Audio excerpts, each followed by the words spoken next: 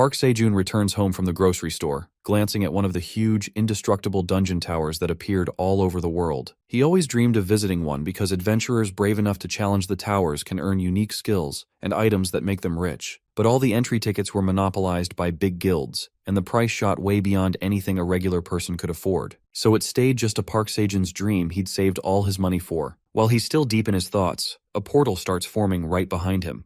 The hole keeps getting bigger, and Sejun's daydream bubbles are busted when he looks back. Instead of being petrified, he is flaring with happiness as the black hole tries to suck him in. He's all fired up and decides to dedicate his life to climbing that dungeon, but his dreams begin to shatter when the hole begins to disappear. Without any thought, our guy runs toward the black hole with all he's got and invites himself into the dungeon. He couldn't miss that lifetime opportunity, and pitched himself in the hole. After that, he stumbles into the dungeon on his face, thinking of a beautiful place when he opens his eyes. Sejun looked around with extreme happiness, only to find a big empty pit he'd fallen into that looked nothing like he had imagined. He cries out in disbelief and doubts if he is in the right place, but nothing can be undone. Our poor guy is once again hit by reality. Realization hits him when he sits there after spending hours searching every corner for an exit, stores to buy items or training centers, but nothing exists. Our poor boy even shouts, crying for help, and thinks he is lost, but no one comes to his rescue. As he thinks about it, his morning alarms go off. Sejun had spent a day in a dungeon without cell service. Yet, his stomach starts growling, and he looks over the veggies he had bought earlier. The bag had 1 bottle of water, 27 cherry tomatoes, 7 sweet potatoes, 10 green onions, and an apple. After eating an apple, which seemed a delight for breakfast, and a raw sweet potato that tasted extremely sweet and crunchy,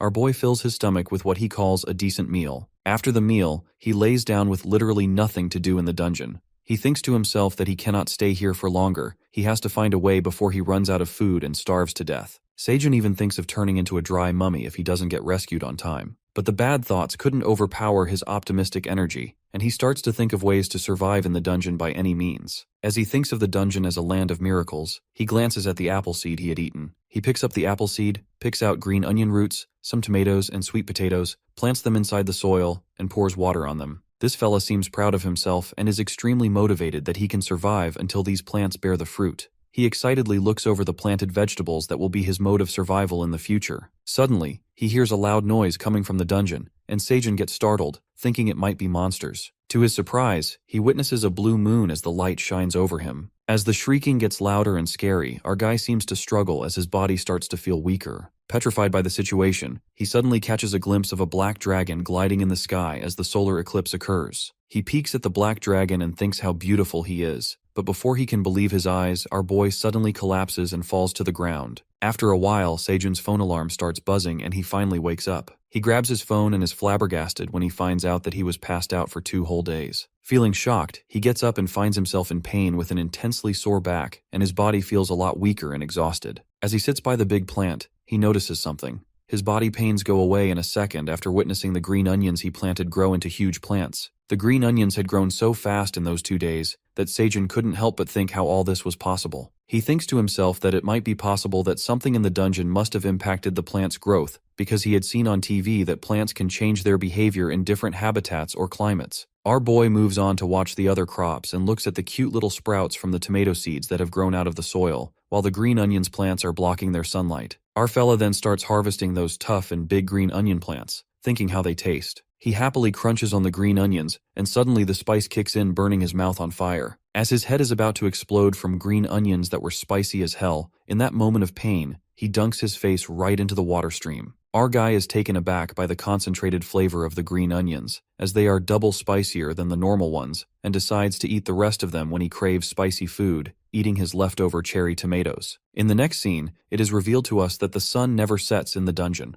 Each floor of the dungeon experiences a solar eclipse, and this phenomenon is known as a blue moon. However, it only occurs on the 10th floor and above, which makes Sejun believe that he is not on the first floor as he did witness a blue moon. While chewing on his raw sweet potato, he also thinks of that black dragon that appeared in the sky during the blue moon, assuming that he was not imagining things. This takes us back to 10 years ago when the Black Tower came into existence. Through the years, many guilds have come into form. One of them is Phoenix, which is the largest guild that recently cleared and moved up to the 37th floor. In contrast, the other guilds are extremely cautious regarding the information on the 31st to 37th floor, considering it highly confidential. However, the information about the sub-13th floors is loaded on the internet for marketing, which reveals that floors 2 through 10 are swarming with skeletons, 11 through 20 have goblins, 21 through 30 are charged with ogres, and the 31st floor is rumored to have spiders. While different kinds of monsters occupy all the floors, no one has ever mentioned a dragon, which leads Sejun to speculate that he might have been mistaken and wonders what floor he is on. He looks up at the sky and thinks maybe he's stuck on the floor that even top warriors can't reach. His moment of contemplation is suddenly interrupted when something drips on his face. Thinking that it might be raining, a little creature emerges from the dungeon. It turns out that a cute little bunny is peeking at him, leaps towards him. The drooling bunny hovers over his head, rushing towards the green onion plants. Sejun assumes that he is not an average bunny, and trims off a green onion plant, giving it to the adorable bunny to eat. As the bunny eats the plant, our boy looks over his green onion plants that have grown bigger, feeling the need to trim them twice a day. While he eats his veggies, the cute bunny starts sounding like it is communicating with someone. It looks like another bunny had joined Sejun to eat his farm crops. The bunny jumps into the cave like a ninja, wearing a classy hat and a tiny apron, carrying a watering can. It seems like an adorable team of farmers has come to assist him. Our boy looks in utter astonishment and realizes that they are a couple. I mean, our poor boy who is all alone in a dungeon is joined by a bunny couple. Sounds like bunnies have a stroke of better luck at love than our poor boy. The sun is flashing brightly over the cave, and the plants keep thriving every day. The cute bunny couple begin working on the fields as they chop the outgrown green onions, water the plants, and seem to enjoy working together as they sing along. Meanwhile, our lonely guy sits back and watches the view of the bunny couple working together with love and harmony, thinking they look good together. Lost in the thought, he figures something out,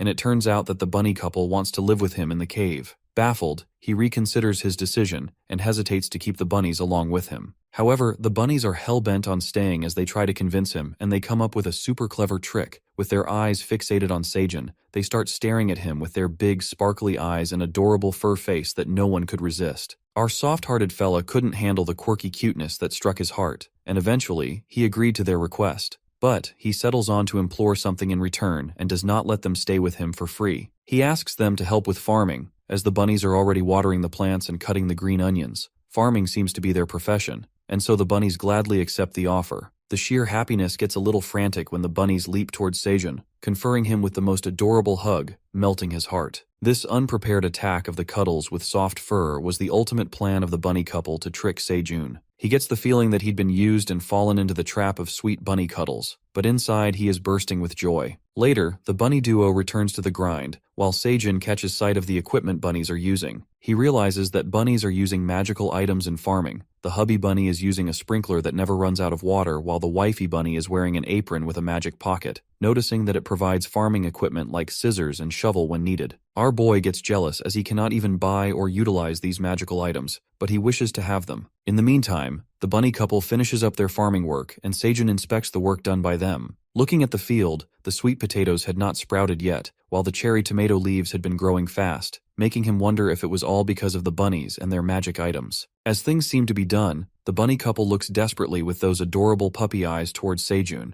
asking if they are allowed to stay with him. Our fella excitedly announces that they have passed the test, and the bunnies' excitement gets over the roof as they celebrate cheerfully. Soon after they end their celebration, the bunnies rush to the cave wall and start digging the soil. While the wifey bunny makes a beautiful flower wreath for their tiny door, the hubby bunny seems to build a small, beautiful home for themselves. Looking at the tiny home, Sejun compliments the hubby for his incredible speed as he built the house in the blink of an eye. The wifey then sneaks up on her husband and taps his shoulder, giving a tempting smirk. After all, the couple needs some alone time. The wifey bunny drags her husband into the tiny house, and our boy Sejun nervously wishes him luck. Deep down, the poor fella feels jealous of the bunny couple, sobbing inside. But he manages to make himself feel better by the thought that he's not alone anymore. He's exhilarated to let the bunnies join him in the cave to help him with farming, and there's something enjoyable, so at least he won't get bored to death. He calmly lays onto trimmed green onion plants that seem plushy. As he is about to get all comfy, smokes begin coming out from the plants. Sejun jumps abruptly and loses his nerves when he feels his back getting too hot and has caught fire. Our boy flings himself onto the ground, spinning like a rolling pin to put out the fire, going through that whirlwind, and a moment later something grabs his attention. Our boy notices that dried green onions have scorched on fire, reckoning how it might be possible. He then peeks at the plastic bottle in sight that reflects the sunlight directly into the dried plants. As an idea sparks inside his genius head,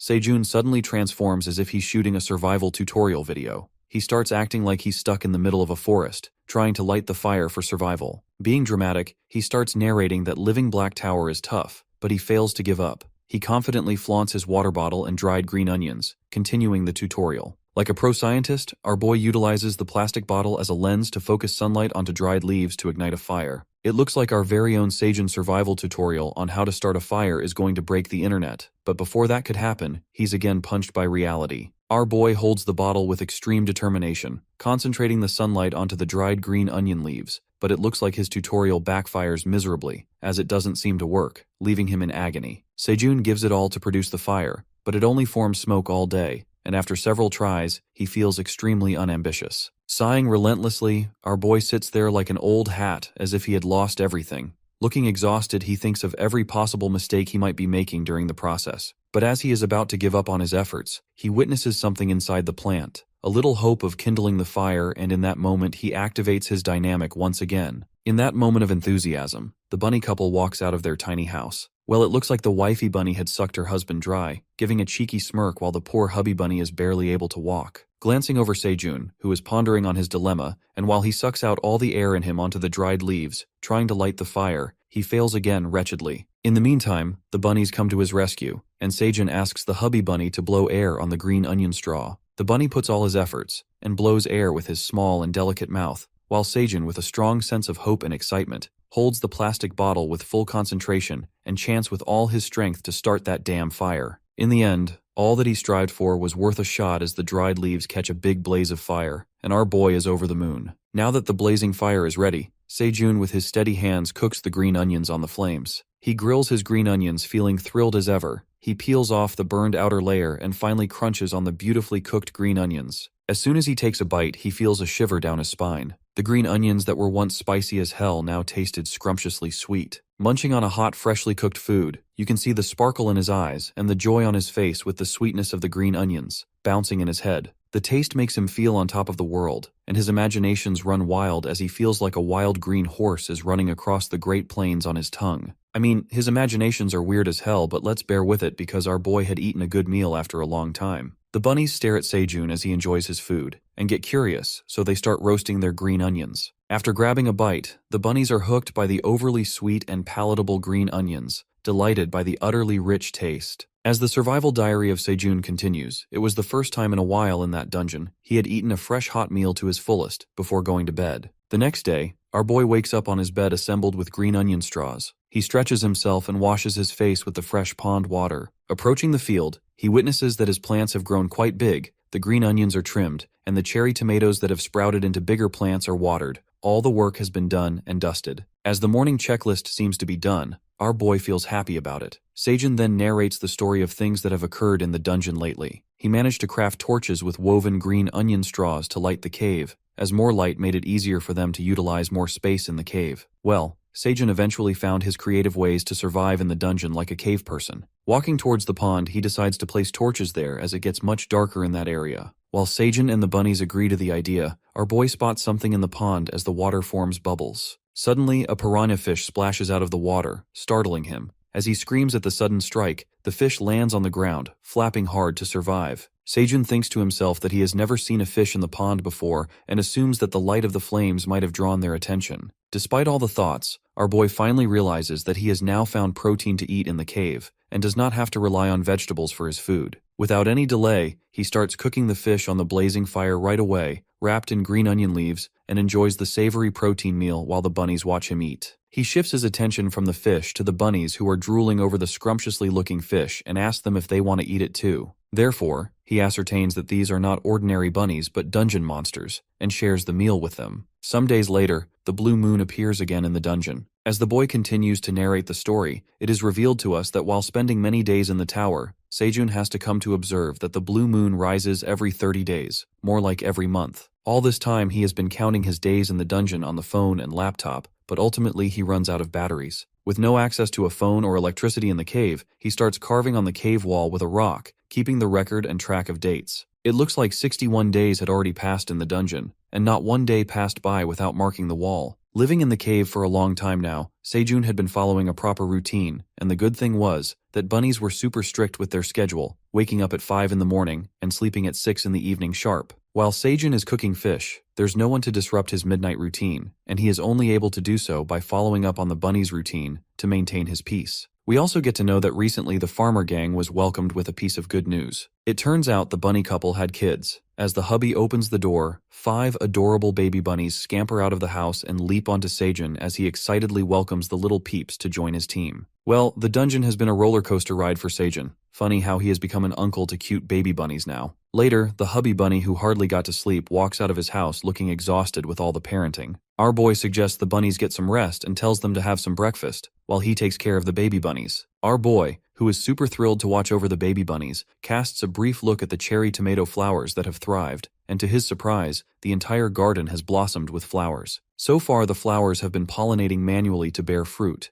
As Seijun gets tired of squatting and inspecting the flowers every day, he wishes the bees could fly to his farm to pollinate his flowers, but his thoughts seem far-fetched. Meanwhile, one of the baby bunnies starts sniffing the flowers, stuffing his face inside it, inhaling the pollen in his nose. He lets out the most adorable sneeze. As Seijun holds the baby bunny, he looks over at the cherry tomato flowers, witnessing that it has borne fruit. It seems like their hard work has finally started to pay off. Our boy, along with the baby bunnies, begins to dance out of sheer joy. Eventually, the day of the blue moon leaps forward, and our boy takes all the necessary precautions to get through the solar eclipse. He puts out the fire, makes a camouflage out of green onion leaves, and wears it to keep him warm. He takes a look at the sky, waiting for the eclipse to begin soon while the bunnies get inside their house and wave goodbye. Thinking it will be a piece of cake, our boy hopes to survive the blue moon and make it out alive. Shortly, the solar eclipse occurs, while the spine-chilling and creepy voices echo through the dungeon. This fella hides himself in the corner of the cave, feeling anxious. As the blue light beams over the cave, he proceeds to sit fearfully in the corner of the cave and wraps his hands around his ears to cancel out the noise. However, Seijun already feels drained. He hides himself in the corner, thinking that he had removed all the smelly stuff just in case to save himself from any kind of trouble. Waiting for the blue moon to halt, he feels like the time has stuck and is barely passing. As the howling and screeching continue, the boy starts shivering in fear as he can hear them from a distance. Hoping to survive the never-ending solar eclipse safely, he abruptly hears a thundering noise approaching towards the cave. Petrified, he speculates about where the loud sound is coming from. It is revealed to us that a colossal red monster with big claws, big enough to slice a person into pieces, is approaching the cave. It turns out to be an aggressive bear standing above the cave with Seijun in sight. As soon as our boy captures the monster's dangerous sight, his heart starts pounding swiftly. While the red monster spots him in the cave, giving him a deadly stare, our guy starts trembling with fear. With nowhere to run, he decides to act smartly and tries to hide deeper into the corner.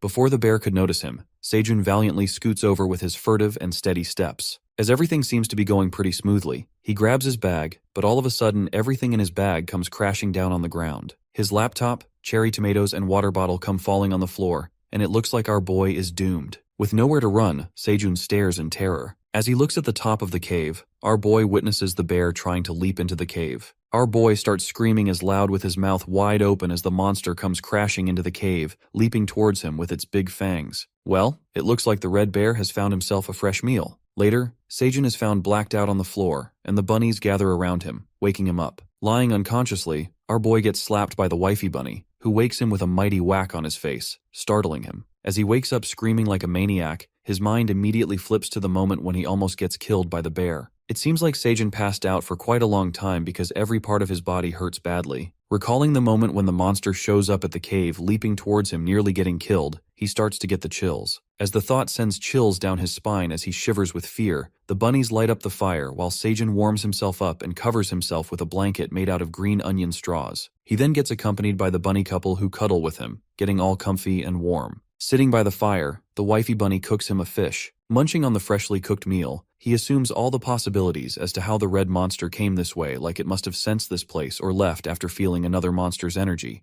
Or maybe it couldn't fit in the small cave opening. I mean, that monster had every chance to kill him, so maybe he was saved by someone. Nonetheless, he finds himself lucky to survive, but he also speculates that this tragedy can happen again, and he can lose his life. Holding his half-eaten fish, he gathers his optimistic energy and becomes proud of how far he has come in the dungeon, so he decides to not give up, raising his spirit to eat well to survive. In the meantime, the bunny signals him, trying to tell him something. As they all walk towards the farm, they witness a big blue tomato. Amused that it had grown overnight, Seijun peeks at the blue tomato with astonishment. Curious, he plucks out the blue fruit. Suddenly, a screen pops up in front of him. It looks like the blue tomato that Sejun had harvested is filled with blue moon energy. At one glance, he identifies that it's a notification window. The notifications are being sent by the black dragon from before, who is also the dungeon administrator. The administrator informs him that it's watching him closely, frowning at him, and is proud of his remarkable achievement. While Sejun processes all the mixed feelings, the dungeon admin reveals a dark truth unknown to him. The administrator says that our guy is an uninvited guest in the dungeon, which means he was never awakened, and it was a mistake that he got sucked into the tower. Listening to this, his world turns upside down, and he is crushed by the thought that his access to the dungeon is a mistake. Come to think of it,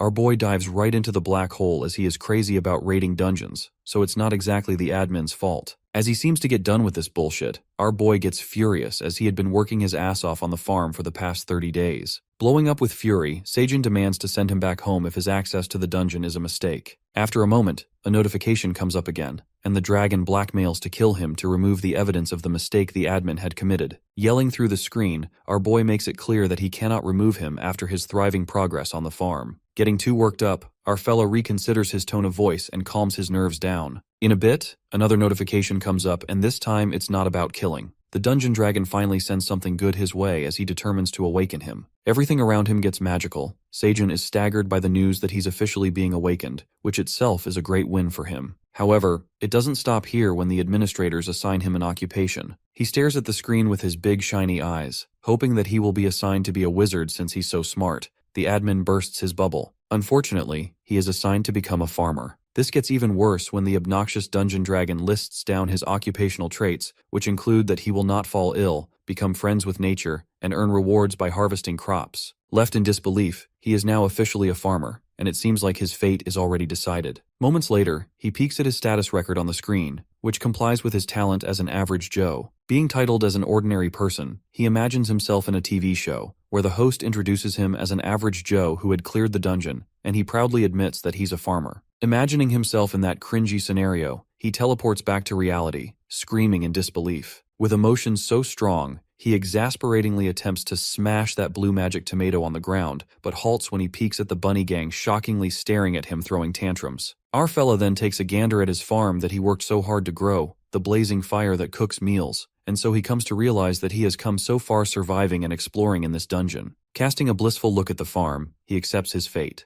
considering if he should live as a farmer all his life. In the meantime, another notification winds up on the screen, giving information about the magic blue tomato. It is known to us that blue magic tomatoes are full of taste and nutrients. They increase magic by 0.05 points permanently when consumed, grown by Sejun Park. Our fella then comes to affirm that these blue magic tomatoes are items, and they are going to boost his stats gradually. Sejun seems to be proud of himself and the farm he worked so hard to grow, and shows his gratitude to the bunnies, as they've helped much in growing the plants. While he celebrates his joyous moments, the dungeon dragon sneakily peeks at our jolly fella through the screen, and it looks like it's planning to do something evil. As all of this happens, another notification befalls, and it seems to be a new quest for Sejun. His quest is to offer the magic tomato to the administrator. By doing so, he will be rewarded with one occupational skill, but the consequence for declining the quest is death. It looks like the administrator wants to get rid of Sejun for good and hide the mistake it has committed. Our boy reads the quest and freaks out after reading the consequences, which strike terror into him, and he begins to wonder if it's really a life-death situation. As the new quest comes up,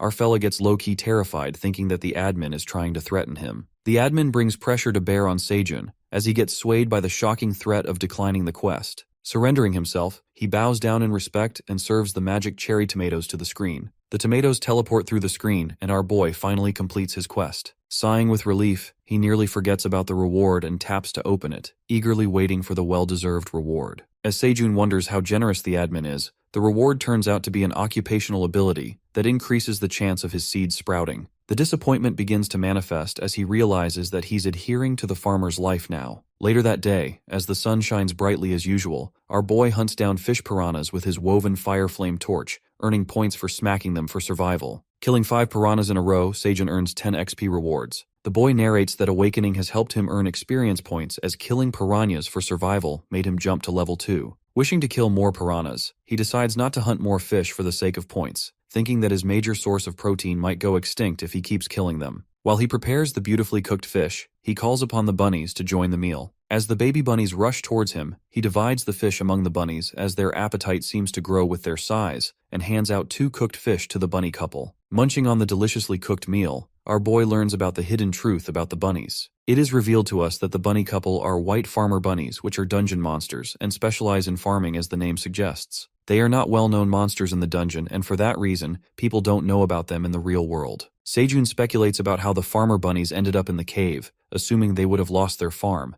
and thinks about how they can return home. The language barrier between him and the bunnies makes him ponder and wish to communicate with them. Wrapping things up, our boy announces that it's a big day at the farm today while the farmer bunnies get pumped up. Upon arriving at the farm, they notice beautiful cherry tomatoes have finally ripened and they are left in awe. The fully ripened cherry tomatoes have blossomed on the farm, the moment Sejun and the farmer bunnies were waiting for. While bunnies are springing with happiness, our boy gets overwhelmed as tears of joy stream down his face, believing that he finally achieved the fruits of his hard work and sweat, because now they get to harvest the fruit they've grown. Recalling the blue magic tomato harvest, Sejun carefully approaches the red tomatoes as his hands start to shake while the bunny's eyes fixate on him. With his heart pounding fast, he plucks out the red cherry tomato, a perfectly ripened fruit that he had harvested. It turns out that these red cherry magic tomatoes are items that he had grown on his farm, and Sejun will earn rewards for every ripe tomato he harvests. It is known to us that the magic cherry tomatoes are full of nutrients and taste, and consuming this tomato dissolves 10 grams of body fat,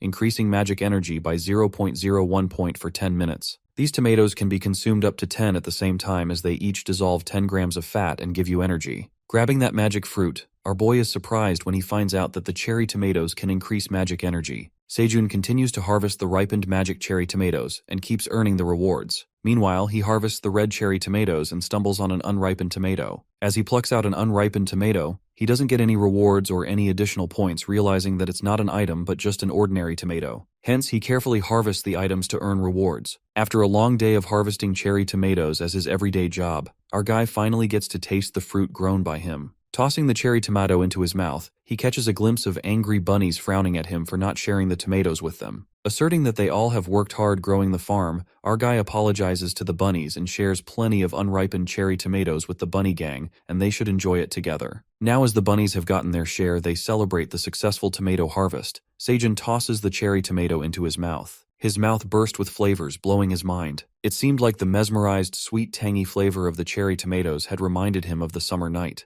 The nostalgic and breathtaking flavor of the tomatoes brought back his memories and left him teary-eyed. The bunny couple stares at him with bafflement, while the baby bunnies play around with the cherry tomatoes. In the meantime, the white bunny farmers reserve their cherry tomatoes in storage covered with green onion plants. As they work together, Sejun peeks at this adorable sight, watching the kids helping the parent bunnies store the cherry tomatoes, reckoning that they are babies of farmer bunnies after all, so it's in their bones. Feeling drained, he compliments their good work and finally gets some sleep in his comfy bed and blindfold made out of green onion straws to have a productive day, and quickly dozes off. Meanwhile, he gets some quality sleep, and a new quest befalls. Tossing and turning, our guy doesn't let anyone disturb his sleep. Suddenly, the screen buzzes and produces a loud noise, scaring the hell out of Sejun. Destroying his peaceful sleep, he furiously finishes off his quest, which is to offer 100 magic cherry tomatoes to the dungeon administrator. The admin gets happy as our guy flings the tomatoes through the screen, and the quest gets completed. Thinking of the reward as a forced lottery draw, he wishes to gain a useful ability for once. As soon as he opens the reward, it turns out to be an ability as a harvest optimizer, which can optimize slightly unripe or overripe fruits. He turns up to be disappointed by this ability, but later realizes that it's super useful. Because of this ability, he is able to earn more points by turning unripe or overripe fruits into ripe fruits in optimal conditions. With this ability, his work got more efficient, as he didn't have to wait for the tomatoes to be ripened. Deciding to take another break, another quest shows up at the notification window as the admin requests 200 harvested magic cherry tomatoes with no rewards. Unwillingly, Sejun completes the quest to compensate for the great ability given by the dungeon dragon. But this was just the beginning. The tower manager kept getting greedy, abusing his power as he increased the amount of cherry tomatoes from 200 to 250, and eventually asked for 300 cherry tomatoes. Our guy tackles the situation with patience and continues to complete the quests for the sake of rewards. However, when this new quest comes up, our fella finally loses his cool when the dungeon dragon asks him to offer 500 harvested magic cherry tomatoes with no rewards for completing the quest. Making his blood boil, our guy bursts out in anger when he reads out the new quest, and this time he vehemently says no to completing this quest. Well, it clearly looks like the tower manager is a punk, abusing his power as a dungeon admin, and is trying to raise our main character as a slave. But Seijun has finally spoken for himself and put the obnoxious dragon in its place. As the admin is flustered by this bold move, our boy feels like he's being used, as he does all the hard work and gets barely anything in return. It seems like a dungeon dragon is addicted to cherry tomatoes. It was the first time that Seijun had declined the admin's order, and he added this in his survival diary. Making the admin's jaw drop, our guy lashes out at the admin, as he had taken hundreds of cherry tomatoes earlier, saying that he also needs those cherry tomatoes for himself and the bunnies to feed themselves. Upon hearing his reason, the admin says to deal with their own problems and does not back off with the quest of 500 cherry tomatoes. Smirking, our boy clenches his fist, and listening to his bullshit, he replies that he had been working his butt off on the farm to harvest these cherry tomatoes. Adding fuel to the fire, the admin disrespects all of his hard work, saying that all he has to do is sow seeds. The admin further demands he to stop making a big deal out of it and complete the quest. These rude remarks made by the dragon make our boy even more mad, and he again turns down to accept the quest. Fearlessly, he ignores all the notifications by the admin and proceeds to continue with his work. The administrator starts manipulating Seijun, asking him if he is certain about declining the quest, adding that the admin might end up killing him. In the meantime, Seijun and the bunnies cut off green onions, cooking their fish, and the bunnies brought up the cherry tomatoes for their meal. As the admin relentlessly keeps blackmailing our boy, Seijun fills with rage and makes himself clear that he won't share the fruit that he had grown with hard work with anyone who doesn't acknowledge his work, and titles it as just throwing seeds. Stating his work is easy, the over-the-top tower manager demands him to follow the order as it holds the power as a dungeon administrator. Sticking with his decision, our boy proudly refuses again and tries to reason with the admin. He discloses the reason for declining this quest to be the admin who doesn't acknowledge his hard work on the farm that he was dragged into with hardly any rewards for the exploitation. Feeling dreadful, our guy finally speaks the truth, asserting that it might be a dungeon admin with power, but in reality, it's an evil corporate boss with no feelings. The dragon doesn't seem to handle the harsh truth well, spoken by our guy. The admin gets stunned and lights up a spark of anger. Seijun then eats his harvested cherry tomatoes,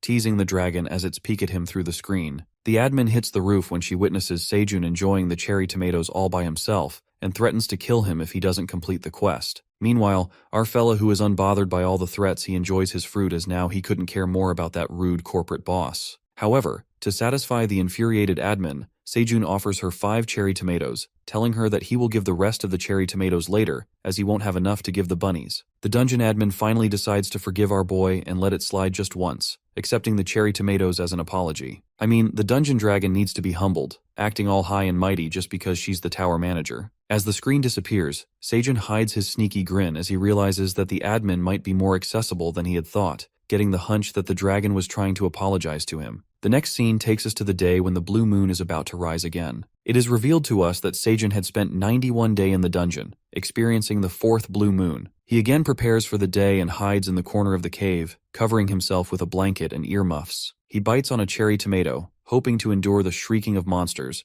assuming that added magic by the tomatoes would help him through the solar eclipse. Getting scared by the thought of what happened to him last time and wishing it to end soon, the blue moon becomes apparent. He witnesses the rays of the blue moon shine directly on his plants, making them sparkle like magic. Amazed by the sight, he peeks at his cherry tomatoes, which start to bloom by the blue moon energy and turn into fruit. As the light falls upon the sweet potato plants, they also begin to sparkle, and their leaves also turn bluish. Seijun rushes towards his plants, checking if the sweet potato plants have ripened. So he digs up the soil and relishes the sight of fully ripe blue sweet potatoes. We get to know that the mighty sweet potatoes with blue moon energy are nutritious and tasty. Grown in the dungeon, the blue moon energy enhances flavor and increases the strength by 0.05 points permanently when consumed. He spiritedly pulls out his sweet potatoes, earning rewards for harvesting them, and plucks out the blue magic cherry tomato. Grasping a blue sweet potato in one hand and a blue cherry tomato in another, Seijun lights up with joy, feeling as if he has conquered the world. But his happiness doesn't last long when he receives a new quest. Knowing how stubborn the admin is, the quest asks to offer a mighty sweet potato and a magic cherry tomato to the admin with no rewards, and threatens to kill him if he declines. I mean, the admin is crossing all the limits, misusing her authority to satisfy her cravings. Receiving 2 quests at the same time, our guy chooses not to risk his life and completes the quest, offering a basket full of cherry tomatoes. This makes the admin happy as he is now following the orders. However, the admin starts blabbing and complaining as the cherry tomatoes are not the required amount, warning him that he must offer them next time. Frustrated, he promises to give the rest of the cherry tomatoes some other time and requests for more time. After that, Sejun tosses the blue cherry tomato into his mouth and falls in love with the sweet, tangy flavor of the fruit, which again makes him reminisce about the summer night with fireworks. Our boy can't seem to wait and starts steaming the sweet potato, and with no foils available, he wraps it up with super helpful green onion leaves. Impatient to eat the sweet potato, Sejun eagerly waits for the delicious meal to be cooked. The blue moon also comes to an end, and the bunny gang comes out of their house, staring at him with confusion. He delightfully welcomes the bunnies to join him and eat the sweet potato loaded with blue moon energy. The bunnies are mesmerized by the sight of a perfectly cooked sweet potato that's steaming hot, but the daddy bunny refuses to eat it. The bunny, acting like a true man, tells Sejun to eat the sweet potato all by himself because they have only one. Crying out of happiness, our boy accepts his kindness, eating the sweet potato all by himself, and hides the fact that had eaten an entire sweet potato alone earlier. Munching on the freshly cooked sweet potato, Sejun bites on the steaming hot meal, scalding his tongue. As he drops the sweet potato out of the pang, the bunnies take the perfect chance and grab a bite of the scrumptious sweet potato. While baby bunnies spit out the super hot sweet potatoes, our poor boy feels bad about losing his meal. The long day comes to an end as Sejun finishes a fiercely hot dinner battle, making his survival diary. A new day begins, so do the new adventures. Our boy announces that they will start growing sweet potato stems, while the baby bunnies chew on the stems. He strictly restricts the bunnies to eat the sweet potato leaves for the time being, and the poor little bunnies start to panic as the fast-growing sweet potato stems have become their favorite snack. To make the bunnies follow his demand, he makes an enticing offer to the kiddos and tells them if they stop eating stems, they will have sweet potatoes for dinner, and a special snack if they help him plant the stems. It seems like Sejun is expanding the farm by planting the stems with rapid growth, luring the baby bunnies into work by giving them special snacks. The bunnies fall into the trap of an irresistible offer. Putting the baby bunnies to work, they begin to plant the stems. Meanwhile, the wifey bunny with a cute apron cuts off the green onions. Sejun asks her to leave one green onion leaf to extract its seed out of the flower. While the hubby bunny waters the stem, the bunnies continue to work, showing full efficiency as they dig up the soil and plant stems like pros. After all, they are kids of white farmer bunnies. While planting stems, one of the baby bunnies fails to control himself, drooling at the sight of the stem and munching on it. As he takes a bite, the poor baby bunny gets whacked by the daddy bunny for breaking the rules. Sejun acknowledges the daddy bunny as a great father for keeping his kids in check. On the other hand, our boy harvests the magic cherry tomatoes on the woven basket and receives rewards, reaching level 8 with increasing occupational level. Then, he eventually stops harvesting after getting the rewards and begins to make snacks for himself and the bunnies as promised. In contrast, the admin stealthily peeks at our guy as he makes cherry tomato sticks, wondering what he will make this time. As Sejun turns back, he snags the admin sneaking up on him from behind his back. Preparing the special snack, he calls upon the bunnies to join him for the meal. The bunnies excitedly scamper towards him, and our talented fella presents the special barbecued cherry tomato bone skewers. The skewers are made of clean piranha bones, and the barbecue adds flavor, making the fruit taste sweeter and tender. The bunnies are overjoyed as they grab a bite of that scrumptious snack, and Sejun declares these special skewers as on-the-go snacks. Stuffing themselves with the flavorful snack, our boy proceeds to harvest the sweet potatoes. Harvesting 15 sweet potatoes, he realizes that it's growing by 5 times. The items are mighty sweet potatoes, full of nutrients and flavor. When consumed, they dissolve 10 grams of body fat and increase strength by 0.1 point for 10 minutes. However, when consumed by a non-awakened person, they dissolve 10 grams of body fat and help digestive activities. Gazing at the other stems that haven't grown yet, he sows them himself and learns something important as he gets a reward notification.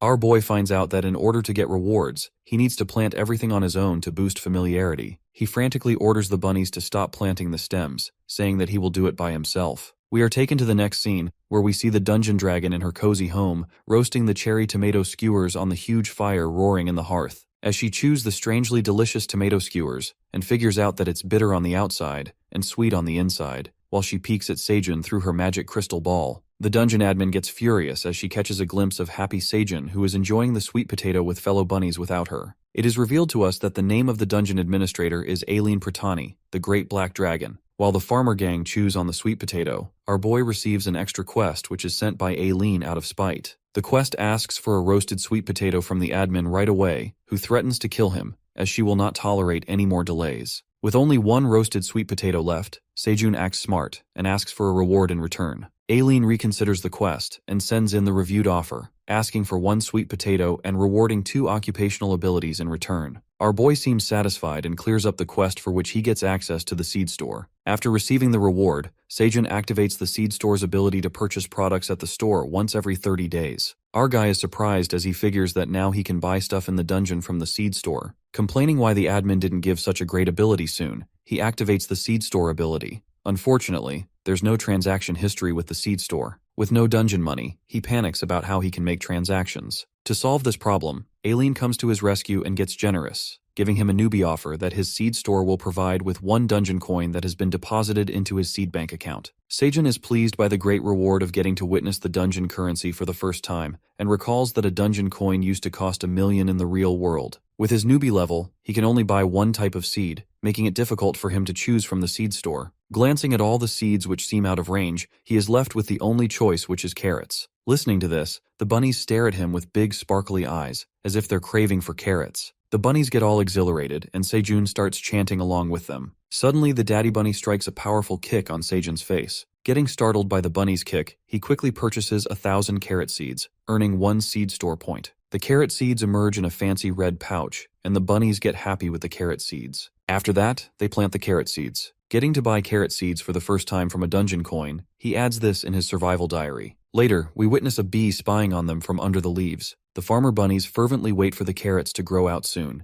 happily sitting by the farm while the baby bunnies run around on the field. Watching the bunnies being eager already, and the bunny couple being all affectionate glancing at the carrot field, Seijun thinks to himself that it's been a few days since they planted carrot seeds, and they haven't sprouted yet. Before taking a quick nap, he reminds himself of the work list that entails manually pollinating the flowers and cutting the green onions in the afternoon, and dozes off along with a little bunny who sleeps over him. Flaking out, a bug flies around him buzzing in his ear, making him irritated. He jerks his hand to avoid the buzzing, but our boy wakes up annoyed by the sound, wondering where this damn bug came from. In a flash, an adorable little bee comes up front, staring at Seijun with pretty purple eyes, assuming the bee super adorable bee to be an insect monster. While our boy is puzzled about the sudden bee arrival, he moves up, making the baby bunny trip on the ground, as he diverts all his attention towards the bee. Glancing at the bee with eyes full of love, a notification comes up that stipulates that it's a poisonous honeybee. Upon reading, this frightens the life out of him as the poisonous honeybee gets close to him. To save himself from the bee, he asks the bunnies if this bee is really deadly. But darting at the situation, the bunnies make a hasty retreat, escaping from the scene, leaving poor Seijun who gets stuck with the deadly bee. Our fella is left terrified and all alone by the deceiving bunnies who had left him behind. It is revealed to us by the dungeon administrator that this poisonous honeybee is carnivorous, as they hunt animals with their venomous stingers and eat the flesh. The admin further warns them to stay away from the deadly bee stinger. Scared stiff, our guy feels threatened by the honeybee, knowing that it eats flesh. He instantly gets away from that poisonous insect monster, jerking it away. I mean, it's a deadly honeybee with a venomous stinger that can frighten anybody to death. Abruptly, the poisonous honeybee becomes mad with her eyes turning red. Our boy cries for help, pleading with the bee not to kill him, and trips on the ground. Stumbling onto the flower field with nowhere to escape, he grasps a flower and scaredly approaches his hand towards the bee. The bee calms down, inspects the flower, and starts sniffing it. Finally, the honeybee sucks the flower nectar, and now the deadly monster seems to be delighted while our boy speculates if the bee is really carnivorous because it had consumed the nectar. In a minute, he figures out that the honeybee has carried pollination. This distracts the terror of the poisonous honeybee, who now seems harmless. Our fella summons the bee and directs it towards the fields of flowers to pollinate them. This way, the bee carries out pollination, filling its stomach while some of the Seijun's workload is lifted from his shoulder. The tantalizing rush starts to flow as the honeybee heads towards the flowers, and our guy is more than satisfied now, as does not have to pollinate the tomato flowers manually, which hurts his back. In the meantime, the bunny gang comes back, peeking at Seijun as they hide behind the rock. Greeting the bunnies, he taunts them for leaving him alone, calling them selfish. Still angry with the bunny gang, the honeybee returns after pollinating the flowers. Thinking that the bee has now filled its stomach, the monster bee comes closer to Seijun, making its bed on his shirt and sleeps on him. Finding it cute, he hopes not to get stung by the poison, not making any movements while the bee rests on him, and the bunnies surround him, glancing at her with fascination. He welcomes the honeybee as a new family member in his survival diary. The next day, we see the farm has blossomed with ripened red cherry tomatoes. It seems like Seijun has spent 120 days in the dungeon, marking the wall without forgetting a day. A peaceful day shines over the farm. The bunny takes care of the plants as they water the seeds, while our boy harvests the freshly ripened cherry tomatoes. Annoyed by the baby bunnies disturbing his work momentum, Uncle Seijun sends them off to play somewhere else. As he catches a glimpse of baby bunnies playing together, The proud uncle smiles at them as it reminds him of his good time as a kid. Later, the honeybee joins them, settling on Sejun's shoulder. The boy then narrates that the poisonous honeybee has been traveling back and forth to the dungeon for a few weeks. She arrives in the morning to do all the hard-working honey-sucking work and returns to the forest by evening, guessing that it goes back to her beehive. We also get to know that the honeybee started producing its own honey a few days ago, which is intriguing. Later, lunchtime begins, and our boy gathers the bunnies to join him for the meal. The bunnies eat their cooked fish, while Sejun grabs his roasted green onion as the bee drips honey on it. These are known as honey green onions, freshly green onions topped off with a layer of honey from the honeybee, which enhances the sweet and savory flavors. While Hen gets dazzled by the hypnotizing taste, the bunnies are left in awe by the taste of the honey green onions. Our boy feels relieved as the bee now seems harmless, and with honeybees being super useful for pollinating and providing honey, they have expanded the farm rapidly. Sejun can't seem to get over the delicious honey green onions, thinking that he can immerse himself in honey like a bear in a few months. The administrator sneakingly peeks at him and cheers him on. In the meantime, Sejun marks the wall and notices that the blue moon is approaching. He feels nervous thinking about the previous incidents that occurred during the solar eclipse, wishing that it passes safely. As the blue moon day rises, Sejun takes some red cherry tomatoes out of the storage into a woven basket. While thinking that the honeybee hasn't shown up yet, he assumes that she might be getting ready for the blue moon, and gives the bunnies a heads up to return to their home. However, as our guy picks up the tomato basket, he notices something strange. Noticing the farmer bunnies and the baby bunnies frantically clamped together in a tight hug,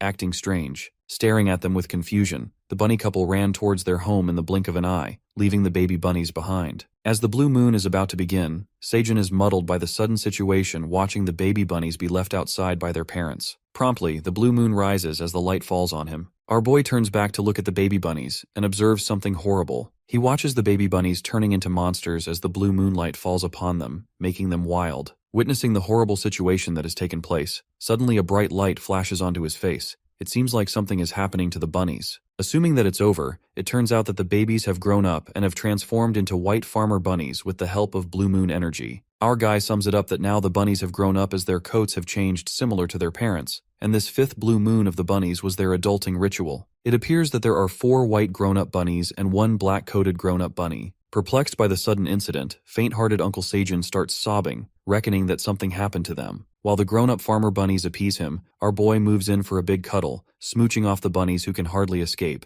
He takes sweet revenge for scaring him, and the grown-ups start running away from his cuddles filled with love. Eventually, the blue moon comes to an end, and the farmer bunnies come out of their home, watching Uncle Sejun and the grown-up bunnies sitting back by the fire. Our boy contemplates the wholesome moment as the grown-up bunnies reunite with their parents, clinging together in a hug, and thinks of throwing a party for newly young farmer bunnies. However, one of the young white farmer bunnies moves his hand, and an item appears in his hand. It seems like all of the 4 white farmer bunnies summoned their items, including a white sickle farmer, a white wagon farmer, a white sprinkling can farmer, and a white shovel farmer. Getting their items, the parents cheer them on as now all of them have transformed into farmers like them. Summoning their items, Sejun concedes that when the bunnies grow up to be white farmer bunnies, they each get to own an item, thinking that he will never be able to borrow an item. While a white farmer bunny tosses the black bunny out of the wagon, the guy is still lost in thought. As soon as he asks the black bunny why he didn't get any items, a big wooden hammer appears in his hand, and our boy realizes that he's not a farmer, but a black warrior bunny as his name appears. Later, all the white farmer bunnies begin working on the farm, with 2 of them trimming off the green onions, 2 of them watering the field, 1 of them carrying the freshly harvested tomatoes into the wagon, and 1 of them digging up soil with the shovel. The wagon farmer bunnies bring the cherry tomatoes in the wheelbarrow to Sejun, where he places the tomatoes in the storage made out of rocks and covered with green onion leaves. Tears of joy start streaming off Uncle Sejun's eyes as he beholds the sight of his grown-up bunnies helping their parents, getting proud of them. Meanwhile, our boy swings around his attention to the black warrior bunny. He finds him chilling and eating cherry tomatoes, and asks if he ever works at all. He wonders what a warrior bunny does, and assumes their job is to fight for the living. But in the dungeon, there are no monsters that could put their farm in danger, asserting that the big wooden hammer isn't useful in farming. The black warrior bunny makes his way to the pond and points at it. Our guy concludes that the warrior bunny can hunt the fish in the pond, and that would be helpful for them, putting one more thing off his plate. To test the bunny's power, Sejun stands near the pond holding the fire flame torch to lure in the fishes, and the warrior bunny stands guard with his hammer. As the fish splashes out of the pond, the warrior bunny strikes a blow with his hammer with full strength, turning the poor fish into grits, like a fish juice. Our guy is left stunned by the powerful blow made by the warrior bunny. Disappointed, they all eat soggy gritfish for dinner while the white farmer Blues gives him an annoyed glare, making him feel guilty. But Uncle Seijun tries to lighten up the mood, giving hope to the black bunny that practice will make him good at hunting fish. After some time, the bunnies familiarize themselves with their appointed roles as Seijun helps them through it all. 125th day in the dungeon comes along, and the seed store reopens after 30 days. Delighted, our boy wonders what seeds he should buy this time, but this excitement is short-lived when he witnesses that the prices of the seeds have increased more than before. The 3 seed choices appear in front of him, and with only 0.09 dungeon coins he could only afford the waxy corn seeds. He is concerned about future purchasing, as it seems like a problem because he won't be able to buy anything if the prices keep getting higher, and also there's no way for him to earn dungeon coins. It is revealed to us that the hunters or people who are taken into the dungeon have 3 ways to earn dungeon coins. The first one is the way to earn rewards by clearing up dungeon floors, which gets them large amounts of rewards, but only once per floor. Clearing floor rewards do not take up a larger proportion of hunter revenue, which takes us to the second way, that is to earn rewards by killing monsters and selling their bodies to peddlers or at the first floor store of the dungeon. The second way takes up the largest part of hunters' revenue because it enables repetitive sales. The last way, which is the third way, is to earn rewards by completing quests, and the rewards vary according to the quests. Unluckily, Seijun cannot earn dungeon coin with any of the ways because he is not allowed to clear up the floors or leave the dungeon, and the only option he is left with is exploitative quests given by the dungeon dragon. He frantically calls upon the admin and asks him for dungeon coins in return for completing quests. The notifications come up and it turns out the admin is unaware of the dungeon currency, but promises Seijun to give the coins when she grows up. He gives it a thought and speculates that the dragon doesn't know about the dungeon coins, asking about her age and how many years she needs to grow up, to which Ailen the black dragon answers that it's a secret. But the dragon estimates the age, which is around 300 years, making our poor protagonist freak out. He strongly objects because to earn his coins he will have to pass the dungeon coins to generations of his great-great-grandchildren, which will probably take a century to reap the benefit. He tries to reason with the admin, explaining that he's not in a position to reproduce while he's trapped in a cave. Challenging his last nerve, the screen disappears, making his blood boil even more. Our boy calms down, thinking that anger won't help either way, and decides to buy a batch of corn seeds, as they are delicious when roasted or grilled, and they can make tortillas out of corn flour, which seems kind of far-fetched. Counting all the benefits, he taps onto the corn seeds and purchases 200 waxy corn seeds. Earning points for purchasing, a red pouch appears and the shiny corn seeds burst out of it, making Seijun and the bunnies excited to plant the corn seeds. But first they decide to have dinner as the stomach rumbles and the hunger pangs hit him. They cook the fishes and stuff themselves to their fullest. As more fishes are being steamed, they dry the rest and save them for later. Later the bee joins him, rubbing against his cheeks. He assumes the honeybee is hanging out in the cave more than usual and not going to her home more often, but he doesn't mind the presence of the adorable honeybee. Suddenly, a bee scents something strange above the cave. The alert poisonous honeybee and the black warrior bunny get all fired up to fight and leap upwards into the cave, guessing that it's a dungeon monster. But it turns out to be Little Paws, stretching out from above the cave, pleading to stop attacking him, as he is not here to steal their food. It turns out to be a cat who has found its way into the cave, and the bunnies start to shake in fear. Seijun asks the cat what brings him here, and the cat, wearing a cute green cape with its paws aimed toward the ground, jumps into the cave, entering like a classic superhero. The cat introduces himself as Teao, who is a peddler, and greets his customer Seijun Park. Meeting the peddler cat, Seijun adds this moment into his survival diary,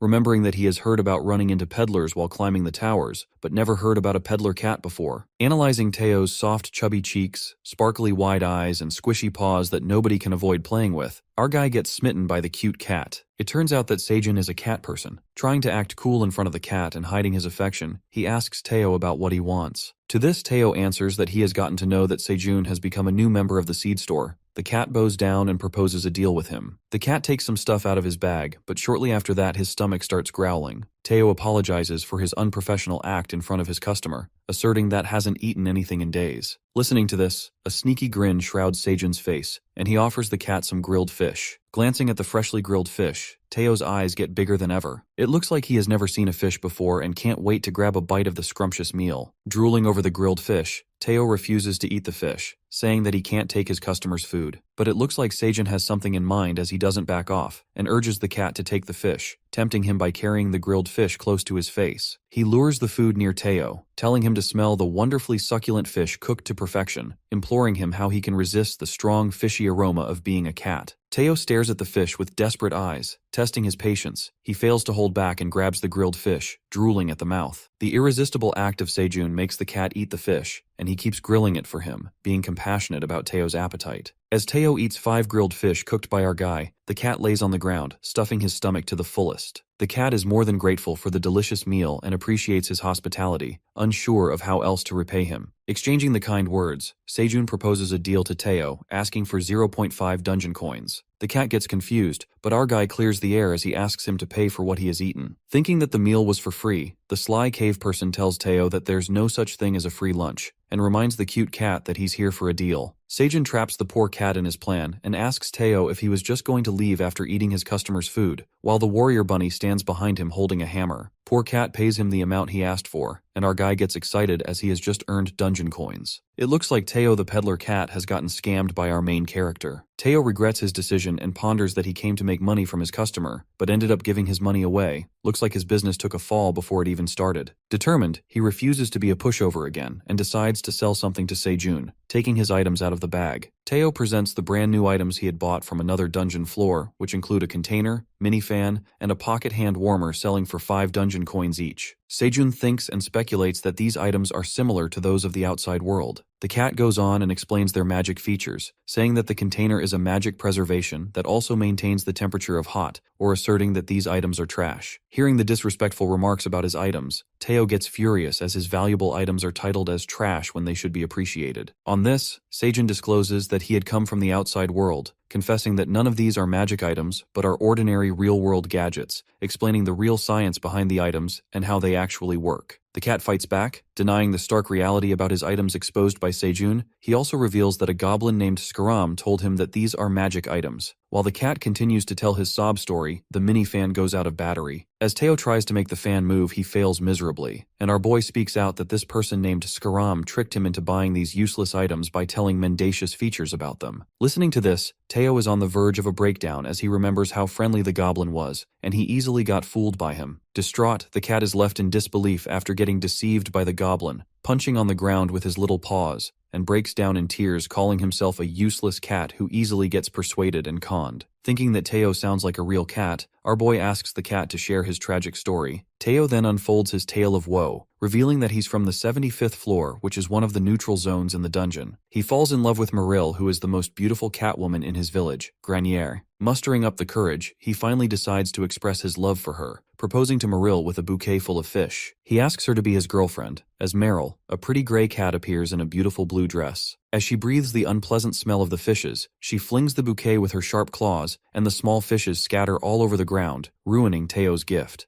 She jerks her hand, saying these fishes smell like cheap minnows. Teao gets offended by this rude act, and lets out that it took hours to find these minnow fishes, while Meryl stands there with no guilt on her face. In the meantime, another black cat arrives at the scene. The black cat makes a fancy entry, objecting that Meryl does not deserve these cheap fishes. To Teo's surprise, it turns out to be Oren the black cat, the son of the richest family in the village, holding a big salmon. Oren holds his expensive gift. Disapproving of Teo's gift, he asserts that what kind of cat gives cheap fish to a lady like Meryl, adding that a real man like him offers a premium salmon. Meryl, the greedy cat, gets flattered by the expensive salmon and totally seems to fall in love with it. Crushing his self-respect, Teao yells that Meryl doesn't like fatty fish, but no one listens to him. Getting rejected in the most humiliating way, Teao feels crestfallen. While Oren and Meryl get on their way to enjoy the salmon steak at his house, Meryl happily wags her tail, walking with the richest cat and rejecting kind-hearted Teao in the most mortifying way. I mean, Teao has dodged a bullet with the money grubber like Meryl because he deserves so much better. But this does end here when Teao follows them and grabs Meryl's hand, refusing to let her go. Teao starts acting dramatically, as he reminds Meryl of the memories they've shared together, and asks her if these memories meant nothing to her. The cat pulls off a dramatic scene, coming straight out of a melodrama. However, snapping back to reality, Meryl strongly jerks his hands and reveals that she just smiled at him a few times because he kept following her everywhere, and further humiliates Teao by telling him that she hates a poor cat like him, who reeks of cheap minnows. Hearing these excruciating words, poor Teao burst into tears. I mean, the cat is super delusional, making romantic scenarios just because a beautiful woman smiles smiles at him. The next scene takes us to the present day, where Teao wraps up his hardship tale, revealing that after losing Meryl to Oren, the richest cat in town, he left his village to get his revenge by becoming rich, and to achieve all of this, he decides to become a peddler. It turns out that Teao becomes a peddler to fulfill his revenge after facing a gruesome rejection by the woman he loved the most, who had left him for some rich guy. After listening to his painful story, Sejun and the bunnies are left speechless. The poor cat had invested his lifetime savings of 50 dungeon coins to acquire the credentials needed to become a merchant, and get conned by the evil-looking goblin who cajoles him into purchasing those useless items which he buys for the remaining 5 dungeon coins. Teao explains his scam story and about that evil goblin. It all begins in a bar where a black female bunny in appealing clothes is serving drinks. The goblin sets a trap by tricking him into sharing a secret, unraveling that the items the goblin has the cat can resell them at a higher price on the upper floors of the dungeon, as people on the top floor collect these things for fun. Hysterical, Teao interrogates him about why he is selling these items for a low price, on which he lets out that he likes Teao and he is helping him out as a junior merchant. As Teao gives it thought, the goblin manipulates him, saying that he will sell these items to the other merchants. Therefore, Teao falls into his trap and gets a bonus from Scaram the goblin, which is the map that shows the new seed store member, and after that, the goblin leaves the bar. Just like that, Teao gets strapped for cash, and because of that, he has to skip meals to come all the way here, in hopes of selling these items only to hear these items are trash, losing a customer. The poor cat is devastated by the things that happen to him. Upon hearing this, Sejun thinks to himself that Teao is the most gullible cat he's ever met who has gotten scammed by everyone, and promptly an idea sparks in his mind. It looks like our boy has gotten smart after spending a rough life in the dungeon. Our guy finally figures out the way to earn dungeon coins and encourages Teao by offering him a grilled fish. Panicked, Teao asks if he would make him pay for the meal, but this time Sejun makes sure that they're for free, and so are the earlier ones. The cat looks at him with eyes filled with love, feeling relieved. However, he asks for a favor in return that is to work with him, and Teao listens to him carefully. It looks like Sejun has found himself a servant as well as a partner, saving this moment in his survival diary. Confused, Teao asks him if he wants to work with a useless rookie peddler like him, but Sejun, who cannot let this deal slip out of his hands, persuades Teao to sign the deal and help him sell his items, flattering him by calling Teao a business savvy. But the cat is not uplifted by his words and thinks of himself as a useless cat. But Sejun comforts him, making him believe that committing mistakes is okay, and they also lead him to meet his business partner. Encouraging the cat by calling him a business ingenious, our guy almost convinces Teao to be his partner. As the peddler's thought lingers in uncertainty, Sejun calls the bunnies as they set up deck chairs and an umbrella canopy made out of green onion leaves, making it look like a beach without water, while the white farmer bunnies adorn themselves with flowers. Sejun slurps the drink served by the bunnies, relaxing on the deck chair while the bunnies act as his servants, blowing air by the green onion leaves, and the Teao sits there in utter confusion. After that, he proceeds to talk to Teao, letting it out they cannot trick people into buying the items he'd bought from Scaram,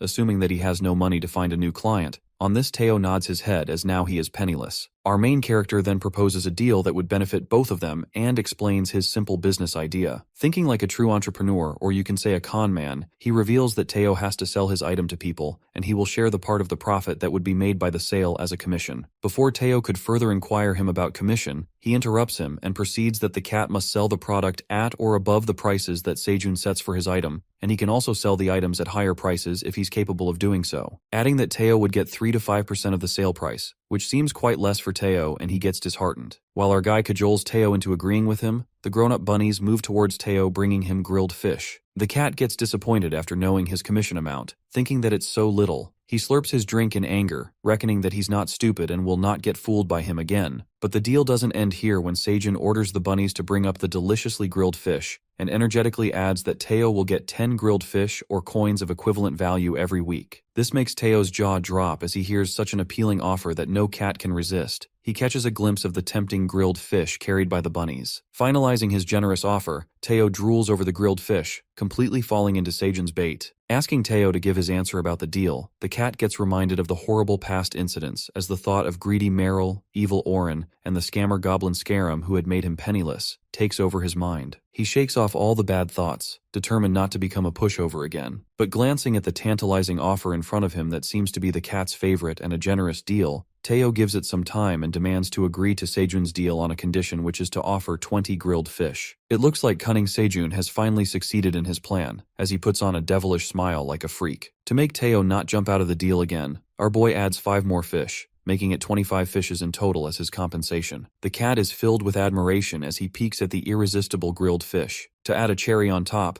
Sejun offers Teao to have as much grilled fish as he wants while he stays in the cave, making him burst with happiness. As Teao with an adorable cat face stands in awe with his eyes filled with love looking at the cooked fish, our guy asks for a piece of paper. Getting his hands on a paper and a feather pen, Sejun decides to make a contract. While both parties sign the contract, Teao instantly regrets his decision, presuming that he signed the contract on a whim, as all attention is captivated by the sight of grilled fishes. The paper contract glides in the air, transforming into an official permanent agreement by the dungeon admin, with proper purpose and terms written by Sejun, demonstrated on the notification window. Our ingenious guy reveals that contracts are important in the dungeon that can't be revoked, and that's why it is hard to delete or edit them. He then celebrates his first ever contract with Teao, while the cat is still in disbelief, reconsidering the decision. Reading the contract, Teao raises a question about Clause 4, asking what the term "meowish" means, and takes a guess that our fella could be referring to his grainier dialect. While the self-conscious Teao wags his tail, our boy informs him that he will find out when the time comes. Hoping for a good partnership, and uncertain of how long this contract will last, the cat reminds Sejun of the first clause, stating that the contract will be terminated if Teao fails to make any sales or sell his items. Patting the fluffy cat, our boy puts his trust in Teao and praises him by telling him that he is counting on the savvy cat, on which Teao gets flattered as he likes his title as a smart CEO and starts purring. After that, the cat asks for the items he's looking to sell, to which Sejun smirks and reveals that the items he is going to sell are cherry tomatoes. Teao gets baffled after hearing he is going to sell a fruit as an item, and our boy takes him to the farm showing him the magic cherry tomatoes. As the cat sniffs the fruit, Sejun reveals that it's an item called the magic cherry tomato, and explains that it increases magic by 0.01 point for 10 minutes. Seeking the sale price of the tomatoes, Teao takes a guess and assumes that if he sells them to new awakens that have been admitted to the dungeon, so maybe he can sell them 0.01 dungeon coin. However, our guy who is not coming slow asks Teao to sell them at a price of 0.05 dungeon coins. Shocked, Teao frantically makes it clear no one would buy these items from him at such a price. To top it all off, Teao reckons on selling the items and making less than 5 dungeon coins to terminate his contract with Sejun, and takes his 25 grilled fish, presuming that it will be a good idea. Lost in his sneaky thought, Teao agrees to sell the items and asks Sejun how many items he should take. The bunnies carry 1,000 magic cherry tomatoes for sale, and his 25 grilled fish as a part of his weekly compensation. Wondering how Teao will carry tons of items, the peddler cat pulls out his magic rucksack that comes with preservation, expansion, and lightweight magic. This way it can store tons of stuff in their original condition for a long period of time. Impressed by the magic item, Teao tosses the rucksack on the items, and the magic cloth takes all the cherry tomatoes and grilled fish, turning it into a backpack in the blink of an eye. As Teao conveniently puts on his backpack, filled with items and food for the way, and is ready to leave, Sejun and the bunnies wish him luck and wave him goodbye as Teao jumps out of the cave. The next scene then flashes, taking us a few days later to the 39th floor of the dungeon, where the hunters are fighting with a big spider dungeon monster. As one of the awakened seems to struggle, the others throw a fireball at the spider, but it seems like a tough fight as the spider is powerful. In a flash, a powerful hunter with a magical blue sword decapitates the spider, making it look like no big deal. The impressive hunter turns out to be Dongshik, the leader of the Phoenix Guild, who seems to take the lead again with his unmatched sword-fighting skills. Snapping out of the flattery, Dongshik orders the other members to help their colleagues to wrap it up, pointing out Jessica, who is one of the team members because she free rides most of the time. Abruptly, the leader hears a noise coming from behind his back. As he gets prepared to attack, it appears to be Teao, the peddler cat. Greeting humans, Teao cuts to the chase and asks the hunters to check out his items. The members figure out that it's a peddler cat, and a girl goes crazy over the adorable-looking merchant cat. Teo's mind drifts to Sejun, who had told him to use his grainier dialect in front of the humans to help him draw attention, and it turns out to be a good idea as the peddler manages to gather all the people around him. He brings out the magic cherry tomatoes. As the members of the guild are looking closely at the item, Dongshik asks the peddler cat why he is here to sell fruit, and it would have been better if he had bought bread or meat. Teao then calls upon the foolish humans. He confesses that these are not any average tomatoes. He captivates attention by revealing the main thing about these magic cherry tomatoes, which is the features. The people realize that they are magic items as their features and benefits are shown on the status window. Looking at the tomatoes' magic energy, the guild members object to the tiny magic amount and freak out when they find out that the peddler is selling them for 0.05 dungeon coins, which seems quite expensive. Hearing the price of the magic cherry tomatoes, the hunters speak out, They would rather spend their money on equipment than on these ordinary tomatoes. As the people start losing interest in Teao's magic item,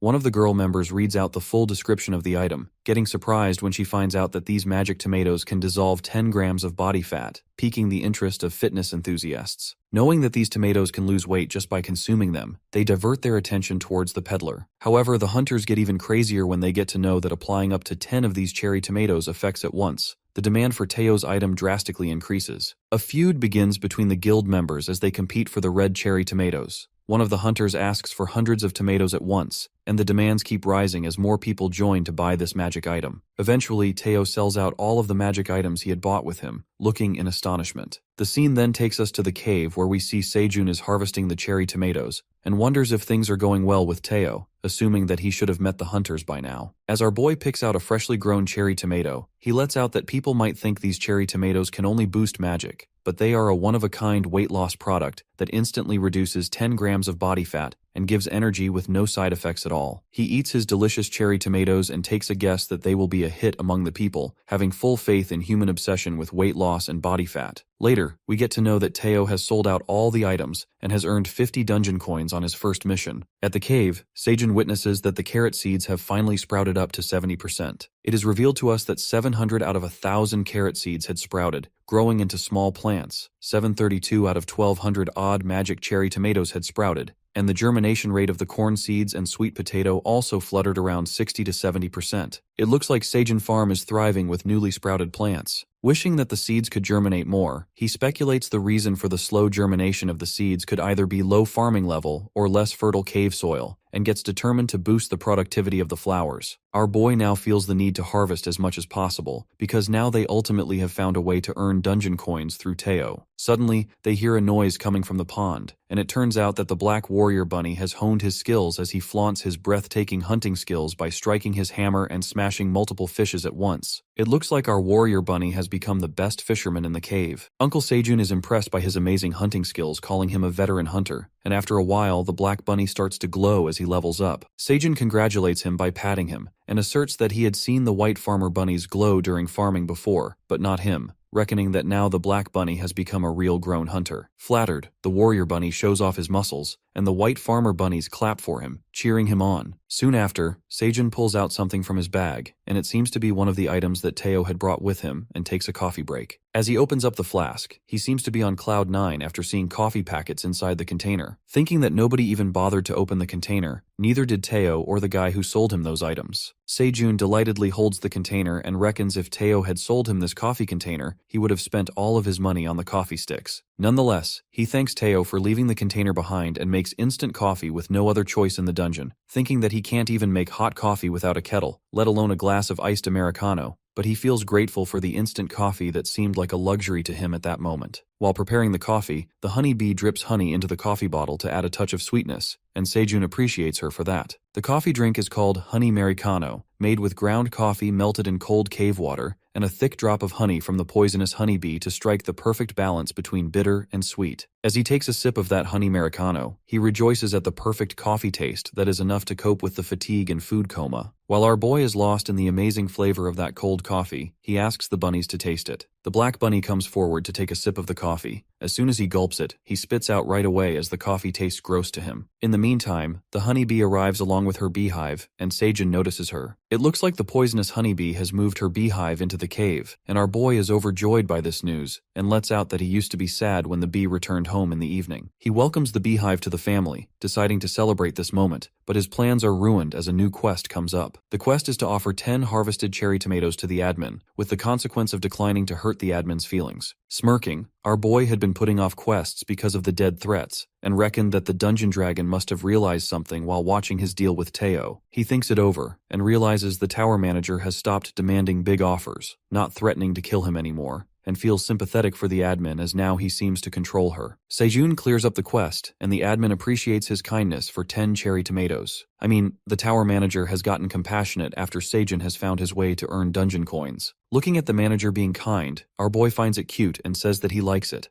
As soon as he utters the words out of his mouth, he instantly regrets assuming that sounds like a sucker and bumps his hand against the wall in embarrassment. The next then takes us to the peddler guild where Scaram the goblin in the bar is sitting with his fellow goblins drinking beer. Strange enough, it occurs that Scaram is searching for the peddler cat Teao as he asks his friend about him. The goblins figure out that Scaram is talking about Teao who bought trash items, and they praise him for how clever he is, as he managed to sell his useless items to a stupid peddler. They ask Scaram why he is looking for Teao, to which he answers that the peddler cat ran out of money after buying those useless items from him, and should have returned to the peddler's guild by now after failing to make any sales. The goblins presume that evil Scaram is worried about Teao, and questions him about the cat getting against him. The ugly-looking goblin, who is not compassionate at all, schemes to scam the cat once again by offering him more opportunities and loans over a glass of milk. With a devilish grin, Scaram plots the whole thing and how that peddler cat will find it hard to pay off his high-interest debts and will struggle to repay the booming interests. He plans on making Teao his slave for the rest of his life. Listening to the evil plot Scaram had planned, the other goblins take him as a genius.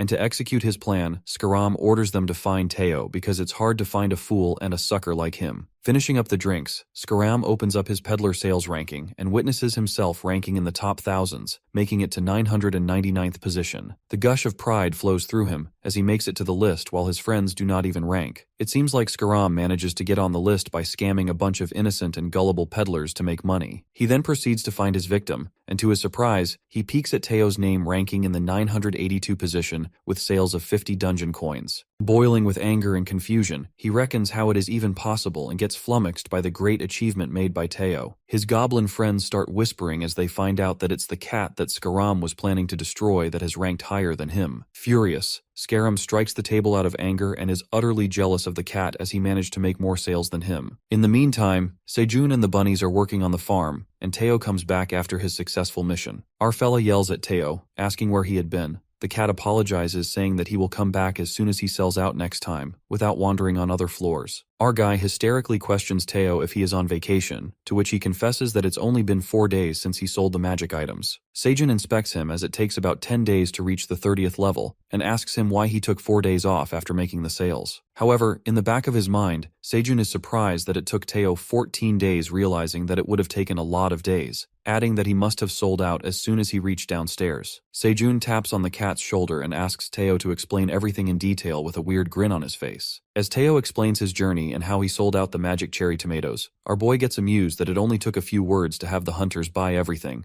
and Teao hands the bag full of dungeon coins to his partner. Glancing at the dungeon coins, Sejun thanks his intern Teao and gives his commission, which is 2 dungeon coins. Presuming that he was the savvy CEO, it seems like Sejun had demoted his position as he mumbles that Teao, being a reckless CEO, took a 4-day consecutive vacation and plans to make him the CEO again and raise his commission by 5% if he works hard. Teao gets happy and promises to work hard to reach the position he has lost. While conversing, Sejun notices that the cat is talking in his Grenier dialect, to which Teao asserts that he had decided to keep his accent, figuring out that humans like it, and it helps to grab their attention. After that, our fella gets enthusiastic knowing that now his name will be known to people in the dungeon. Listening to this, Teao gets jumbled and asks him what he's talking about. Sejun confides in him by saying that the feature window reveals the name of the person who grew the tomatoes, which means he will become well known among the people of the dungeon. Getting to know this new information, a wave of tension hits Teao, and he gets panicked after hearing about his thoughts of making his name in the dungeon. As it seems like Teao is in some kind of trouble, it is revealed to us that rookie peddlers have a special feature that enables them to hide the suppliers' names from the customers to prevent losing business and being a rookie merchant. It was mandatory was Teao to not disclose where the produce has come from. Similarly, while selling Sejun's magic cherry tomatoes, his name was blurred in the feature window, depicting that his name was hidden.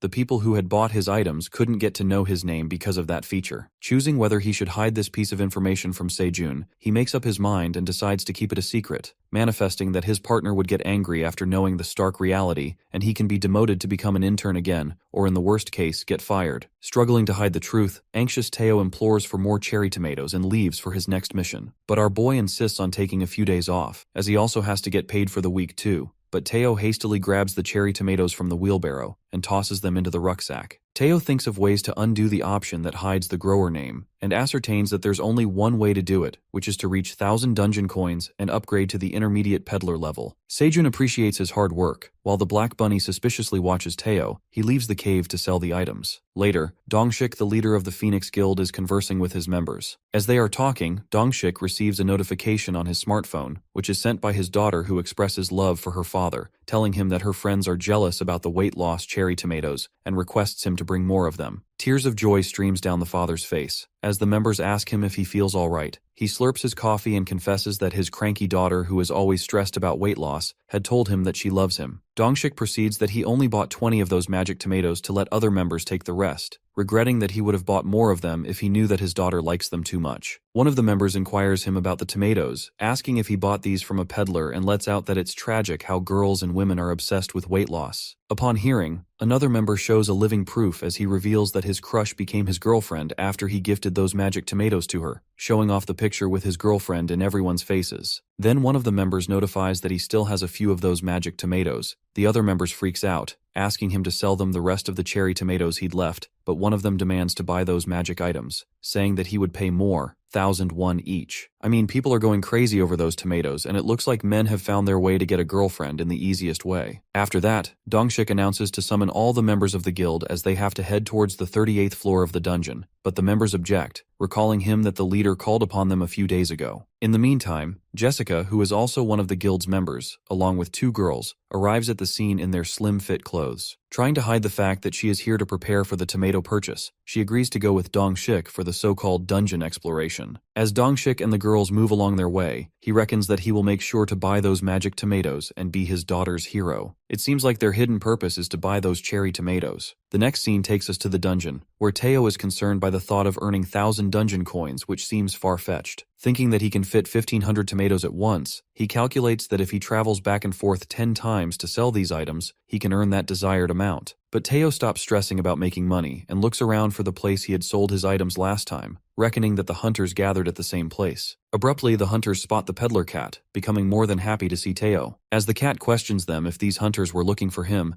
the guild members speak up that they have been waiting for him for the past 3 days, unaware when he will come back. They ask him about the magic cherry tomatoes, and proud Teao ponders if they have been waiting for so long for the items. One of the members reminds Teao about the price that he had sold tomatoes earlier for 0.05 dungeon coins, but this time the cat comes to fetch the bigger amount and refuses to sell them at the same price as before, excitedly announcing that the prices have increased. Upon hearing, the members are thrown into a state of panic, protesting about the drastic increase in the prices of the magic cherry tomatoes. But Teao doesn't back down, and sets a new price for items, which is 0.07 dungeon coins. As soon as he erupts the words from his mouth, he speculates if the prices are too high. To his surprise, the hunters are convinced with the new price, asking for the magic tomatoes. An outrage between the members initiates as there's a sudden incline in demand for the magic tomatoes. Meanwhile, 2 of the members start whispering about the suspiciously low price of these magic items, and there's a high chance that they will never get to buy them again. The rising demand for the cherry tomatoes gets frantic, as people ask for 200 tomatoes at once, while another customer claims to buy 500 magic tomatoes in one go. Eventually, Teao again sells out all the 1,500 items he had brought with him, despite raising the price. After Teao gets sold out, Dongshik approaches him and asks the peddler cat about his next visit to this dungeon floor, informing that they will be waiting here again, to which the cat answers the hunter that he will be back in around 10 days. Thinking that the 10 days are accurate to give them enough time to wrap up a hunting tour and fix things up,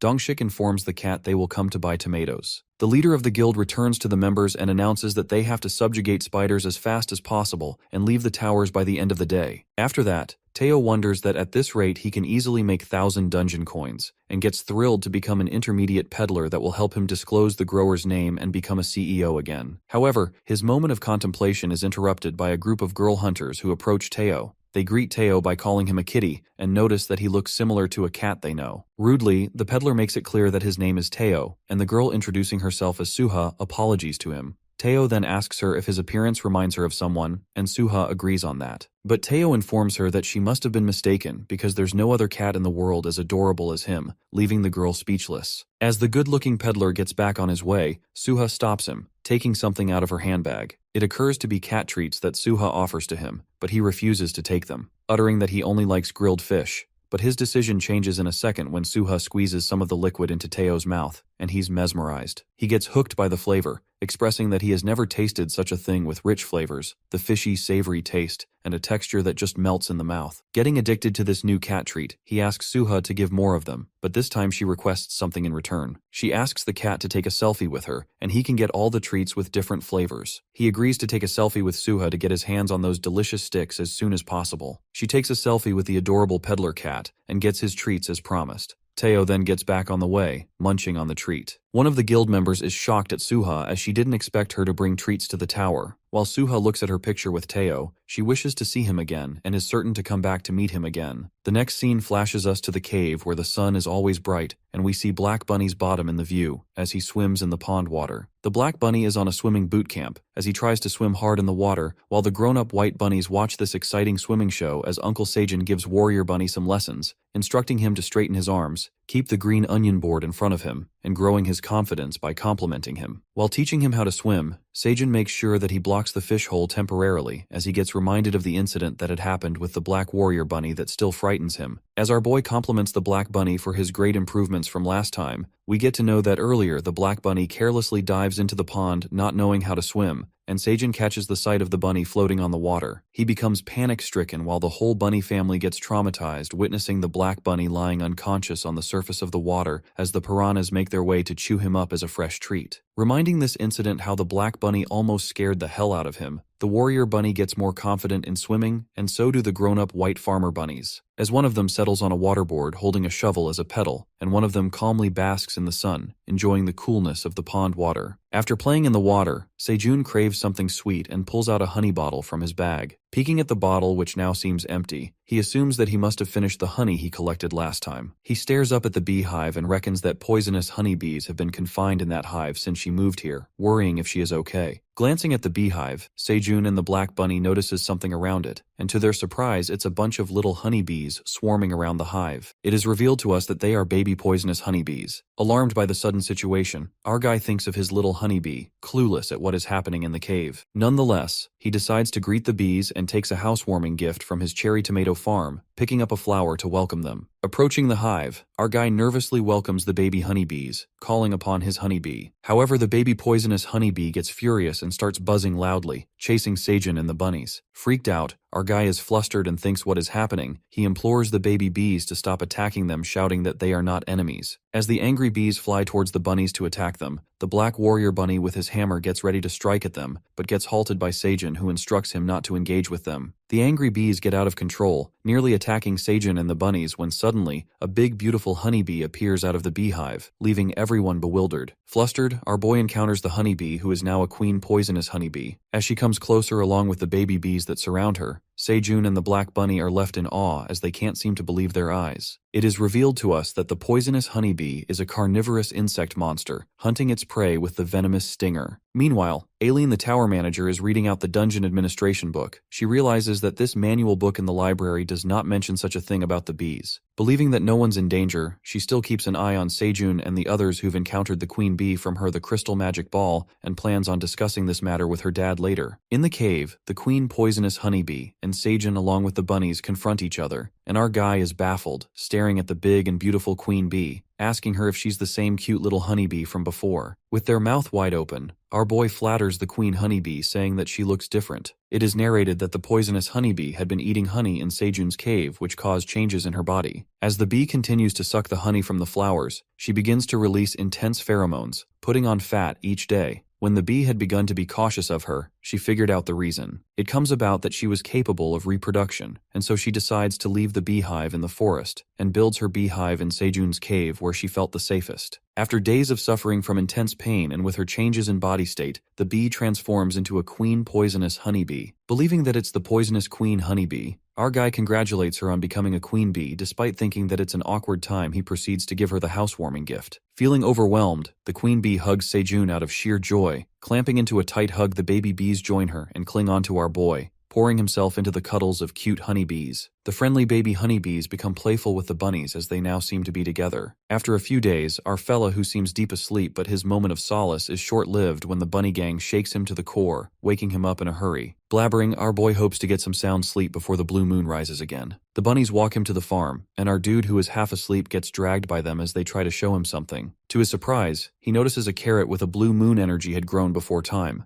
Thinking that it's premature, he decides to pull it out. Realizing why the bunnies were making a fuss about it and rushing to him, he plucks out the blue carrot while the bunnies stare at it with admiration. As he harvests the carrot that looks as big as a vacuum flask, Seijun holds the long-awaited carrot that bunnies had been waiting for. It unfolds that it's the agility carrot with blue moon energy grown in the dungeon. The carrot is full of nutrients and flavor. With the blue moon energy enhancing the flavor, the agility carrot increases magic by 0.005 points when consumed. Harvesting the carrot, Seijun gets plenty of rewards. While getting rewarded, he speculates that he had earned 70 XP points instead of 50, and wonders if it is because of the high-quality produce. Our fella then hands in the carrot to their rightful and long-awaited owners, which are the bunnies, and appreciate them for their hard work and amazing partnership that he hopes to continue. With sparkle and love in the eyes, the bunnies stare at the carrot like it's some kind of a gem. Eager to eat the carrot, the sickle bunny enters the scene and is all revved up to flaunt his skills. The sickle bunny then slices the carrot, breathtakingly chopping it into accurate small pieces like a pro chef. As the bunnies grab their precise and perfectly chopped carrot pieces, Seijun applauds the sickle bunny and praises him for his chopping skills that made the carrot cut into evenly pieces in a blink of an eye. After that, our boy moves forward with the cherry tomatoes. Plucking the cherry tomatoes, he gets to harvest 5 cherry tomatoes with blue moon energy, offering them to the admin as she had asked for them last time. Receiving the blue cherry tomatoes, the admin appreciates Seijun, but the appreciation doesn't sit well with him, and he asks the tower manager to give him an ability next time. It seems like the admin is not giving any ability to him anytime soon, not feeling very generous. Convincing the admin to give him an ability, he hears a noise. It turns out to be Teao, who has returned from his sales mission. However, the baby honeybees don't welcome him at all. Furious, the baby honeybees attack Teao while he screams in fear, asking Seijun to help him. Thinking that Teao wasn't around when the bees were born, he realizes that the baby honeybees take him as an enemy. To stop the bees from attacking Teao, he grasps the cat in his arms and cuddles with him to make the bees understand that he is a family member. Making the bees go away, our boy holds the cat close to him, covering his face with Teo's fur that makes him cough. But Teao does not get offended, and instead shows gratitude to Seijun, calling him bro. Noticing that the cat is talking casually to his boss, he stretches Teo's cheek. Tolerating the pain, the cat lets out that Seijun called him a family, and feels grateful about it, so he calls him bro. Grabbing Seijun's cheek, the cat hands in the coin he earned from selling the items, making 75 dungeon coins in total. To further shock his partner, Teao spills everything about his sales mission, asserting how the humans waited for him to buy the magic cherry tomatoes, and for that reason he charged an extra 0.02 dungeon coins each. Upon hearing about his booming sales, Seijun does not even flinch, while the cat hops in excitement, asking if he had done a great job, and implores to get his CEO position back. Not looking surprised at all, Seijun refuses to make him a CEO and tells him to keep working as an intern, and gives him his commission, which is 2 dungeon coins. Disappointed, the peddler cat who had earned these coins with hard work does not get promoted, and gets sad after receiving a little commission which he so not deserves. Poor Teao becomes low-spirited, and the black bunny pats his head, trying to make him feel better. Later, we get to know that Seijun already knew that Teao had charged more for his items just because the dungeon administrator had revealed this information to him. With a sneaky smile, he plans on sharing more blue moon energy tomatoes to the tower manager next time, as she can come in handy at times. In the meantime, our dude catches a glimpse of Teao, who is enjoying his liquid cat treat and not a grilled fish. Curious, he asks Teao about the treat, on which the cat confesses that a human gave it to him for taking a selfie with her, and he got these cat treats with different yummy flavors. The boy narrates there are 2 ways to get stuff from outside the dungeon, with the first being the vanishing method.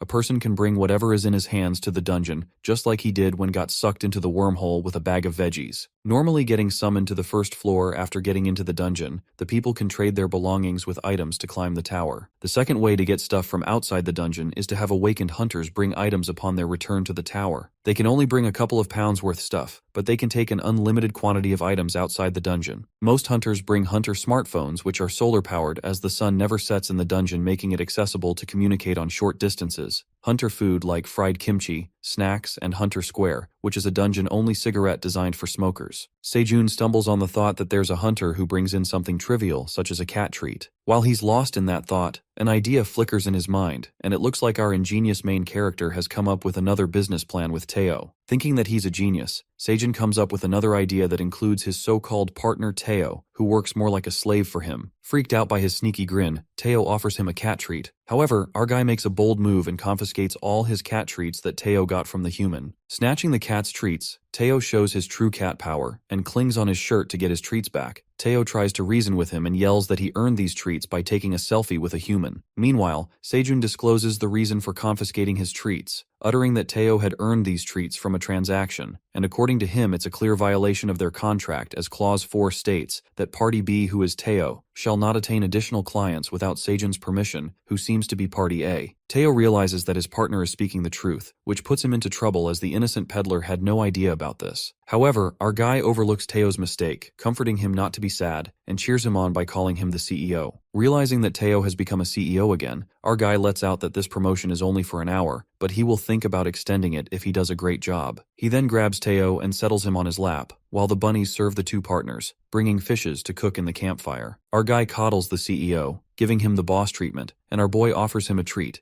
making him all comfy in his lap as they sit by the campfire. Getting the exceedingly nice treatment he deserves, Teao seems to be over the moon, assuming that is what the power of a CEO feels like as Sejun squeezes the treat into his mouth. Feeling on top of the world, Teao ponders that it's the best thing ever that happened to him. While the cat gets coddled up, he wishes to have some grilled fish, to which Sejun starts grilling the fish right away. As it all happens, Sejun questions him about how he made it to the 38th floor without fighting the monsters, to which the cat answers that he owns a peddler certificate. Wondering about a peddler certificate, Teao flaunts his badge to him. He then explains that in order to get a peddler certificate, one must pay a high membership fee to keep his status. The higher the level, the higher the fee gets, and they get to enjoy more benefits. Moreover, the peddler certificate holders are permitted protection and many services from the association, adding that one of them is that the peddlers are free from monster attacks, to which our guy asks him about bringing hunters here, but Teao refuses and tells him that it's not possible. Covertly, the cat then unfolds that peddlers use a pathway which only they are allowed to use, and in order to use that pathway, a peddler certificate is mandatory, further revealing that this pathway is the only way to get here from the 38th floor in 5 days. Curious, Sejun inquires about which floor is he on, and Teao, knowing the mystery secret, exposes that they are on the 99th floor of the tower. It seems like Teao knew it all along about which floor the cave occurred to be. After knowing the hidden truth, he hysterically loses his cool, sitting like he's going through a guilt trip. While Teao asks what's the matter with him,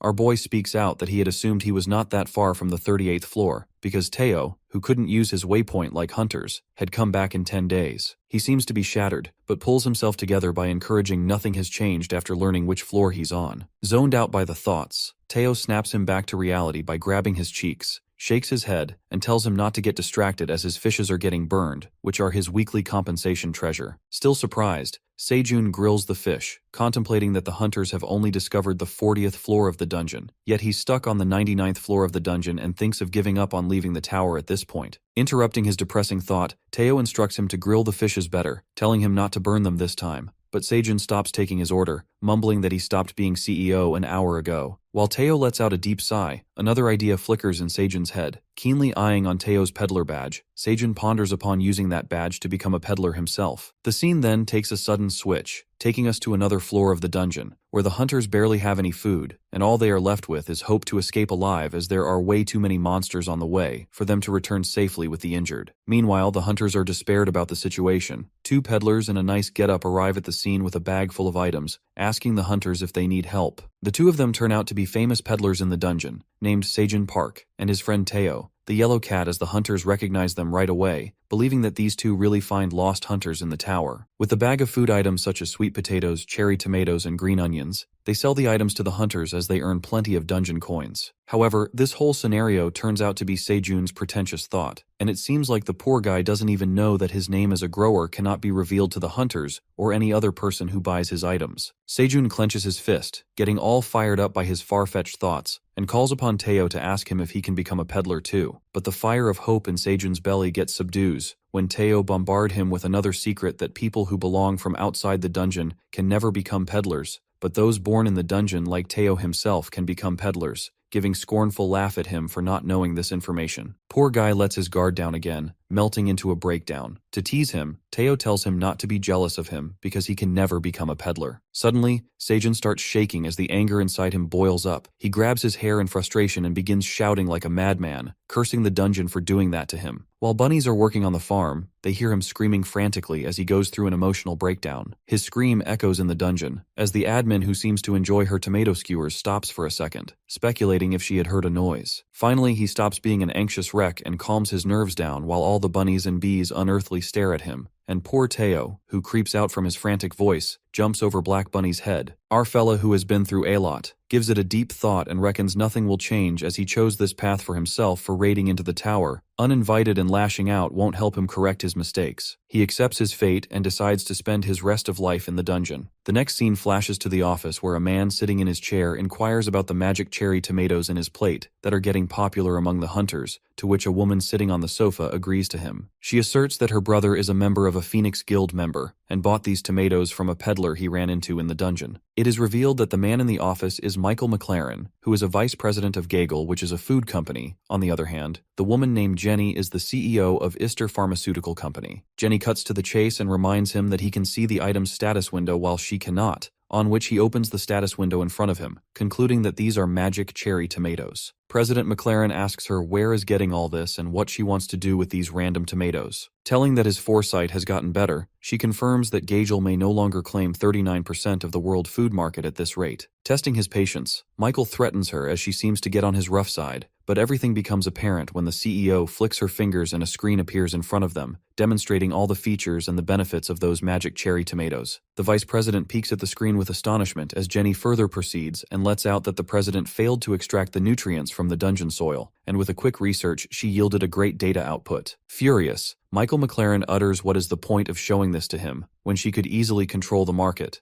Upon hearing, Jenny demands him for the dungeon farm project, which is one of his failed attempts in the past. Shocked, the vice president interrogates how she knows about all this, while she plays along saying that it's time to win back the president's trust, who is Michael's father. Coming back stronger, she threatens him by putting out a rumor that the board division will soon elect a new president to replace his ill father. She asks Michael if these cherry tomatoes look delicious, to which the vice president puts on a sneaky grin saying the tomatoes are delicious as he eats them. Laughing hysterically, the president is persuaded by Jenny's threat. Meanwhile, McLaren falls in love with the magic tomatoes and asks Jenny to bring him more, but she shuts him up by telling him to get some more from the dungeon as he had eaten her cherry tomatoes as well. The next scene takes us to the cave, where Seijun finally decides to settle down in the cave and explore surrounding area necessities. He thinks of addressing an issue one at a time and gathering daily necessities. Reckoning that they should scope out the surrounding environment of the dungeon for their safety, our guy asks Teao if he had encountered any monsters near the cave, to which Teao answers that there are no monsters near the territory, but there's a monster who resides farther away from the cave, revealing that it's a crimson grizzly bear. As soon as Seijun hears this, he recalls the red bear he had encountered that night during the blue moon, sending the chills down his spine out of fear. Scared of the thought, Teao explains that the crimson bear is a terrifying monster, as he lands him a deadly stare whenever he passes by, making the bunnies frightened too. After that, Seijun gives it a thought and believes that it's not safe to leave the cave yet, pondering that thousands of cherry tomatoes will bloom soon enough, and with more flowers the quantity of the poisonous honeybees will multiply quickly. He thinks of sending the bees for inspection to explore the area around the cave and to keep monsters away from their territory. He thinks of escaping the cave with the help of a green onion rope tied down by a tree as the bees pull him up. Snapping out of the thoughts, he assigns Teao some important missions, uttering that only a CEO can handle these missions, to which Teao the CEO is pumped up with confidence and agrees to do the missions. The next scene takes us to a few days later at the 38th floor of the dungeon, where we see a bunch of hunters wander as their camps are settled, and some of them sit by the campfire. As Teao watches them from above, he realizes that there are more people than before, thinking that it's good for him to have more buyers. In a flash, he bounces on the ground, surprising the hunters with his entry and greets them. All the hunters recognize the peddler cat and come rushing towards him. As there appears to be hunters from other guilds as well, a fight for cherry tomatoes begins between two hunters, as one of them announces to have them all carrying a bag full of dungeon coins with him. Things get frantic at the dungeon as another hunter shouts at him for skipping the line and not waiting for his turn. The boy with a bag full of coins seems to have his own rules and says, "Who comes first, gets served first," shutting up the hunter who seems to be from Phoenix Guild, backing him off by telling that his guild doesn't own the 38th floor. While the feud continues, Teao diverts their attention towards him and calls upon all the hunters. The peddler reveals that he has changed things around here, to which the hunters seem to be puzzled, wondering what the peddler is talking about. Shortly, Teao makes a jaw-dropping offer. He announces that he will sell 500 magic cherry tomatoes to the humans who offer the highest price for the items, creating a wave of panic among the hunters. He further speaks out that hunters who don't have the money can therefore leave, while he pulls out the basket full of cherry tomatoes from his rucksack. Teao begins bidding, offering 500 cherry tomatoes for 35 dungeon coins. Our boy then narrates that the cherry tomatoes had proved far more popular outside the dungeon than he had expected, and a human even tried to win Teo's favor with kitty treats. As the bunnies harvest the cherry tomatoes, our guy reckons that there must be tough competition over the fruit, because when the supply is limited, the demands keep growing, and an auction is a great way to earn profit from such situations. Seijun and the Black Bunny enjoy their drink after sending Teao to a mission to conduct an auction, and see his potential as a true salesperson. After getting done with the drink, he gets back to work, and the Black Bunny prepares for dinner. An extra quest befalls. The admin asks for 1 glass of magic cherry tomato with honey, the same drink that Seijun had, offering him one occupational ability as a reward. However, Sejun objects, saying that making a tomato juice takes an adequate time, and he needs to get back to work. The dungeon dragon seems to be determined, and forces him to complete the quest by offering him a spectacular ability as a reward, and tries to lure him by telling about the unique reward. Sejun finds it suspicious as the admin keeps stressing about the reward, but in reality, she is craving for the tomato juice. As our guy asks for his reward, the tower manager makes it clear that according to a dungeon policy, he must complete the quest to win a reward, and the admin apologizes, uttering that rules are rules and she can't change them, telling him that he can trust her. Our fella then heads back to the cherry tomato farm, thinking back to how he made juice of 50 magic cherry tomatoes with honey and shared it with his fellow bunnies. He presumes that the admin might be drooling over the delicious drink, which is why she persisted for a glass of tomato juice. Carrying the cherry tomatoes out of the storage, activating the killer juice as he squeezes the tomatoes hard, and the honeybee drips honey in the drink. He prepares a fresh, delicious magic tomato juice, offering it to the admin. The cherry tomato juice with honey is a thick juice of freshly crushed cherry tomatoes, and the queen honeybee's honey adds sweetness to the juice with the chunks of cherry tomato to add texture. The administrator expresses her excitement for the irresistible tomato juice. Waiting impatiently, the admin takes the juice. As Sejun ponders about what kind animal the tower manager is, Ailen sips on the delicious tomato juice, swooning over the sweet and tangy flavor and gushes at how delicious the taste is.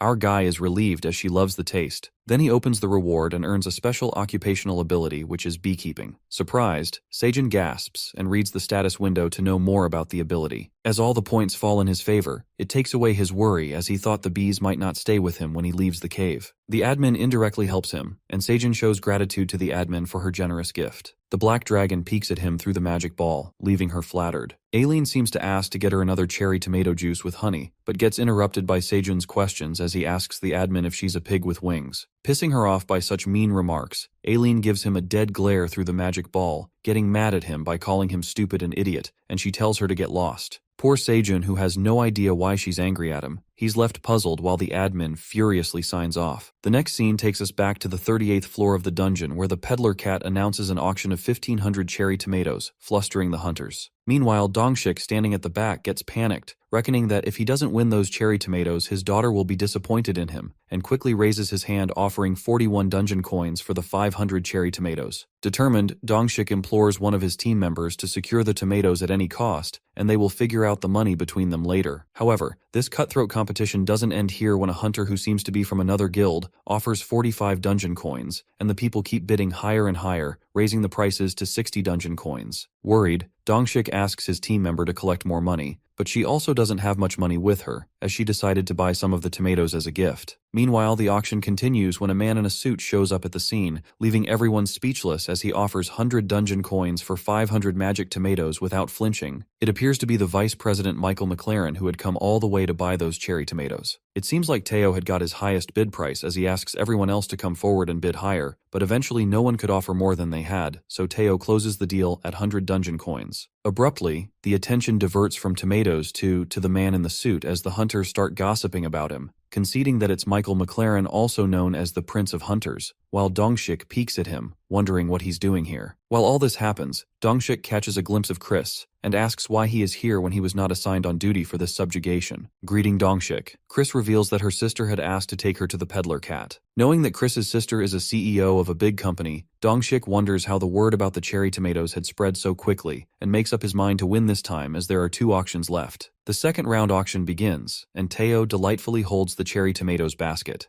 The auction again starts from 35 dungeon coins, and this time, Dongshik offers to give 60 dungeon coins, determined to get those tomatoes this time. But it all goes in vain when Michael comes forward and bids the price higher than any hunter could reach, offering 100 dungeon coins for the second auction. Dongshik desperately requests his members, asking if anyone has money, but no seems to have that much dungeon coins. The third auction ends without even starting, when the Prince of Hunters demands to take all 1,500 of those magic cherry tomatoes for 300 dungeon coins, and closes the deal. Dongshik gets saddened by the situation as he wants to impress her daughter, on which one of his team members tells him that he can try next time. The workers that had come along with McLaren packs all the cherry tomatoes, while Michael, putting on an evil smirk, holds a cherry tomato, and reckons that these fruits are great produce, and he is glad that he came to take them, ordering his team to head to the first floor of the dungeon. Meanwhile, Teao, who had sold out in a blink of an eye, encounters the girl from before on his way back. She greets him, and the peddler cat recognizes her at once, and recalls her name as Buha. Correcting her name to Suha, she appreciates Teao for remembering her, asking him to take more selfies with her as she shows kitty treats that she'd bought for him. Happy to see the treats again, Teao thinks it over and refuses this delicious offer, telling her that he doesn't need treats. Confused, Suha asks Teao if he really doesn't want the kitty treats, to which he lets out that instead of treats he wants something called coffee that comes in sticks like the kitty treat. She wonders why a cat would ask for coffee and pulls out coffee sticks from her bag, showing it to Teao and asks him if he is talking about these instant coffee sticks. As it turns out to be coffee sticks he had been looking for, Teao further questions her if she has things like salt and pepper with her. Listening to this, Suha and her team members are baffled by the strange things that the cat is asking for. But without questioning Teao, she provides with all the things he needs, and the peddler cat thanks her. Teao recalls that Seijin had assigned him a few missions, and one of them is that when people ask for selfies, the cat should ask them for things like coffee, salt, and pepper in return, and promises him to be the CEO if he performs well. Collecting all the things his partner had asked him, Teao anticipates that now he will have a good time on Seijin's lap.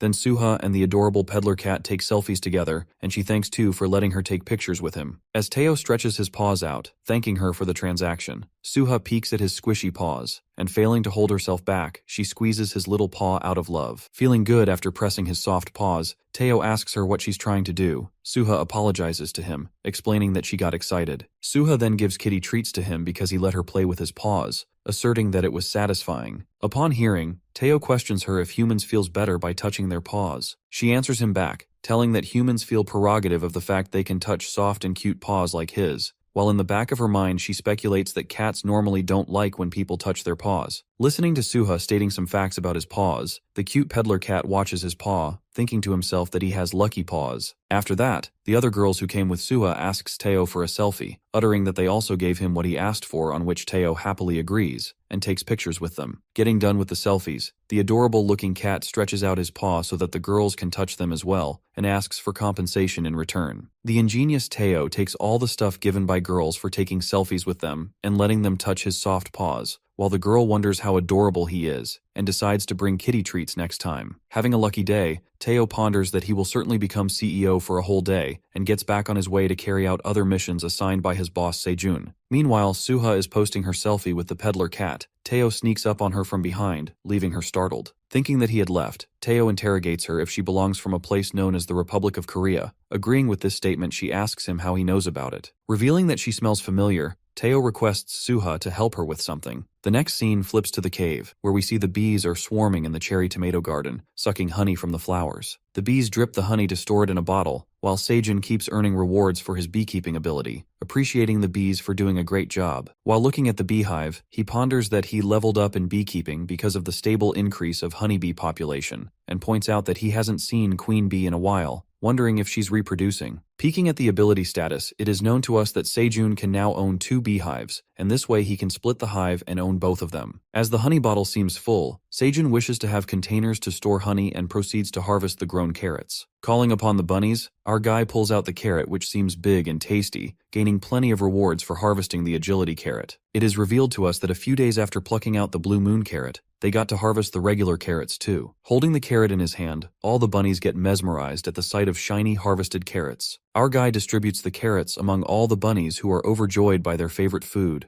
and our boy also seems happy as he thinks that growing carrots has given them more variety of food to enjoy in the cave. Bowing down with carrots in their hands, the bunnies show their gratitude towards Seijun. Harvesting an agility carrot, a feature window comes up which reveals that the agility carrots grown in the dungeon are full of nutrients and flavor. Upon consuming, they each dissolve 10 grams of body fat, boosting agility by 0.1 point for 10 minutes. They can be applied up to 10 effects in an hour, with each dissolving 10 grams of fat, and improves vision when consumed. While Seijun and the black bunny chew on the carrots, our guy realizes these carrots not only break down fat, but also improves vision, assuming that these will be popular among the people if they start selling them. In the meantime, the hard-working farmer bunnies harvest plenty of carrots, carry them into the wheelbarrow, and place them into the storage. Harvesting the carrots with a great speed, the black bunny falls flat on the ground, drained from the work, and Seijun catches the black bunny secretly munching on the carrot to gain some energy, telling him to stop stealing. The daddy bunny strikes black bunny's head for secretly eating carrots. While the bunnies place the carrots, the storage seems to be full, and Seijun calls it a day, watching that the work has been completed early. Seijun's farm seems to thrive, and with all his hard work, he gets upgraded to level 10 already. receiving rewards. However, he receives an additional quest, learning that it's not from the dungeon administrator. The notification window warns him that he must complete level 10 occupational quest. Only then he can earn an occupational trait and can move on to the next level. Being familiar with the occupational trait, he reckons that normally the hunters are assigned to combat against monsters for occupational quests, such as monster subjugation, figuring out that it's a different quest for him because he's a farmer. Sitting on the ground with the black bunny relaxing on his lap, he receives an occupational quest which is to expand the farm by 1,800 square feet, and assumes that it will be an effortless work. Completing the occupational quest, Seijun and the bunnies are sucked to the bones after the intense hard work for expanding their farm. Our boy, who appears to be fragile, receives plenty of rewards and eventually gets the occupational trait for every 30 square feet of new farmland which he had waited for. Having out the work on the farm, Seijun and the bunnies lay on the ground with no energy left in them as they planted the leftover carrot roots along the way,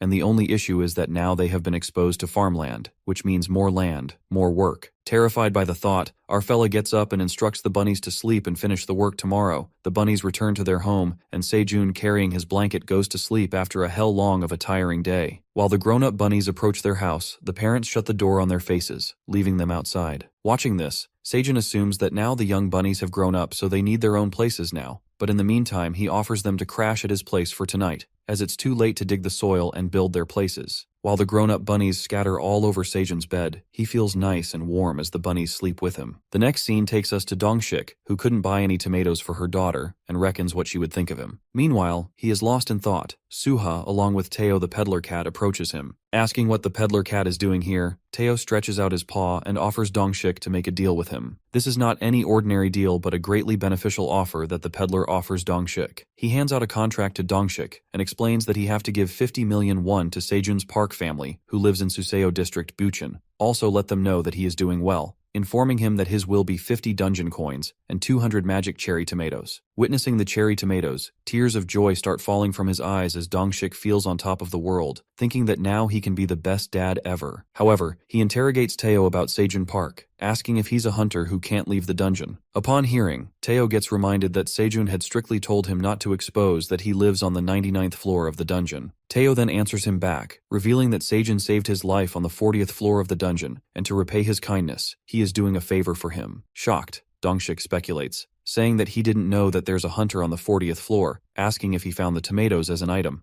but Teao refuses to tell them, uttering that Seijun Park is a good man with many secrets. Meanwhile, Dongshik is lost in the thought that hardly anyone could reach that floor even with the best members of his guild. He wonders that he had never heard about such a good hunter officially, assuming that he's a solo hunter without any guild association. He thinks of him as an exceptionally talented hunter, and peeks at it as a rare opportunity to establish a network with him and recruit him as a member of his guild. Then he can also get the tomatoes, which are getting harder to come by. Contemplating about all these things, he agrees on the deal, and as soon as he puts his signature on it, it becomes an official contract between them. Dongshik informs the peddler cat that he will get the updates as this deal is valid outside the dungeon as well, and tells him that he will see Teao again in 10 days. Enthusiastic, he proceeds to tell Teao to inform Seijun that Dongshik the Phoenix Guild leader can do it, and his family is now in safe hands. The next scene takes us to the cave where the bunnies are busy building their new home, as their parents have kicked them out. After building an incredible home for themselves, Uncle Seijun compliments the sickle and shovel bunnies for their amazing work, and adores the green onion roof above their house and durable mud walls. Thinking that it's been days since the bunnies left their parents, our guy also notices that the bunnies have also built a lounge. Wishing that he could have a lounge for himself, he pats the bunnies for their hard work and decides to have a housewarming party to celebrate this occasion. Now the young bunnies have moved into their new homes, while the parent bunnies are enjoying their simple life. Later, Seijun and the bunny gang throw a housewarming party and enjoy their tomato drinks. He appreciates the black bunny for providing them with quality fish, filling in his carrot cup with the juice. Holding the carrot cup, our fella praises the bunny's creativity for making carrot cups, which is a little small for his size, but they can also eat the cup, which is the fun part. Munching on his carrot, Seijun catches the sight of the couple bunny who are getting all lovey-dovey, giving them a shady look. He reckons that it's strange how they kicked their kids out. Alerting the bunnies that they might welcome their new siblings soon, the notification window comes up in front of them, informing him about the seed store opening. Thrilled, Seijun gets excited about it as he almost forgets while being swamped with all the farming work. He opens the seed store, and 3 types of seeds appear in front of him, including strawberry seeds, potato seeds, and lettuce seeds. Getting exhilarated to see the lettuce seeds that would be great with pork barbecue, He skips the lettuce because of the lack of meat and moves on to his 2 other options. To get more carbs, he decides to buy the potato seeds, getting plenty of rewards for purchasing from the seed store. Waiting for the potato seeds to arrive soon, a sack of potato seeds falls over him from above. He nearly escapes the deadly attack from the potato sack, scaring the hell out of the bunnies as they come crashing on the ground. After that, he looks over the potatoes and gets excited about planting and harvesting them sooner. Our boy thinks of all the possible dishes he can make with the potatoes, thinking of steamed potatoes and potato pancakes that already makes him drool over them. Energetic, our guy excitedly announces to take a break, and they will start planting potatoes from the next day. During all this, Sejun thinks of Teao, presuming that he's correctly carrying out all the missions assigned to him, hoping for the best. The scene then flashes to the middleman zone, which seems to be a bustling market for peddlers. In the stampede, we find Teao buying all the basic stuff like blankets, pillows, spoons, and a frying pan for the cave, asking the vendor fox for the prices. The fox tells him the total for all these items to be 1.6 dungeon coins, which does not sit well with Teao, so he bargains with the shopkeeper to lower the prices,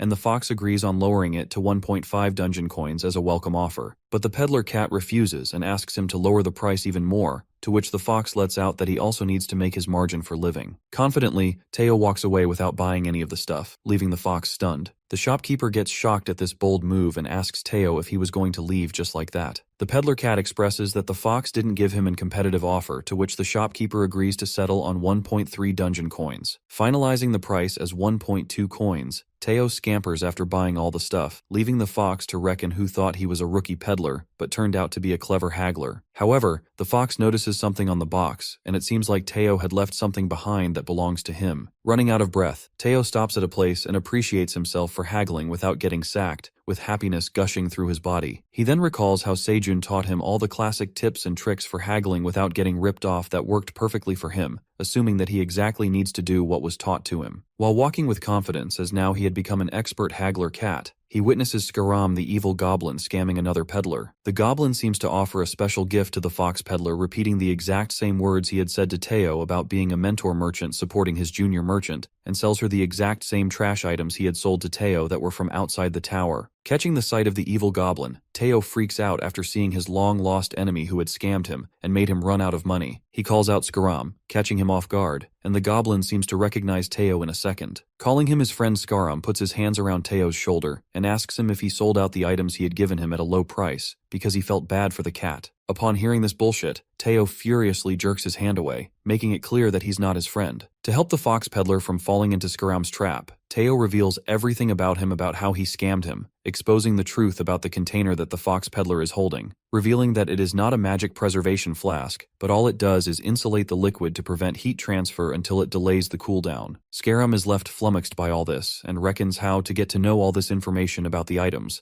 and tries to reassure him that Teao has been mistaken. But Teao, who couldn't take his shit anymore, calls over the security and screams that this evil goblin is scamming people. In the meantime, Scaram gets panicked and hastily escapes from there, warning Teao that he will not get away with all this. The peddler cat then requests the rookie merchant to be cautious of such scumbags like Scaram who scam rookie merchants. The fox peddler appreciates his kindness and asks for his name, to which he introduces himself. As Teao gets back on his way, the rookie fox peddler gives him a spooky stare as she is hiding herself in a blue cape. Suspending the mission, the fox calls out her team members as they make an action-packed entry, gathering around her. The dogs in a cape and police hats appear before her, and she interrogates them about the recent incident that had happened, asserting that she had asked them to take care of anybody who intervenes. The dog agents reveal that they were inspecting the 100-meter radius, and this peddler cat appeared out of nowhere, apologizing for their mistake. It is revealed to us that the fox who had been disguised as a peddler is Agent Jarrus from the Secret Investigation Bureau of the Peddlers Association. Agent Jarrus scolds her agent for this invalid excuse, unfolding that their team has been planning to arrest Scaram for months now, and all their work might go down in vain. As they return to the Bureau headquarters, she orders the agents to write a 100-page after-action review report to reflect on the mistake they have made today. It is known to us that the Peddlers Association Department had received numerous reports about the unethical behavior of the merchants. Agent Jarrus reckons that they have been tracking Scaram for months and had been waiting for the right timing because they cannot arrest without proof of how he sourced the illegal items into the tower and then ripped off peddlers into buying them, disguising themselves as peddlers to cross paths with Scaram one day, and they finally confront him when a peddler cat gets in the way, turning their plan into a failure. Then Secret Agent Jarrus thinks of changing the plan and ponders about Teao, who didn't seem to be on good terms with the goblin Scaram,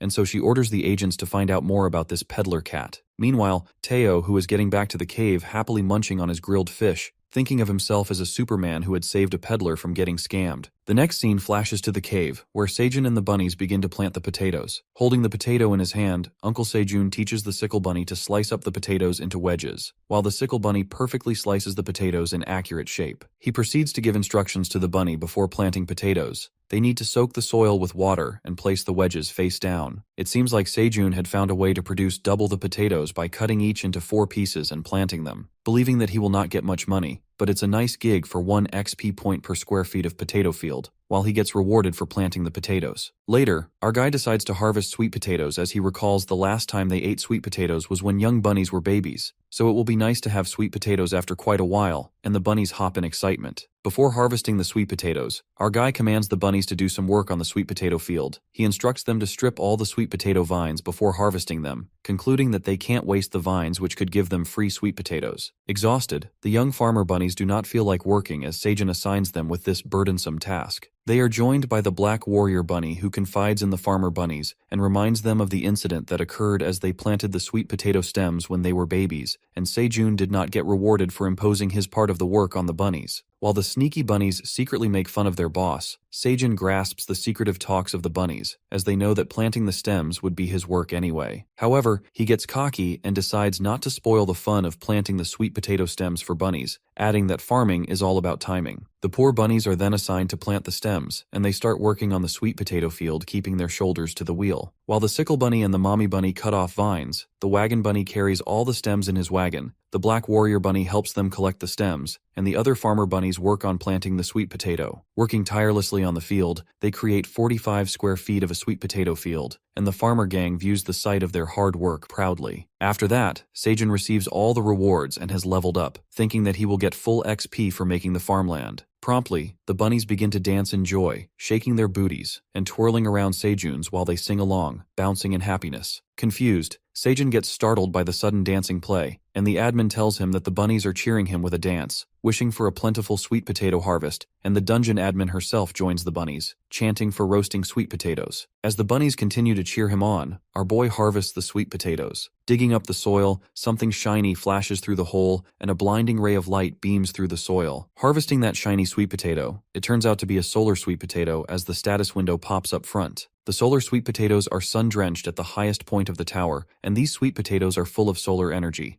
They each reduce hundreds of grams of body fat and make the body immune to colds for 20 hours when consumed. It is revealed that Sejun had made an accomplishment by breeding a new crop variety in the dungeon, and is jolted by this amazing news. The next scene takes us to the real world, where Dongshik comes out of his car with a box in his hand, assuming that it must be where Sejun's family resides. Later in the cave, Sejun and the bunnies stare at the solar sweet potato with astonishment. Freaking out, our guy receives plentiful rewards for harvesting the solar sweet potato, and for breeding a new crop in the dungeon. The admin acknowledges his ownership over the sales of the new crop variety, and concludes that no one will be allowed to grow these solar sweet potatoes without Sejun's permission. Exhilarated by the incredible deal, his work on the farm gets acknowledged by the admin, and he contemplates that he's the only person in the dungeon to breed the solar sweet potato variety, and concludes that others can only harvest and sell these, but they can't grow this solar sweet potato. After that, Sejun plants the solar sweet potato again under the soil. Wondering how the new variety tastes, he decides to grow it first and comes back to harvesting the sweet potato. Harvesting the regular sweet potatoes, the wagon bunny carries the sweet potato in the wheelbarrow, as the black bunny assists him in gathering all the harvested sweet potatoes. Completing all the work on the farm, they start preparing for lunch with grilling fish and steaming the sweet potatoes at the campfire. As the sweet potato gets fully steamed, Sejun cuts through the tantalizing steamed sweet potato and distributes it among the bunnies. The bunnies delightfully munch on the sweet potatoes cooked to perfection, fascinated by the scrumptious sweet potato, while the wifey bunny pats the hubby bunny as he burns his tongue with steaming hot sweet potato.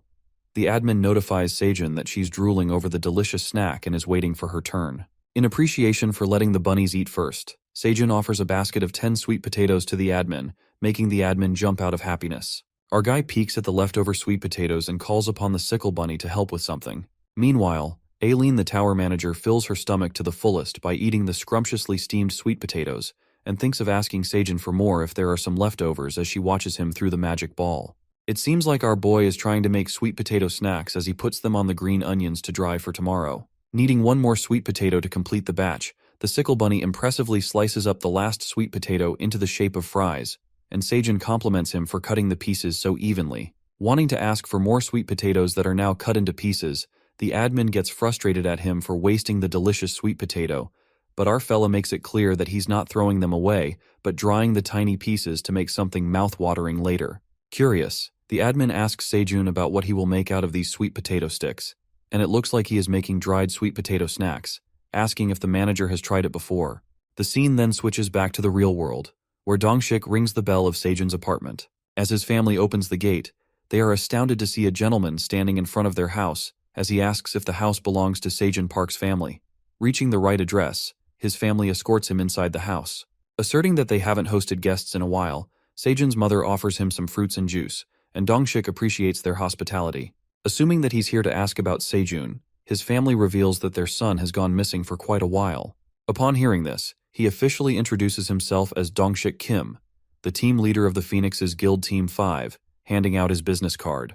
Abruptly, Seijun's brother freaks out witnessing that he's truly from the Phoenix Guild when he reads out his card. The parents are shocked by his frantic reaction, asking him what's the matter, on which the boy discovers that Phoenix is one of the top guilds in Korea, and he leads the Team 5, concluding that he's a top hunter. Listening to this jaw-dropping news, his parents are overwhelmed by such a well-known guest, serving him the premium melon. Flattered, Dongshik implores them to take a seat. After all this happens, his parents figure out that Dongshik is a hunter and start interrogating him about Seijun's whereabouts.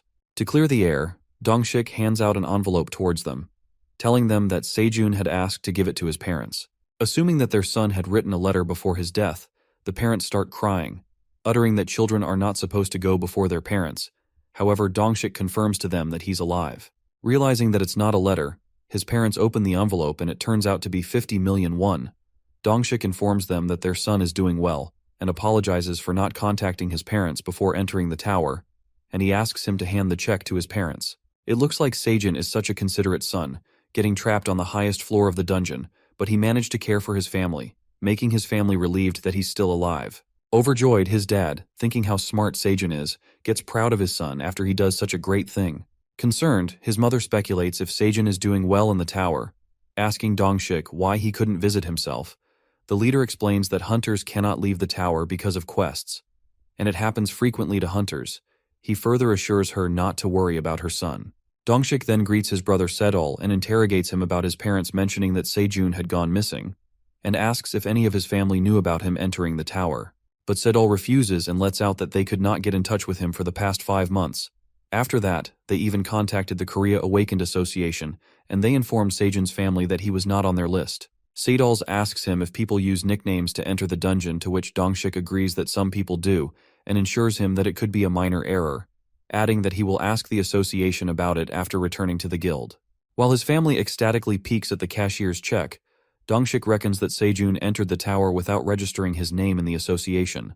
Assuming that he jumped straight to the 40th floor as a solo player, he surmises that the tower came into existence 10 years ago, and no hunter has made it to the 40th floor in such a short period, presuming that he's a once-in-a-lifetime genius hunter. I mean, our main character is becoming famous gradually without him knowing. Soon he might be on TV as a mysterious once-in-a-lifetime prodigy. Later, Sedol asks him if the guilds offer training, but his dad strikes a blow on his head, telling him that he should help his brother who is working hard in the tower. Assuming that he might have the talent for being a hunter, Dongshik warns him that it's a dangerous job that requires risking his own life, and concludes that he wouldn't suggest having more than one hunter from the same family, because there will be chances of the tragic incident occurring more than once. In the meantime, as Dongshik leaves their house, while Seijun's parents insist he eat something, he informs them that he came straight to their home from the tower and has to see his family.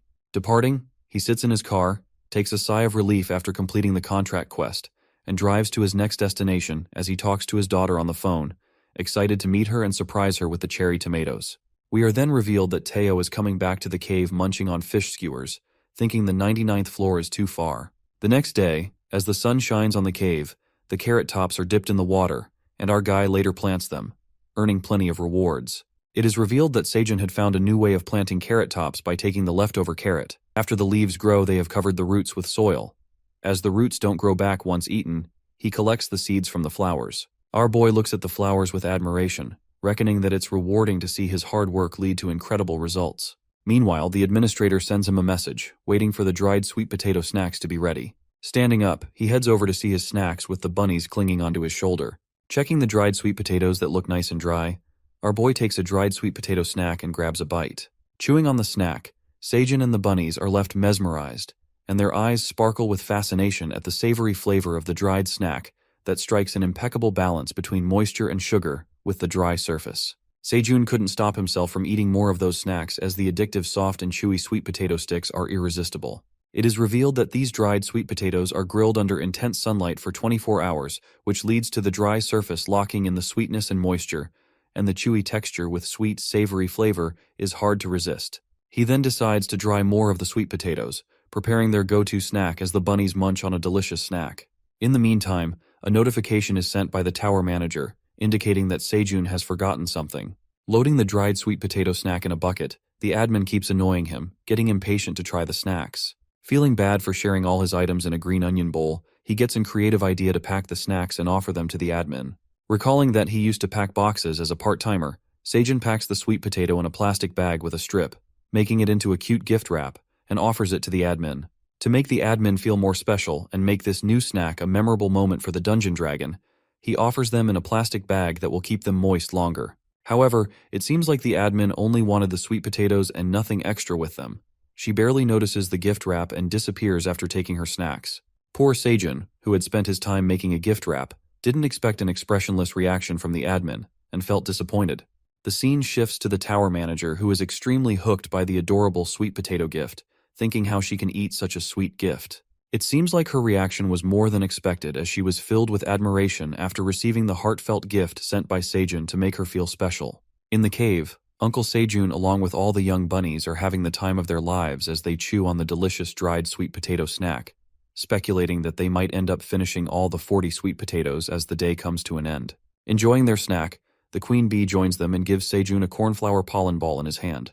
Getting unmindful of the corn seeds, he then heads towards the field where he had planted all the corn seeds, witnessing that they have grown into big corn stalks. He takes a guess about the queen honeybee collecting the corn pollen because the corn doesn't produce honey, while the baby bees inspect the cornflower field. Our boy then decides to try that pollen ball the honeybee had handed him, mentioning that people eat them as health supplements, and tosses the ball into his mouth. Seijun is delighted by the mixed flavor of the corn ball that nearly tastes like cotton candy, giving a slightly bitter and rich sweet flavor, and seems to love the corn ball while thanking the queen bee. Watching his cheerful reaction, the queen honeybee calls upon the baby bees who are working on the cornfield. The baby bees start dropping plenty of the collected cornball pollens into Seijun's hand. In the meantime, Teao seems to get back from his long journey, leaping into the cave. Unpleasantly surprised by the sight of the queen bee, Teao gets scared by the bee and starts growling at her. Seijun makes him sure that she's on their side, and Teao sniffs the queen bee to make himself convinced. However, the poor cat starts sneezing and cleans his nose with Seijun's shirt, muttering that he hates pollen. Feeling disgusted by Teao as cleans his nose with his shirt, he gets worried about getting his shirt dirty, the only one he owns. Interrogating him about the mission, Teao delightfully mentions that he has completed every single mission he had assigned to him, and also sold out on the items. Confirming if his family knows how he is doing, Teao peeks up at the contract quest window, which is completed, asserting that the task has been completed. As he reckons if his parents must have received news of his well-being and the cashier's check of 50 million won, Teao convinces him that the dungeon contracts are reliable, affirming that he will go down to the dungeon floors to confirm everything is in order, and Seijun appreciates his efforts. Feeling guilty for not talking to his parents and his brother Sadal before coming to the dungeon, Seijun reckons that his family must have been worried about him. Mentioning how his family would react after learning about him working as a dungeon farmer alongside fellow bunnies, he wonders how his family would react if he told them about his farming life in the dungeon. Guessing that his brother Sadal would make fun of him because he loves teasing, while his dad with an innate talent for growing plants, he assumes that his dad would lecture him about fertilizing and stuff related to plants. Thinking about his family's reactions, he realizes that his talent for farming must have come from his dad. As he starts getting emotional, he gets reminded of his mother's favorite kimchi stew, concluding that he misses his family as he stares up at the cloudy sky from the cave. Imagining all the heart-rending moments with his family, our fella gets a little sentimental. However, his sad hour is interrupted by the black bunny who taps on his feet. It seems like the bunnies and bees have figured out that Seijun is going through a sad moment, as they all gather around him to make him feel better. Assuming that now they are his family, he gets coddled up by the bunnies and the queen bee who sits on his head, while Teao asks him if he's a family too. Ensuring that he's the one and only intern of their family, Teo's mind drifts towards the dungeon coins he had earned and the stuff he has brought for the family. The cat comes clean and honest, revealing that he had spent 14.2 dungeon coins on shopping and 50 dungeon coins on the contract, which leaves the remaining balance that is 208.8 dungeon coins. Lifting the heavy bag of dungeon coins, Seijun is amazed to see the high amount of dungeon coins. Teao mentions that our boy was right about the auction as people were more than willing to pay, and shows him all the stuff he had bought from the middleman zone market such as ladles, pans, spoons, bowls, and blankets. As they happily go through all the stuff, Seijun, who is holding a saucepan, notices that the stuff Teao had bought are also items as they are also made in the dungeon. Confused about why he couldn't see the name of the producer who had made the saucepan, another item caught his eye, and it seemed to be a dagger. Our boy gets hooked and falls in love with the dagger as it is the first proper weapon he had seen in the dungeon. As Teao gives a colorful paper toy to the young bunny, our guy asks him about the dagger and where he bought it, on which the cat reveals that he bought the dagger from the blacksmith's workshop, who had a clearance sale, so he picked it up because he liked it. Presuming that he matches the user requirements for using a dagger, Seijun thinks about giving it a try. However, he gets halted by the dungeon admin who warns him that he can have serious consequences for using unverified items. The admin proceeds to warn Seijun to inspect the items and asks him to send the unverified dagger to the dungeon admin. But it looks like the tower manager is just trying to fulfill her cravings as she sends a new quest to him, asking him to send her dried sweet potatoes to the dungeon dragon as a gift, with the reward being an inspected dagger and a serious declining outcome, which is failing to retrieve the dagger. Hiding her true intentions, the admin denies the fact that she is doing all this for the dried sweet potatoes, and Seijun eventually learns about her true intentions as she drools over the sweet potatoes. Mentioning that the admin took some sweet potatoes earlier as well, he agrees upon the quest for the only reason to not use an unverified item that could get him in trouble. Analyzing, the admin strongly inspects the dagger, and it turns out that the dagger is not a harmful item to use. After that, the admin gets her sweet potatoes while Seijun retrieves the training dagger as a reward. It is revealed to us that the unverified item appears to be Kane's training dagger used by Kanes, who is the ranger of the Red Mountains for training purposes, asserting that it's a heavy dagger due to black steel in its manufacturing to add weight. Reading all the info about the dagger on the status window, Seijun is shocked after knowing that it's a name equipment. Reckoning that the name equipment costs at least 100 million won per piece outside the tower, he realizes why it's a rare and valuable equipment item. Smirking, our guy recalls how he thought that Teao was a naive pushover, but it appears that he possesses an incredible talent. The next scene takes us outside the cave, where the crimson grizzly bear, the monster Teao talked about earlier who lives far from their cave, is sniffing something, and it appears to be a cute red-crimson cub. Later, Teao enjoys his kitty treats to the fullest, while Seijun, acting like a pro hunter, holds the dagger, slashing awe-striking blows at the green onion plants, cutting them in a blink of an eye. As he slices the plants flawlessly with the dagger, the bunnies start applauding him and cheers him on. While Teao asks him if he likes the dagger, Seijun says that he is impressed with Teao for bringing him such a great item. Infuriated, the cat reminds Seijun that he had promised him to make the CEO for an hour. While Seijun pats his head and compliments him, he starts calling him Teao the CEO. Teao decides to forgive him, but tells him to be careful next time and clasps his paw on Seijun's hand. Touching his squishy paw, our guy thought about taking Teao as a pushover, but as he holds his paws he realizes that Teo's paws are a golden charm and adores him for how cute he is. Teao annoyingly asks him to stop playing with his hands, but Seijun, who seems to be obsessed, keeps pressing his cute little squishy paws, calling them cute. Can't resist his love for cats, our guy makes the cat sit in his lap, coddling him up as he offers a treat to the grumpy CEO. Glancing at his paw, sneaky Teao puts on a cunning grin and presumes that Seijun is also a human after all. Finding that his paws can make humans obsessed, the peddler cat plans to rule over all the humans by tricking them with his squishy paws, concluding that his paws are truly a lucky charm. As Teao gets cocky, he implores for more treats, ordering Seijun around and tells him that they don't have all day. This sudden change in his attitude leaves our boy to reckon that he doesn't like his arrogant tone at all, and puts him off his lap. Asserting that the time is up, he makes Teao a regular intern again, dismissing him from his position as a CEO. Angry Teao gets frantic and reminds him that it's too early. Wanting to be CEO again, he protests to give him an extension, but our fella boldly refuses. Furious, Teao immediately comes up with another killer tactic to become a CEO again, while he searches for something in his bag. He calls upon Seijun, aiming to hit his weak point, which turns out to be the stuff he had gathered from the girl hunters for taking selfies with them. Pulling out all the stuff from his bag, Wide-eyed Sejun gets utterly smitten when he witnesses all the spices and condiments in sight. While he peeks at them with pleasure, Teao tells him about how he fetched all the spices after taking plenty of selfies with people. Yearning for these spices, Sejun, who seems desperate, pours out salts in his hand and licks it only to be mesmerized by its flavor. Smelling all the spices, he lets out that he missed all these flavors that vanished from his life after he entered the dungeon.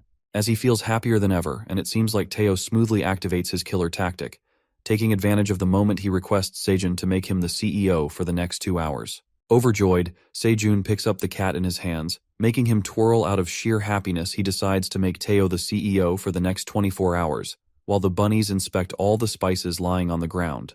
Later, with all the spices in his reach, a flavorful smoke diffuses across the cave, and it occurs that Sejun is sprinkling spices on his freshly cooked fish. With a flavorful skewer of fish and green onion in hand, the mouth-watering aroma of the food mixed with spices disperses across the cave, waking up the young bunnies from their sleep. All the bunnies appear to be out of their houses. Sejun welcomes them to join him for breakfast, to treat them with his special treat as the skewers get grilled by the campfire. Thrilled, the bunnies catch sight of the tantalizing food, and Sejun mentions to them how he seasoned some with fish with salt and some with pepper to choose which flavor he wants to eat, distributing the snacks among the bunnies. It seems like the white bunnies find the flavor of the pepper too strong as they make disgusted faces, but the black bunny enjoys his snack. Meanwhile, Sejun peeks over at the CEO, who seems to be asleep, and wakes him up for breakfast with a grilled fish in his hand. Waking up to the sight of delicious breakfast, Sejun asks him to choose between salt and pepper seasoning. Offended, Teao makes it clear not to add something weird to the fish. Getting cranky, Sejun then gives him the simple grilled fish which he likes the best, while the cat mumbles that he doesn't appreciate the flavorful seasonings with grilled fish. In the meantime, Sejun and the bunnies get back to work on the cherry tomato field, where he harvests the cherry tomatoes with the dagger and earns plenty of rewards, increasing his familiarity level with harvesting. Presuming that the canine's dagger features not only apply to combats but all skills involved in using this dagger, it turns out that it increases the skill 5% faster, as his skills also increase faster. Impatient to boost his familiarity with the help of the dagger, he becomes super motivated to work hard on the farm, ordering Teao, the CEO, to take these cherry tomatoes. The CEO argues why he should be doing all his and puts the cherry tomatoes in his bag. Sejun, calling himself a president, tells him that he cannot get his hands dirty, making Teao flinch as he qualifies himself as a president. Teao asks him if a president is more senior than a CEO, to which Sejun orders him to get back to work. In that moment, he thinks of an idea after hearing this, saying that he will work hard. With an evil grin, Teao dreams of becoming a president and taking control of Sejun's lap and petting. The peddler cat then hops on his way after filling his rucksack with the cherry tomatoes. As the peddler is about to leave, Sejun reminds him to buy stuff from the shopping district and make sure to stop by the blacksmith's workshop to pick up items on clearance, adding that he can't put Teo's exceptional talent to waste. After listening to his last-minute errands, Teao jumps out of the cave, waving him goodbye. Sejun decides to take a break soon after harvesting the cherry tomatoes, and continues to harvest them with the dagger that helps him increase his skills faster, and he gets rewarded. Cutting off a bunch of 6 cherry tomatoes, our guy receives 90 XP points. It is revealed that the magic cherry tomatoes harvested by the dagger dissolve 20 grams of body fat and increase magic by 0.2 magic points for 10 minutes, also boosting energy levels when consumed.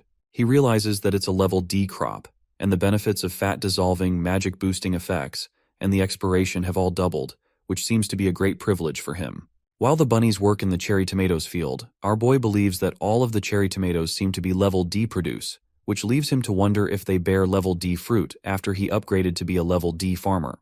Harvesting the level D produce of cherry tomatoes, he contemplates that they could have sold out these new cherry tomatoes produce if Teao wouldn't have left early, and realizes that they will now get to eat better tomatoes as he decides to eat the tomatoes as a snack and takes a nap along with the bunnies.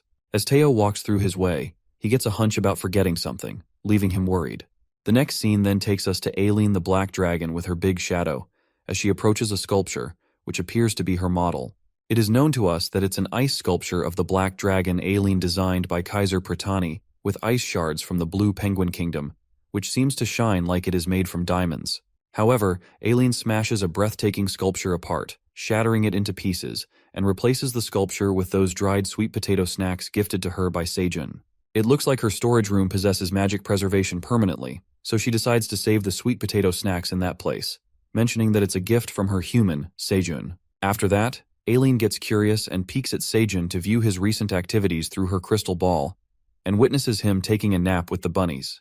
Reckoning that there might be danger around him, She calls herself a great black dragon, planning to monitor the cave surroundings to keep her farmers safe. Meanwhile, our boy who is sleeping peacefully with the bunnies gets disturbed by the admin who tells him to get up immediately, warning him not to take a nap, which indicates danger. At that moment, Sejun and the bunnies catch a glimpse of someone standing above the cave who is spying on them from above. Panicked, Sejun frantically utters that it's a monster, while the admin orders the baby crimson grizzly bear to get away as it looks at the fruits on Sejun's farm. Suddenly, the baby bear steps on an unsettled rock, stumbling right into the cave. Our guy quickly makes a move and rushes towards the baby bear to save him, and the baby bear lands safely crashing right into Sejun's arms. Thinking that it's a dog, our fellow realizes that a crimson grizzly cub has just fallen into their cave. While holding the baby bear in his hands, our guy reckons that it's the cub of the blue moon monster, but the baby bear seems so cute and tiny compared to the scary parent. The admin scolds him for catching the crimson grizzly cub, but our fella couldn't help but save the poor thing who fell into the cave. Assuming that his mother must be looking for him, the dungeon administrator pressures Sejun to make the baby bear leave and make the crimson cub leave immediately. Our guy tries to reason with her, saying that the baby bear is too small to leave the cave by himself and plans to wait until his mother comes. While the baby bear makes his way into the farm towards the bunnies, the admin warns Sejun that crimson grizzly bears are huge eaters and that the cub might eat all the food on his farm. Peeking at how tiny the baby bear is, Sejun denies the admin, believing that she's being dramatic. The crimson grizzly cub approaches the young bunny, and the black bunny pats him on the head, and they become friends. Meanwhile, the queen honey comes out of her beehive along with the baby bees and catches a glimpse of the red baby bear. The angry baby bees detect a stranger in the cave who is the baby bear and scares off the cub with their buzzing attack, making him run towards Sejun. Our guy stops the baby bees from attacking the bear, making them certain that it's not an enemy, and the cub falls into Sejun's lap out of fear. Muttering that it must have shocked them by the sudden bee attack, he reckons that the baby bear approached the queen bee because she smelled sweet. Sejun then calls upon the queen honeybee, who doesn't seem too happy with the bear, knowing what he wants. The queen bee starts pouring out honey, dropping it into the cub's hand. Believing that the bear must have been drawn by the sweet smell of honey, the crimson grizzly cub is delighted by the delicious honey and craves more as it clings to Sejun, asking for more. But it seems like the dungeon admin is not enjoying any of this as she sends quests to our guy, ordering him to kick the bear out of the cave and offering him one reward. Intimidated, the admin gets furious at the crimson grizzly cub, scaring it away, but Sejun fights her back and tells her to stop being angry at the little kiddo. Arguing how possibly the small bear could eat, the admin makes it clear that she is only trying to remove the cause, which is the baby bear that could lead to his farming destruction. He supposes that now the admin is being mean to that poor little thing. He blames the dungeon dragon for this incident, as she is the one who startled the cub, which made him slip and fall into the cave.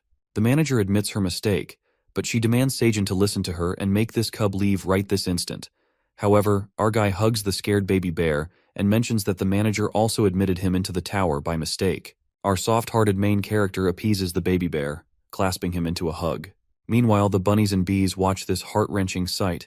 The admin also looks at him through the magic ball and gives up, telling Sejun to do whatever he wants. Thinking why the admin would be jealous of the cub when it barely eats anything, the administrator finally leaves. Deciding to let the baby bear go when the time comes, our guy informs the kiddo about the scary admin being gone, and the cub finally falls asleep.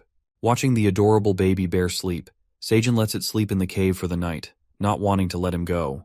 The other day, as Sejun is taking a nap, the crimson grizzly cub is not in its place, which smells like trouble. As the sleepy black bunny comes out of his house, his eyes are wide open and let out a loud scream, waking Sejun up as lets out what's the matter. Wondering where the cub went, he walks over to the bunnies who are boiling with anger. They witness all their storage food has been scattered all over the place, and the cub has attacked their storage, eating everything they've saved for themselves. Panic-stricken, while the bunnies try to stop the baby bear, Sejun peeks at the storage, finding out that they've lost a third of the sweet potatoes and the carrots, but the cherry tomatoes are safe and sound.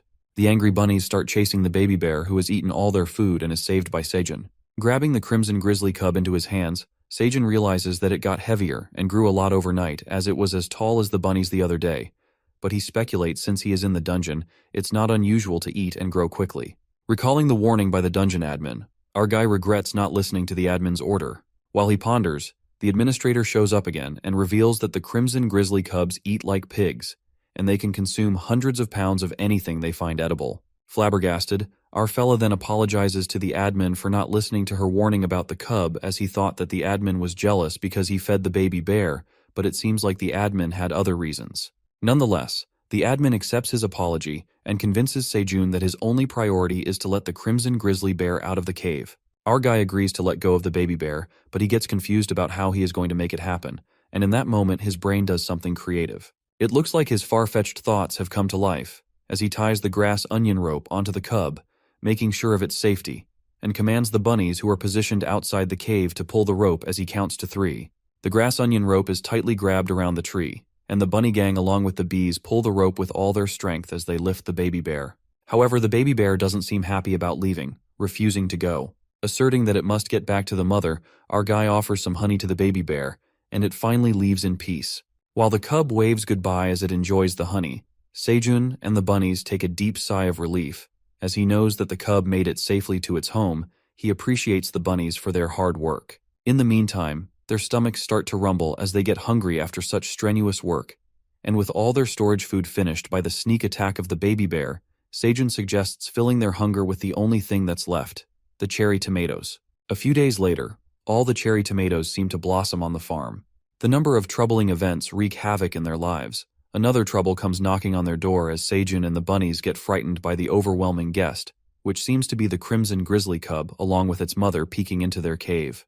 Watching the cub is back with its mom, he thinks that it's the end of life as he assumes that the parent bear is here to eat him alive for kidnapping her cub for a day. Begging for his life, he cries out and tells the bear that all he has eaten are cherry tomatoes, but that is not convincing enough for a bear. The unpremeditated entry of the monster frightens the life out of them, and Sejun anticipates that this is the end, getting reminded of his family for the last time. But these thoughts blow away in a second when the administrator makes them certain that the parent bear is not here to harm them. It turns out that the admin understands what the crimson grizzly bear is trying to say. The admin further mentions that the mommy bear wishes to feed her cub with some honey.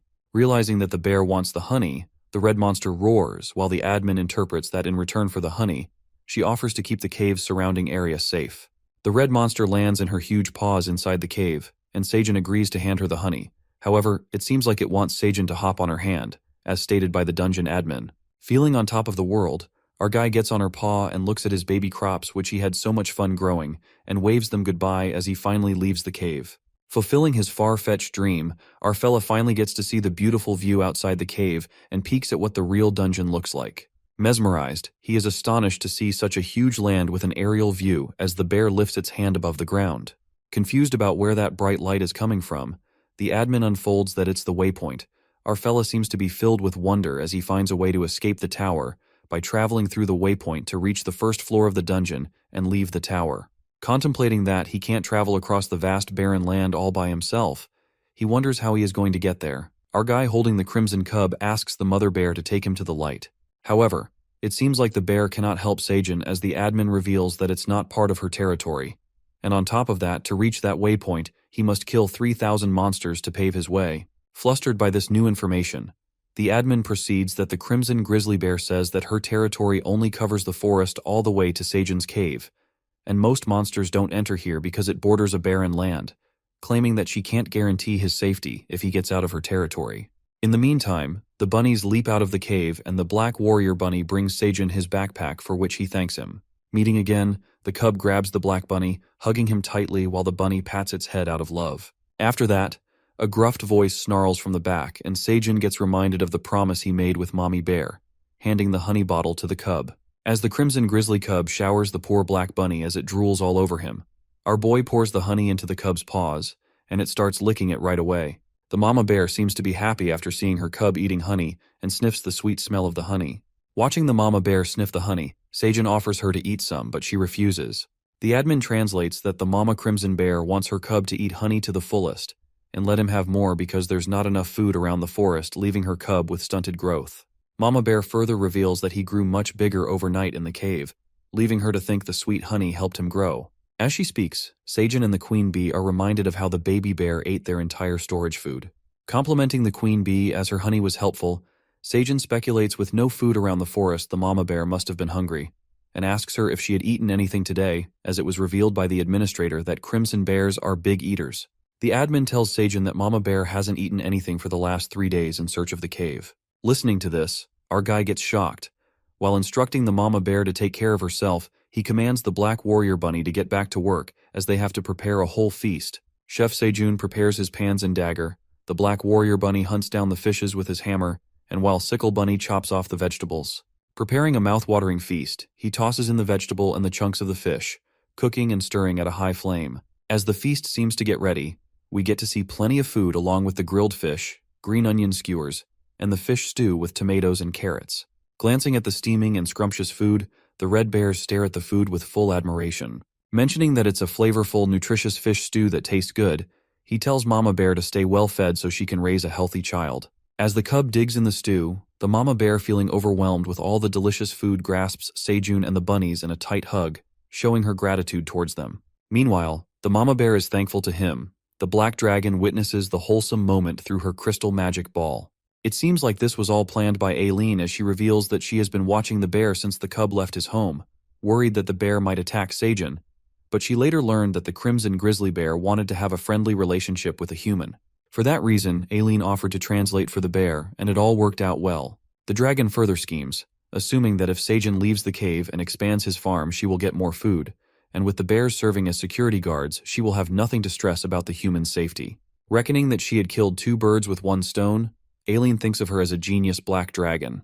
The next then flashes to the Peddlers Association Investigation Bureau headquarters, where the fox named Agent Jaras is interrogating the peddler cat Teao, reflecting that she doesn't have enough information about him, and assumes that he seemed to be on bad terms with the goblin Scaram, depict that he's not the most skilled peddler.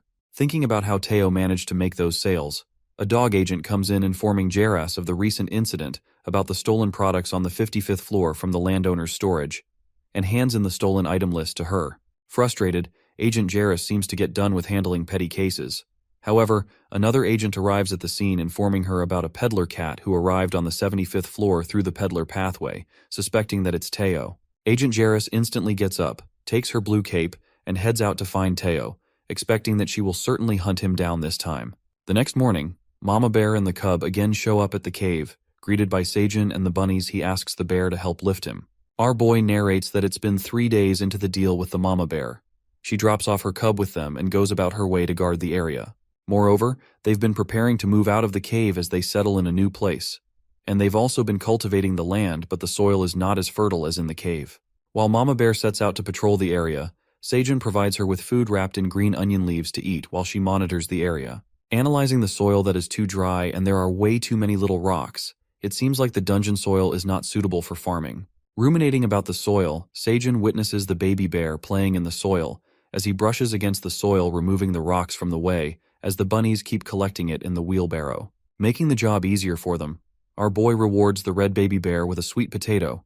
As the bunnies gather all the rocks, Sejun notices that the cub will be tall as him in a few days, and ponders if they would have lived in the cave, it would have been horrible. After that, our guy begins planting the root vegetables. Given the land is very arid, he plants the sweet potato first, receiving multiple rewards for planting the sweet potato root. But it looks like all the roots they had planted are eaten by the baby bear as he digs up the soil and steals all of them. Sejun scolds him for eating everything they've planted, making him clear that it's not a treasure hunt game, planning to redo the cultivation. While the baby bears whimpers, the bunnies continue to scold him, and Sejun decides to teach the meaning of planting something. The next scene takes us to the 38th floor of the dungeon, where the famous Teao the peddler announces an auction of 1,800 cherry tomatoes in batches of 300. As the hunters begin bidding for prices, he sells the cherry tomatoes for lower than the last time, hoping that there will be more naive people who take his tomatoes for high prices. Soon after that, Dongshik approaches the cat, and Teao asks him about the completion of the contract that they had signed earlier. Dongshik proceeds to tell the cat to inform Sejun that he has nothing to worry about, as the leader of the Phoenix Guild has reassured his family. Teao asks him about not entering the bid this time, to which Dongshik answers that he needs something other than tomatoes this time. As Teao ruminates what it could be, the leader asks him to take a selfie with him, mentioning that her daughter loves cats. Requesting compensation, Dongshik hands him a bag of chili pepper flakes, adding that the Koreans can't live without this spice, and Teao decides to give it a try. As Dongshik tries to stop him from licking the chili, poor Teao leaps in the air after the spice hits his tongue. Later, Teao gets his rucksack upgraded, which can now carry a few more hundred tomatoes, while his tongue still feels numb. Feeling satisfied after investing his commissions into upgrading the rucksack, he believes that he can save 1,000 dungeon coins at this rate, which will make him an intermediate peddler, and soon he will dominate Sejun's lap as a president. Deciding to stop by the shopping district in the middleman zone to finish up on Sejun's errands, Teao smells something on his way and treats himself to some delicious snacks at a discount. With his another successful haggling round, he encounters the same fox from before who nearly got scammed by Scaram and calls her a pushover. Agreeing that she's the same peddler from before, Jarrus feels annoyed after being called a pushover and reckons that he's the one who ruined her mission. She then introduces herself as Jarrus. As Teao asks what he can do for her, she offers him to take him out for lunch to appreciate his kindness. But Teao without a second thought turns down her lunch offer, but Jarrus insists on drinking tea with her, but the cat again refuses, mumbling that he doesn't like hot drinks. She forces him to go to a nearby dessert cafe where her friend works, adding that they also have a special pudding that is best in the town. Annoyed, Teao turns her down again, saying that he doesn't like sweets either, and concludes that she's being very clingy. Thinking that Teao is a difficult peddler to deal with, she pulls off a dramatic act and begs Teao as she kneels to the ground, revealing that she became a peddler to make a living and got inspired by his attempt to detect Scaram's scamming, adding that he helped a total stranger expecting nothing in return. Putting on an emotional act, Jarrus lets out that she truly admires him, extolling his skills as a great peddler. She wishes him to gain some knowledge about business from Teao. Flattered by her words, he gets convinced by her determination and decides to go with her to the cafe, agreeing to share some business secrets with her. The clever agent succeeds in her plan of putting an act and supposes that no one can resist flattery and begging as she finally persuades the peddler cat. When the agent asks Teao where he is headed, he mentions that he is on his way to the blacksmith to get something. Thinking that he's trying to buy weapons, the cat makes her certain that she will find out when they get there. Heading to the blacksmith's shop, they wander across the market, glancing at all the stuff. Jarrus informs Teao about the blacksmith's workshop with quality items, but Teao heads to the shop he wants to, and tells her that he doesn't care about those. Finally, they enter a shop with a 50% off clearance sale. Assuming that it's a clearance warehouse, Agent Jarrus speculates that it's the place where people sell random, unverified scrap items, confused about Teo's secret that he's trying to teach her. Approaching the shop owner, who's reading a newspaper, Teao confirms the sale that reads everything is 20 dungeon coins. The shopkeeper agrees and tells him most of the stuff is unverified with unknown value, and offers Teao to pick whatever he likes. But the peddler cat objects. Banging his hands on the table, he asks for a discount. Watching this, Jarrus is left confused after knowing what secret he wants to share. She presumes that Teao is asking for a discount when the items are already on discount, thinking that's shameless. However, she witnesses him haggling for the prices. As he keeps bargaining with the shopkeeper, they finally settle on 13 dungeon coins as Teao promises to be a regular customer at his shop. Flaunting his haggling skills to Jarrus, who compliments him on his face, but in the back of her mind she thinks that it is dreadful. Wondering what kind of weapon he would buy, Teao picks on a hat. Shocked, Jarrus lets out that it's just a straw hat and looks like a useless item. The shopkeeper gives her a deadly stare, asking if she has a problem with his store, while Teao calls out for her rude behavior, to which she instantly apologizes. Taking the straw hat as he seems to like it, Teao gets reminded of Sejun, who told him to choose whatever he wants. Departing from the clearance warehouse, Teao, after sharing his secret with her, pats on her shoulder, wishing her luck with the peddling career, and waves her goodbye. Assuming that she would look suspicious if she followed Teao, Jarrus decides to call it a day. However, something interesting catches her eye. She catches a glimpse of Teo's straw hat that looks similar to the item she saw in her office among the items that had gotten stolen from the landowner's storage on the 55th store of the dungeon, and sets out for her job. The next scene takes us to the cave, where we see Sejun shaking off the carrot seeds and collecting them sooner than expected. Recalling that the cub had eaten half of the carrots that they had stored, which made the bunnies anxious, he plans to plant half of the seeds in the cave and half of them outside in the dungeon. Meanwhile, the young bunnies collect the fish in the wheelbarrow. Our guy wonders if it's already time to eat, and he asks the bunnies about making fish soup for lunch. Asking Sickle Bunny to cut the fish into pieces, he concludes that Mama Bunny has lost her appetite lately, and goes on to get some fresh tomatoes. Harvesting 10 cherry tomatoes at once, Sejun gets leveled up, earning plenty of rewards with the new effects added to his harvesting level, presuming that he can now even harvest higher-level products with a small chance. Excited to try the tomatoes, he thinks about his skills, but gets called upon by the bunny couple to join for lunch. Leaving all the distractions, he sets out to make lunch. Preparing the healthy fish soup for the pregnant wifey bunny, our guy makes a delicious healthy fish soup. It is revealed that the healthy fish soup is a bowl full of Sejun's love of the mama bunny. This bowl contains boiled fish, gently boiled in a carrot and green onion broth, and the clear, warm broth leaves a pleasant flavor. Taking care of the expectant mother, our guy advises her to eat well and take care of herself as a mother, assuring the bunny couple that they will handle all the farming. Assuming that the due date is coming soon, Sejun asks the black bunny if he's excited to meet his future siblings, to which he happily nods. As the baby bear sneaks up from the cave at the perfect timing, our guy takes all the prepared food outside to eat along with the bunnies, and thanks the sickle and wagon bunny for their work on the cave farm. Revealing that Mama Bear helped them build a manual elevator using a big rock as a pulley, our guy ties the food box through the green onion rope.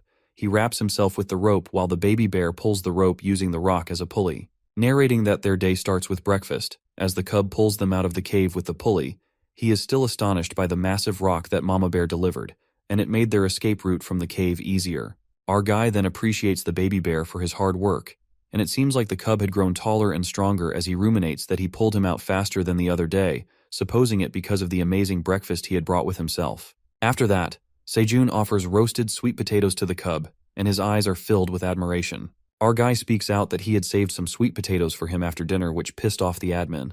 The baby bear tosses the whole roasted sweet potato into his mouth. He stares at the last sweet potato, grabs it into his mouth, and rushes towards the ground. Confused about this weird behavior of the cub, Sejun wonders what he's trying to do, but the crimson grizzly cub digs up the soil, placing the sweet potato to plant it. While Sejun and the bunnies watch the baby bear planting roasted sweet potatoes, which the cub seems proud of, they all burst into laughter, tripping to the ground. Sejun clarifies that not everything can be planted, and cooked stuff doesn't grow anyway. Asking the cub if he wants more sweet potato, Sejun reflects that he hasn't had a good laugh in a while. Having a joyful moment, he suddenly steps his hand on something, and it seems like someone has planted dead fish into the soil. Terrified at the sight, Sejun and the bunnies are scared stiff when they see the dead fishes lying on the field. Our guy commands that they have to catch up to work, while the gloomy cub sits in the corner. In the cave, as the beehive seems to be populated with the bees, the queen poisonous honeybee holds something in her hand and seems worried about something. The next scene takes us to the dungeon, where the baby bear, who seems to be in a fighting mood, prepares to strike the black bunny who's standing with the hammer in his hand. It turns out that they're playing around. As Sejun stares at them, he wonders if they're training or playing, while the chunky wagon bunny carries the tomato juice in its wheelbarrow. Drinking the tomato juice, our guy thanks the wagon bunny for the juice as he was feeling thirsty, and while drinking he watches the baby bees flying out of the cave, and it appears that the poisonous honeybees are heading out for patrol. In the meantime, the poisonous queen honeybee emerges from the cave, and it seems like she is holding something in her wings. Watching the queen bee coming out for patrol, he thought she was reproducing. At that moment, the queen bee keeps something in Sejun's hands. As he takes a guess at what it could be, the queen bee along with the other honeybees set out to patrol the area. As our boy opens up the thing the bee had trusted him with, it happens to be the queen's poisonous honeybee's cocoon. It is revealed that the larva that only ate royal jelly by mistake will soon turn into an adult queen bee, and it appears that 10 days are left until the larva completely transforms into a queen bee. As Sejun stares at the larva, he realizes that it's a queen bee, which leads him to the conclusion that the hive isn't fully established yet. The boy then narrates that the premature birth of a larva that will soon transform into another queen bee could lead to the risk of her unstable base. Knowing the reason that the bee has to save her hive, our guy determines why the queen bee had given up on her baby cocoon. Holding the cocoon, our guy then decides to keep it safe and eagerly waits for it to turn into a queen, as he feels delighted to meet her soon. Later, Teao, who seems thrilled to be back at the cave, dances his way through the cave. Upon reaching, he witnesses something terrible. He catches sight of the red baby bear who is positioned right above the cave holding Sejun's backpack in its mouth. Frightened, Teao freaks out and assumes that the bear has killed Sejun. He sadly clasps onto the ground and recalls that he felt something strange as he left the 38th floor. Breaking down into tears, the poor cat had rushed to the cave as fast as possible, only to get the news of Sejun getting killed by the bear, and got furious as he couldn't even use up his remaining CEO hours. Leaping towards the baby bear with his sharp claws as Teao decides to take revenge from the red monster for his lost lap, our fella appears from behind and welcomes Teao back as he returns to the cave. Startled, Teao calms his nerves down. Bouncing back to the ground, the cat rushes towards Sejun in anger, surprising him with an unpremeditated cat attack. Worried, Teao asks him if he's alive and analyzes his lap, wondering how he made it out of the cave. As our poor guy holds onto a green onion rope on the verge of falling, the cat clings to his leg. Curious about all the things that had occurred while he was gone, Teao grabs his cheeks and asks him to spill everything about that crimson grizzly bear. Sejun then proceeds to explain the strange turns of unexpected events that had happened over time. Starting with the crimson grizzly bear, he asserts that this cub accidentally fell into the cave, concluding that now his mom is helping them to keep the cave, and in return, he agrees to give honey to the baby bear. Teao takes a sigh of relief, mumbling that he thought that Sejun was eaten alive by the baby bear, to which our guy understands the situation, given his huge size. Supposing that it's hard to speak the whole name of the baby bear every time, our guy decides to call him by his name. He requests Teao for a favor to ask the baby bear what his name is, to which he reveals that the cub doesn't know his name because he is just a little kid. Given that, Sejun plans to give a temporary name to the baby bear, and a good idea sparks in his mind. He decides to come up with the weirdest name and names the cub Be because he keeps crying. Listening to this creepy name, Teao and the bunnies stare at him with utter confusion, and Teao breaks the silence, letting out that he's not creative at all. But it seems like Sejun likes the idea, as he scratches and tickles the baby bear calling him Be, and he seems to love it as well. Jealous at the sight of Sejun playing with Be, Teao yells out and forces him to peek at the stuff, adding that he has completed all the missions and sold out on the magic cherry tomatoes. Asking Sejun about the amount of time he would give to Teao to be CEO, our boy utters that he would give him 38 CEO hours, adding unused hours from the last time. Delighted, Teao feels like the happiest cat and is determined to use all his CEO hours this time. Relaxing on the president's Sejun lap as he pours the treat into his mouth, the baby bear takes a mouthful of Teo's treat. Enraged, the cat gets out of control as he vehemently shouts at the poor baby bear for licking on his treat and snatching his CEO hours on Sejun's lap. He calms Teao down, but the baby bear bursts into tears, roaring out of sadness. Suddenly the forest starts rumbling and something comes running towards them with great speed. It turns out the mama bear had arrived at the scene after hearing her baby cry, coming crashing on the ground, producing a thundering sound. The loud roar scares the hell out of them, as the mama bear lands on the ground to save her baby, assuming that it's in danger. The furious mama bear gives them a deadly stare, as she seems to go stark raving mad after hearing her baby cry, roaring in her thundering voice. Poor Teao trembles with fear as he watches the angry bear standing in front of him, which frightens the life out of him. He introduces himself as a peddler, and tries to make the mama bear clarify there was a minor misunderstanding between him and her son. Hopping mad, the mama crimson grizzly bear opens her mouth wide open with sharp teeth and lets out a piercing shriek. The sudden terrible shriek shakes everyone up, leading to cover their ears because of the deafening roar. Teao, sobbing his heart out of fear, promises the mama bear to be nice to her son, while Sejun clears up the situation by making her sure that nothing happened to her son. Convinced, mama bear stomps back to the forest to continue patrolling, and our guy takes a sigh of relief as he thought that mama bear would have killed Teao for sure. Petrified by the situation, tears keep streaming down Teo's face. The cat thanks Sejun for speaking on his behalf and clearing up the situation with mama bear. Sejun enfolds the weeping cat into his lap and apologizes to Teao for not telling him sooner about the bear thingy, while all the young bunnies gather around to make Teao feel better. The young bunnies comfort Teao by grooming him, and it lightens up his mood after feeling ticklish by their licking. The bunnies then start grooming Sejun too, and they all succeed to cheer up his mood. Watching Sejun, Teao, and the bunnies snuggling up to each other, Bei moves forward feeling guilty, and starts licking Teao as well. Teao apologizes to the baby bear and decides to be good friends, gently warning the bear not to steal much of his kitty treats. After a long day, all of them start yawning. Sejun along with the bunnies doze off with the giant baby bear as their pillow. Meanwhile, the bunny couple sneak up on them as they drown in sleep. The hubby bunny pulls the straw hat out of Teo's bag and puts it on Sejun's face to block the light. The next flashes to a different place than a dungeon, but it seems to be located inside the tower. This place seems to be surrounded by black dragons as they encircle a man who's trying to open the portal with all his powers. Striving to open the portal, the man named Kaiser Pratani fails to open it. As another young man named Anton Pratani enters the scene, telling him to calm down, Kaiser shouts at him and asserts how he can stay calm when he can't reach Ailen. It seems like they are family members of the black dragon Ailen Pratani.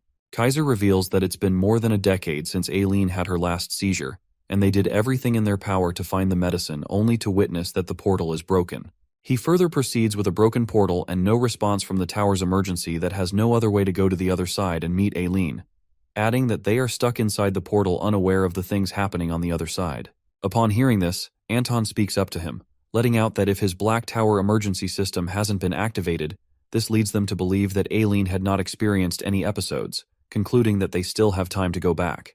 While the Black Dragons are also concerned about Ailen as she is also a member of the Pratani family, Anton, who also worries about her, utters that they're here because they care about her. It is revealed to us that there's a place in the tower, an administrator's space in the middle of the mana, which is connected with the tower, where the Black Dragons alternatively watch the tower and improve their strengths. However, Anton unravels that they had renounced the privilege of staying in the administrator's space for Ailen's sake, adding that they have gone through every harmful way to find treatments for healing her body to emancipate her from the dragon heart, and that is why they are here in the portal. Asserting that all the dragons feel the same about her, Kaiser tells him not to act cold, as no dragon would judge him for showing emotions. It appears to be that Kaiser is Anton's father, and Ailen is Anton's daughter. Listening to his father, he speaks out how he can stay calm as Ailen is her daughter, but he trusts her and assumes that she is responding well to the seizures. Kaiser then commands the black dragons to stand by until the towers open as they stand near the portal. Ailen's father presumes that they've already missed her expected episode date, leading them to think that her dragon heart must have seen positive changes. Wishing that it's true, Kaiser worries about her granddaughter, hoping she is doing well. The next scene takes to Ailen, who seems to enjoy her cherry tomatoes, tossing them into her mouth. Being all comfy in her room, she reads a book with a bucket full of cherry tomatoes settled near her. Wondering if the tomatoes have upgraded to level D, because now they have more flavor. She mumbles that before she used to eat several tomatoes to taste the flavor, but now she just needs to eat a few of them. Suddenly, Ailen's heart skips a beat for a second, which shakes her up. Holding her heart, she is left stunned after witnessing that her dragon heart, which never beats on its own for 100 years, has pounded. Assuming that her heart had pulsed and absorbed mana for a brief second, Ailen surmises that she should have had a seizure already, which makes her think that the red cherry tomatoes must have prevented the seizure as they acquire a unique ability. The unique feature of the tomatoes turns out to be that they increase mana a little bit. Presuming that these cherry tomatoes were just little snacks, they occurred to be a way to heal her dragon heart. Smiling, Ailen, the 200-year-old black dragon, compliments herself for finding something worth caring for, and that she has found a way to heal her heart. She becomes determined to take care of Sejun, asserting that it's a great honor to be liked by her. She peeks through the crystal magic ball and watches another unverified item on Sejun's head, which is the hat. Flaking out, Sejun gets interrupted by the admin who keeps annoying him. As he opens his eyes, our guy is startled by the notification window stuck so close to his face, unable to read the message. The admin reminds him of the risk of using an unverified item. Our guy asks her about the unverified item she is talking about, which turns out to be the straw hat he is wearing. The daddy bunny points to Sejun that he picked it out from Teo's rucksack, ruminating that Teo has bought an item. Our guy wakes Teo up, but it seems like the cat doesn't want to leave the comfort of Sejun's lap. Laying Teo down on the baby bear, the admin mentions that it's a farmer straw hat, while Sejun reads all the descriptions he gets to know the great features of the hat helpful for farming, and implores the admin to tell him about the item's requirement. Advising to inspect the item first, our guy asks the admin to send him the quest to inspect the item.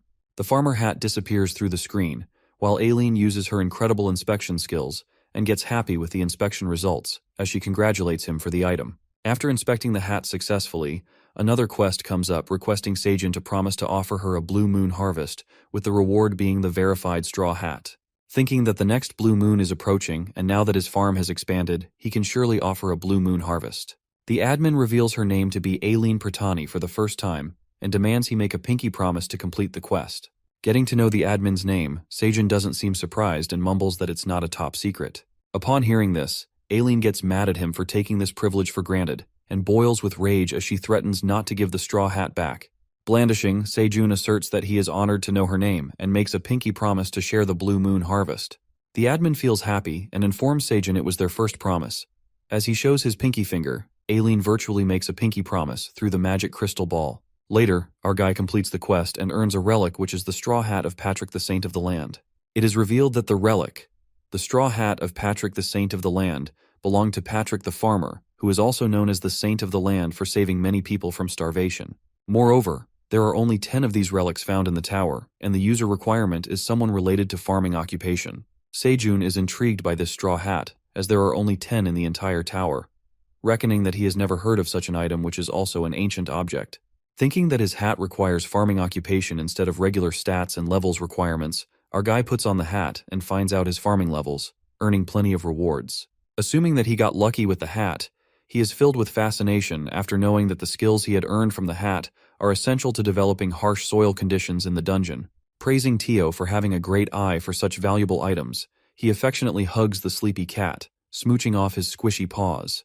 Confused, Teao awakes only to find out that he's appointed as a CEO for the next full week by his loving president Sejun, who then grabs Teao in his hands and does a cheerful dance out of happiness, while the cat is springing with joy after becoming a CEO, throwing off his paw in the air. Later, in the cave, Sejun with Teao settled on his lap, and all the young babies are anxiously waiting for something. Nervous, Sejun shakes his leg as he feels anxious.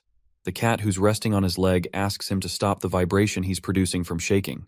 It seems like they're waiting for the mommy bunny to give birth to the babies, and they are all worried about not getting any news yet. As Teao asks to feed him a treat, the young bunnies take small strides across the cave, feeling anxious. After that, as the door finally opens, the sickle bunny carries the 3 adorable baby bunnies, while Sejun asks him if they're healthy. Considering that there are 3 babies, the daddy bunny walks out of the house bringing 3 more baby bunnies. While Sejun and the bunnies are filled with admiration as they peek at the 6 adorable baby bunnies, our guy decides to cook soup for the mommy bunny who must have been exhausted after giving birth. Congratulating the bunnies, Teao walks forward and is delighted to see the babies as he stares at them with eyes full of love. Glancing at the adorable babies, Sejun informs Teao that he's now an uncle to the baby bunnies and tells him that he will do a great job. Overwhelmed, Uncle Teao takes out his treat from under his cape and shares it with the babies. But Sejun stops him, asserting that they're too small to digest the treats. However, the clever president finds out that Teao has been hiding some treats. Guilty of his behavior, Teao tries to reason with him, saying that these treats are for emergencies. But our boy decides to forgive him on the special day. It is known to us that outside the cave, someone has entered into the 99th floor of the dungeon through the waypoint portal. It appears that they are dangerous dungeon monsters who have come to fulfill their hunger and claim everything on the barren land that can be eaten as the blue moon is approaching soon. This command is given by the Ox King, who is the monster of the 99th floor of the dungeon, who is ordering his warriors to seek everything they find in their way. The next scene flashes back to the cave, where Sejun, along with all the bunnies and bees, work on the farm, as Teao looks after the baby bunnies. The next day in the cave, the farm seemed to expand and thrive when Sejun peeks at the cherry tomato field, witnessing plenty of more flowers grown in the field. With the field blossoming with flowers, our guy figures out how he gets a 50% yield boost. Presuming that it's his 7th blue moon in the cave, he notices that Mama Bear and her cub haven't visited the cave, thinking they must be preparing for the blue moon too. Finishing things up at the farm, as he also gets things ready, he catches a glimpse of Teao taking care of the baby bunnies as they run near the campfire. Uncle Teao instructs the babies to stay with him as everything is dangerous. Having no idea that Teao is a good babysitter, Sejun asks Uncle Teao about his babysitting life, but the cat seems to be exhausted already, adding that it's fun and proudly calls himself the best uncle. But it seems like Sejun and the bunny couple had tricked the poor cat into babysitting. As Teao walks over carrying all the baby bunnies on his back heading for an adventure, Sejun tells him to come back before dinner. Meanwhile, the blue moon is about to begin. The bunnies shut the doors of their houses, the bees get into their beehive, Sejun packs all the stuff in his backpack wearing a blanket, and Teao decides to save himself from the blue moon energy in his rucksack. Questioning if he will fit in there, Teao answers that his rucksack is big enough to make it a sleeping bag, mentioning that other rucksacks are as big as mansions. Getting to know about his super handy rucksack, Sejun hands in something important to the cat to hide it in his rucksack until the blue moon ends. It turns out that our guy had trusted Teao with the queen bee's cocoon, and the cat makes sure to keep it safe in his soft fur. At that moment, the blue moon begins, and Sejun hides in the corner of the cave. Suddenly, he hears a very loud shrieking. Supposing that the noise sounds like cows passing by the cave, he gets scared and puts his earmuffs on. While the blue moon rises, he looks over at his farm and realizes that there are plenty of tomatoes with blue moon energy this time, and gets even more delighted when he watches over the cornfield that also seems to get the blue moon energy, and prepares himself for a plentiful blue moon harvest. Soon, the blue moon ends and Teao inspects outside the cave and informs Sejun about the clear situation of the dungeon. As Sejun lifts himself by the pulley, the cat speaks out that it would be better to come out of the cave when the bears are around, mentioning that it's still dangerous out there. Realizing that monsters passed by the cave during the blue moon, Sejun mutters that he needs to check the field and will come back after taking a glance, as he also has to harvest the blue moon crop. However, Teao couldn't stop himself from joining the president. As they made their way to the fields, they witnessed big monster footprints on the land, which had destroyed their sweet potato field. Reckoning that the monster must be powerful for how deep the soil they dig, our guy figures something out and rapidly climbs on the big rock. Reaching up, he hastily kneels to check something with the soil. Grabbing the soil in his hands, our guy finds out that the dungeon soil is not as dry and barren as it used to be. The soil has become more moist and sticky, making it perfect fertile soil. Never thought of finding such a fertile layer underneath the dungeon's soil. Our guy manifests to bring the barren land back to life with the fertile soil. Planning to overhaul the land completely, Sejun gives it a thought and utters that they have no machinery like forklifts or tractors to make their work easier, and they cannot burden the shovel bunny to handle all the work by himself. In the meantime, the notification befalls from the admin, asking Sejun what he is doing up there, who seems to be going back to the cave. The admin warns them to be careful of the monsters, as with the blue moon gone, the territorial boundaries are blurred, instructing them to move back to the cave. Our guy then greets Ailen and asks about her well-being. She responds that she seems to be doing well and tells Seijun to take care of himself first as the farmer. As the admin seems to care much about him, our guy gets the hint that she's waiting for her promise to be fulfilled. He informs Ailen that there are plenty of blue moon tomatoes today. Landing in the cave, Teao seems to be tired and goes to sleep, while Seijun heads to the cornfield and catches a beautiful sight of fully grown corn filled with blue moon energy. It seems like Seijun has harvested a health corn with blue moon energy, and it increases health by 0.1 point when consumed. Admired by the sight of that health corn, Seijun realizes that it's a level D crop which boosts stats twice as much as level E do, and is about to take a mouthful of that delicious corn, but gets interrupted by the admin who's waiting on her cherry tomatoes. Fulfilling his promise, Seijun plucks out the blue moon cherry tomatoes, offering 5 of them to the admin. Ailen receives her blue tomatoes, mumbling that if the regular tomatoes made her dragon heart beat, the blue moon tomatoes might be more effective, and eats all the blue cherry tomatoes at once. Amazed by the delicious flavor, Ailen focuses on her mana flow, and eventually, her dragon heart pounds again, skipping a beat. But before she could process anything, it seemed like the dragon experienced a seizure as she collapsed on the floor. Later at the cave, Seijun harvests the blue moon corn and boils it in the pot that Teao had bought from the market. As the pot rattles with the corn boiling in it, our guy walks through the steaming corn. He puts the leaves to dry on wooden sticks to make silk tea leaves out of it, finding another drink option to enjoy. While the bunnies are greeted by him, Seijun asks the daddy bunny about the little kiddos who seem to be napping with their mommy. Planning to share the blue moon corn with the bunnies as it cooks, our guy shows the plentiful blue moon harvest to them. However, the kind daddy bunny tells Seijun to eat the corn by himself and they will eat the cherry tomatoes.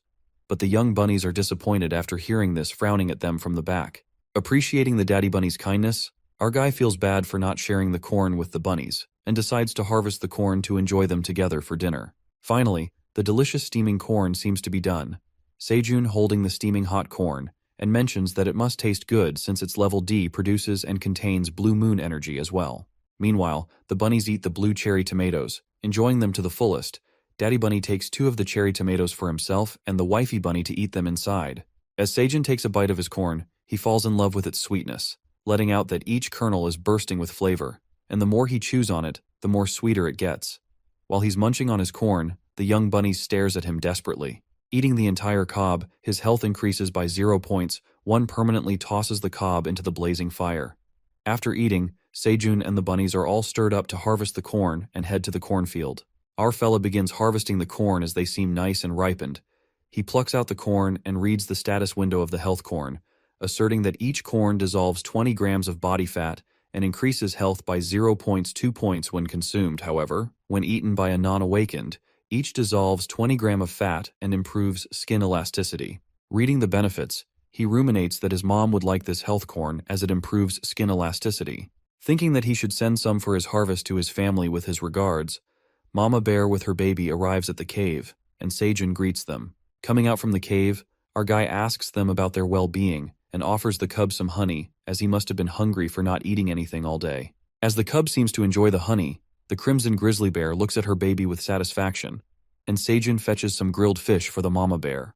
In the meantime, Teao comes out of the cave and seems to be heading out for work. Seijun asks him to get more sleep, but the cat refuses to waste time and speaks out that he's a professional peddler now. Appreciating Teo's strong work ethic, the cat hops onto Seijun's leg and requests to get a ride to the peddler pathway. The baby bear clenches Teo's cape by his teeth while the cat hangs from his mouth like a clock string. The mama bear and the cub drop off Teao to the pathway, and Seijun plans to repair the field. The next scene takes us to the Ox King, the monster of the 99th floors, who seems frustrated and furious with the warriors as they collect nothing but clay which is not edible. Not finding a single thing in the dungeon, one of the warriors lets out that the land is barren and there's nothing left to eat, adding that they haven't seen green leaves in their territory for ages. The Ox King speculates that they used to have so much to eat, but now all they are left is clay, and gets disappointed. The Ox King ponders about this situation, unraveling that this land used to be a fertile green plain. It is revealed to us that the monsters of the Black Towers are the most powerful warriors defending the 99th floor waypoint. Adding the oxen must make up for the energy loss caused by intense exercise during the blue moon, or else they have to suffer from muscle loss. For that reason, the Ox King commanded the warriors to disperse across the territory and feed on the grass closer to the blue moon. However, his warriors known as the Minotaurs were colossal monsters and needed an immense food supply, and their massive grass consumption resulted in an outrun of the available supply, which eventually turned the greenery into barren land.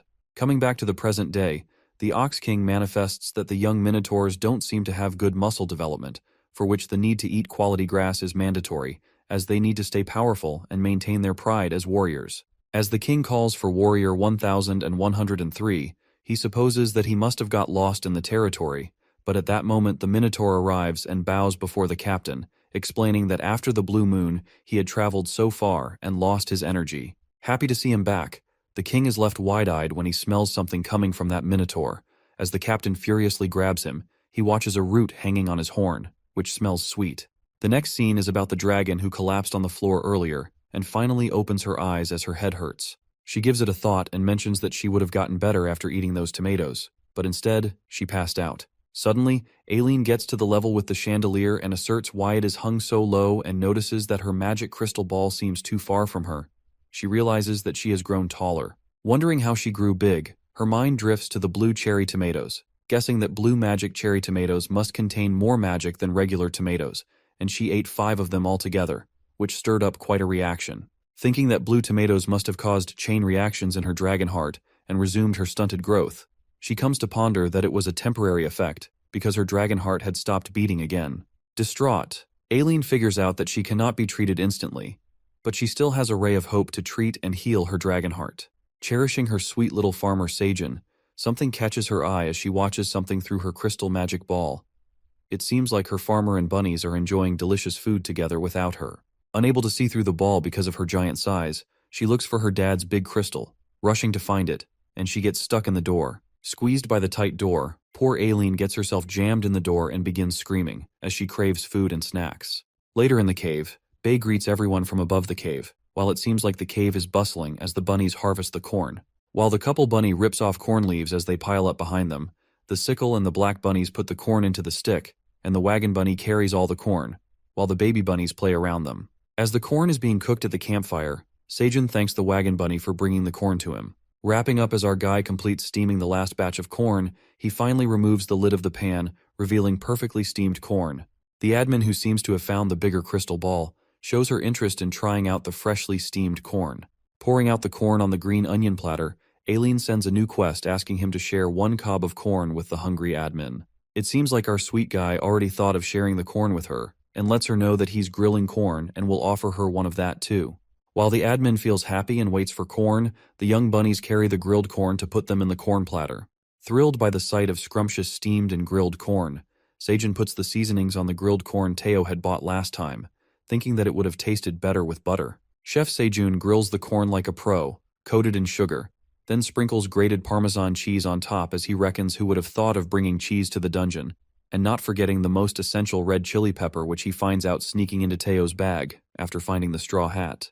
Contemplating how Teao could not tell him about the red chili, which is such a treasure, he thinks of taking his job as a CEO but manages to forgive him. Sprinkling the final ingredient, the grilled corn on the cob is ready to serve, seasoned with sugar, Parmesan cheese, and red chili pepper obtained from Teo's business, adding the flavors that are addictive. Grabbing that heavenly bite of the seasoned grilled corn, our guy thinks that watching those cooking videos all day has paid off.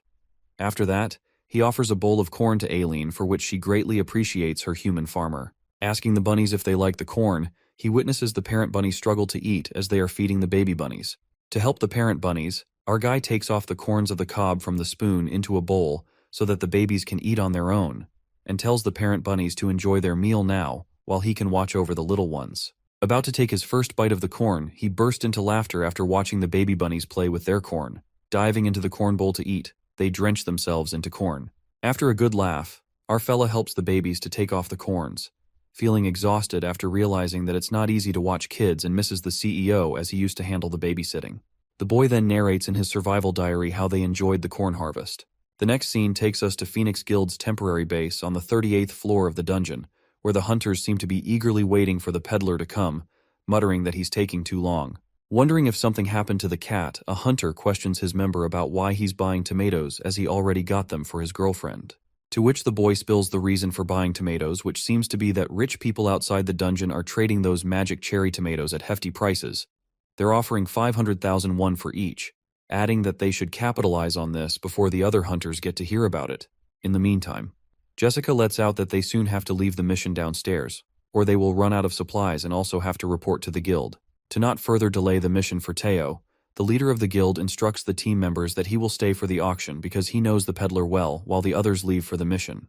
As the guild member leaves, it appears that Dongshik and Suha have stayed behind, waiting for the peddler. Dongshik is surprised to see Suha, as he thought that Jessica wanted to stay, but it looks like she has met her weight loss goals. Asking Suha if she's here for the auction, she reveals the real reason for staying, and it turns out to be Teo's squishy paws. After that, the scene flips to Teao, who reaches the peddler pathway on the 60th floor of the dungeon. Watching a huge tree, the peddler presumes that this pathway always feels the widest, as it leads up to the sky. Getting in line for the identification check for the peddlers, Teao checks himself in as a rookie peddler, and asserts that he would like to use the regular peddler pathway that leads to the 30 floors of the dungeon. As Teao makes his way into the peddler pathway, it seems like some wolves are furtively following him. It appears that the Silver Wolf clan is sneakily stalking Teao. Peeking at the montage made by the blacksmith, they recognize Teao, who had bought the straw hat. But the wolves speculate that the montage looks nothing like the cat peddler, despondent by the zero artistic talent of the blacksmith. The Silver Wolf, Elko, notices the cat doesn't have the straw with him, but Elki, the fellow wolf member, speaks out that he would never carry the hat in his hand, so it must be in his rucksack. As Elki asks them about Greed, the landlord, why is he looking for his straw hat, which is nothing special? Elka, who is the head of the Silver Wolf clan, commands him to do what is told, because they're the best free dungeon company, and only act on what their clients want them to do. However, Agent Jarrus, who is also furtively following Teao, witnesses the Silver Wolves and figures out that it is the straw hat that Teao had bought the other day, speculating that it must be important enough to hire mercenaries to do the job. Agent Jarrus lets the wolves follow Teao and move along behind them through the peddler's pathway. The next day, as sunshine beams over the dungeon, Seijin narrates that they've been repairing the dungeon field above the ground that was ruined during the blue moon. The bunnies and the crimson grizzly bears work on the field to remove the pile of dirt promptly. After the field is repaired, our guy decides to plant the new seeds he had bought, and it appears to be the peanut seeds, recounting that they had harvested the rest of the corn this morning and upgraded to level 16. Moreover, there is a slight change in the seed store as well. When Seijin taps to buy 1,000 peanut seeds for 5 dungeon coins, he surmises that these can recover the fertility of the soil, and the peanuts can also grow well on the barren land. The purchase of the new seeds upgrades him to the next level in the seed store, going from rookie to the ordinary level, where he will be shown 4 different types of seeds. Delighted, he receives the pouch of the peanut seeds, and asserts that now he has jumped on the ordinary level, he will be able to select between 4 different types of seeds, exceeding his expectations. He gets curious about the next visit of the seed store, as he wants newer seeds to grow on his farm. The boy continues to narrate about the corn stalks that only bear ears once. They chop down the corn stalks and move them to the dungeon field to cover the land where they've planted the peanut seeds, to slow down the evaporation under the sun that never sets. After setting the corn stalks to save the peanut seeds from drying up, and now they could wait longer between watering, our fella plans to work on other tasks. In the cave, he harvests corn, collecting seeds for a new batch of corn stalks by scraping the corn by the spoon into the bowl.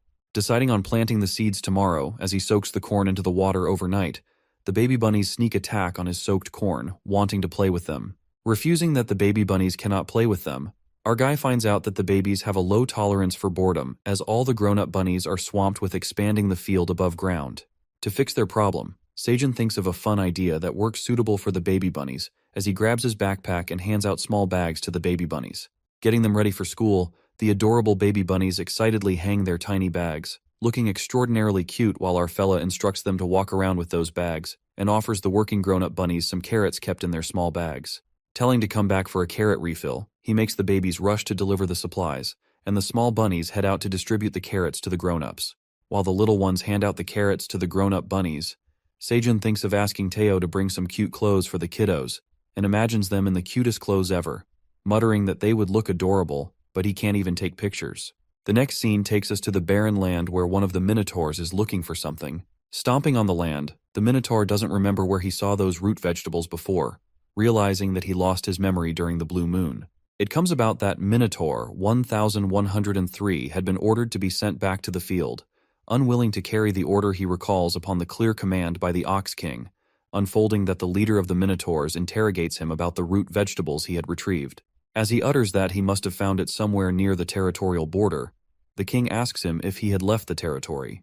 But it seemed like the Minotaur had lost his memories. The king inspected the root vegetable, which smells rather sweet, and tossed it into his mouth. Astonished, the sweet potato in his mouth burst with sweet and savory flavors. He felt his energy rising immediately, fueling his muscles with energy. After tasting that utterly delicious root vegetable, the Ox King strongly commands the Minotaur to find out more root vegetables, as their future depends on it. Asserting that his honor depends on him, he sends him back. The Minotaur is left with no choice but to go back and find it to be saved from the punishment of his captain's enormous muscles. Back to the present scene, the Minotaur stumbles upon the border between the woods and their territory. Wishing not to encounter the red monster as he has no energy to fight, a pleasant smell starts diffusing across the place. Following the smell, he witnesses a field blossoming with hundreds of fresh leaves lying on the ground. Delighted by these fresh, scrumptious leaves, the hungry warrior couldn't resist and started munching on the leaves right away, collecting all the leaves from the ground to take back to his territory, mumbling that the captain would love this. Suddenly, the crimson grizzly bear gets the hunch of an outsider roaming around the fields, rising to patrol the area, while the dungeon dragon is relaxing in the grown-up spa that she is finally big enough to use, recalling that it used to be deep for her. Enjoying her self-care routine, Ailen's precious self-care moment is interrupted by the red bear as she asks the admin to help her. Grasping the matter of the situation, Ailen wakes the farmer up, immediately alarming him about the traces of other monsters found near the cave by the crimson grizzly bear. As they move out of the cave, they witness all of their corn leaves and green onion leaves have disappeared from the field, and our boy is shocked by this raid from the monsters. Later, Teao seems to arrive on the 38th floor of the dungeon, greeting the guild members.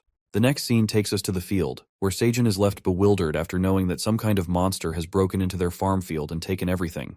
Recalling that he didn't hear a thing at night, the admin interprets for the crimson grizzly bear, who confesses that she suspects a monster with horns. Ruminating that they were the same monsters who dug the holes on the field during the blue moon, he noticed that they only took the leaves while the seeds were still in their place. Thinking that it might be a problem, Seijin decides to bring more tomato and green onion leaves to cover the peanut seeds. Assuming that now they should stay more careful and prepared, the admin elucidates that Mama Bear will be expanding her surveillance area, which our guy thinks is a great idea, and advises the bear to be cautious and take care of her health and safety. Realizing that they need to protect themselves, the crimson grizzly bear stomps back to the forest to patrol the area. Later, the bunnies fetch the queen bee cocoon resting in a comfy green onion basket with a soft pillow in it. They draw out the basket with the help of the pulley. Seijin reckons that the queen bee cocoon will be coming out of her pupa soon, so he asks the bunnies to cover for him and the cocoon as they create a deck chair and a patio kind of umbrella for a sunshade so that he can watch the queen bee come out. It is revealed to us that the first thing the bee sees, she considers it her master. In addition, the population of the poisonous honeybees has grown to about 200 swiftly. Thinking that if the new queen bee grows another colony, the bee population will increase in no time, leading Seijin to believe that they will be strong enough to keep their territory safe. Looking forward to meeting the queen bee, he begins to feel sleepy as his mouth opens into a big yawn, and he dozes off while thinking if he should give a sweet potato flower or a tomato flower to the queen bee when he meets her. Nodding off, the cocoon kept beside him starts to make movements, as the big bright light beams from inside the cocoon as it hatches, and the newborn queen honeybee comes into existence. It appears that she is Queen's poisonous honeybee junior. She peeks around, begins flapping her wings, and sits on Seijin as he flakes out. The first thing she peeks at is our fella Seijun, and the queen honeybee registers him as her master. Delighted by the flowers our guy grasps in his hand, she seems to be fond of the yellow tomato flower. While she holds the flower, the queen poisonous honeybee, who is the mother of the junior queen bee, encounters her. Meeting each other, they fly around together out of happiness. As it seems like they're up to something, the queen poisonous honeybee junior flies towards our guy and rubs against his cheek. Seems like she's saying him goodbye and glides away. As soon as our guy wakes up, he is bombarded with notifications. As the admin briefs him about the hatching of the cocoon, the newborn queen bee junior has registered him as her master, and he has increased his familiarity level with beekeeping ability. Surprised, he starts looking around for the newborn queen bee, but it occurs that she's gone. The next scene takes us to the monsters of the 99th floor. The Minotaur, who had come back after breaking into Seijin's farm stealing all the leaves, he hands the captain the leaves. The Minotaur reveals that he found the leaves abandoned on the ground near the border, assuming that it's a different kind of leaves from the last time and has never seen before. Captain Ox asserts that these leaves are not enough to share with everyone. It seems like the Minotaur had consumed all the leaves on his way, but the Ox King doesn't get furious with him, knowing the fact that they are tempted to eat a lot. Sniffing the leaves, the king decides to eat the leaves and is wonderstruck by the delicious flavor of the leaves, and he's full of energy now after consuming it. Overjoyed, he pats the Minotaur for finding those leaves, presuming that now they make their tribal land prosper again, with an ample supply of the leaves. Processing the situation, Captain Ox thinks about the strange thing happening in the forest territory. He ponders how anyone could leave those leaves behind, adding if the 90th floor is undergoing some changes. Wishing that he could visit the area himself and gather as many leaves as he can. But the captain cannot leave the waypoint without knowing how much yield to expect. But he seems to have an idea and commands the same minotaur who brought the leaves to find the exact source of the leaves, instructing him to inspect every single possibility. The caption proceeds that if someone left the leaves behind, it leads them to believe that someone grew them somewhere, and if someone abandoned the leaves on purpose, he orders the minotaur to find out who it was. But before he can start the big mission, the minotaur makes a request to take a quick nap as he seems to get into a food coma because of the big meal he had after a long time. Dreaming of taking a nap, the captain tells him to go right this instant, taking out his huge axe to scare him off, and the poor minotaur quickly heads out to the forest. The next flip to the cat peddler as he arrives at the 38th floor, and meets the hunters who have been waiting for him for so long. After revealing that he had stuff to take care of, the cat announces about the special cherry tomatoes he has brought this time. As the hunter mumbles that his tomatoes are always special, Teao unfolds that this time they are level D produced cherry tomatoes. Believing that the peddler is spitting the truth, the hunters are amazed by the level D tomatoes because they dissolve 20 grams of body fat and increase magic by 0.02 points, adding that they do not even expire until 60 days. Knowing all these benefits, one of the hunters reckons the incredible profit margin on these level D tomatoes if he sells them outside the dungeon. In the meantime, Teao lets out that he will be auctioning 2,000 cherry tomatoes in 4 batches. As the auction begins, the hunters begin bidding for higher prices, and eventually, the cat sells out, and the cherry tomatoes are sold at great prices. After this auction, Teo's profit finally rises to 1,000 dungeon coins, feeling on top of the world as he thoughts of becoming an intermediate peddler, which was his dream all along, and he will finally be able to disclose the producer's name, laughing hysterically as he imagines that he no longer has to serve Seijin. Celebrating his moment of joy, Suha approaches him, asking him to take selfies with her. Assuming that it's time to proceed with his next project as an intermediate peddler, and commands everyone to make a line to touch his paws and gives him rewards. Keeping his hopes too high, he takes a glance at the ground which seems to be empty, with only Suha standing to take a picture with him. Asking her why the ground is empty, Suha tells him that everyone went downstairs because it took him so long to come back, and Teao figures out why the auction felt quieter than before. Poor Teao hurts his pride as he decides to capitalize on being a CEO, and shatters down thinking his paws aren't a lucky charm anymore. Even the kitty treats don't lighten up his mood when Suha offers them to him. Later, some of the girls approach and point towards him, and recognize that he's the peddler cat. The girls ask Teao if he's the peddler cat who takes selfies with people, revealing that she saw him on Instagram, which seems to be the picture that Suha took with him, requesting Teao to take selfies with them. This uprising in the peddler's demand makes Teo's eyes sparkle with sheer happiness.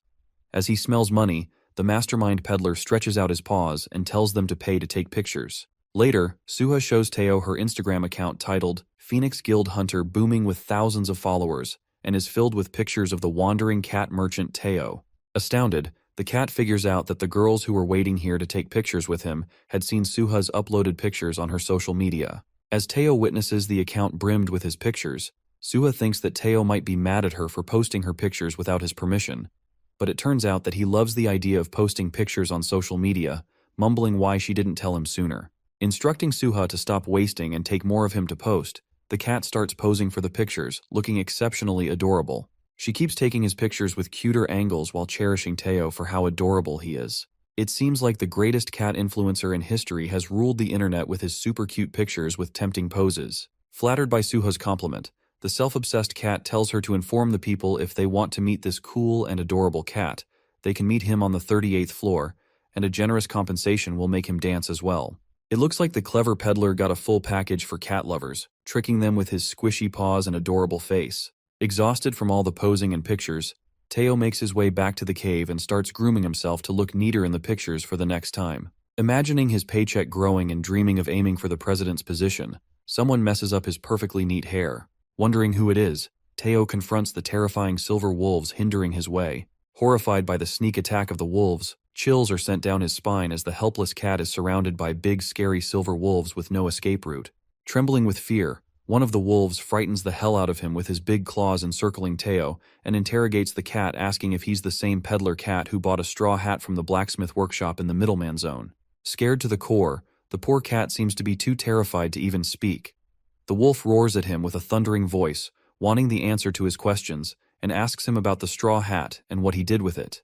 As the wolf threatens the cat to answer his question before he chews him up, poor Teao starts crying out of fear. As the wolf is about to attack the cat with its claw, something comes crashing to the ground. Suddenly the smoke starts appearing from that thing. It appears to be a stink bomb that distracts the wolves from the cat.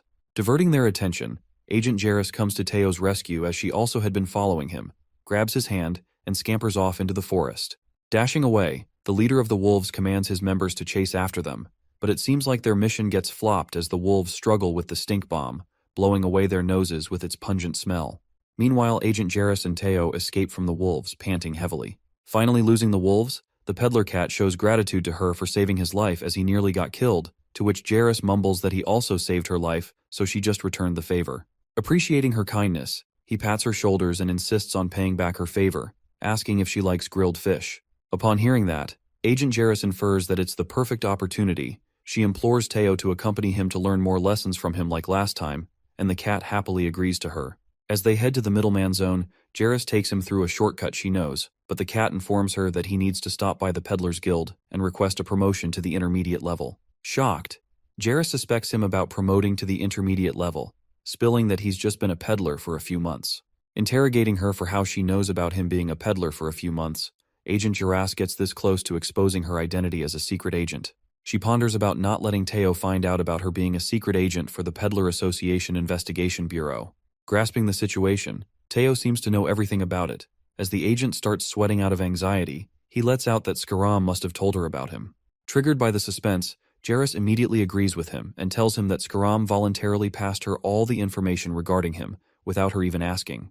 As Teao goes on cursing Scaram for being a bad gossiper, Jarrus takes a sigh of relief, as she nearly dodges a bullet with him. Curious, the secret agent inquires about how he managed to make 1,000 dungeon coins in such a short period.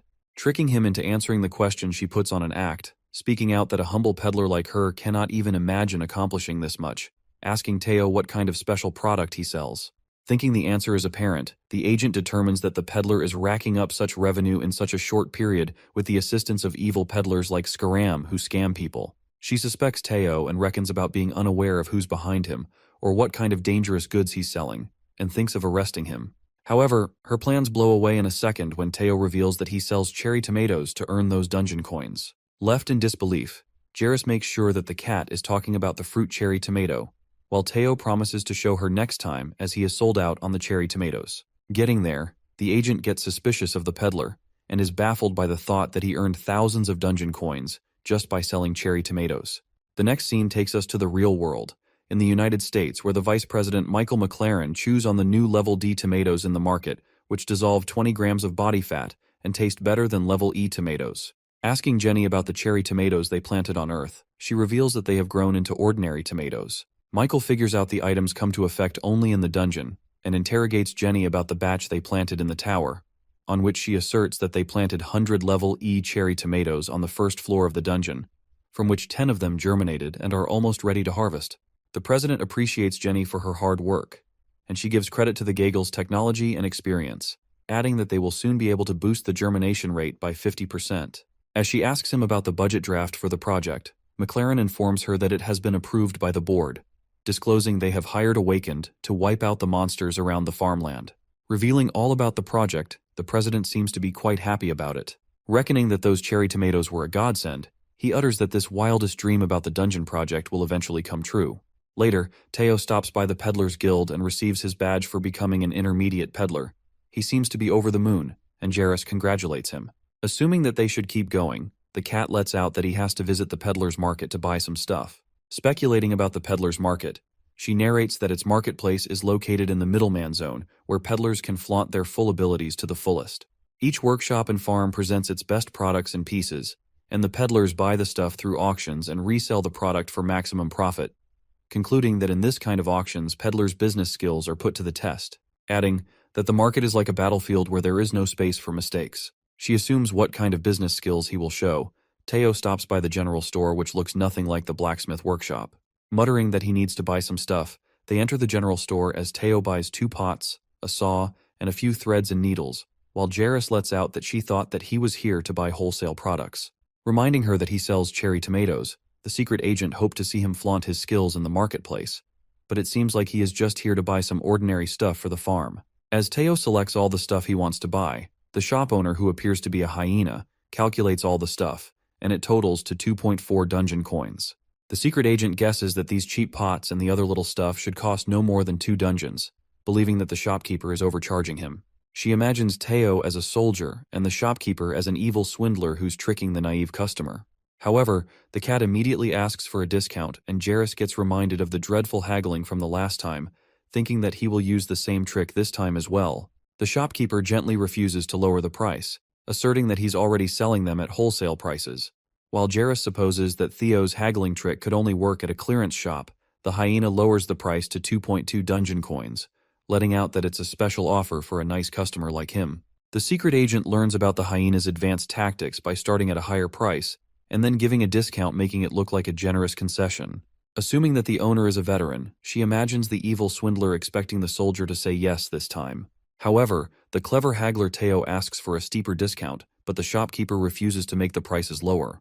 Not getting a discount, the peddler cat makes his way out of the shop, leaving all the stuff behind, and Jairus asks him if he's not going to negotiate further, to which he answers that the shopkeeper is not lowering the price, so they have to leave. Thinking that he was a foolish and innocent customer, Hyena finalizes and lowers the price to 2 dungeon coins, but Teao, who is now a best haggler, closes the deal at 1.8 dungeon coins. Agreeing on the price, the shopkeeper loses hope and packs all the stuff, while Jairus is lost in the thought that the peddler took advantage of the owner's desperation for sales and completely hampered the swindling attempt of the shopkeeper. She finally realizes that Teao is not some ordinary peddler, as he already predicted the outcome and played like a professional in the field. Agent Jairus ponders about the negotiation and figures out that she belongs to a well-educated family. She would have agreed to pay 2 dungeon coins without stressing about the negotiation. She concludes that Teao did make 1,000 dungeon coins selling tomatoes, and realizes that she just witnessed the rise of a genius peddler. Optimistic, Theo finds out that he haggled 3 times as Seijun told him, as all he did was request a discount 3 times. After leaving the general store, Agent Jairus appreciates Teao for his modesty and the humbling experience she learned from him. The cat offers her to grab a bite with him, but she refuses and tells him she shouldn't be bothering him any longer and to check out wolves, for they might attack again. As they part ways, Teao reckons how strange fox she is, and he also makes his way to the cave, impatiently waiting to take a nap in Seijun's lap. It's the Peddler Association Investigation Bureau, as Jairus seems to be writing something. Her agent informs about the director wanting to schedule a meeting to discuss Greed's stolen items, asking her if he should dismiss the meeting by telling him that she's busy.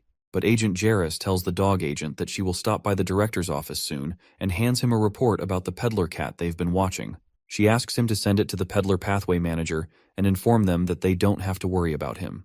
As the dog agent witnesses that it is the peddler cat they were searching for, he reads the report, which describes Teao as a master negotiator, to which Jairus mumbles that she's come across a real merchant after quite a while. Later at the cave, Seijun expands his farm by planting cherry tomatoes and corn on the field, as he again places all the leaves on the ground, hoping they should be safe from the thieves, as the crimson grizzly bear is guarding the area. While he's doing the work on the farm, he notices that the white young bunny has run out of water in the sprinkler can. Thinking that the sprinkler can never run out of water, the black bunny rushes towards our guy, trying to tell him something. The black bunny indicates that something is wrong with the pond. They go inside the cave and witness plenty of crayfish in the pond water. Shocked by the sight, Seijun utters if they made it through the piranha hole. Wondering what kind of ecosystem is in there, he commands the black bunny to hunt the crayfish. Drooling over the delicious crayfish, Seijun gets reminded that people on the internet love the taste of the crayfish. The black bunny pulls out his hammer as our fella makes it clear they cannot miss out on the main source of protein. Revealing that they taste better than they look, Seijun takes his dagger out and the black bunny gets ready with his hammer to begin the crayfish hunting. As the crayfish hunting begins, our guy stands inside the ponds killing the crayfish with his dagger, while the black bunny smashes them all at once with his iconic hammer. Killing as many crayfish as they can, they are then collected by the bunnies who carry them in the wheelbarrow. While the sickle bunny tries hard to cut through the shell of the crayfish, Seijun lets out that their shell is very hard, so it needs to be boiled first. They wrap the crayfish into green onions and leave them to cook in the campfire. As the delicious smell of the crayfish shell starts to take over the cave, our guy checks the crayfish. As he opens up the wrap, steaming hot grilled crayfish are cooked to perfection, with corn and tomatoes, while the ocean water adds flavor to the tender meat. Giving bunnies a tutorial on how to eat a crayfish, he busts the head and breaks it into pieces to share with the bunnies. As soon as they grab a bite, they are mesmerized by the delicious meat of the crayfish, and Sejun concludes that they don't even need seasonings because it has their saltiness that gives a subtle flavor that makes them irresistible. Meanwhile, the bunnies munch on the meat. He tells the bunnies not to throw the liquid inside the crayfish, which seems to be intestines, telling them that it's the best part. He dips the meat into the green sauce, which rejoices his taste buds with savory flavor, making him crave for soju. Curious, the black bunny sniffs the intestines liquid inside the crayfish, dipping his hands to taste it. The moment Black Bunny licks it, he falls in love with it, making his eyes sparkle with the savory flavor. While the Black Bunny drinks the whole thing inside it, our guy cracks open more crayfish for the bunnies to eat. After a while, Bae gets yanked by the delicious smell of the crayfish as he peeks inside the cave, and Sejun fetches some crayfish for him, hoping that he doesn't fall again. Instructing the baby bear how to eat the crayfish, Bae puts the whole thing in his mouth and is delighted by the scrumptious food. Watching him eat the whole crayfish, Sejun reckons that it works too because the shells are packed with nutrients. The next scene takes us to the outskirts of the second floor of the dungeon, where we witness a group of hunters killing the skeleton monsters. It seems like there are plenty of skeleton monsters as the hunters keep killing them. In the meantime, Vice President Michael McLaren arrives at the scene, and one of the hunters who is charged for clearing out monsters near the area of the farmland reports to the president that the hunters have wiped out half of the monsters from the skeleton village and the new mercenaries have joined as well. As Michael inquires about the number of days it would take to clear up the area, the hunter discloses that it will take a few months as they have to consider the size of the territory and the level of new mercenaries. Reckoning that only half of the area has been cleared out, McLaren gives a list of new awakens on a permanent record, adding that those people were awakened in return for paying their high-interest loans, so they won't be leaving the dungeon. The president gives the hunter an ultimatum of a week to wipe out the area near the farmland and walks toward the farmland where his people had grown the cherry tomatoes. The chemist who has been inspecting the cherry tomatoes farm in the dungeon informs McLaren about the cherry tomatoes that have ripened and asks him to try some. Assuming that his dream finally came true, he plucks out cherry tomatoes and finds out that they're not items as he expected. As he tosses the cherry tomato in his mouth to taste it, he is disgusted by the tasteless flavor of the fruit, spitting it out instantly. Interrogating what went wrong with the tomatoes, McLaren reveals that these fruits taste like nothing. The chemist tastes the cherry tomatoes, and she is also shocked after tasting how bland the tomato is, and speculates that it's impossible because they used every high-quality fertilizer they could get. As the other chemist checks her tablet, she finds out these cherry tomatoes are below standard in every nutrient, low quality, and not commercially viable. Upon hearing this, the president frantically starts smashing his feet on the cherry tomato field out of anger. As he smashes one of the cherry tomatoes, he finds out there's no seed inside them. The next scene takes us to the 90th floor of the dungeon, where Sejun is sleeping peacefully in the cave. While the minotaur who is sent back to find the source of the leaves catches a glimpse of the leaves lying on the ground and starts eating them. It seems like the minotaur had raided Sejun's field again, breaking in to steal the leaves as he sleeps unaware. The next scene switches to President McLaren, who is baffled by the cherry tomatoes with no seeds in them, asserting that they cannot grow crops without seeds and not even modify them. Figuring out how it may happen, he narrates the story of himself 10 years before the towers appeared, and he luckily entered the tower by vanishing. Witnessing the vast and fertile land of the tower, he had a great vision as a young and ambitious boy. As the land of the dungeon acquired rich soil and endless sunlight, he thought of growing crops there, manifesting to dominate the global food market. To make it happen, he left the tower after clearing up a few levels and convinced his father. As everything seemed to be going his way, the dungeon farming project began as they had all the things needed, including seed and fertilizers. However, a problem arose when he saw that no one of the seeds germinated. Knowing that his father's company had invested a massive amount of money in hundreds of different seeds and optimized the tower's environment, it turns out that scientists had discovered that Awakened lost their reproductive abilities after entering the tower, revealing that it's a temporary side effect to make their body adjust to the magic, adding that most Awakens recovered their reproductive abilities once they reached level 10. But the news gets even more shocking when he gets to know that infertility affects the plants as well, and there's no possible way to boost seed levels from the outside. Knowing that the tower sells crops and food like in the real world, he discovers a way to find plants native to the tower. Unfortunately, he finds no luck with the peddlers who refuse to sell him the seeds, letting out that a greedy landlord greed on the 55th floor controls the sales. Clearing the 10th level at that time, he had lost everything he dreamed of. He lost all the money and made fools out of himself in front of his father and the board of directors. This obstacle in his dungeon farm project led to a massive failure. After narrating his sobbing story, McLaren does not give up on his project and commands his people to bring the hunters to the 38th floor. Holding a bag full of dungeon coins, He makes it clear that he wants them to find the peddler cat and bring all the cat's level D magic cherry tomatoes, no matter how much he has to spend. Grasping a cherry tomato, McLaren gives it a thought and reckons if they could not grow level E tomatoes, level D tomatoes might grow well, and a higher level might yield different results. Squeezing the tomato as it drips on his hands, he seems determined to take control of the cherry tomatoes with an evil grin on his face. Later, Teao returns to the cave and witnesses some of the leaves lying on the ground.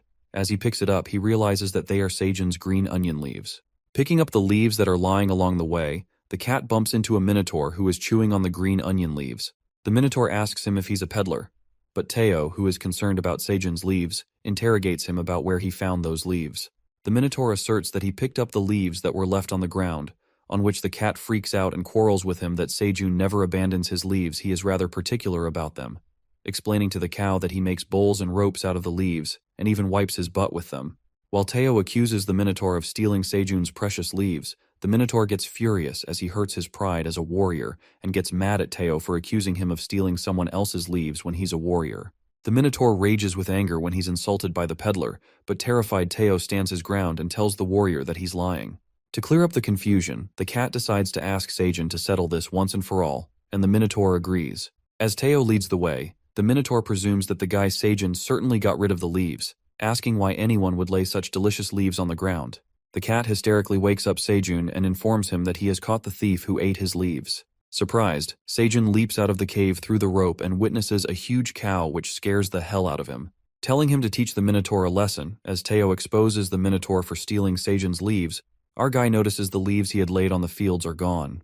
The minotaur tries to explain to himself that he just picked up fallen leaves on the ground, and asks Seijun why he would abandon them if he was using them. Our fellow recognizes that the black minotaur is the same monster that the crimson grizzly bear told him about, and he was the one who destroyed the field during the blue moon and stole the corn leaves he covered his field with. It seems like Teao had caught the minotaur stealing his green onion leaves again.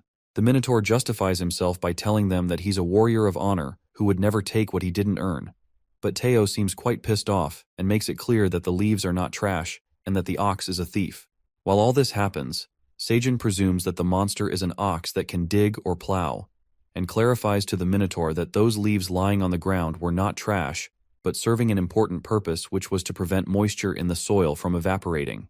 The ox feels ashamed for stealing the leaves, explaining that he didn't know, but our fella does let it slide easily when he requests the minotaur for 100 dungeon coins for destroying his farmland and stealing his leaves. It seems like Seijun has yet to trick the ox into working with him, ready to make him a slave or maybe a partner. As our fellow requests a hefty payment, the minotaur is shocked to hear such a big price just for eating leaves, as he never thought that leaves would be so expensive. Realizing that stealing is no fun, Seijun asks for payment. However, as Teao climbs up the huge minotaur and inspects him, finding out that he has no money. Perfectly played, our guy makes a deal with the minotaur, offering him to pay back his labor.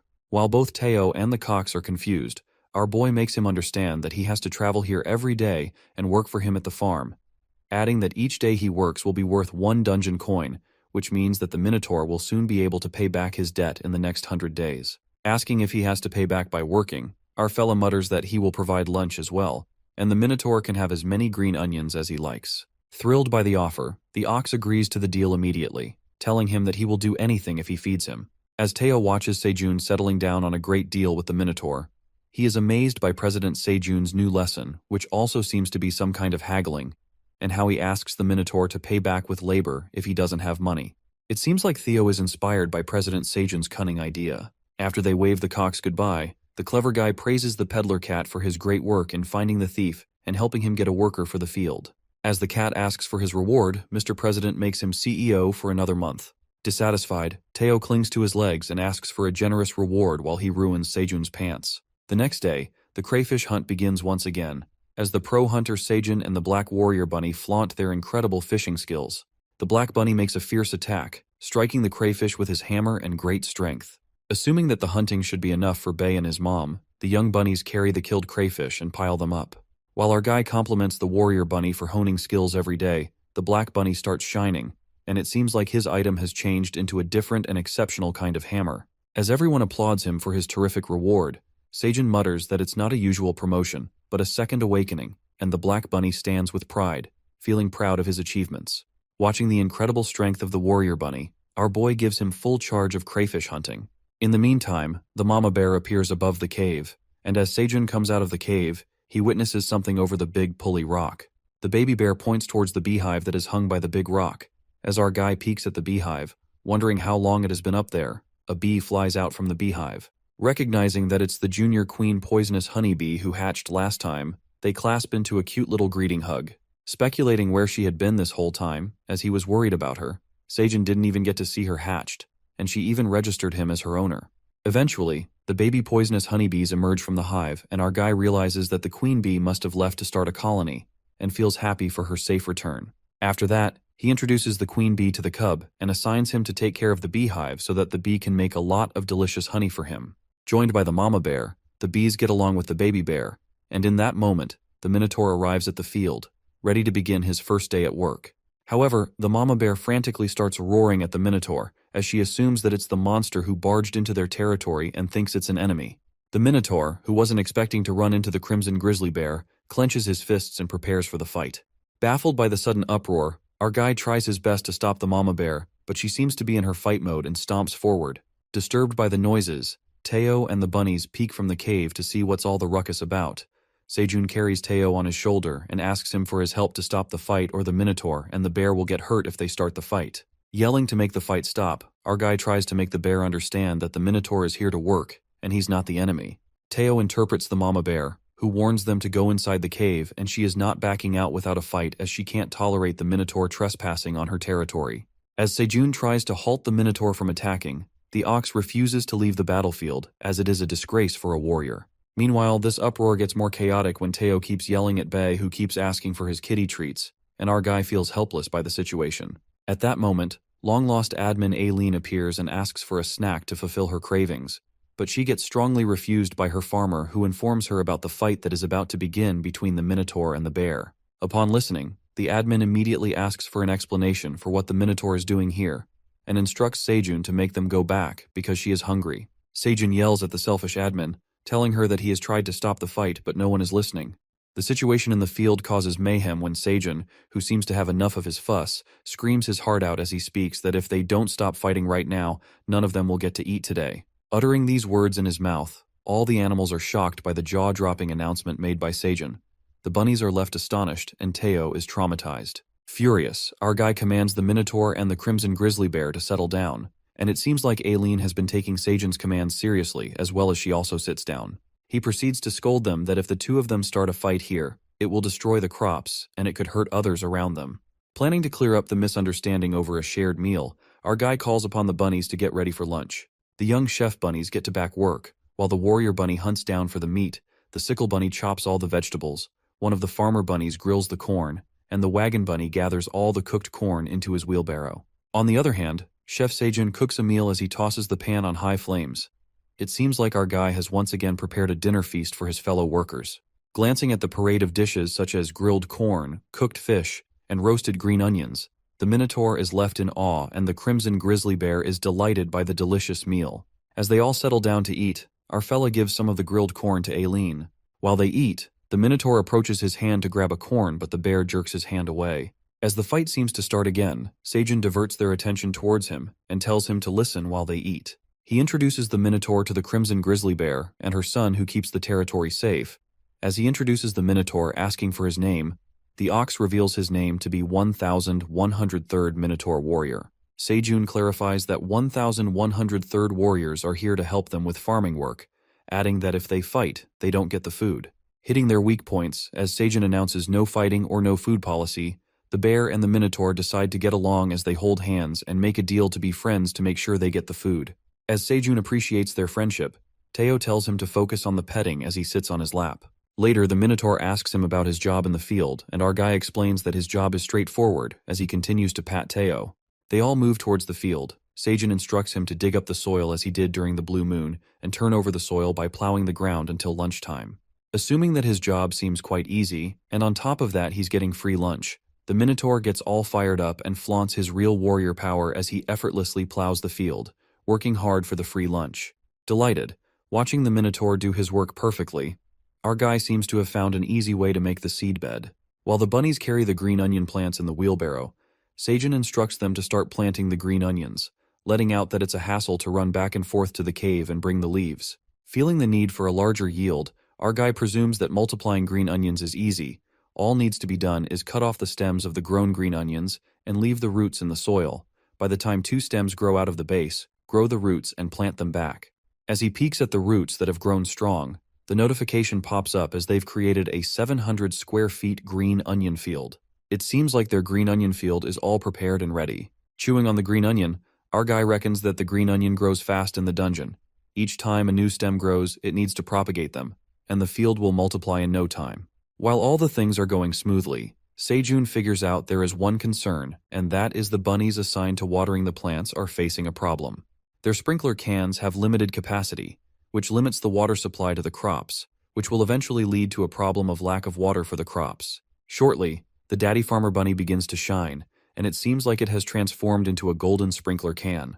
Surprised, our guy asserts that it's the second awakening similar to the black bunny's awakening. He congratulates the farmer bunny and is delighted by the perfect timing of the sprinkler can. He asks the farmer bunny about his capacity, and gets to know that the capacity of the sprinkler has doubled. The next scene takes us to the Ox King, who's waiting for his warrior number 1103, reckoning what's taking him so long. Later at the cave, Sejun finally takes the baby bunnies out of the cave for the first time. Opening the bag pack to let the babies out, he introduces them to Bae. Sniffing the kiddos, Bae seems to love the baby bunnies as he starts licking them, and the babies love the soft fur as they climb on him. Sejun asks the big brother Bae if he can take care of the little ones. Jealous Teao watches them with a frowning face and lets out that he's the best uncle. As he tries to trick the baby bunnies into taking them on an adventure outside the cave, poor Uncle Teao gets ignored by the kiddos, as they seem to have more fun with the cub. Teao starts sobbing as the babies have forgotten about him already. He is left distraught as Sejun tells him that children grow up quickly. Banging his paws on the ground, the cat seems to be going through an emotional breakdown as he reveals that he raised them with so much love and dedication. Watching him being an emotional wreck, our guy comforts him as he tells him not to take it personally and lifts him to make him sit on his lap, offering him a treat to make him feel better. Feeling better, Sejun asks him if it's time for another auction, on which Teao lets him know that he can't go down to sell cherry tomatoes. Our guy questions him about what he's talking about, and the cat explains his traumatizing encounter with the wolves. Stunned, Sejun gets to know that a group of wolves is looking for the straw hat, and this is the reason why Teao can't go downstairs to sell the tomatoes. Our guy is lost in the thought of the straw hat, knowing that it's an effective artifact, and realizes that only farmers would utilize this hat, which leads him to think if there's another farmer on another floor of the dungeon. He assures Teao not to worry and comes up with an idea. Curious, he asks Sejun about his idea on which he plans on hiring a mercenary, who is the Minotaur, and Teao is delighted by the great idea. It is revealed to us that mercenaries are similar to peddlers who can take up the job only if they are born in the tower. The Peddlers Association and the Mercenaries Association had an agreement, and they allowed the mercenaries to use the peddler pathway by charging a fee, adding that if a non-mercenary is hired as a temporary mercenary by a peddler's request, they are given access to the pathway. Wishing that Sejun himself could go down there as a mercenary, he is unable to do so because he was not born in the tower. Complimenting his good memory, Teao doesn't seem so sure that the Minotaur would agree to work because he's a monster from the 99th floor, but it seems like our guy has it all sorted out, as he tells the cat he has an idea to make the Minotaur hire as a mercenary. He plans to cut off 3 dungeon coins of debt per day if the Minotaur agrees to guard Teao as a mercenary. Listening to his brilliant idea, the cat praises his genius brain and thinks that he will use these lessons and tricks learned from his president when the time comes. Later, the Black Minotaur sneaks away to work on Sejun's field. However, he is caught by another Minotaur who says that she hasn't seen him for 3 days. It turns out to be a Minotaur number 1104 who sneaks up on him. Peeking at his glowing complexion, the Minotaur assumes that he has been eating something without them knowing. Denying that he hasn't been eating anything, she threatens him to take her with him, or else she's going to spill everything to the captain who's already looking for him. It seems like the Minotaur had no choice but to take her with him. Leading the way, the Minotaur tells her to keep it a secret. Later in the cave, Sejun pulls out of his cave through the rope and witnesses 2 Minotaurs standing in front of him. Asking if he had bought a friend, the female Minotaur introduces herself as 1104, asking Sejun if he's the one who gives him food for plowing the field, while the Black Minotaur explains to our guy that he's in a tough spot and have to let her work here, or else he will in trouble. Our guy asserts that he doesn't plan on expanding the farm so he won't need extra help. He gives it a thought and gets reminded of a thing that he can use her help for. Our fellow reveals that he has to hire her as a mercenary, adding that he wants safety for his peddler cat who is at risk because some wolves are looking for him, and offers her 3 dungeon coins per day for the work. However, the Minotaur refuses his offer immediately, letting out that she cannot eat dungeon coins. Reconsidering the offer, our guy then decides to provide her 3 meals per day along with snacks, and she immediately gets convinced to work. Listening to this enticing offer, the black male Minotaur also seems to be interested in being a mercenary, and our quick-witted boy figures out that these oxen run on food. Thinking that it's great to have 2 of them for Teao's safety, he packs their lunch so that they can eat it along the way. Overjoyed, the female Minotaur hugs the black Minotaur out of joy, thanking him for bringing her to such a fantastic place. Feeling delighted, the male Minotaur is happy to work with her, as they seem to be affectionate. Sejun and Teao stare at them as they feel the love in the air. After that, as the green onions that seem to have grown outside of the dungeon, Sejun trims off plenty of green onions, collecting them into a pile of green onion leaves. It looks like the green onion leaves are the Minotaur's lunch for the road. Teao asks him if he can pack the green onions in the rucksack, but our guy seems unsure if his rucksack will have enough space for the tomatoes after fitting in the green onions. To his surprise, Teao flings the rucksack onto the pile of green onion leaves, sucking all of the plants inside it. He tells Sejun that his rucksack can now fit more than it used to. Teao holds his backpack and reveals that he's a CEO and an intermediate peddler now, and his rucksack capacity increased when he got promoted to another level. Shocked, Sejun does not see the difference, and asks him if his badge color has changed following his level, to which a frustrated peddler tells him how unmindful he is for not noticing his badge. Listening to Teo's ranting, our guy pulls his cheeks tightly and reminds him of the gift he has given to him for his family. With his rucksack filled with items and errands assigned by Sejun, Teao and the Minotaurs get on their way, and Sejun waves them goodbye, hoping the oxen would look after him. As Sejun and the bunnies watch them leave, he gets worried about the cat, hoping that Minotaurs won't eat him after finishing the leaves. The next scene takes us to the peddler's village, which seems to be a residential area for peddlers. As the place seems to be filled with peddlers, the silver wolves seem to be there too. Bringing food for themselves, Elka, the clan leader of the wolves, asks his member Elki about the money they've left with, and they seem to run out of money. Elko, who seems exhausted, asks the leader how long they have to stay here, muttering that it's tiring to be in the village, glancing at everyone passing by, and asking him to go back to the 85th floor. Upon hearing, the leader frantically grabs Elko, bursting with fury. He reminds him of their fellow wolves who have been waiting for them, and if they fail to complete their mission, they will not get any food from Greed the landowner, adding that their tribe's survival is on the line. Crying, Elko apologizes to him for being careless, and Elki tells him to eat and cheer up, comforting him by giving him food they bought with the money they raised for the tribe.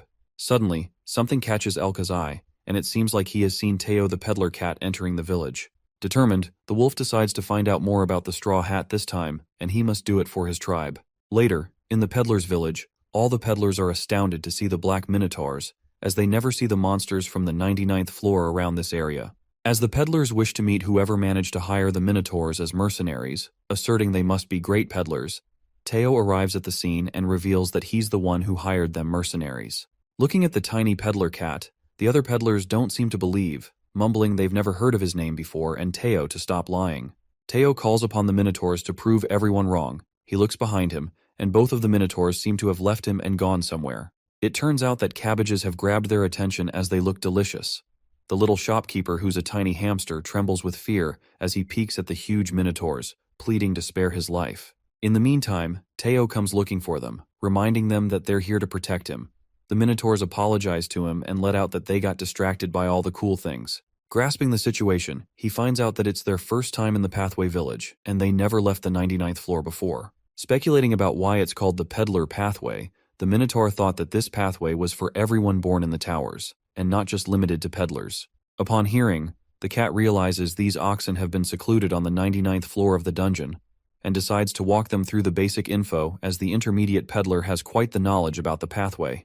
Teao unfolds and narrates that a long time ago the paths between floor 1 and the 90th floor extended like twisted branches, and these numerous pathways made it difficult to identify which pathways were the safe ones. And so one of the first great peddlers formed the Peddlers Association and organized the pathways systemically, shutting down all the dangerous paths and maintaining the safe ones. Later, the Mercenaries Association, who were leading forces of the Tower and the Magic Tower, joined this agreement and agreed to support pathway maintenance by providing resources. Additionally, the pathway managers from the Peddlers Association control and manage the pathway, hence calling it the Peddler Pathway.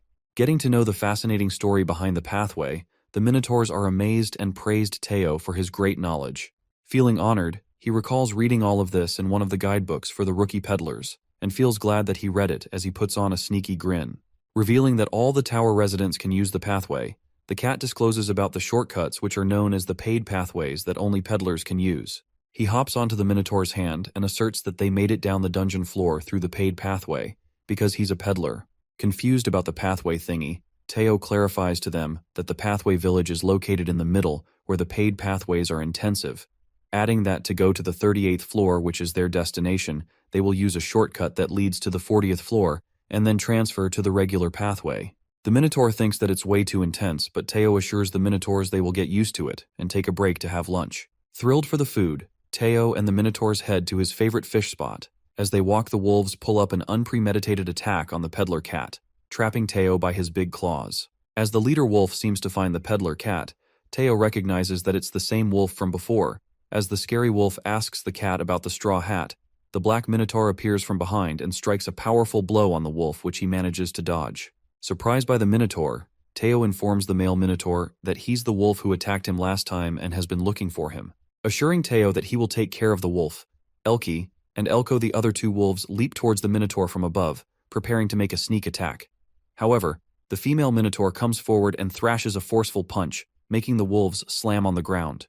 The female Minotaur instructs her fellow warrior to look after Teao, while she will take care of the wolves. Worried, Teao asks the Minotaur if she's going to be okay on her own. He reminds him that they're the most powerful monsters on the 99th floor. These wolves are easy to handle, asserting that she's more powerful than him. Yelling, Teao commands the female Minotaur not to kill the wolves as she stomps toward them to strike another punch. The silver wolf, who seems to have been hurt, plans to escape from here, but the leader Elka seems eager as he can't give up, uttering that he might not get another chance to find the peddler cat. The wolves stand steady and prepared to attack, as the huge Minotaur appears in front of them, ready to fight. Later at the cave, Seijun, along with the young bunnies and the baby bear, seems to have fun outside the cave. All the bunnies seem to get their hair done by the sickle bunny, who has become a great hairdresser.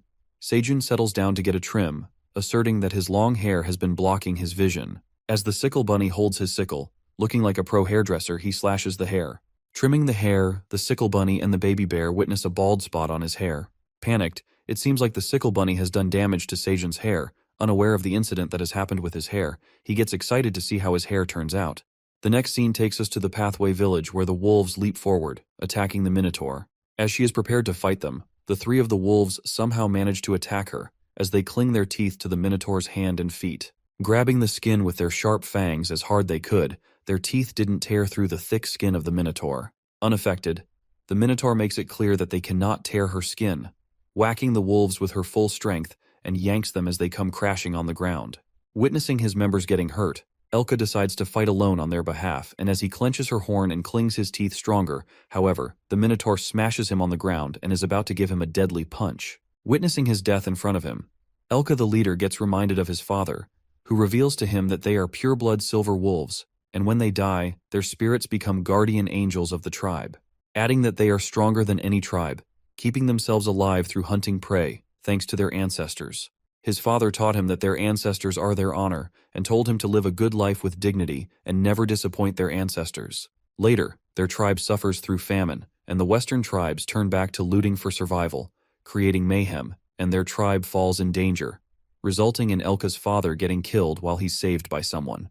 Elka, who has grown into an adult wolf, begins to serve greed, but the wolf tribe disapproves of this and criticizes him for making such a shameful decision for serving the subordinate, the lowly boar. It seems like Elka had no choice but to serve greed, because he had to think about their children's future, and decided to lose his dignity to protect them. Elka becomes evil and starts killing for the sake of survival, serving greed the boar who orders him to do evil things. Thinking about his father and his tribe at the last moment, Elka faints on the ground as the Minotaur peeks at him. Teao pokes on his face, checking if he's alive. He asks the Minotaur if she's certain that the wolf has passed out. She plans on breaking the wolf's leg so that he can't follow them anymore. Assuming that he called this upon himself by following him, Teao lets out that it is too cruel to break his leg and instructs the Minotaur to take the wolves with them, and Seijun will decide what to do with them. Meanwhile, at the cave, a clean spot shines through Seijun's hair and it seems like a bald spot. As the sickle bunny is done with the haircut, Seijun touches through his hair and freaks out when finds out the bunny has left a bald spot on his head. While the queen bee peeks at the bald spot, our guy thinks of asking Teao to get him a mirror, and the sickle bunny, who seems to be extremely guilty of his act, apologizes to him. He tells the bunny to calm down and everyone makes mistakes. Our fella who seems fine from the outside is relieved that there are a bunch of monsters, so one cares about his bald spot, and wears the straw hat so that no one notices. The poor guy doesn't seem fine with his bald patch as he sits by the tree wearing a straw hat. In the meantime, the mama bunny appears, dragging him as he feels ashamed of himself. As he settles down, Mama Bunny pulls out her gardening scissors to give him the perfect trim. The next scene takes us to the dungeon dragon who seems to enjoy reading and realizes that she has run out of cherry tomatoes. Asserting the food proportions are too low for her now she has grown bigger. She thinks of asking for more cherry tomatoes and gets reminded of Seijun as he thinks of her as a pig with wings. Feeling pressured about being misunderstood as a pig by him, she craves more tomatoes and calls upon her farmer. As she peeks through her magic crystal ball, Ailen witnesses something weird and sends him a notification asking if something is wrong. Getting her notification, our guy doesn't understand what she's talking about and she elaborates that he looks different. As he removes the straw hat, he tells her about the mama bunny who gave her a haircut and asks her if he looks very different. Looking at Seijun's new look, the dragon is surprised by his haircut. He keeps looking through the notification window, asking her opinion on the haircut. It looks like Ailen loves his haircut as she starts blushing, and gets smitten by his handsome new look, secretly adoring him. But to deny her true feelings, she informs Seijun that she got distracted by something, warns him to not come closer to the screen, and changes the topic to crayfish. Thinking it was about food, to begin with, our guy lets out that they need to cut crayfish, and their population has been declining, adding that there's a decline in the piranha population as well. With fewer protein sources, he reckons that his strict vegetable diet has started to make him more hungry lately, so he decides to give tomato or corn to the admin. Asking Ailen if she finished her dried sweet potatoes, she thanks them for the snack, sending him the last notification that reveals that she likes Seijun's new hair, and disappears quickly. Flattered by Ailen's compliment which she barely gives, our guy gets back to work. Meanwhile, Ailen holding her basket of corn that Seijun offered her, her heart keeps pounding swiftly, which leads her to wonder if there is something wrong with her dragon heart. Shaking herself, it turns out that she was surprised by his sudden makeover, or maybe she was flustered by his extremely good looks. Looking at the corn, she gets reminded of Seijun who was craving protein. She searches for a book on her shelf and pulls out a cookbook, asserting that she will make him something special this time with all her energy, and starts blushing again. Reaching the 38th floor of the dungeon, the hunters seem to be eagerly waiting for the peddler cat as they gathered around him. Surprised by the rush, he announces auctioning 3,600 cherry tomatoes in batches of 400.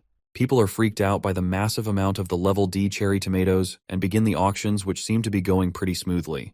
Rapidly selling out on his cherry tomatoes as Teao is about to toss out another 2,000 cherry tomatoes, a hunter appears and offers to buy all the remaining cherry tomatoes for 1,600 dungeon coins. Asserting that no one will try to compete against Gagel, the hunter buys all the cherry tomatoes as Teao happily sells him for such a great amount of dungeon coins. Meanwhile, the other hunters start gossiping about how the real world is already falling short on the cherry tomatoes, and the huge multinational company has acquired all of them. As the hunters seem to be alarmed by the situation, Dongshik presumes that the tomatoes are now out of reach of ordinary hunters like them. However, he feels satisfied after thinking that he knows the peddler cat, and thinks of making a deal with Seijun through him again.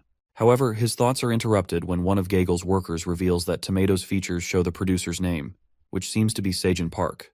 Baffled, Dongshik rushes to see the name on the status window and figures out that Seijun is a farmer. The hunter who was hired by Michael McLaren immediately sends out his team member to the guild headquarters on the first floor to find out who Seijun Park is.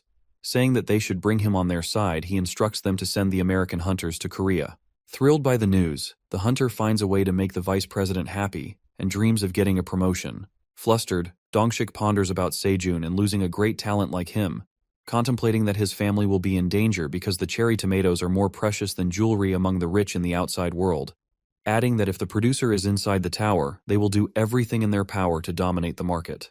Zoned out in his thoughts, as Teao approaches Dongshik, he immediately grabs him and takes him to a corner, asking him about the sudden appearance of the producer's label. Teao reveals that it's because he upgraded to the intermediate peddler level, adding that they removed the manufacturer's name to protect rookie peddlers. As the cat speculates why he is asking such questions, Dongshik informs that Seijun's family is in danger, disclosing how his cherry tomatoes are cherished by the outside world, who have become obsessed with them. He proceeds to inform that Teao was safe until he kept the producer's name a secret. But now that people know who grew these cherry tomatoes, people would sniff him like dogs and would do anything to take them. Thinking that it's his fault for getting promoted to the intermediate level, he freaks out knowing that Seijun will never forgive him. But Dongshik assures Seijun's family's safety, and asserts that he will try his best to keep his family as safe as his, revealing that his guild's reputation is at stake. Appreciating Dongshik for his sheer kindness, Teao asks him for a favor and pulls out something from his rucksack. He hands in a gift for Sejun's family, which seems to be a bucket full of corn, cherry tomatoes, and carrots, telling him the reward will be 200 magic tomatoes. Dongshik is astounded by the sight of agility carrots and health corns. Assuming that it will be dangerous if the world gets to know about it, Dongshik tells Teao not to worry about it, and he makes sure to send these gifts to his family. Later, on the 38th floor of the peddler's pathway, the minotaurs chew on their green onion leaves while Elka keeps insulting them as he ties them down, asserting that he thought of minotaurs as legends, adding that their pride has been crushed under the weight of their knuckle as they keep doing what that tiny peddler tells them to do and calls them stupid cows. Thinking of punching the wolf once again, the minotaurs are interrupted by the rushing Teao, who seems to be in haste as he asks them to go back to the cave immediately, uttering that he will explain all the things along the way. While the minotaurs carry the wolves, the peddler cat stops by a joint and picks up a shiny necklace that's for 2 dungeon coins. As the shopkeeper, who seems to be frightened by the minotaurs, Teao asks him for a discount. The next scene takes us to the outside world, where Dongshik arrives at the Awakened Association and meets with Taijin Han, the former head of the Phoenix Guild and the current advisor at the Korea Awakened Association. As the room seems to be freezing, Dongshik enters the room wearing an oversized parachute jacket and hands in the report to the advisor. While he reads the report that Dongshik had written, the advisor freaks out when he finds out Sejun Park has cleared up the 40th floor of the dungeon, and his current location is still unknown. Knowing that Sejun is a farmer and on the top floor of the dungeon, the former head, Taejin, blows up with anger as the fire flames come out of him. He asks Dongshik why he has hidden such a rare talent from him and suspects that he's hiding something. Dongshik gets confused about Taejin bursting into flames with anger and tells his master to stop overreacting, assuring him that he has reported everything. He further says that Taejin had unofficially reached the 52th floor of the dungeon, so there's nothing to be surprised about. But the former head mumbles that it's different because they have discovered a new occupation, which is farming in the dungeon. Sejun has a unique talent, adding that he would have already rushed inside the dungeon if it wasn't for his fire curse. It is revealed to us that Taejin has some kind of curse on him, which makes his body burst into flames, and he can't control it.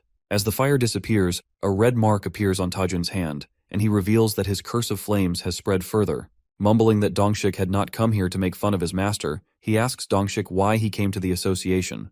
Dongshik states that Sejun Park's family is in danger, and he needs the association's help to protect his family. He explains to him that people will soon find out the cherry tomato producer is a Korean, which will put his family in a dangerous spot because they will be targeted by many people around the world. Hearing this, the advisor assures Dongshik that he doesn't need to worry. After all, he deployed a security team when he heard from Dongshik about the farmer guy.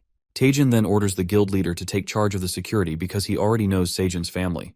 He commands Dongshik to keep Sejun's family safe, as they cannot lose such an impressive talent to another country, adding that he has already heard that a few countries are sniffing around and are trying to approach his family. As Dongshik tells him that he will look into this matter, he offers his master a basket of magic cherry tomatoes. Surprisingly, when looking at the cherry tomatoes, Dongshik informs him that these are the famous cherry tomatoes grown by Sejun and sold by the peddler cat, adding that these tomatoes might help with his curse, but not significantly.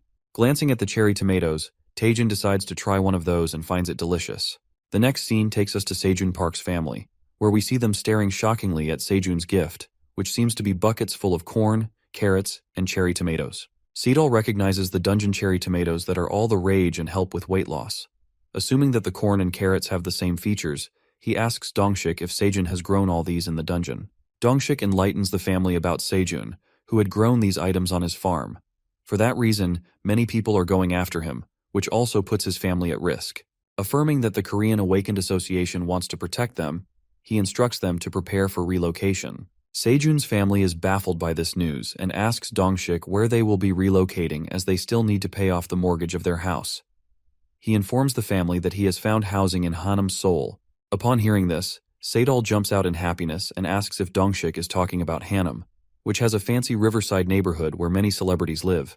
As Seidal gets curious about who his neighbors will be, Dongshik bursts his bubble and reveals that he will be neighbors with his family. Seidal's excitement washes away as he gets to know that he will be neighbors with Dongshik. The poor guy signs out of disappointment, daydreaming that he would be neighbors with the K-pop girl group or something. As soon as he says this, Dongshik asks Settle if he likes K-pop bands and if he has heard about the girl group Moonlights. While Sedol tells him that he's a fan of the Moonlights and everyone in Korea knows about that top girl group, Dongshik takes his phone out and shows a picture of her daughter, who turns out to be Sarah of the Moonlights, telling Sedol that he'd be happy to invite him if he's a fan. Getting to know this jaw-dropping news, Sedol is astounded and asks Dongshik if he's really talking about Sarah, the Moonlights' leader and main vocalist. Booming with excitement, he can't get enough of her incredible talents. He lets out that Sarah is the genius of the century and the most beautiful K-pop idol in history who writes and produces songs for the group. Bowing down with respect, Sedol ruminates that Sarah mentioned in one of her albums that her father is a hunter and thanks Dongshik for raising her.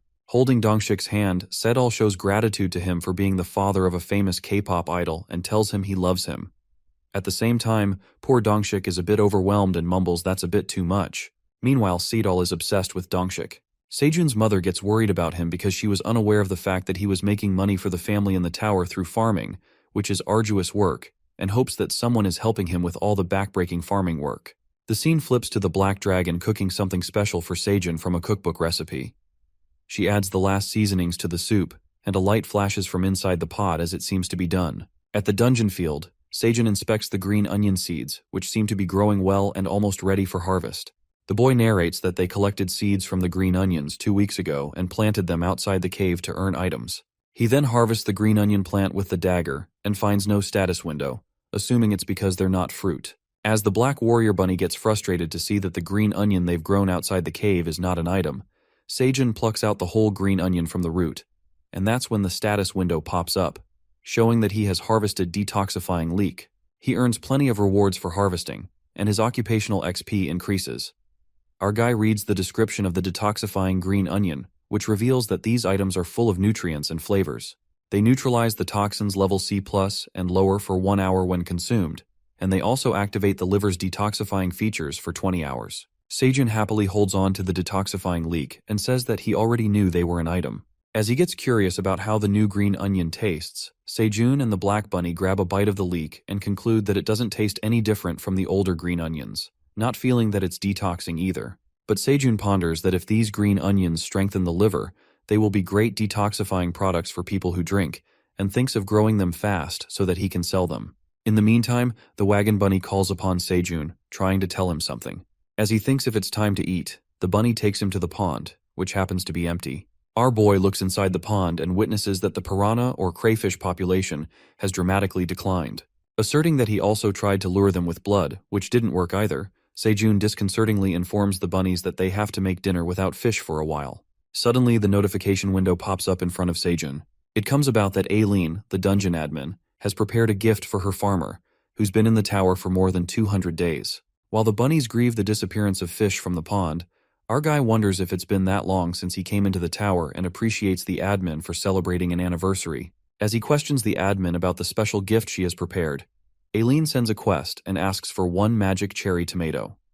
Offering her the magic tomato, our guy earns a reward, a healthy soup Ailen prepared. In a flash, a huge pot appears from inside the screen. Our guy gets traumatized when he sees Ailen's healthy soup pot and witnesses a dead fish and eyeballs floating inside the soup. Ailen's healthy soup appears to be an item, and her first dish is made with various wondrous items. She makes it clear that the soup might not taste good, but the health effects are guaranteed. Freaked out by the scary sight of the soup pot, our boy asks Ailen if it's edible, but she ignores what Sejun had just said, telling him that she's tired of cooking and signs off to take a nap. Ailen looks at him through the magic crystal ball, mumbling that she put a lot of effort into the soup and will return for a review once she wakes up, dozing off her pillow. While Sejun calls for the admin, hoping to ask her questions about the soup, he invites the bunnies to share the soup with him. But the bunnies, who are also disgusted by the soup, run for their life, leaving our guy to enjoy it alone. Disgusted at the sight of the soup pot, Sejun speculates about the features of the healthy soup items and comes to know that all his stats will increase by 3 points if he drinks the soup and survives. Thinking that it's a great item, he further reads the description. He finds out that he will be poisoned by level C paralyzed toxins and by level C acid, scaring the hell out of him. As our guy says that it's too risky if he drinks the poisoned soup, Black Warrior Bunny tries to tell him something. The bunny brings the level C detoxifying green onion that could help Sejun survive the soup, and he won't get poisoned to death. Preparing himself to drink that deadly soup, the bunnies fetch him plenty of detoxifying green onions. After eating several green onions to help him detoxify, he braces himself to drink the soup, thinking it might taste better than it looks. But he is hit by reality when he takes a sip and immediately spits it out just because of how sickening it is. He pukes out the intolerable soup, sprinkling some of it on the bunnies and the queen bee. While poor Seijin cries out of disgust, he says that the medicine isn't supposed to taste good, but this soup is terrible. He imagines Ailen as an evil pig with wings, trying to kill him from the very beginning by making this deadly soup. Snapping out of his imagination, he decides to drink the whole pot at once and gulps the whole thing down. While his mouth is stuck to the pot, his eyes lock in with the dead blob's fish eyes staring at him. The dead blobfish makes eye contact with him, which scares his pants off. Panicked, he instantly throws the pot on the ground, and it accidentally tumbles into the pond. As he gets startled by the dead fish, the pot dashes right into the pond, and the poisonous soup blends in with the pond water. Fortunately, he finishes the soup and is rewarded as all his stats increase by 3. He feels satisfied after finishing Ailen's soup. However, the rewards keep popping up for killing a giant electric eel and other fish in the pond. That's when he discovers the water has been poisoned, killing all the fish in the pond. Our boy apologizes to the bunnies and responds that they cannot drink the pond water for a while because it has gotten poisonous. He thinks of drinking water from the daddy bunny's sprinkler until the ponds get clean again. While all this happens, Seijin gets worried about the hole in the pond as the toxins enter through it, killing the crayfish and the piranhas. Assuming that he has never seen a giant eel before, our guy reckons that there must be a more extensive ecosystem on the other side of the hole, and they can find a way to diversify their protein source. The black bunny prepares to swim through the hole and find that extensive ecosystem, but Seijin refuses to let him go because of the poisonous water and lets out that the hole is too small for him. He can get stuck and die on the other side of the pond. Appreciating his high spirit, our boy pats the warrior bunny. He tells him that he can't jeopardize his life and decides to revive the plan when the pond water gets clean again. After that, he assures the bunnies that they've enough food stored to survive without the protein source. The next scene takes us to the waypoint of the Ox King's base, where we see Captain Ox waiting for Minotaur 3 and stressing that he has yet to return from his mission. As the captain questions about Minotaur number 4, one of the warrior Minotaurs informs him that she hasn't returned yet either, disclosing that the missing Minotaurs might have entered the Crimson Grizzly Bear or the poisonous honeybee's territory while searching for the leaves, and assumes that they must have mistakenly ended up where the monsters are, who devour every part of the prey and leave no traces. This worries the captain as he grasps the situation and commands Minotaur 1 to gather everyone from Oxen 2 through 102 at the waypoint, instructing them to cover for him. The Ox King rises from his throne and decides to look out for the Minotaurs himself as he anticipates that something's not right on the other side of the territory. The scene then shifts to the dungeon field, where we see a massive pile of trimmed green onions. As Seijin peeks at the large stack of green onions, he supposes it will be enough to feed 10 Minotaurs. Meanwhile, the baby bear hops on the pile of green onions, which feels like a soft, plushy bed. Seijun, who watches Bei relax on the soft green onions, tells him to take some for bedtime with his mother. Soon after that, our guy receives a notification that shows that he has activated a new ability known as the Plentiful Harvest. With 2,500 square feet of the green onion field, the yield will increase by 50% for 1 week. Looking at the new field of green onions, our guy reckons that the green onions are already growing at a fast pace, and now with this ability, they will be able to grow remarkably. He presumes that they now have to trim the green onions thrice a day because of the incredibly fast growth. With his stat levels soaring because of Ailen's soup, he can easily trim the green onions along with Sickle Bunny, who seems to be flaunting his chopping skills. In the meantime, Ailen appears and sends a notification to ask Seijin if he has finished his soup. Our guy then thanks the admin for the soup and assures her that he feels stronger after drinking it. But this doesn't end here when the admin asks about the taste, which puts Seijun in a tough spot as he is reminded of the terrible taste. Still, he manages to dodge the question, saying he doesn't remember. Ailen suspects that he doesn't like the soup's taste and gets sad, but our boy assures her that he liked it, and that is how he was able to drink the whole thing. He adds some colorful remarks about soup, expressing that it was so unreal that it almost killed him. Upon hearing this, the admin decides to make another soup pot for him since he liked it so much. Panicked, Seijin immediately stops her and tries to convince her not to cook it again. Not wanting to drink that soup again, he persuades her that she doesn't have to go through all the trouble for him, and reminds her how exhausted she got after cooking. Halfway there to convince her, our guy assures Ailen that she doesn't have to go out to cook for him as he prefers talking to her like this, adding that he will handle cooking because he likes it when she enjoys it. With a pleasant smile, our guy tries his best to persuade her not to cook. In the back of his mind, he wishes that she would agree to his, sounding desperate. Ailen is smitten by Seijin's smooth talk, saying that he's such a great dungeon farmer. She starts to blush, breaking a pillar of her house as she expresses her admiration. Eventually, as she agrees, Our guy succeeds in cajoling the admin not to cook. Sejun finally lets out a sigh of relief while Ailen asks him what he's cooking for dinner. Suddenly the ground starts shaking as the bunnies and the crimson grizzly cubs stumble on the floor. It seems like something dangerous is coming their way. As our guy tries to process the situation, he witnesses a colossal black minotaur trampling his fields, holding an axe, leaping towards them. It occurs that Captain Ox has found his way to Sejun's field. While our guy screams as the minotaur approaches, Captain Ox prepares to attack them. The mama crimson bear, who is also in the field alongside Sejun, begins to roar as she detects the enemy coming towards them. As the crimson bear's thundering roar reverberates through the field, Sejun and the bunnies shut their ears to cancel the deafening noise. Terrified, our guy notices that this minotaur looks different from the ones he's encountered. To clarify the situation, the tower manager reveals that this minotaur is the boss of the 99th floor, known as the Ox King, adding that he defends the waypoint in his territory and cannot leave it. Our guy reckons that the boss is the waypoint defender who can move down the tower and recalls that King Ox was the monster enemy that the Crimson Grizzly Bear was talking about. Unaware of why the boss came here to the field, the admin also seems to know nothing about him and tells Sejun that she will try to approach him. Ailen takes out her grandpa's guidebook and reads that, according to the principal, the boss of the 99th floor must stay in the waypoint territory. She fails to use the dungeon admin rights as she tries to summon the Ox King through her magic crystal ball. Unable to perform administrator rights, she fails to approach the boss. It seems like her magic crystal ball is not responding to her status window request. Assuming that the administrator's rights are unlimited, Ailen gasps shockingly and informs Sejun that she can't communicate with Ox King. A strike of terror rushes through our boy when he gets to know that there's no way to stop the monster who is just about to attack them, and the white farmer bunnies cling to Sejun out of fear. As the Ox King keeps speeding towards them, the mama crimson grizzly bear steps forward and prepares herself for the fight. But Sejun screams at the mama bear and attempts to stop her, saying she cannot stop the boss of the 99th floor on her own.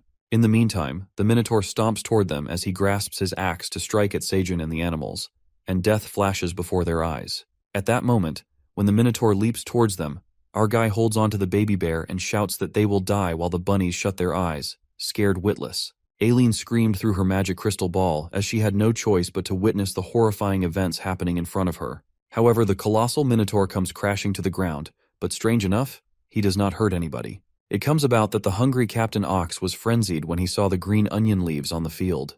The boss, who scares the hell out of the farmer gang, starts chewing on the green onion leaves, and Sejun concludes that it's just a humongous cow that loves green onions. As they all watch the ox with utter confusion, the captain of the 99th floor gathers all the leaves and returns to his territory, trampling over the green onion field.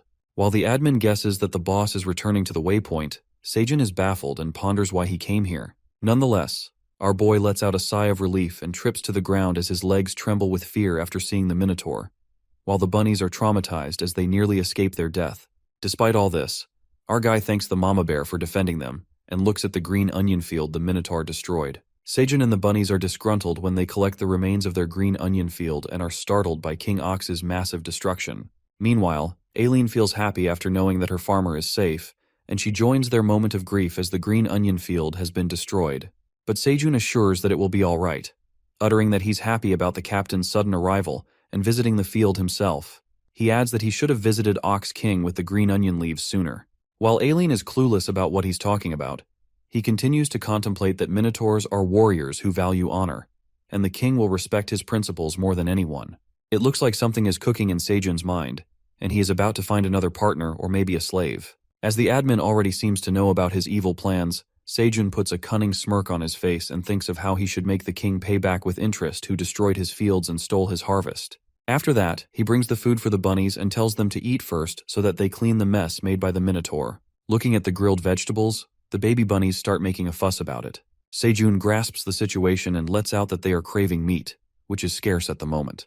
He makes the baby bunnies understand they need to eat to grow up, pointing at the baby bear who is chewing on his food quietly. Convincing the baby bunnies to eat the vegetables, he tells them that the blue moon is approaching, and they need to eat as they will soon be growing into adult farmers to help their parents at the farm. As he makes the baby bunnies eat the vegetables, he pats the baby bear for being a good kid and notices that he hasn't grown much lately. Getting playful, he tickles Bae and asks if he's been eating enough. In the meantime, someone calls upon Sejun, and it turns out Teao has returned from his mission. As he welcomes Teao, our guy witnesses the two minotaurs carrying wolves on their backs. That's when the cat explains to him that these silver wolves were chasing him, so the female minotaur disciplined them with a good beating. Climbing on Sejun's shoulder, Teao tells him that they didn't know what to do with the wolves, so they decided to bring them here so the president can make the call. Planning to interrogate the silver wolves to find out why they were targeting Teao, Sejun finds the wolves asleep. That's when the female minotaur reveals that she smacked their heads because they kept blabbering. While Sejun asks her when they will wake up, Teao peeks at the destructive field and asks what happened there. Our guy informs the two minotaurs that their captain stopped by the field. Upon hearing this, the minotaurs freak out and think that they are doomed. But before they decide to discuss the details, Sejun tells them to eat first, as they must have been hungry after a long trip. While both of the minotaurs excitedly leave for the food, Teao, who is about to spill something confidential to Sejun, gets interrupted by the silver wolf. The silver wolf attacks them from behind, but the baby bear arrives at the scene and attacks the wolf. As the wolf dodges the hit, our boy realizes his straw hat is gone. The other two wolves, who seem to have passed out, join the wolf leader, Elka, who thanks Sejun for the hat. It seems like the wolf has finally gotten his hands on the straw hat. He informs our guy that he will take care of it, while our guy is shocked by the sneak attack and panics about his straw hat. Sejun, who is unhappy with his straw hat gone and can no longer hide his bald spot, lets out that the wolves were faking the feint to steal the straw hat. With their mission being accomplished, the wolves are about to escape from the field when they are halted by a colossal and terrifying crimson grizzly bear. The furious crimson bear frightens the hell out of the wolves as she approaches them with her big claws and a thundering roar. The petrified wolves immediately surrender themselves to the bear, tossing the straw hat on the ground. After retrieving the straw, our guy feels elated after putting the straw hat back on, while the minotaurs regret not breaking the wolf's legs earlier. Watching the minotaurs and the bears seething with anger, Sejun decides to tackle the situation. But the baby bear suggests eating all the wolves and gives them a deadly stare. Our boy rejects Bei's idea, offering him some honey instead, and thanks the junior queen bee for giving some honey to the baby bear, as he seems to crave some. He strides towards the angry monsters and tells them to calm down. Observing the colossal monsters following the boy's commands, Elka, the silver wolf, wonders why these powerful beasts would listen to this man. One of the wolves informs Elka that they're addressing the man as Sejun, thinking that it's a form of address unique to the 99th floor. As soon as he listens to this, a wave of shock hits Elka when he realizes that the man might be the Great Black Dragon, which is why all the monsters are following his orders. Contemplating that the Great Black Dragon is real, Elka speculates that they address the dragon as Sejun on the 99th floor. The wolf gets utterly confused about how that Great Black Dragon who rules the whole tower looks so fragile. Looking at Sejun, the silver wolf, who thinks of him as a black dragon, ruminates that the dragon must be testing him to let their guards down. In the meantime, our guy walks toward the wolves and interrogates them about why they're chasing Teao and the straw hat. Thinking that he's the black dragon, Elka and the other wolves bow down respectfully and apologize to him. The wolves justify themselves, uttering that they didn't know they were facing the Great Black Dragon and plead to forgive them as they couldn't recognize the peddler cat as his servant. Baffled by the wolves' claim, Sejun is left speechless, but Ailen, the real black dragon, watches the whole thing through her crystal ball and springs with excitement.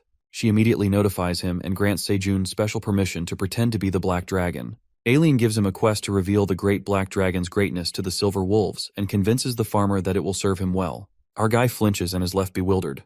As he wonders why Ailen is asking him to act like a black dragon and thinks about it, our boy instantly discovers that she is the Great Black Dragon, not a pig with wings. That's when he connects the lost pieces of the puzzle, and it all starts to make sense as he recalls that Ailen is a dungeon administrator after all. Sejun decides to do the quest and reveals himself as the black dragon in front of the wolves, claiming that he thought he could hide himself in human disguise. However, the wolves found out about his reality, so nothing can be undone. Making a horrifying face to scare the wolves, he frantically claims himself as the Great Black Dragon. As he scolds the wolves for eyeing his possessions and intimidating his servant Teao, Ailen and the minotaurs don't seem to sit well with his overplaying. Teao, who gets startled by Sejun's dreadful face, asks him to stop, but our guy offers him the cat treats and orders his cat servant to take the Black Dragon's blessing. Acting along with Sejun, Teao jumps down his shoulder and commands the wolves to kneel before the Great Black Dragon. Poor Elka apologizes to him and says that the Black Dragon has all the right to take his life as he is the leader of the wolves, but requests him to spare the lives of his fellow humble wolves. Our boy decides to forgive the wolves, extending his mercy toward them. However, this doesn't end here when he demands 10,000 dungeon coins, adding that this is the price for going after his servant Teo's life, and he will forgive them if they pay back the debt. While the wolves are flummoxed by the many dungeon coins they have to pay, Teao is left in awe and puffed up as he didn't know his life was worth so much. Our boy affirms to Teao that he's the CEO responsible for their product distribution, asking him to take out the contract. Meanwhile, Elka reveals that they don't have that much to pay back. The peddler cat tosses the contract paper out of his rucksack and says that if they don't have the money, they have to pay back with labor. As the wolf doesn't understand what the peddler cat is trying to say, Teao clarifies that they have to pay back the debt by working with them. Upon hearing this, Elko and Elki, the other wolf members, remind their leader of their with greed. After giving it a thought, Elka respectfully refuses to sign the contract with the Black Dragon. While the admin gets offended by the wolf's decline of the Great Black Dragon's proposal, our boy walks toward the chief leader of the wolves and asks him why he is refusing his proposal. That's when Elka discloses his contract with greed and tells Sejun that his tribe lives on the 85th floor of the dungeon, where they have been suffering from a prolonged drought. He adds that stronger wolves like him became mercenaries, and they barely got food to feed themselves while working for Greed, the landlord. He reveals that Greed's request for this time was to bring back the stolen straw hat, but their mission failed when he discovered that his straw hat belonged to the Great Black Dragon. Elka asserts they no longer have a food supply, and if they agree to work with him downstairs, their children will starve. The wolf then willingly pleads with Sejun to let them pay the price for their lives. After asking the wolf's leader's name, Sejun asks him if he knows what they do on the field. As the wolf answers that he cultivates the farm, Elka gets the hint of what he is trying to tell him. Upon hearing this, our boy decides to add another clause in the contract, which says everyone in Elka's tribe will contribute to pay off the debt, and in return, he will provide him with enough food for his entire tribe.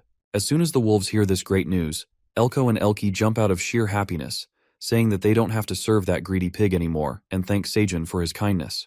Watching all this through the screen melts the admin's heart. She smiles and sends the notification about the quest being completed, adding that she's delighted that the Black Dragon has been praised. Later, Elka signs the contract, and Sejun informs him that Teao will be their supervisor and that they will report to him. The cat happily flaunts that he's a boss now. Teao then takes the wolves to meet their fellow cow workers, the minotaurs, uttering that they will learn a lot from them. The wolves apologize for their earlier behavior and look forward to working with the minotaurs. Our guy then ponders about Greed, the landlord, who seems to be another high-profile figure in the tower, presuming that he can be a threat down the road, and plans on sending the wolves with Teao the next time he travels downstairs, so that this way, the minotaurs could focus more on the farm work. But his moment of contemplation is interrupted by hungry Teao, who asks him for fish to share some with the wolves. Sejun, who hadn't told the cat about the lack of their protein source, reveals everything to him. Upon hearing this, Teao starts making a fuss about it and accuses Sejun that he's a fraud. As our guy and the Black Warrior Bunny sit by the pond, he asks Teao to stop throwing tantrums and gives him hope that they're trying to figure things out. While Teao makes it clear that he won't work until he eats, our boy puts his hand in the pond water to check if the poison has diluted and apprises the Black Bunny to prepare himself to explore the other side of the pond. The Black Warrior Bunny strikes a blow with his hammer, making the rocks fall to pieces as the sediments splash in the water. Sejun compliments the bunny for his great work and lets out that the hole has gotten much more extensive, giving enough space for the bunny to pass through. As the Black Bunny swims through the hole, he immediately snaps back as it's too dark for him to see anything. Sejun warns that the bunny won't be safe to swim in the dark, even with a broader passage, and asks Teao if he happens to have anything that could help the Black Bunny light up his path. Teao, who seems to be playing with the baby bunnies, mumbles that his rucksack has a lot of random stuff and can try to find a light for the bunny. As he tosses out all the stuff inside his rucksack, it all appears to be knickknacks and useless stuff. However, something grabs Sejun's eye as he picks up a scratched gemstone necklace that has fallen from Teo's rucksack. Soon after that, our boy immediately asks the admin to inspect the necklace, just as she did with the straw hat. The admin answers back, saying that he is in good hands and revealing that this item is exactly what he wants. While Sejun offers her a basket full of cherry tomatoes and completes the quest, he earns a reward, the necklace. As the necklace appears in his hands, our guy notices that its appearance has changed completely after the inspection. The item inspected by the admin turns out to be an amber necklace with light magic engraving. Our guy gets ecstatic after learning that the necklace lights up their surroundings, which could help the bunny light up the dark pond so that he can see better. After that, the cat asks Sejun if the product is of any help and pleads for extra CEO hours. To his surprise, our boy flatters Teao for his great work and squeezes his squishy paws, calling him Golden Paws. He then permanently appoints Teao as his farm's CEO and head of distribution. Unable to believe his words, the cat feels as happy as ever as Sejun grabs him in his arms. To add the cherry on top, our boy decides to make Teao the president for one day to celebrate his permanent position. Bursting with happiness, our cat does a little cheerful dance. Now that Teo's president for a day, he instructs the black warrior bunny to use the necklace and bring the pile of fish, while the black bunny energetically agrees to him and gets determined to secure their protein. Later, as Seijun wears the glimmery necklace, the status window appears that says the higher the user's magic level, the brighter the light will be. He then gives the necklace to the black warrior bunny to check his magic powers. As soon as the warrior bunny wears the necklace, a blinding ray of light emerges from it, making our poor guy jealous for having less magical powers than a bunny. While the black bunny proudly flaunts his magical powers as the necklace shines brighter, our guy clarifies that he will have no problem seeing in the water and instructs him to take a detoxifying leak just in case. For further safety, our guy ties a rope to the black bunny and informs him to pull on the rope twice if he is unable to breathe or gets in danger so that he can pull him out immediately. Prepared to make a dive, Seijun reminds him that he could also use the dagger as it will be hard to use his hammer inside the water. Finally, the warrior bunny hops into the pond with everything he needs and swims through the hole. As he swims across the hole, the bunny spots another big hole on the other side. He enters through that spot and witnesses a whole ecosystem on the frontier. Fascinated by the sight, he swims further and peeks at all the kinds of fishes that pass by him. However, the black bunny notices that all the fish are dead and is reminded that it's because of the poisonous soup mixed with the pond water. He pulls out his dagger and slashes through a giant eelfish.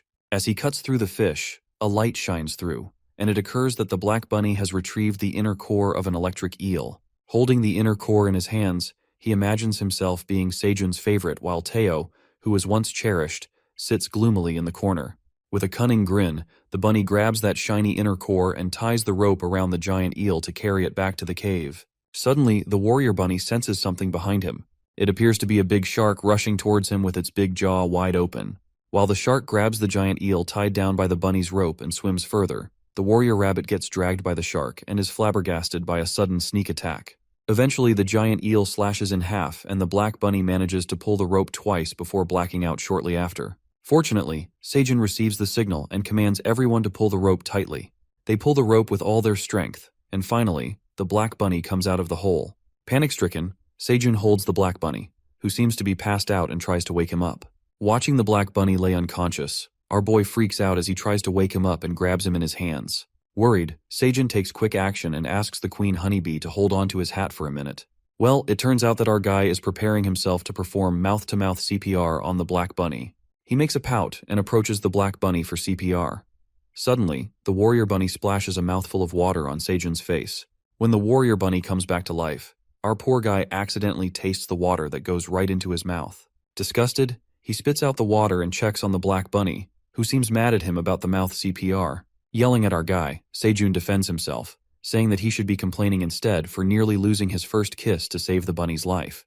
The parent farmer bunnies gather around the black bunny to see if he's okay. While Ailen blushes at Seijun, who seems to be without his straw hat, our guy takes his hat back from the honeybee and puts it back on, responding infuriatingly that he's happy about the bunny not getting hurt. As he complains about the salty water splashing into his mouth, the admin asserts that the black bunny went to the Sea of Dimensions. The dungeon administrator further reveals the Sea of Dimensions, which lies between each floor of the tower. Every floor is provided with safe passages that separate the way from the dangerous marine monsters. However, some areas have channels that lead to the Sea of Dimensions. She adds that the sea is home to many marine monsters, and some of these monsters are a delight to eat. After learning about the Sea of Dimensions, our guy understands why crayfish, a marine species, found their way into a freshwater pond. He asks the black bunny if he found something worth catching in the sea, and that's when the black warrior bunny tosses something out of his bag, and it seems to be the inner core of the giant eel. As Seijun inspects the inner core with astonishment, the warrior bunny pulls the rope he was tied to, and a giant electric eel splashes out of the pond and lands on the ground. While Seijun gets exhilarated to see that the bunny has managed to retrieve a giant eel's head, at that very moment, loads of piranhas and crayfish come flooding into their pond. Happiness gushes through them as they witness the heavenly sight of fish and accomplish their goal of bringing back their protein source. When our guy figures out that the giant eel's fatty head must have lured all the fish behind it, he twirls along with the black bunny out of joy, appreciating him for his great work. To celebrate this moment, our guy announces a grand barbecue party. At the field, the bunnies, minotaurs, and wolves enjoy their food outside the cave. Later, Teao explains everything to Seijun that he had heard on the 38th floor about his family being in danger, and proceeds to inform him that Dongshik has offered to protect his family. Concerned about his family, Seijun couldn't help but wonder if his tomatoes were that popular out there, as our boy seemed to be unaware of this. He gets worried about his family, as he never thought they would be in danger. To ensure his family's safety, our guy assigns Teao to ask Dongshik how his family is being protected the next time he travels down the tower. He then thinks of repaying Dongshik for his kindness, and Teao tells him that he also likes the cherry tomatoes. Sejun becomes happy to hear that, saying he would send Dongshik some other crops too. While Teao climbs on his lap and asks for a treat, the cat notices something and responds that the crystal ball the black bunny gave him earlier is moving. It turns out to be the giant eel's inner core. Our guy grabs the inner core and tells Teao he can acquire a skill if he eats it. Meanwhile, Teao sniffs the inner core, which smells delicious to him. Sejun guesses that it must be an electric skill. Thinking it might be static energy, the cat moves away from the orange core, stating that it would make his hair stiff and messy. However, Sejun seems to like the skills of the inner core for the reason that he has only acquired farming skills since he entered the tower and wants to try a different kind of skill. Our guy feels like he's on some kind of adventure, but Teao bursts his bubble and lets out that he has just left the cave. Curious, Teao asks him why he isn't acquiring the skill by eating the inner core as soon as possible. Well, unfortunately, our boy cannot eat the inner core just yet, as he confesses that he doesn't have enough magic powers. We are shown that Sejun's magic level is 8.05, while the user requirements ask for level 10 or higher. Upon hearing his sob story, Teao bursts into laughter and makes fun of the president, who seems to be short on magic. Watching the cat making fun of him, Sejun gets pissed off and makes a mocking remark about Teo's magical power. Our guy gets cocky and taunts Teao because he's speaking as if he has more magical powers than him. He then asks the cat about his level of magic power. To piss him off more, Teao swanks his butts at him and refuses to reveal his level of magic, making our guy grits his teeth out of frustration. However, our curious main character pulls the amber light necklace out of his pocket and sneaks up on Teao to make him wear the necklace to his magical powers. To his surprise, a bright beam of light flashes out of the necklace after a second, and poor Sejun melts in a breakdown, uttering that he has the lowest magic power here. While Teao proudly flaunts his magic power and utters that he's the perfect owner of the necklace, Bei appears from behind and asks Sejun, who is already jealous of Teo's magic level, to check his magical powers too. On the other hand, the minotaurs chew on their leaves, and the wolves thank the wagon bunny for bringing them tons of grilled fish, while the farmer bunnies enjoy their fish feast. In the meantime, Sejun approaches the wolves and asks them if they like the food. The wolves bow down with respect and thank him, feeling very grateful for sharing such a delicious meal with them. Our guy calls out Elka, who doesn't seem so happy. He acknowledges why Elka is worried, and asks him if he was reminded of his tribe, who lives on the 85th floor of the dungeon. The leader can't hide the secret from the Black Dragon and apologizes to him, but Sejun assures him that he'll see his tribe again soon. Our guy also lets out that the wolves will soon need to go down to the 85th floor for the Blue Moon, and assures Elka that he will provide plenty of fish for his tribe if they help out on the farm. As the wolves are delighted by the generous offer, our guy reminds Teao, the CEO, that they need to catch up on the work at the field and commands the cat to take the lead. While Teao instructs the wolves to follow him to the field, Sejun approaches the minotaurs and informs them that he needs to go somewhere, asking them to guide him there.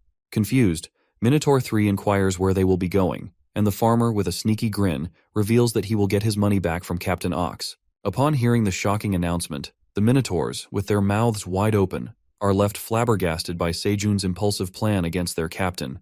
The next scene takes us to the 90th floor waypoint, where we see the Minotaur warriors feeding themselves with the green onion leaves that the Ox King had stolen from Sejun's farm. They seem to be amazed by the delicious flavor of the green onion leaves. Meanwhile, the captain reflects upon his actions and ruminates that he went to find the missing Minotaurs and followed their traces to the territorial border. As he vaguely remembers the monsters he saw on the field, the king contemplates his sneak attack at the farm. He is baffled yet intrigued by the strange situation and reckons how the Crimson Grizzly Bear and the family of the White Farmer Bunnies ended up in the place, adding that the farm might belong to them. The captain regrets stealing from the farm as he is a warrior of honor and cannot steal even if he belongs to a tiny monster. He reminds himself that the blue moon will be rising soon, and he will be able to leave the area as the clock will reset. The captain adds that he's the defender of the 99th floor, so he can leave just for an hour. Snapping out of his thoughts, the king decides to pay what he stole from the farm at that hour and negotiate conditions for a quality lead supply for his warriors. He thinks hard and speculates about how he will pay what he owes them, when suddenly light beams from the waypoint. Well, it seems like Farmer Park is on his way to finding more slaves for the farm. The next scene takes us to the cave where the parent and baby bunnies are busy harvesting the green onions, along with our boy Sejun, who instructs them to do as much as possible. Sweltering, our guy asks the queen bee to hold his straw hat. As soon as he is about to get back to work, the admin sends a notification informing him that his occupational XP has increased. While he gets back to work, Seijun harvests 9 ripe magic cherry tomatoes at the same time, and he gets promoted. It also stated that he has now upgraded to level C farmer and that his occupational XP is full. Surprised, he further checks his enhanced occupational traits, which state that he will grow closer to nature, activating his hidden talents. His hidden talent is being a friend of nature, which means that he can now communicate with nonverbal animals and is very close to nature. Unable to believe his hidden talent, our guy calls out to his hubby, the bunny, who answers him back saying, "Yes, Seijun." Flustered, he stumbles on the ground as he understands what the bunny has just said. To make himself believe, he asks the hubby bunny to call out his name once again. In the meantime, the sickle bunny arrives at the spot and asks Uncle Seijun if everything's all right. Upon hearing this, our guy grabs the sickle bunny, smooching off his face. When he asks the sickle bunny to repeat what he said, the bunny gets mad and threatens to scratch his uncle's face with the sickle. Abruptly, Seijun responds to the sickle bunny and tells him that he can't scratch him as he won't tolerate another bald spot. Looking at each other in utter confusion, the daddy bunny and sickle bunny speculate if Seijun understands them, to which our boy nods his head and informs the bunnies that he has obtained a new talent. This confession causes an uproar among the farmer bunnies as they gather around to hear Seijun, who has just announced that he has some big news to tell them. While the wifey bunny asks the hubby if Seijun has eaten something dangerous, our guy assures her that it's nothing like that. The wifey bunny flinched and was left speechless. After that, all the bunnies leap excitedly onto our boy, exclaiming that they have a lot to tell him. He then apologizes to them, saying he couldn't communicate well with them until now. As he seems to be done chatting with the bunnies, his eyes land on the queen bee, who looks excited and asks him if he can understand her too. He pats her on the head and lets out that he understands her very well. Hearing this, the queen bee happily hugs him, and all the other bees join her. After that, Seijun shares the big news with everyone outside the cave. While he puts on the straw hat that Daddy Bunny gives him, a notification comes up. It notifies him that the straw hat of Patrick, which he is wearing, has also leveled up. Realizing that the hat's abilities were upgraded because he got promoted to another level, our guy acquired another skill known as the Growth Promotion skill, which will boost the growth of 10 products for 1 week without side effects for 10 days. Acquiring this incredible skill, Seijun becomes as happy as ever, and an idea flickers in his mind to put this new skill to the best use. Afterward, our guy plants the solar sweet potato stems into the soil at the field. He pats the soil, activates his growth promotion skills, and is notified that solar sweet potato growth will be accelerated for 1 week. Pondering that he was finding the perfect time to plant the solar sweet potatoes outside the cave, he gets concerned about growing the sweet potatoes in the middle of the green onions due to space limitations. All of a sudden, the newly planted solar sweet potatoes begin to stretch and flinch, which worries Seijun and leads him to assume that they are growing faster than the growth promotion allows. However, it occurs that the green onion field harvest energy is brimming over to the sweet potato stems, and the yield will increase by 50% until the harvest ends. Our guy gets lucky, as he attains double benefits from the skill, which leads him to think that he will be able to harvest sweet solar potatoes sooner than expected. Soon after that, he hears a noise from behind him. Turning back, he finds the baby bear leaping towards him, making him stumble on the ground with his plump body. Overjoyed, Bei clings to Seijun, calling him daddy. He excitedly asks him if it's really true that he can understand him, adding that the black bunny told him all about it. Stunned, our poor guy wonders how he has become a father already when he has never dated. After being called a dad, Seijun asks the mama bear if she's okay with Bei calling him daddy.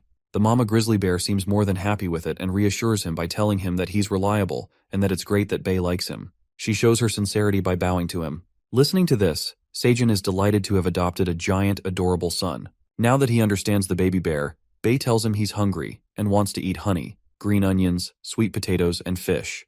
Bei finally gets to tell his dad everything he wants to eat and lets out that he waited for this moment for so long. Our guy compliments the baby bear for having such a great appetite and announces they will have something special today. He gets all excited and tells Bei about his new crop harvests as he pulls out a bunch of fresh-looking potatoes. The new item appears to be strength potatoes, which are delicious and full of nutrients when consumed. Each potato dissolves 30 grams of body fat and boosts strength by 0.5 for 10 minutes. Seijun prepares a pot full of freshly harvested potatoes to celebrate his new talent and gathers everyone for dinner. Seijun joins the bunnies, minotaurs, grizzly bears, and silver wolves for the feast. Lastly, he adds in his survival diary about more fun things that are about to come. The next scene flashes to the 90th floor of the dungeon, where we see the farmer gang leaving for the waypoint. Bei cries his heart out as he watches his daddy leave without him and insists on staying with him. While our guy asks Teao if he has packed enough green onion leaves, the cat assures him that he has packed tons of them in his rucksack and with the wolves as well. After that, Seijun scolds the baby bear for making a fuss about it and reminds him that he needs to take care of the queen bee and her babies, so he should stop throwing tantrums. The gloomy baby bear mumbles that he will stop throwing tantrums if he promises to come back sooner, and Seijun promises to return as quickly as possible.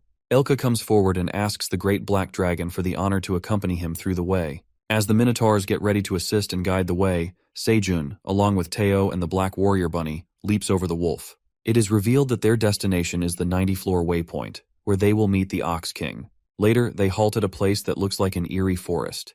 While the black warrior bunny and Teao shut their eyes because of the dust, the black minotaurs warn Seijun not to associate with the monsters in that territory. The female minotaur tells him that the 99th floor has many territories. Just like he came from the territory of the crimson grizzly bear, they are currently headed to the territory of the minotaur, and this eerie forest belongs to some corrupt monsters. She advises Seijun not to go near there because it's dangerous. Our guy ponders the corrupt monsters and considers asking Ailen about them later. At that moment, a giant orb of mud strikes straight onto Seijun's face, making him fall.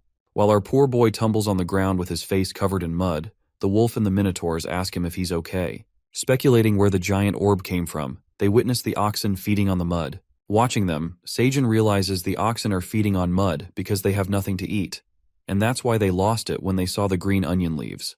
The female minotaur furiously asks the oxen who had thrown mud on him, and that's when one of the oxen moves toward them. He recognizes the two minotaurs escorting Seijun and blabbers about where they have been spending their sweet time together. The obnoxious minotaur asks them where they found these minions, pointing towards Seijun and the wolves. The female minotaur shuts him up by whacking him in the face and smashing him in the mud. While Minotaur number 3 admires her for giving a good smacking, the female minotaur urges Seijun to meet with the captain as they don't have much time. In the meantime, one of the minotaur warriors informs the captain that Minotaur 3 and Minotaur 4 have returned along with some strange creatures. At that moment, the two minotaurs and Seijun arrive at the scene and inform the Ox King that they have returned with some guests from the Crimson Grizzly Bear territory.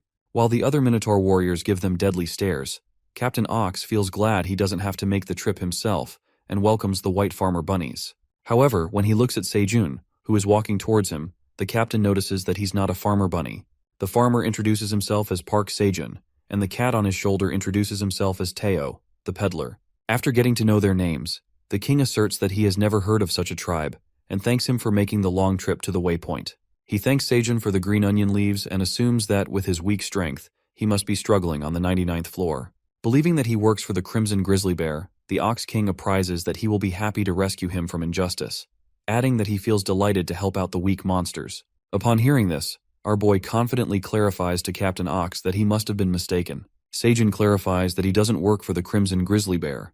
Instead, the bear and her cub help him on the farm. Our guy proceeds with his second reason for visiting the captain, revealing that he's here to demand payment for the crops that the king stole from his farm 3 days ago. Knowing that the Minotaur gets frantic when someone accuses them of stealing, King Ox bursts with anger as he gets up from his throne and begins to rumble. Boiling with anger, the ox frantically utters that Seijun is calling the most powerful monster of the 99th a thief and accuses him of stealing.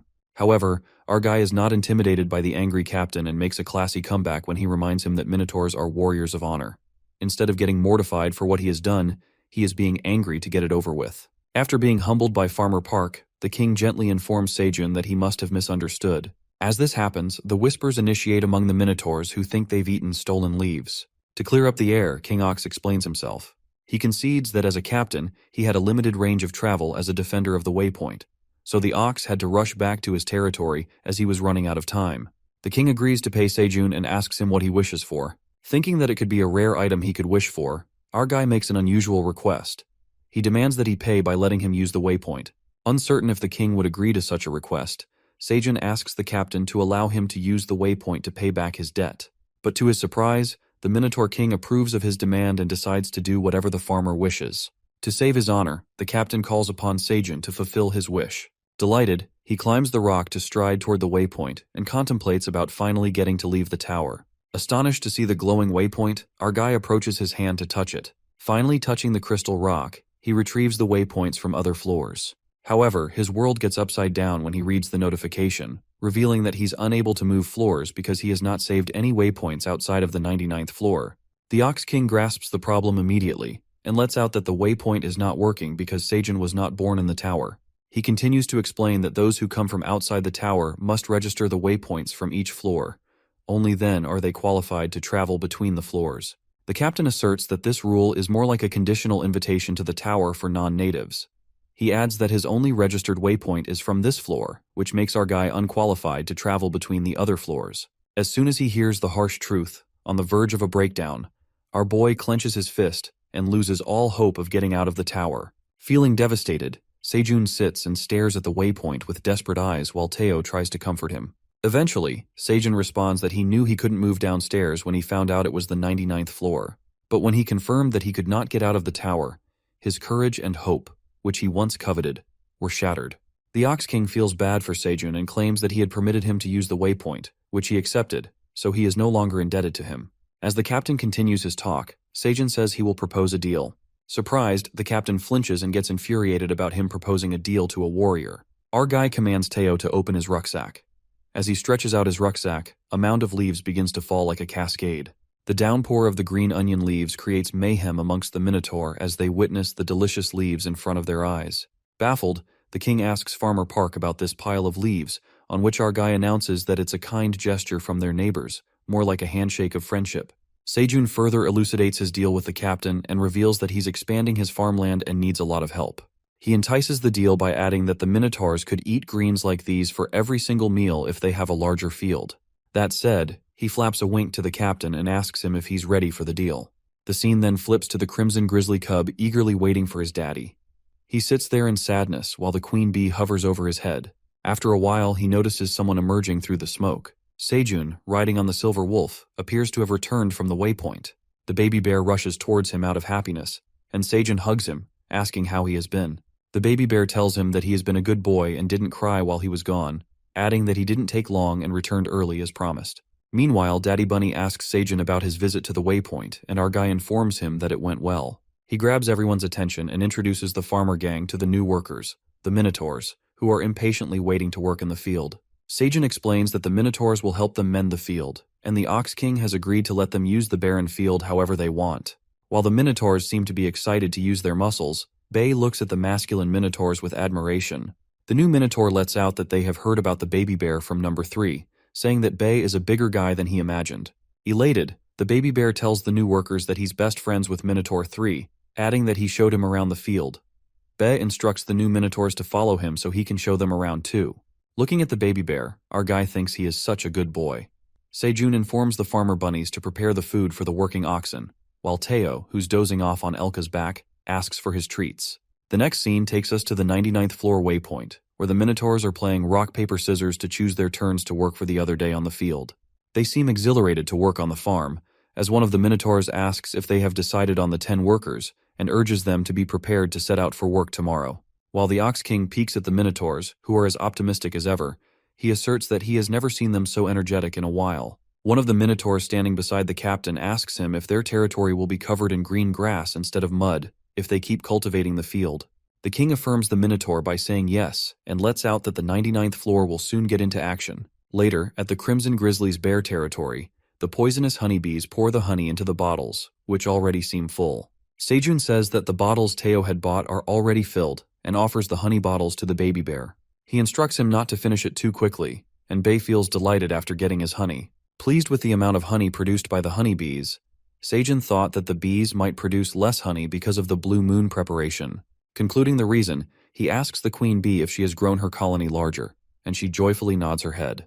When the crimson grizzly bear asks the mama bear if she's headed deep into the forest, the mama bear responds that the blue moon will be rising soon, so she needs to go. Sejun decides to give her plenty of food for their way, and a few more bottles of honey for the baby bear too.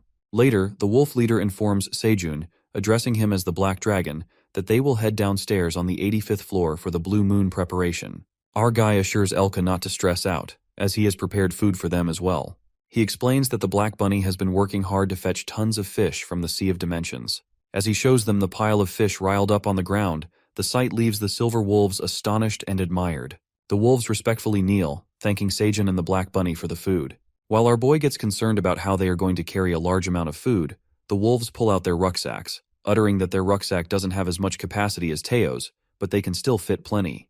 Tossing all the food inside their rucksacks, the wolves and the crimson grizzly bears go on their way to prepare for the blue moon, saying goodbye to Sejun. As he waves them goodbye, our guy also plans to prepare for the blue moon. In the meantime, the admin appears and asks him about his long face, assuming he's worried about the field. While the black bunny leaves to help his mom and dad, Seijun lets out that he's getting anxious about the blue moon rising soon. But Ailen assures him not to worry about it. She compliments herself by saying she took charge of defeating the monsters in the last blue moon, telling him to believe in her. It is revealed to us that the monsters become violent when exposed to the blue moon's light.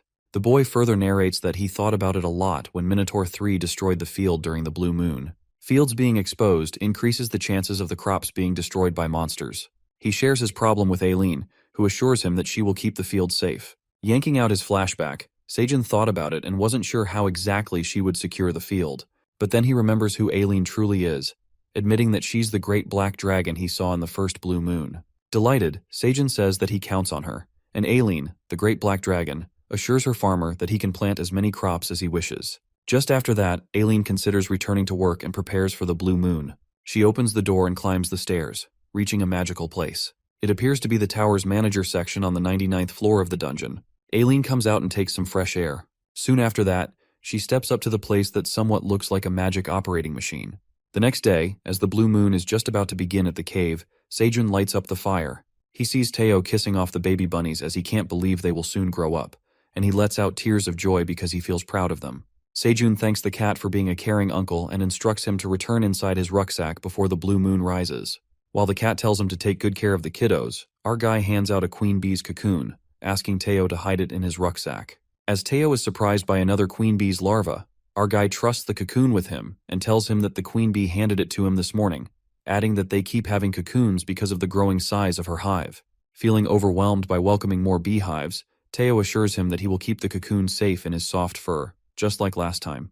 Eventually, the blue moon rises, and the baby bunnies transform into wild monsters because of the blue moon's energy. Shortly, the shrieking gets louder, and our protagonist, hiding in the corner of the cave, watches the baby bunnies getting wild, saying that he is still not used to their transition. In the meantime, Seijun hears a piercing roar from above the cave and wonders if there's a monster near the fields. Thinking that he hadn't heard from Ailen yet, our guy catches a glimpse of the baby bunnies who haven't switched from their monster phase for some reason. While he reckons that the babies turned into white bunnies pretty quickly the last time, he gets terrified as the wild bunnies begin to get out of control. Suddenly, the frantic bunnies try to leap toward him. As they are about to attack him, the great black dragon appears, gliding around the blue moon. On the other hand, we see that the branch monster, inhabitant of the 99th floor, has come to destroy Seijun's field. As the branch monster is about to trample the field, Ailen, the great black dragon, scares him away as she soars above the field to protect it, spreading her giant wings. Ailen seems proud of her heroic action and reveals that her grandpa made the magic tool for her during the blue moon because she can't leave the administrator's section. The black dragon created an adult vision of herself through the system.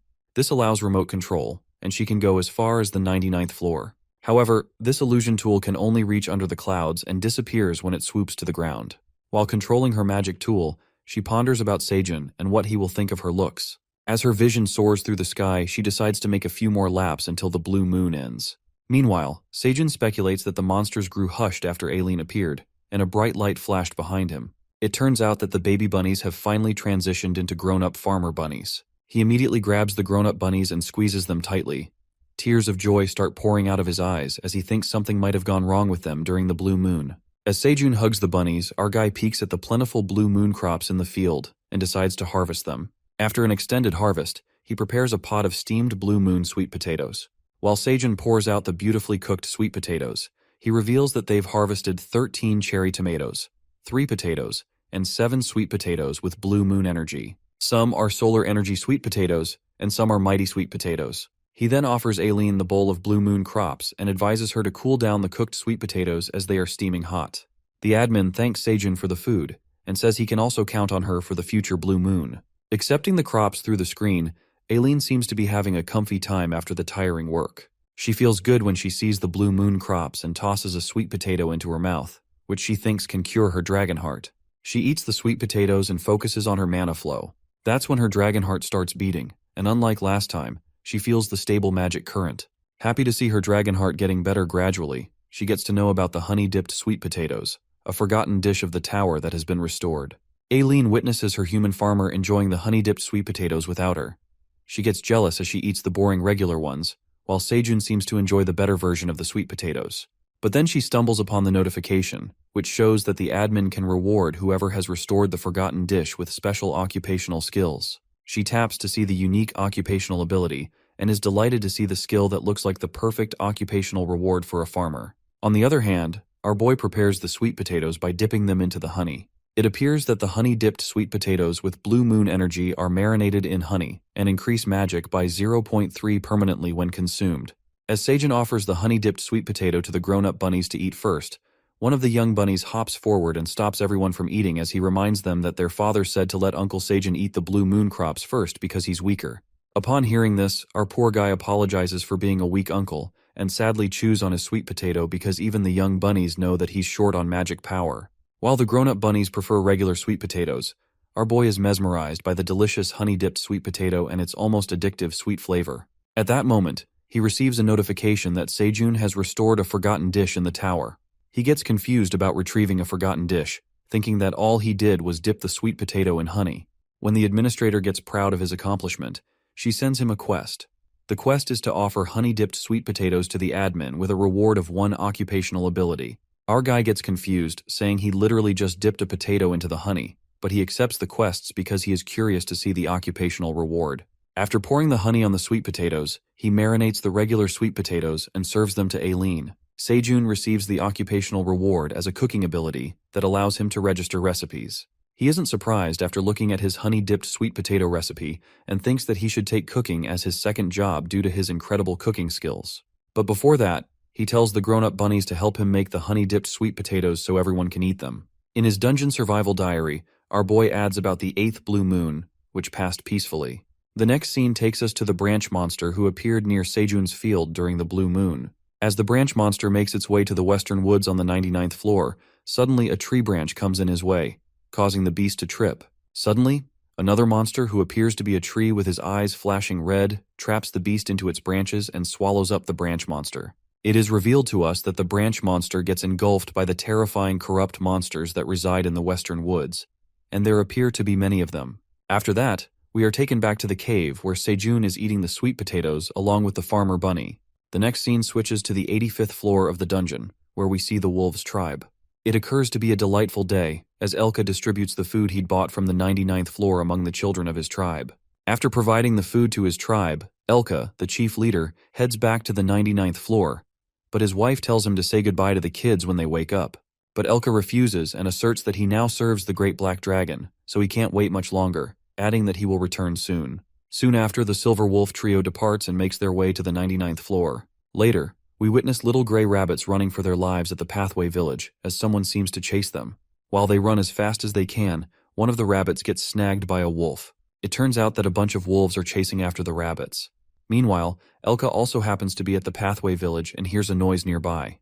The brown wolf clenches one of the gray rabbits into his claws and tramples on one with his feet. Addressing the bunnies as slaves, the wolf captures them and asks if they are trying to escape, adding that he had to climb many floors just to find them. While the other brown wolves capture the gray rabbits, they threaten the bunnies by saying they will have a rabbit barbecue as punishment for the rabbits acting smart and thinking they could outrun the wolves. As one of the wolves opens his jaw to kill the gray bunny, someone strikes him on the head. It turns out to be Elka, who had just saved the gray bunny from getting eaten and whacked the wolf on the head. After a good smacking, one of the brown wolves recognizes Elka and questions why he is attacking them when they are just to find some runaway slaves. The brown wolf threatens him by saying that Greed won't be happy if he gets to know about all this, to which Elka makes it clear that he doesn't care about the pig and warns him to get away from the bunnies, or else he will slit open his throat with his fangs. As Elka furiously stares at him and grits his teeth, he manages to scare the wolves away. In the meantime, other members join Elka and ask him what to do about the bunnies. While poor gray rabbits tremble with fear, the wolf leader decides to take the bunnies with them because the brown wolves might chase them again, adding that the bunnies might be helpful to the black dragon. Later, Sejun proudly makes a big announcement at the cave and reveals that he finally made it to magic level 10 after eating the blue moon crops. Teao stiffly stares at him and tells him that it's nothing to be impressed about. Pissed off, our guy responds that there's more to that and announces that now he can eat the inner core of the giant electric eel. Listening to this, Teao lets out a big fat yawn and doesn't seem interested in Sejun's blabbering as the cat asks him if he can go to bed. But our guy, eager to obtain new skills, instructs the cat to check his skills first. He finally eats the inner core and finds it tastes delicious, similar to orange soda. After consuming the inner core, he gets rewarded with the lighting skill level 1. However, the admin informs Sejun that he cannot use the skill because he severely lacks the required magic level, adding that the rain and thunderstorm features will remain locked. With the lighting skill level 1, he can only create clouds for rain and thunder. As soon as he learns about this, our guy loses his cool and questions the admin why she didn't tell him about this sooner. Poor Sejun gets low-spirited as he thinks that there's no point in making clouds when he can't even make thunder or rain. However, our guy tries his new skill and pulls out his hand to create clouds. As a whirl of clouds forms, our boy successfully produces a little black cloud that hovers above his head. While Sejun peeks at his little cloud with disappointment, the fellow farmer monsters applaud him for creating a cloud. Our poor protagonist sinks into the deep, feeling shattered after using his magic to create a little cloud. Watching him get discouraged, the grown-up bunnies get back to work, but Teao takes advantage of the moment and comforts Sejun with words, asserting that he's still the president no matter how weak he is. Teao pats his hand and tries to appease him with fake compassion and a cunning grin. Our boy, who already seems depressed, asks Teao if he's trying to make him feel better or worse. That's when Bae comes and tells him he's the best dad as he tries to make shade for them, uttering that he will make an enormous cloud soon enough. As Sejun thanks the baby bear for making him feel better and cuddles him, Teao, relaxing on Sejun's lap, mumbles that he doesn't like the sun getting into his eyes and asks him to move the cloud towards him. Annoyed by the peddler cat, who seems to be enjoying his downfall, the silver wolves arrive at the scene and greet Sejun, addressing him as the Great Black Dragon. As he greets them back, Elka takes out the gray bunnies that he had bought with him. Shocked by the situation, our guy asks him about the gray bunnies, who seem frightened as they shake with fear, pleading not to kill them. Sejun notices the gray bunnies have scars everywhere and asks Elka where he found them. At that moment, the wifey and the hubby stared at the gray bunnies with astonishment, uttering if they were alive. The gray bunnies seem to recognize the farmer bunny couple, and they all clamp together in a hug while Sejun and Teao look at them in confusion, assuming they might know each other. After the bunny reunion, the farmer gang shockingly stares at the gray bunnies while they stuff their faces with food in haste, as if they have been starving for days. The wifey bunny tells them to eat slowly and offers them water, and the gray bunny appreciates the Great Black Dragon's kindness. As he tells the bunny to call him Sejun, Elka addresses him as, "My dear Great Black Dragon," which seems like such a mouthful. For this reason, he commands Elka to call by his name as they are a family now, and the wolves are left in awe. While the cat clings to Sejun and asks for a treat, our guy ponders about the gray bunnies and notices they all have vocational skills. The three are the gray artist bunny, the gray architect bunny, and the gray woodworker bunny. Our guy hears the gray bunny's story about how they escaped the farm where greed exploited them, moved up the tower where they encountered the brown wolves, and started chasing them to make them runaway slaves. But then Elka comes to their rescue and saves the bunnies. The sickle bunny provides a blanket to the gray bunny, while Sejun interrogates the crying rabbit about which floor they came from. The gray bunny reveals that they came from the 55th floor. Upon hearing this, Daddy Bunny abruptly leaps towards the gray bunny and asks him if they were on the 55th floor the entire time. Shaking the gray bunny like a ketchup bottle, the farmer bunny begins to bombard him with questions about the farm and what happened to the kingdom, their majesties, the princess, and the monsters. Sejun tells the hubby bunny to slow down and asks him what he's talking about. That's when the farmer bunny opens up the story about their red ribbon kingdom on the 55th floor they used to live in. The bunny narrates that their kingdom was once a land of peace and harmony decades ago, where the bunnies grew nutritious food on fertile land. They acquired beautiful architecture and culture, and sufficient self-defense helped them live in serenity. However, one day, their kingdom is attacked by shadows, or an apocalypse in an unpremeditated attack that even the warrior bunnies cannot fight back. Eventually, the kingdom falls apart and doesn't survive. Returning to the present scene, the farmer bunny continues to share his tragic story, asserting that the kingdom fell apart instantly when the unknown enemy attacked, and that's how their king, queen, and princess went missing amid all the chaos. This left the bunnies with no choice but to escape and scatter to survive the monster's attack, as they also had lost their leaders who would have protected them. The daddy bunny tells them they had to settle in the cave while searching for a new place. Upon hearing this, Sejun figures out why the bunnies moved to the 99th floor. It was strange that they settled in an environment that wasn't suitable for them, but their misfortune doesn't end here. When the farmer bunny thinks that the monsters have devoured the entire 55th floor, fortunately, some survivors are left. However, when the bunnies, including the farmer bunny family, were waiting to be killed after failing to reach the pathway, strangely, all the monsters disappeared. After that, they found themselves standing before greed on that destroyed land, who ruled over many boars and called himself the Great Landlord, dominating the 55th floor. Greed transformed the Red Ribbon Kingdom into an industrial farm dedicated to food production and enslaved the bunnies. As the bunnies continue with their sob story, Seijin stops them for a break and feels terrible for them, as they had to endure all this. He then asks the Black Bunny to share his room with the Gray Bunnies for the time being. While the Black Bunny takes them to the cave, our guy speculates that Greed is the same guy who was looking for the straw hat, on which Elka agrees, and exposes that he's an influential figure because of the wealth that he accumulates from food production. The Silver Wolf realizes that Greed is a pathetic creature as he took advantage of the bunny's unfortunate situation, feeling ashamed of himself for working under him. While they are talking, Teao reveals that most of the food allocated throughout the tower through the Peddlers Association comes from Greed's farm. Frightened after knowing how obnoxious Greed, the landlord, is, our guy asks Elka about the chances of the pig landlord making it to the 99th floor. That's when Elka unfolds that there are fewer chances for the landlord to make it to this floor, uttering that most mercenaries are cowards and would not want to come to the 99th floor no matter how much they are paid. Finally, Seijin breathes a sigh of relief and lets out that Greed won't be able to come after the bunnies. The next scene takes us to the Greed's castle on the 55th floor, the former Red Ribbon Kingdom, where we see the boar freaking out when the brown wolves inform him of Elka's betrayal and how he took the bunny slaves they were chasing. The brown wolf reveals that Elka attacked them and shows him the injury. The high and mighty Greed asserts that Elka was never a trustworthy slave to begin with, and believes that he will be back begging for food once the tower runs out of food. The evil pig Greed then asks one of his slaves about the preparations. His subordinate then reports to him that they are sending away food peddlers to cut down on the distribution as much as possible, adding that the demonic tower and the Peddler Association are making a fuss about it, but things are under control. Happy to hear the report. The evil landlord sees it as another opportunity to take control of the tower just like he monopolized the 55th floor. Laughing hysterically, the greedy boar reveals his corrupt plans to take the reins of the whole tower and will not just settle on one kingdom. The scene then flips back to the cave, where Seijin stretches himself after a nice sleep and wakes Teao up, who wants to nap more. Walking towards the pond to wash his face, our guy witnesses a sink with a cup. He instantly falls in love with it as now it will be easier for him to wash his hair and take showers. Our guy who's soaking his hair gets called by Teao, who shows him something spectacular made by the Gray Bunnies. It appears to be a real stove where the farmer bunnies are cooking. Looking at the actual stove, our guy gets mesmerized when he sees the low-lying table and the real wooden utensils. Teao excitedly shows his bowl, which was made by Squeeby, Squeamy, and Squeary, and has his paw print on it. When Teao asks about these weird names, the cat reveals that they are the names of the Gray Bunnies, and they keep building stuff for them to show their gratitude. As the Gray Bunny makes a sickle bunny a new blue headband, Seijin approaches them.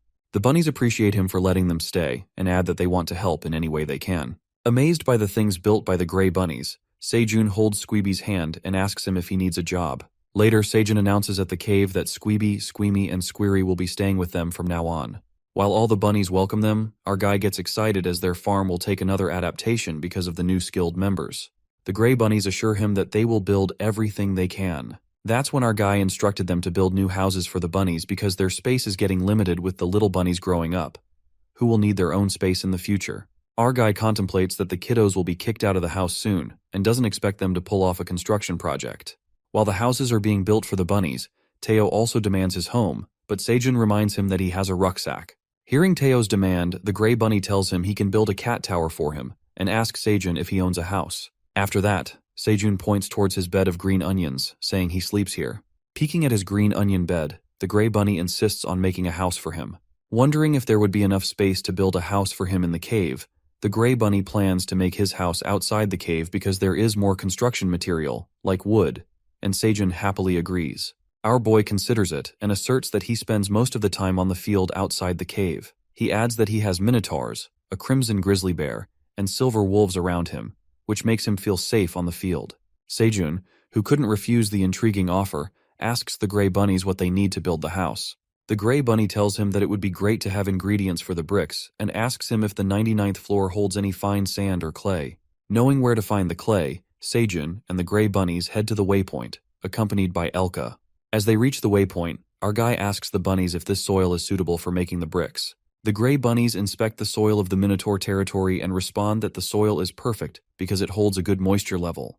Curious, the Ox King questions Seijun about the clay and what he needs it for, adding that Minotaurs eat them. Farmer Park then proposes a new deal to the king. muttering that Squeamy will teach them how to make bricks.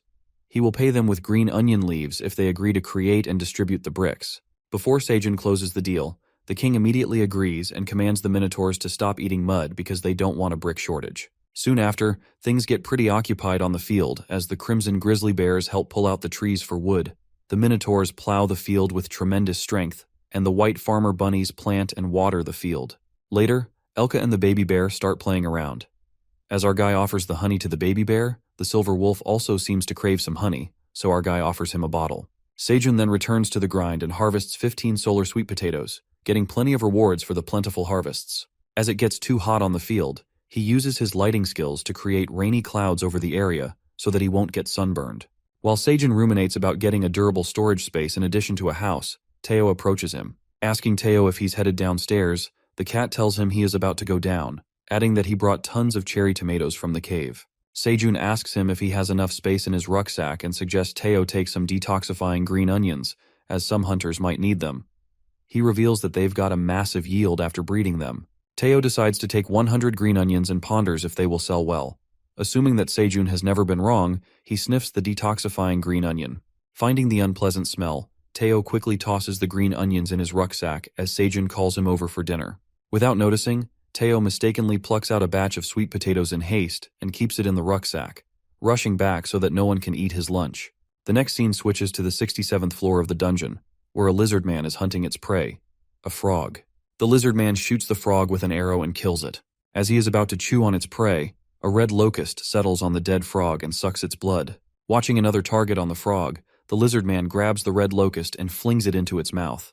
While the lizard man chews on its delicious prey, he catches a glimpse of something in the dark woods. It turns out that thousands of red locusts bolt towards the lizard man, leaving no trace of him. Later, Ailen, having a peaceful nap, is interrupted by the notifications that keep popping up. Intimidated, she wakes up from her well-deserved nap and believes she could find something worth reading. To her surprise, Ailen stumbles upon thousands of unread notifications on her screen window as soon as she taps her crystal magic ball. She learns about the horrendous things going on the 67th floor of the dungeon.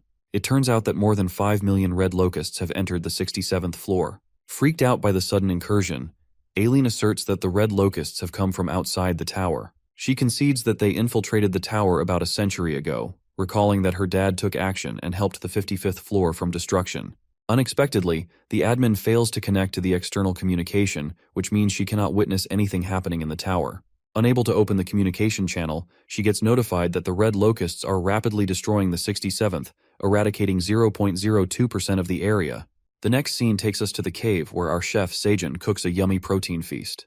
While the sickle bunny brings him the chopped potatoes and sweet potatoes, the sizzling smell of the eel makes him and Teao drool over it. After thanking the bunny, our guy tells Teao and the sickle bunny to eat the eel in the corner so that he doesn't get hurt by the oil splash. As Teao struggles to eat and can't resist the delicious fried eel, the black warrior bunny asks Seijun what he's working on now. Sounding confident, our guy lets out that it's something better than honey potatoes. Asking if he's ever heard of honey-glazed sweet potatoes, the black warrior gets shocked and wonders if such a thing exists. With that, he starts frying the potatoes in the versatile eel oil he has saved.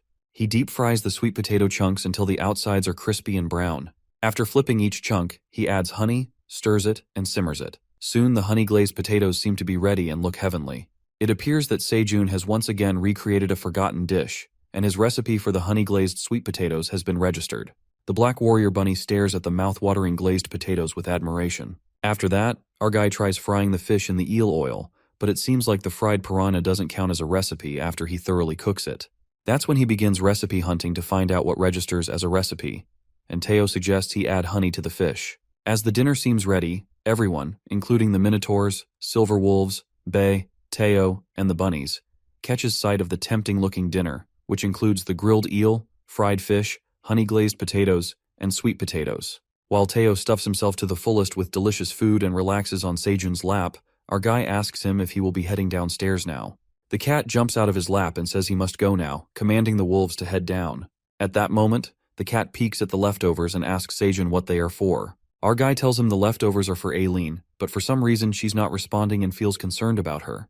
While the cat assumes she might be sleeping, our guy gets worried and wishes it's the case. On the other hand, Ailen gets panicked and seems to be struggling as she cannot connect with Seijun due to an error. It seems that Ailen has lost control over all the dungeon activities, and now the red locusts have destroyed 10% of the 67th floor. Due to the destruction caused by the red locusts, a meeting is being held at Peddler Pathway Central Control Tower, where tower heads like Mason the Fox from the Peddlers Association, Hannibal the Tiger from the Mercenary Associations, and Iona the Hamster from the Wizards Association join the meeting. It appears that Agent Jarrus, along with her team members, are gossiping about Iona because they've seen her for the first time.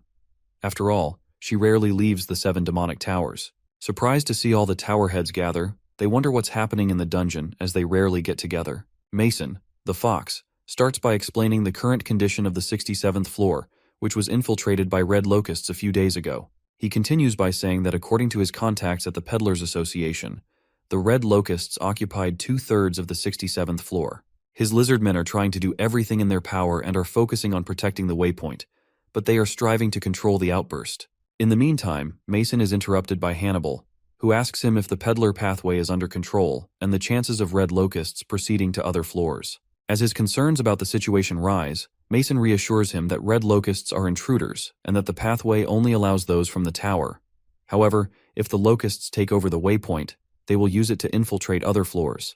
Upon hearing this, Hannibal anticipates their next targets will be the 68th and 69th floors. One of the tower heads reveals that the Lizard Kingdom's dark farm is located there, and it is one of the most fertile areas in the tower. However, the fox warns them and sadly announces that they might face another famine. Upon hearing this horrible news, the crowd erupted, and gossip spread throughout the hall. That's when a tower head, Iona, reminds everyone of the fall of the Red Ribbon Kingdom on the 55th floor. It is revealed to us that they had spread out their fertile areas across multiple floors. But back then, Red Ribbon Kingdom was the single largest food supplier in the tower. However, a massive invasion of red locusts led to the collapse of that kingdom. Iona, the Wizard of Destruction, accuses the pig of taking advantage of the situation and occupying the land, but the fox intervenes and reveals that Greed is a good landlord as he rebuilds the devastated kingdom's farmland. But Iona, who seems to know the truth of the evil boar's intentions, blames everything on Greed, saying that he is the one who enslaved the bunnies and took control of the food distribution channels. But Hannibal doesn't feel good after hearing the truth.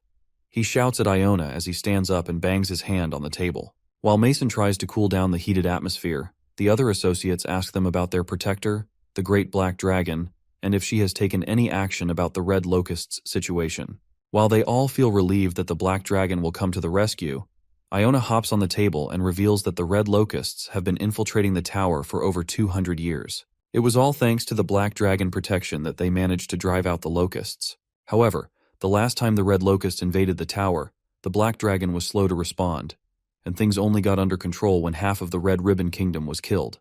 All the farmlands on the 55th floor were devastated, resulting in food storage in the entire tower, and some areas were still recovering from the aftermath.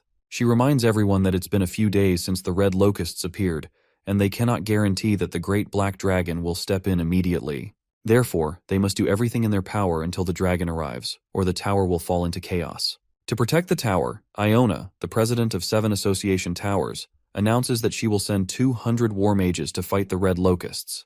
The next scene takes us back to the 85th floor, where we see Teao, the peddler, asking Elka how long they will stay here because they are short on time. Just then, some kids approach the cat and ask him if he's the Black Dragon. Teao, who cannot let this moment slip out of his hands, introduces himself as an intermediate peddler and outshines himself as the extraordinary right hand of the Black Dragon. Gushing with pride, the kids look at him with admiration as they learn that Teao is the right hand of the Black Dragon. As the cat pulls something out of his rucksack, Teao feels something hard. When he grabs it out of the bag, it turns out to be a bunch of solar sweet potatoes. Shocked to see the sweet potatoes, Teao realizes that he's doomed and must have tossed them inside the rucksack without notice. At that moment, Elka appears and asks him if everything is okay, but the cat, who tries to act cool, assures him everything's fine. After that, they both make their way to the 38th floor, and the wolf informs Teao that he's going to run at full speed, so he should hold him tight while Teao ponders the sweet potatoes he mistakenly brought with him and decides to get rid of the evidence. On the other hand, Sejun desperately looks for the sweet solar potatoes he planted with detoxifying green onions.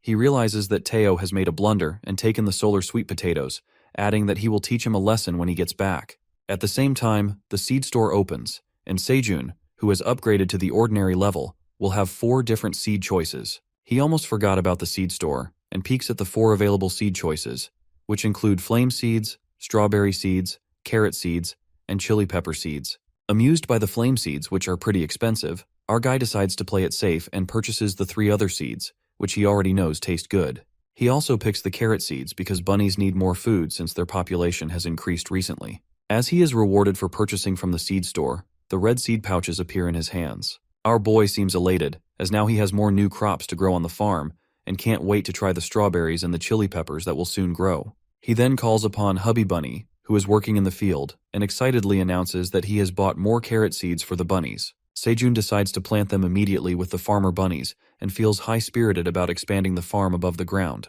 After that, the scene shifts to the outside world, to Gangnam Seoul, where we see Taejun, the advisor of the Awakened Association, standing on the rooftop of a building. Feeling great about having to experience the fresh air outside the freezer after ages, his apprentice, Seok, advises him to head back inside, adding that his curse flame might hit up any time. Not letting him enjoy the world outside, Taejun inquires his apprentice about the deal with the peddler and asks if Dongshik is on the 38th floor of the dungeon. Agreeing that he's still on the 38th floor, Seok reveals that the fatal tarantulas came off as boss monsters and settled on the waypoint on the 38th floor. He continues to narrate that Dongshik's team is struggling to fight back because of the toxic gas released by the spiders, which is unable to be neutralized even by the healing magic. He adds that it's impossible to get near the spiders without the antidote made with the blood of poison spiders, the associates that protect the nest. He further elucidates that they can't even find the alchemist to make the antidotes, concluding that they are facing many challenges and making no progress. Upon hearing this, Taejun asks him if he has been protecting Sejun's family on behalf of Dongshik. Sae-hyuk briefs him about Sejun's family, which has been relocated to Hanam.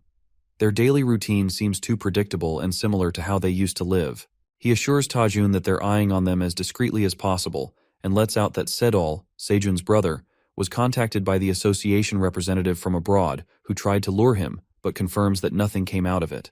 As they laugh at Sedol's friend's refusal of the deal on his behalf, Taejun suddenly starts coughing, and it seems like his curse of flames has kicked in.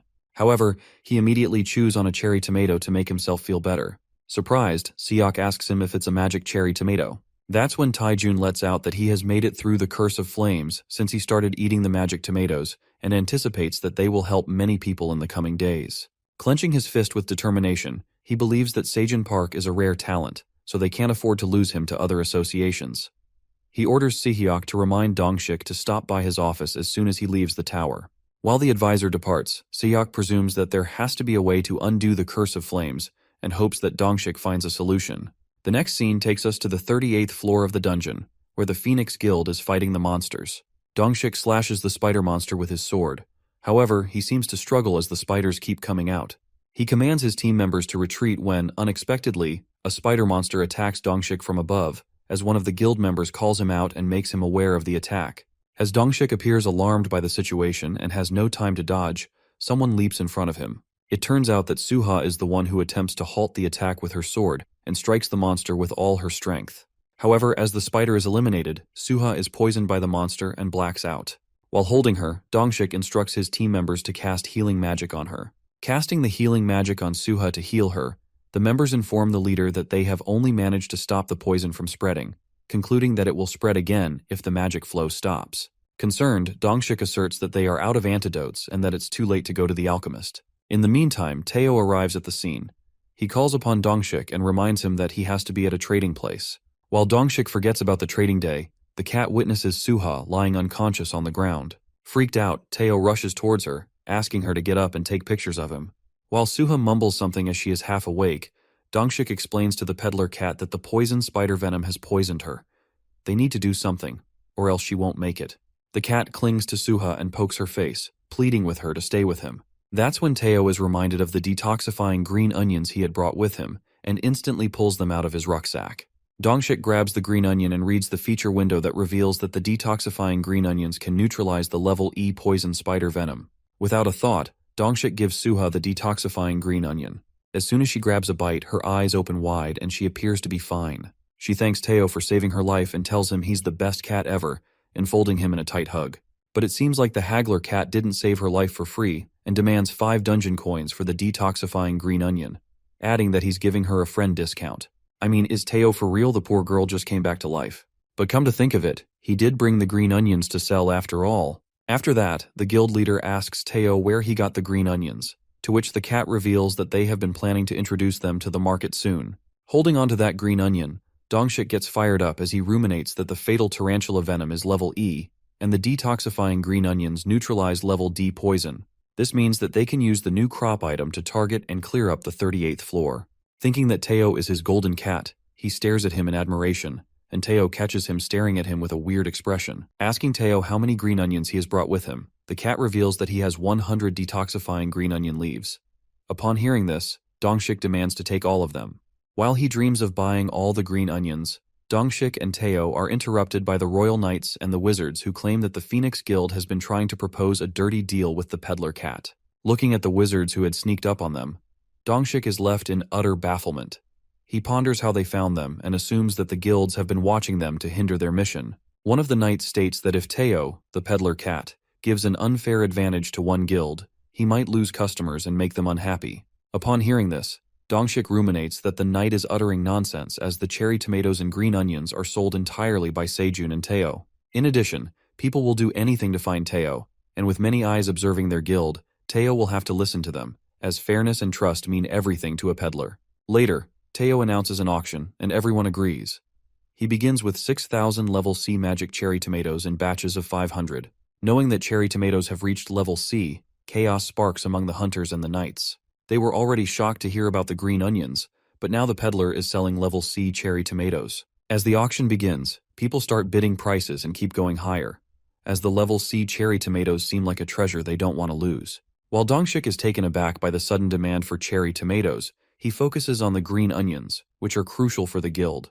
Eventually, Teao sells out on the magic cherry tomatoes and proceeds his auction with the detoxifying green onions. He announces the auction of 100 green onions in 10 batches, and Dongshik screams the first bid price, which is 155 dungeon coins. Luckily, Dongshik wins the first auction, but as the auction continues, it seems like a tough fight between him and the night hunter, who keeps bidding higher. As Teao is about to close the deal on 150 dungeon coins in the second auction, Dongshik gets happy and plans to bid higher.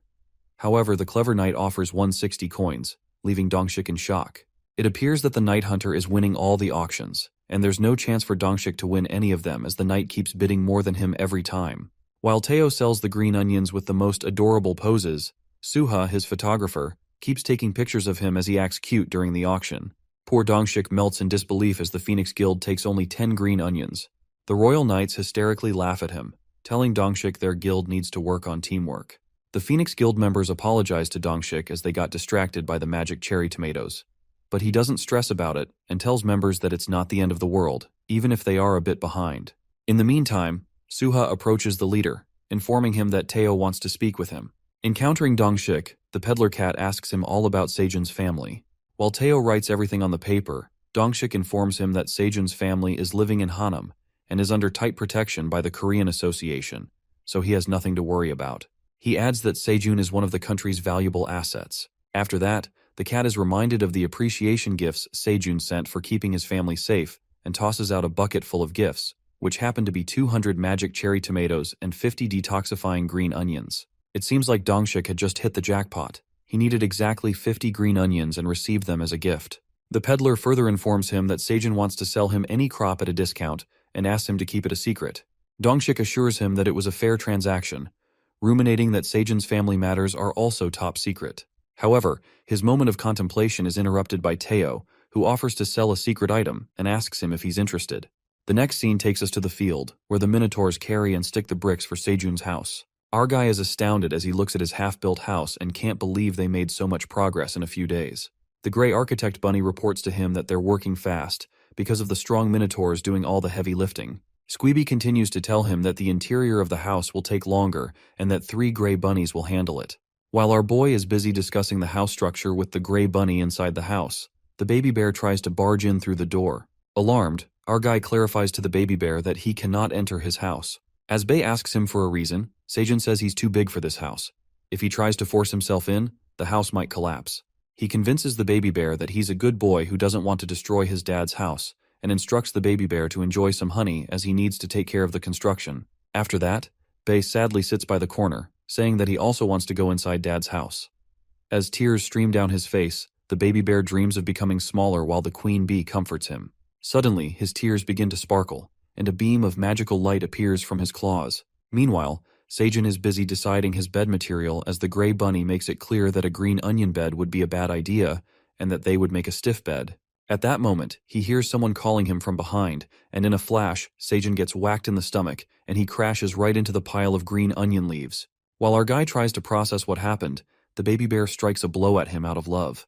Bei reveals to his dad that he has gotten smaller as he stands over him. The crimson grizzly bear seems to have transformed into a tiny cub again. Seijun looks at him with astonishment, as Bei had gotten so little when they first met, and asks him how he managed to pull this off. It occurs that the baby bear has transformed into a crimson grizzly honey bear, as the notification says. Our boy realizes that Bei has evolved into a honey bear, just like the black warrior and hubby bunny did. As the black bunny and the baby bear are the same size now, Seijun asks the bear if he will not get bigger again. Trying hard, Bei squeezes himself and suddenly changes into a giant bear. Our guy freaks out after watching that Bei has grown a bit bigger, confused about whether he can control his size however he wants. Witnessing the baby bear change sizes, the black minotaur lets out that Bei's desire to become smaller is repressing his growth, adding that it happens in young monsters who are afraid to grow. Upon hearing this, Seijun thinks hard about what has been suppressing the baby bear's growth. As Bei becomes small again and clings to Seijun, he asks Daddy if he can go inside the house now and hold him like he holds the black bunny and Teao. Watching the baby bear yearning for love breaks Seijun's heart as he stares at him with pitiful eyes. He affectionately hugs the baby bear and realizes that he wants to be loved by Daddy. He holds Bei in his arms and takes him to show him around the house. Delighted, Seijun heads towards the house and tells Bei to find a spot for his bed. As Bei asks his daddy to take him to the cave, Seijun gets a flashback of the baby bear eating all their stored food. As the black bunny hears it, he secretly shakes his head, pointing to Seijun not to take him into the cave.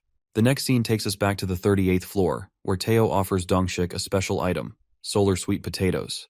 While he reads the feature window for the solar sweet potatoes, Dongshik stumbles upon something valuable.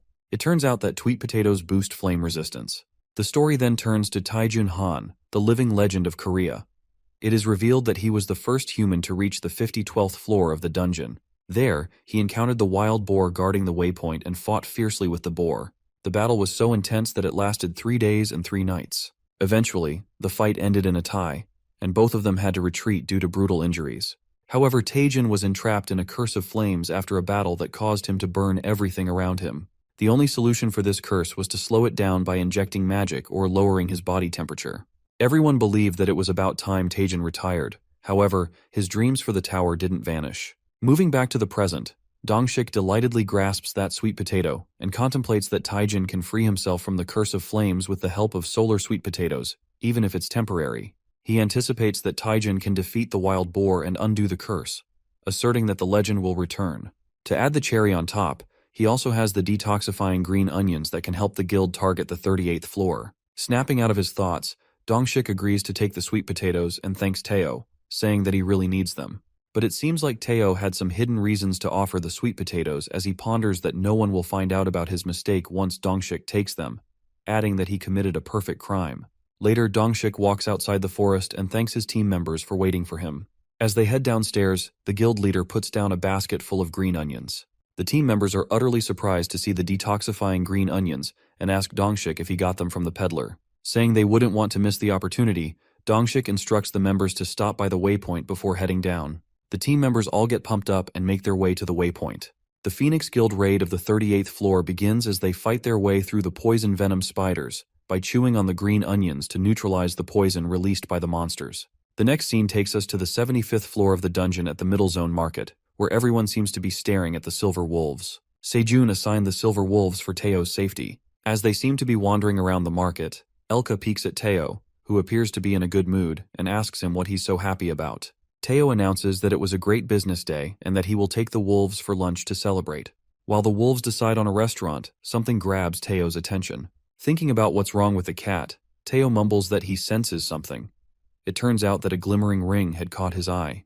As Teao approaches his hand to grab the ring, a little hand touches against his hand. The cat immediately takes the ring away and yells at the little hamster to get out of the way. While the hamster, covered in a black cloak, wonders if the cat is an intermediate peddler, she clarifies to Teao that he doesn't need the ring. It's better if he hands it to her. But Teao grasps tightly on the ring, lets out that he picked it first, and infuriatingly tells the hamster to get out of his way, calling her a tiny little hamster. The hamster flinches to process what Teao has just said to her and gets offended. As the silver wolves reach the spot, Elka becomes panic-stricken as he witnesses the hamster, presuming that it's hamster Iona, the wizard of great destruction. The wolf seems sure that it's Iona as he has seen the staff, which is her weapon. It seems like Elka recognizes the wizard hamster by the item she's holding in her hand. It is revealed that the legendary divine item, also known as the Staff of Disasters, is owned by Iona. If it is wielded once, the mountains flatten, and if it is wielded twice, the rivers turn into the ocean. This is the power that this item holds. While Elka speculates what she's doing here, Iona tells the peddler that she could have given him a chance to turn his wrong into right and demands his life as a form of apology.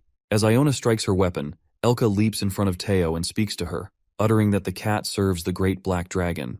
Upon hearing this, Iona taps her magic stick on the ground and surprisingly asks Elka who he is, to which he introduces himself as the chief of the Silver Wolves. Feeling suspicious, Iona warns the wolf about what he has just said, adding that they could be killed for lying and pretending to work for the great black dragon. While Elka swears on his tribe and assures Iona that he's speaking the truth, Teao frantically agrees with the wolf and reveals that he works for the great black dragon. But this scene takes an unexpected turn when Iona claims that she needs proof that they work the black dragon. As Teao questions how they will prove it to her, the hamster wizard claims to take her to the great black dragon. But Teao, who came to the market to flaunt his haggling skills, questions Iona, the wizard of destruction, about whether he will take her for free. As soon as Teao utters these words out of his mouth, a terror strike runs through Elka because it seems like he will ruin her mood again. The haggler cat makes it clear that he serves the black dragon, but is also a peddler, so she needs to pay him to meet the black dragon. Seeing Teo's confidence without a hint of doubt on his face, Iona asks the peddler cat what he wants. Teo mumbles that he is picking up a few things for the black dragon. Iona agrees to pay for everything the cat wants, along with the ring that Teo picked for the dragon. While Iona thinks it's a rare opportunity to meet the dragon, the cunning peddler cat has successfully found himself a naive target to pay for his items. Later, they walk into the market, and Teo grabs 100 bottles and some other random stuff. While glancing at all the stuff, whimsy straw hats catch his eye, and as he buys them, he asks Elka if he needs anything, adding that the straw hat would look good on his son. As Elka respectfully refuses, Iona interrogates Teo about the random items he's buying and asks if the black dragon needs them. Teo, who is optimistically enjoying his shopping haul, informs her that he likes this kind of stuff and proceeds to buy a straw hat for himself. Losing her nerve, Iona clenches her fist and lets out that the cat better not be lying about the black dragon. In the meantime, Iona, who is already annoyed by the feline creature, Teo approaches her and places a hat on her head, adding that it looks great on her. Flustered by Teo's sudden move, Iona speaks out that not every wizard wears a pointed hat, ordering the cat to hasten it up and go to the checkout counter. While Iona returns the hat, she asks the shopkeeper for the total of all the items, to which he concludes that it will be 20 dungeon coins. Upon hearing this, Teo, wearing his classic straw hat, steps in and asks the shopkeeper for a discount. It seems like Teo the haggler has stepped into the game of discount until the shopkeeper loses his cool and agrees with him to pay how much he wants.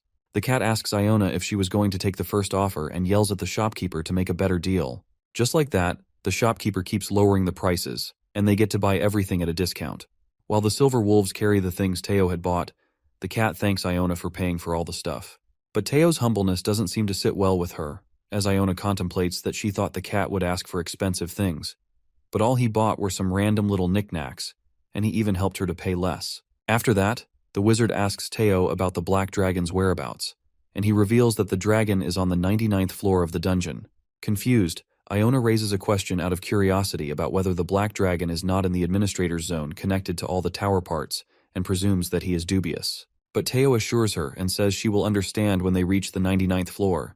The next scene takes us to the 38th floor, where the Phoenix Guild fights the spider monsters. It is revealed to us that the Phoenix Guild had successfully raided the 38th floor, and they have now reached the waypoint. As they celebrate their win, Dongshik commands his team members to head to the 39th floor as he touches the waypoint. After that, we are taken to Gagel's Tower Farm Project headquarters. Vice President Michael learns that the Phoenix Guild has cleared the 38th floor. Shocked, Michael asks the hunter he'd hired for his work. He reports that the guild cleared up the 38th floor rapidly because of the new crops known as the detoxifying green onions. It helped them in advance, and they could get through the monsters. Upon hearing this, the vice president slams his hand on the table and rages with anger, mumbling that the guild found a new crop while he's spending all the money struggling to germinate the cherry tomatoes. While he stresses that executives can't wait any longer and that he needs to show results for his project, A girl bursts open his door and takes him to the farmland. He looks at the tomato flowers, which appear to have spikes on them, which is very peculiar. Startled by the spike flowers, the girl who had been experimenting with the cherry tomatoes reveals that their team has suspected growth hormones have caused a mutation in them. Michael instructs her to discard the mutation plants correctly, saying that these are monsters, not plants. However, when he harvests the modified flower, it turns out to be an item known as a contaminated cherry tomato, and he earns a reward for harvesting it. He is stunned after earning XP points and figures out that he will earn rewards by killing plants just like monsters.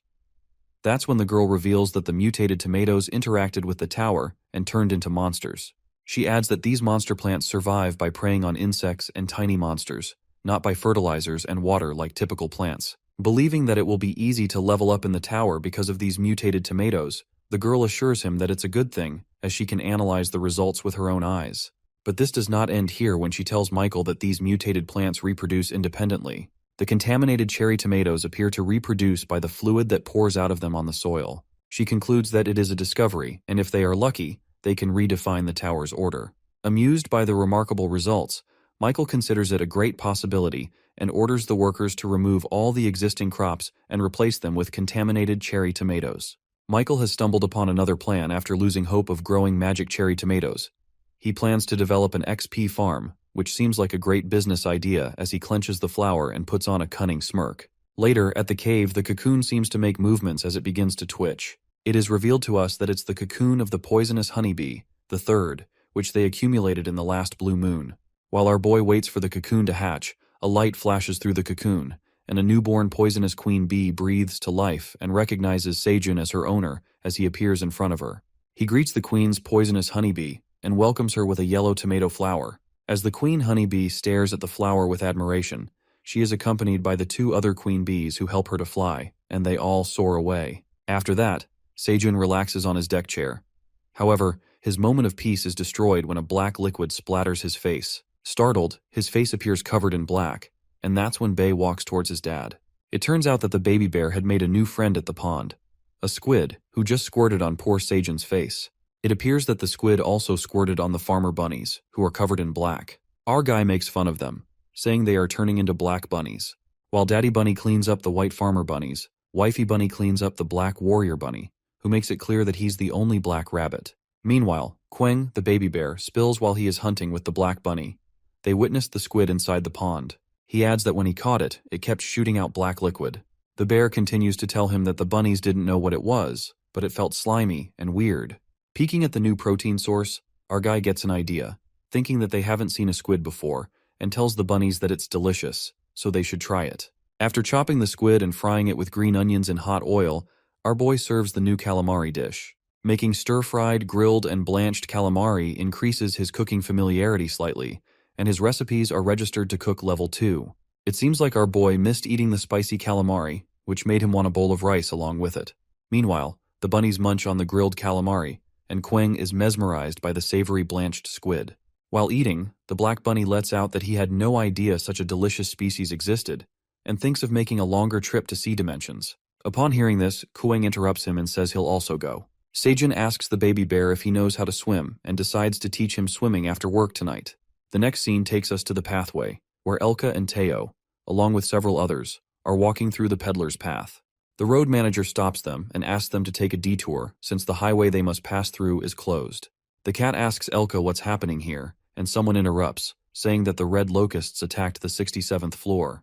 While Teao doesn't seem to know what red locusts are, Iona, who happens to be there, tells him that they are pests that were created to devour and destroy everything. The red locusts try to infiltrate and take over the tower, their home, adding that the allied forces of the tower are closing down roads to fight against them. Ion adds that she would have joined the allied forces to fight the red locusts, but has to prioritize meeting with the dragon by using the lightning pathway. Upon hearing this, the peddler cat declares that the lightning pathway is only for advanced peddlers, and since he is an intermediate peddler, he isn't allowed there. But Iona assures him it's okay since he is with her, and pulls out a golden badge underneath her coat. Peeking at the golden peddler badge, Teao is highly impressed, and doesn't believe that Iona has one. Admired by the badge, he offers to become friends with Iona, but she refuses. The next scene takes us to the field where Sejun is trimming the large, outgrown green onion leaves. Being swamped with farm work, he finally realizes that the field has expanded to 70,000 square feet. Thinking that his field almost feels like a big forest, our guy wonders where the white farmer bunnies are, as he can hear them cutting the green onions. Just then, he finds the sickle bunny, who seems to be struggling to cut the tough green onions with his sickle, which are impossible to cut through. Seijun grabs that strange green onion and freaks out as it makes his hand bleed. While the sickle bunny asks him if he's okay, our guy notices that the green onions are hard as steel as he plucks them out. The tough leaves turn out to be strong blade green onions harvested by Seijun. He also learns that he has invented a new crop in the tower that will grant him exclusive rights to the latest crop, stating that no one can grow this crop without his permission. They all learn that these strong blade green onions have metallized their leaves from routine cutting. Witnessing his new crop that almost looks like a weapon, Seijun gets excited and thinks that these would be useful, announcing to keep propagating them. In the meantime, the admin panel appears, stating that she's crying and has something to tell him. Our guy gets worried when he witnesses tears dripping from the panel and asks her about the matter. That's when Ailen reveals everything going on the 67th floor that has been infiltrated by the red locusts. While he asks her about the red locusts, if they were the reason for Red Ribbon Kingdom's downfall, and what they are like, the Black Dragon confesses that individually red locusts are not harmful, but when they're in groups, they can consume and devour everything, evolving into something else. She adds that if they fail to resolve this issue, then every living being on the 67th floor might perish, and the red locusts will spread out on other floors through the waypoints, which means that they scatter throughout the whole tower and destroy everything, concluding that no one is safe. Ailen rants out that there's nothing she can do about the 67th floor for complicated reasons. She asks for Seijun's help while feeling guilty. Upon hearing this, our boy assures her that he will do everything he can to help and that she doesn't have to feel guilty about anything. He enthusiastically calls out everyone, knowing that all of these residents are willing to help to save their home, and Ailen thanks everyone for helping her out in this matter. While Seijun considers it and realizes that he can't even travel through floors, Teao comes along with a visitor, who is a hamster. Iona expresses her pleasure upon meeting Seijun, addressing him as the Great Black Dragon. Seijun is confused and wonders what's the deal with this hamster. While Seijun is confused to see the hamster, he asks Teao what this is all about. That's when the cat lets out that he had to bring her with him, because she wouldn't believe that he worked for the Great Black Dragon. She kneels before Seijun to honor him, addressing him as the Great Black Dragon, and introduces herself as Iona, the president of the Wizards Association. At that moment, the admin sends him a notification, suspecting that Iona is looking for her because she hasn't stepped in to help fight the red locusts on the 67th floor. Ailen instructs Seijun to hear her out as Iona seems like a high-level monster. Following the admin's order, our guy greets the hamster and asks her for a drink as she has been traveling a long way, offering her a honey tomato energizing drink. While Teao is stunned by the tiny baby bear at the back, our guy asks Iona why she is there. As Iona is about to ask him for a favor, Seijun anticipates it's about the red locusts on the 67th floor. Upon hearing this, Iona is left in disbelief as the Black Dragon seems aware of the situation and questions him why he didn't get involved to help them. As our guy tries to make excuses, Teao and the baby bear interrupt him and ask for food. Watching this weird informal conversation between the Black Dragon and the animals, Iona ruminates that they are very casual with him as the baby bear calls him dad, suspecting if he really is the Black Dragon. She analyzes Seijun and assumes that besides his black hair, he doesn't seem to have any connections with the Black Dragon and looks like every other human who's been coming into the tower recently. Iona further inspects that she feels a very weak force from him. She feels faint hints of the Black Dragon, and the energy is flowing from a few parts but at extremely low levels. Feeling confused and lost in her thoughts, Iona takes a sip of the tomato drink and is freaked out to see her energy levels rising and the delicious flavor of the tomato juice. As Iona seems to like the juice, Seijun tells her that it's the magic cherry tomato juice with honey, adding that he and the bunnies grew the tomatoes themselves and mixed the poisonous honeybee's honey. Surprised, Iona requests to see the red cherry tomatoes, and the hubby bunny brings them to her. Watching the white farmer bunny, Iona asks the daddy farmer bunny if he belongs to the Red Ribbon Kingdom on the 55th floor. The bunny agrees and tells her that the Black Dragon took them in. While she peeks at the cherry tomatoes, she asks Seijun if he has other items on the farm. Our guy tells her about all the crop items they have grown in their field. At the moment, our guy looks at Teao, who is being kind as he shares his kitty treat with the baby bear. Meanwhile, Iona observes the things happening around her. She looks at the bunnies, the baby bear, minotaurs, silver wolves, and the cat, realizing that the dragon has been taking care of the monsters without a home while taking care of the food storage and developing new items. She figures out that the Black Dragon's magic felt weak because he was trying to be considerate of the monsters. She feels guilty for suspecting the Black Dragon, not knowing how much he has sacrificed himself for the tower. As her moment of contemplation is interrupted by Sejun, who is about to say something about the red locusts, Iona bows down and asks for forgiveness from the Black Dragon for not understanding his compassion for serving the tower. She adds that she will do anything for his forgiveness, even if it takes her life. Confused about what's happening, our boy shows her a crop item that appears to be a strong blade green onions. That's when our boy narrates a story he'd heard somewhere about the natives in the Arctic region who used to hunt large numbers of wolves effortlessly with just one blade. The tactic was simple. The hunters coated the blade with blood, frozen it, and buried it in the snow. The hungry wolves were lured in by the smell of blood and would start to lick the blade, and that blade was used to cut up the wolf's tongue. However, the wolf wouldn't notice it because its tongue had grown numb in the cold. That is how the wolves would bleed out and die. After telling the story, Sejun concludes that they might catch something from it, while Teao gets the chill from the terrifying tale and warns Elka not to lick blades, adding that he will share his fish with him. Upon hearing the tactic, Iona sums it up that the red locusts will attack any green onions as they wouldn't see the difference between the blade green onions and the regular ones. After tasting those green onions, they will look for more. And when they try to gobble up the blade green onions, the red locusts will be killed. She adds that red locusts have the habit of devouring wounded individuals, which slows down the group. In other words, if the red locusts get slashed by the blade green onions, they will be eaten by other red locusts. High-spirited, Iona lets out that they will be able to defend the waypoint with the help of these blade green onions, and appreciates the Great Black Dragon, as she was unaware of him contributing to help with the food storage while making new tactics to kill the red locusts. Hearing the compliments, poor Sejun is stuck in the huge misunderstanding of being the Great Black Dragon that he has to bear with as there's no going back. Before he hands in the green onions, Sejun decides to experiment to test his hypothesis, asserting that they just harvested their first batch of the blade green onions. Hence, they need to grow them to multiply. But Iona tells him not to worry, and reveals that she has a few red locusts with her. As our boy gets baffled, Iona creates a big circle out of sticks, and suddenly, red locusts appear within that circle. Iona tosses them out of the circle as they are trapped inside a black mass. While all of them are startled by the sight of the red locusts, Iona is happy to see them in good shape, as she had caught a few of them for experiments. She asks Sejun to use these red locusts how he wants. Our guy plants the blade of green onion and the regular green onion in the soil, instructing Iona to release them. That's when she releases the red locusts out of her magical binding, and the monsters instantly fly toward the planted green onions. The red locusts that gobble up the regular green onions appear to be alive. However, when a few of them fly towards the blade of green onions, they are slashed into pieces.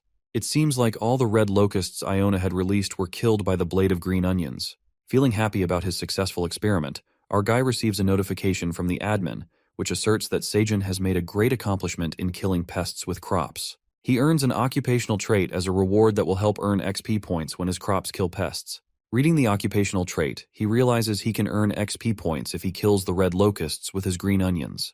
The next scene takes us to the Korea Awakened Association, where Taejin is happy for Dongshik as he clears up the 38th floor sooner than expected.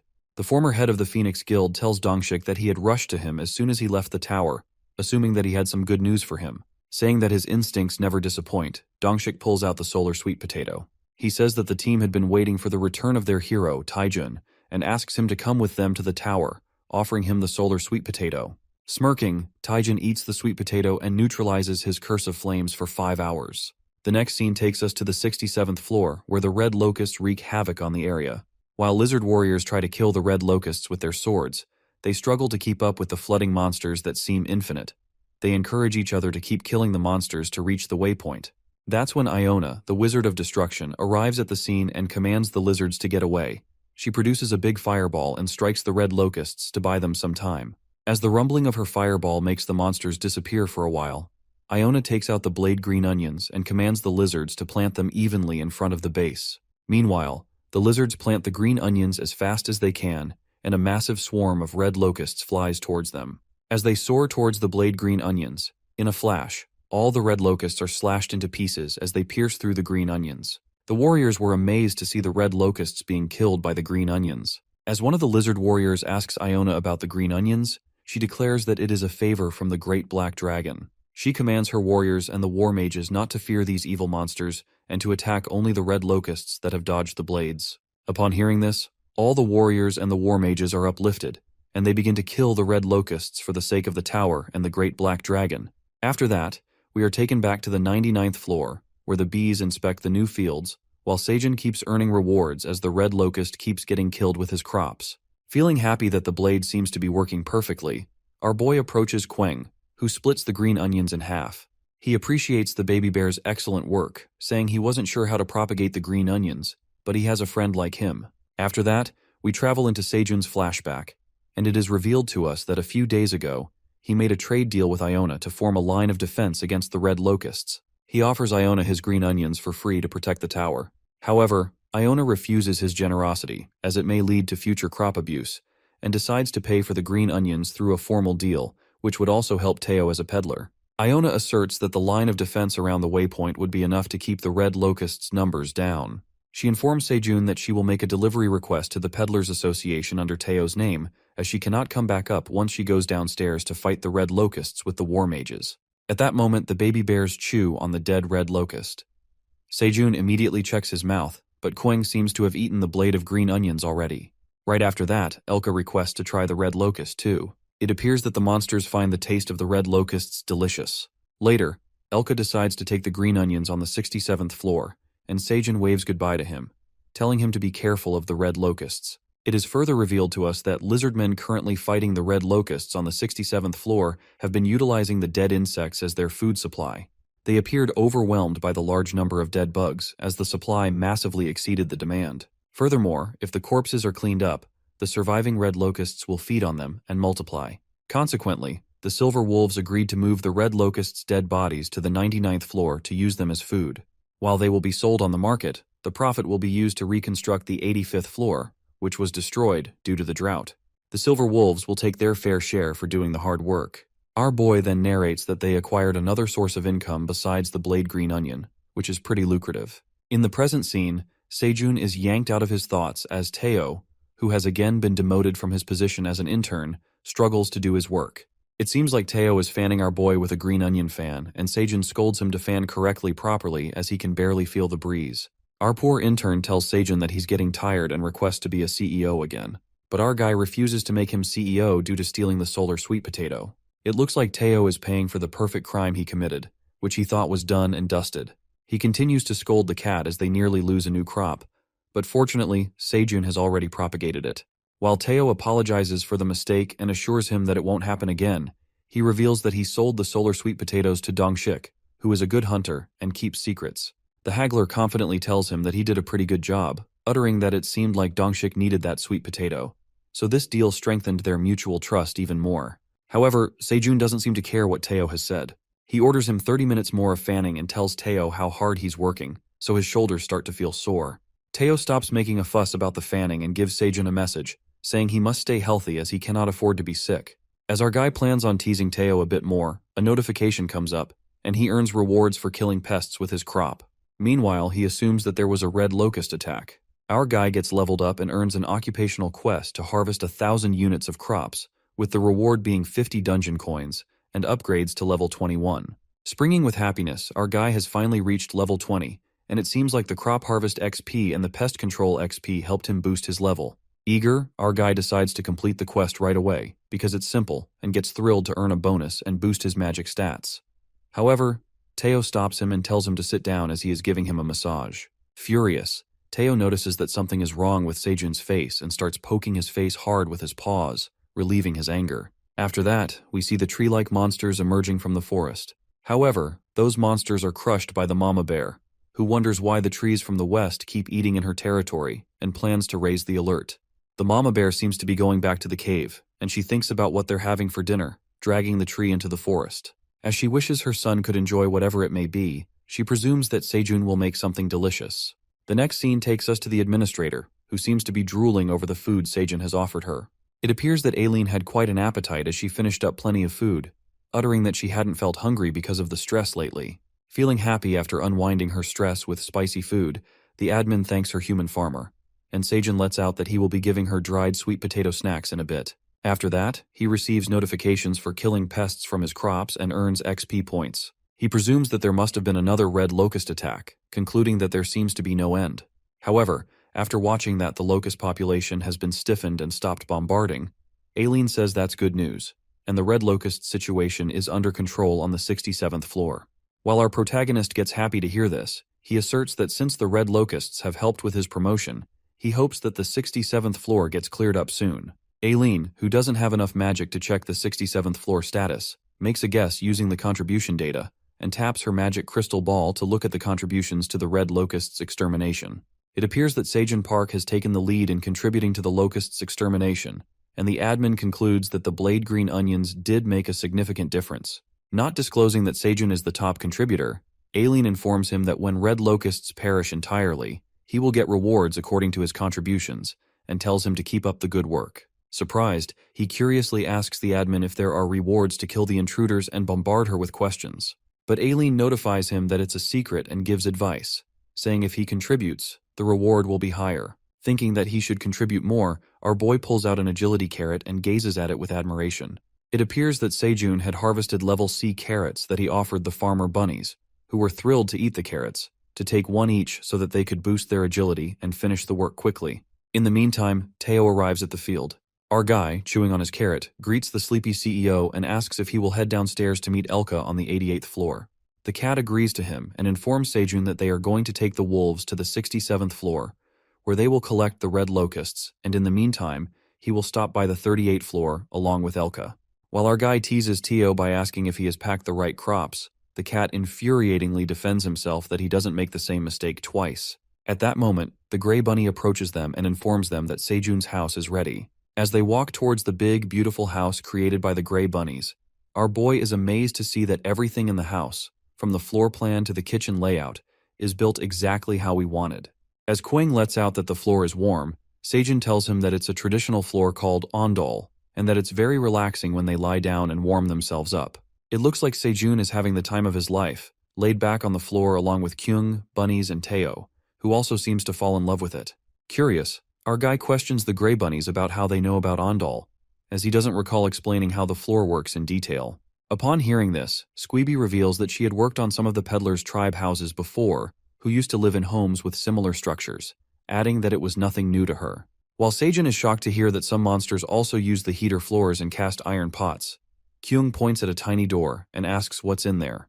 As they all peek inside that tiny door, they witness the sickle bunny making out with the gray bunny. The sickle bunny gets embarrassed and shuts them off by teaching them that they should knock first. Startled by the sight of the romantic bunnies, our guy covers Quang's eyes while Teao clings to him, and he immediately gets away from the door. Shocked, the poor guy sighs and wonders what they're doing in his house. Meanwhile, the mama crimson grizzly bear arrives at the scene. As Kyung is delighted to see his mom, Sejun lets out that it took her quite a long time and that she has been working hard lately. That's when the mama bear exposes the incidents happening around their territory and throws out a big tree branch in front of them, adding that it might be useful to them. While Sejun is confused about the giant ancient tree, Teao asks the mama bear if she is headed back to the woods because he wants to go with her. The bear happily agrees, saying that she could use a travel companion. After Teao and the bear make their way into the forest, our guy thinks of what they should do with the old piece of wood that Mama Bear had brought, and Squeeby knocks on the wood, asserting that it's a very high-quality wood. As soon as Squeeby tosses its axe to chop up the tree, a red light flashes through it, and the rope-like strands begin to come out of it, entangling the gray bunny. The corrupt ent monster had awakened and trapped the gray bunny with its branches. Sejun and Quang are baffled by the sudden attack as the tree monster clenches the bunny. He pulls out his dagger, and the crimson bear leaps towards the tree monster, striking the ent with his claws. Squeeby tumbles on the ground as Quang smashes the tree monster, but it begins to entangle him through the branches. When Quang shows his whole strength and transforms his size into a big bear, he rips off the tree monster with his claws. As the bear tries to cut off the branches with his fangs, it does not affect the monster, and Sejun starts to panic, wondering if there's anything he can do. At that moment, the admin asks him about the corrupt ent's sudden invasion, but Sejun seems unaware of the situation and asks Ailen how he should get rid of the monster. Ailen searches the book to find out how to kill the corrupt ents, but as soon as the admin finds out, she notifies Sejun to kill the carnivorous fruit inside the tree. While Kyung struggles to fight the tree monster, Sejun instructs the bear to get smaller. As he turns small, our boy comes rushing towards the corrupt ent with a dagger in his hand, and he forcefully stabs inside the tree. Stabbing the monster, the corrupt ent abruptly starts to speak, saying they're all here. Finally, our guy manages to cut through the carnivore fruit inside the tree and kills the corrupt ent, earning 50 XP points. But this doesn't end here when Sejun and the bear witness an army of corrupt ents approaching them. It seems like the corrupt Ent's mini-branch scout has infiltrated the 99th floor, where we see corrupted Ents and small branch scouts who are tree-like monsters scattered all over the place. Queng, the honey bear, and Sejun, who were there, freak out after witnessing the corrupt Ents moving towards them and calling everyone who can fight. Honey bear transforms into a giant monster and jumps on the invaders with all his power, throwing them away with his claws. Sejun grabs his dagger and starts slashing the corrupt Ents. As he contemplates where these things are coming from, the black warrior bunny and farmer bunnies arrive at the scene. Our guy instructs them to stop these invaders from reaching the field, or else the tree monsters will destroy everything. Following the commands, our super cool black warrior bunny activates his lightning speed and flaunts his skills by killing plenty of tree bastards just by his speed. While Sejun appreciates the black bunny for his impressive hit, the bunny lets his guard down when a tree monster appears from behind him. But the sickle bunny comes to the rescue and kills the corrupt Ent, warning the warrior bunny to stay focused and not get sidetracked. After a while, the army of the poisonous honey bees and the farmer bunnies show up in the field and vigorously attack the enemy. Fighting hard, our boy encourages everyone to hang on for a while since they've removed almost all the tree monsters. Before they all could take a sigh of relief, another large corrupt Ent army came flooding towards them. It appears to be corrupted Ent's large branch scouts who've attacked them again. Our guy gets terrified by the sight of the giant corrupted Ents and commands everyone to run out of there. At the same time, Queng arrives at the field and starts fighting the gigantic Ents, warning the corrupted Ents not to mess with his dad. Our guy is worried about Queng fighting the monsters alone head-on, knowing that there's no one to help since Queng's mom went to the passageway with Teao, and it's too far of a distance for the Minotaur King to cross the wasteland in time. Lost in contemplation, our guy doesn't realize the corrupted Ent behind him and is about to attack him. That's when Captain Ox comes to his rescue and saves him. Asking Sejun if he's alright, Minotaur King informs him that everyone is here to help fight these corrupt entities. A wave of relief hits him, and he is delighted to see Minotaur 4 and Minotaur 3 as they smash the hell out of the tree monsters. But the mama bear, who seems more than furious, slams the corrupted Ents, erupting in how dare they invade her territory and mess with Sejun's field. The Minotaur King looks at the crimson grizzly bear and lets out that she seems to be bursting with anger.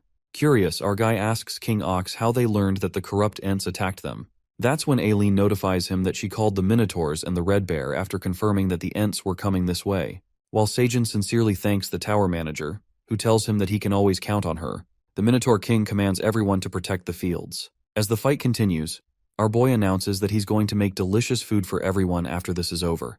And just as everyone hears about delicious food, they all charge toward the enemy with extra energy. It appears it was not a combat with the tree monsters, but a food fight.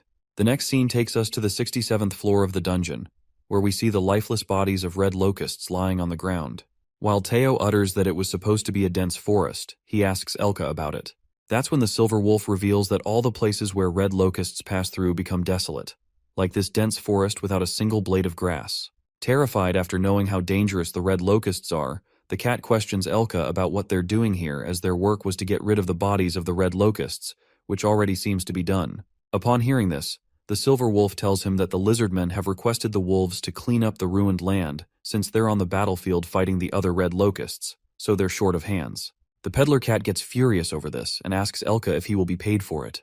While the wolf tries to calm him down, Teao instructs him to follow him and demands the lizard warriors step aside and let him in the tent where their leader is. The lizard warriors standing outside the tent refuse to let them come in, but Teao continues arguing, telling them he's not just anyone and wants to meet Iona. Once again, the lizard man refuses and says she can't meet anyone, while the peddler cat tries to convince him that he has an important relationship with Iona. Poor Elka wonders what this damn cat is going on about now. Elka freaks out when the cat keeps blabbering about his close relationship with Iona.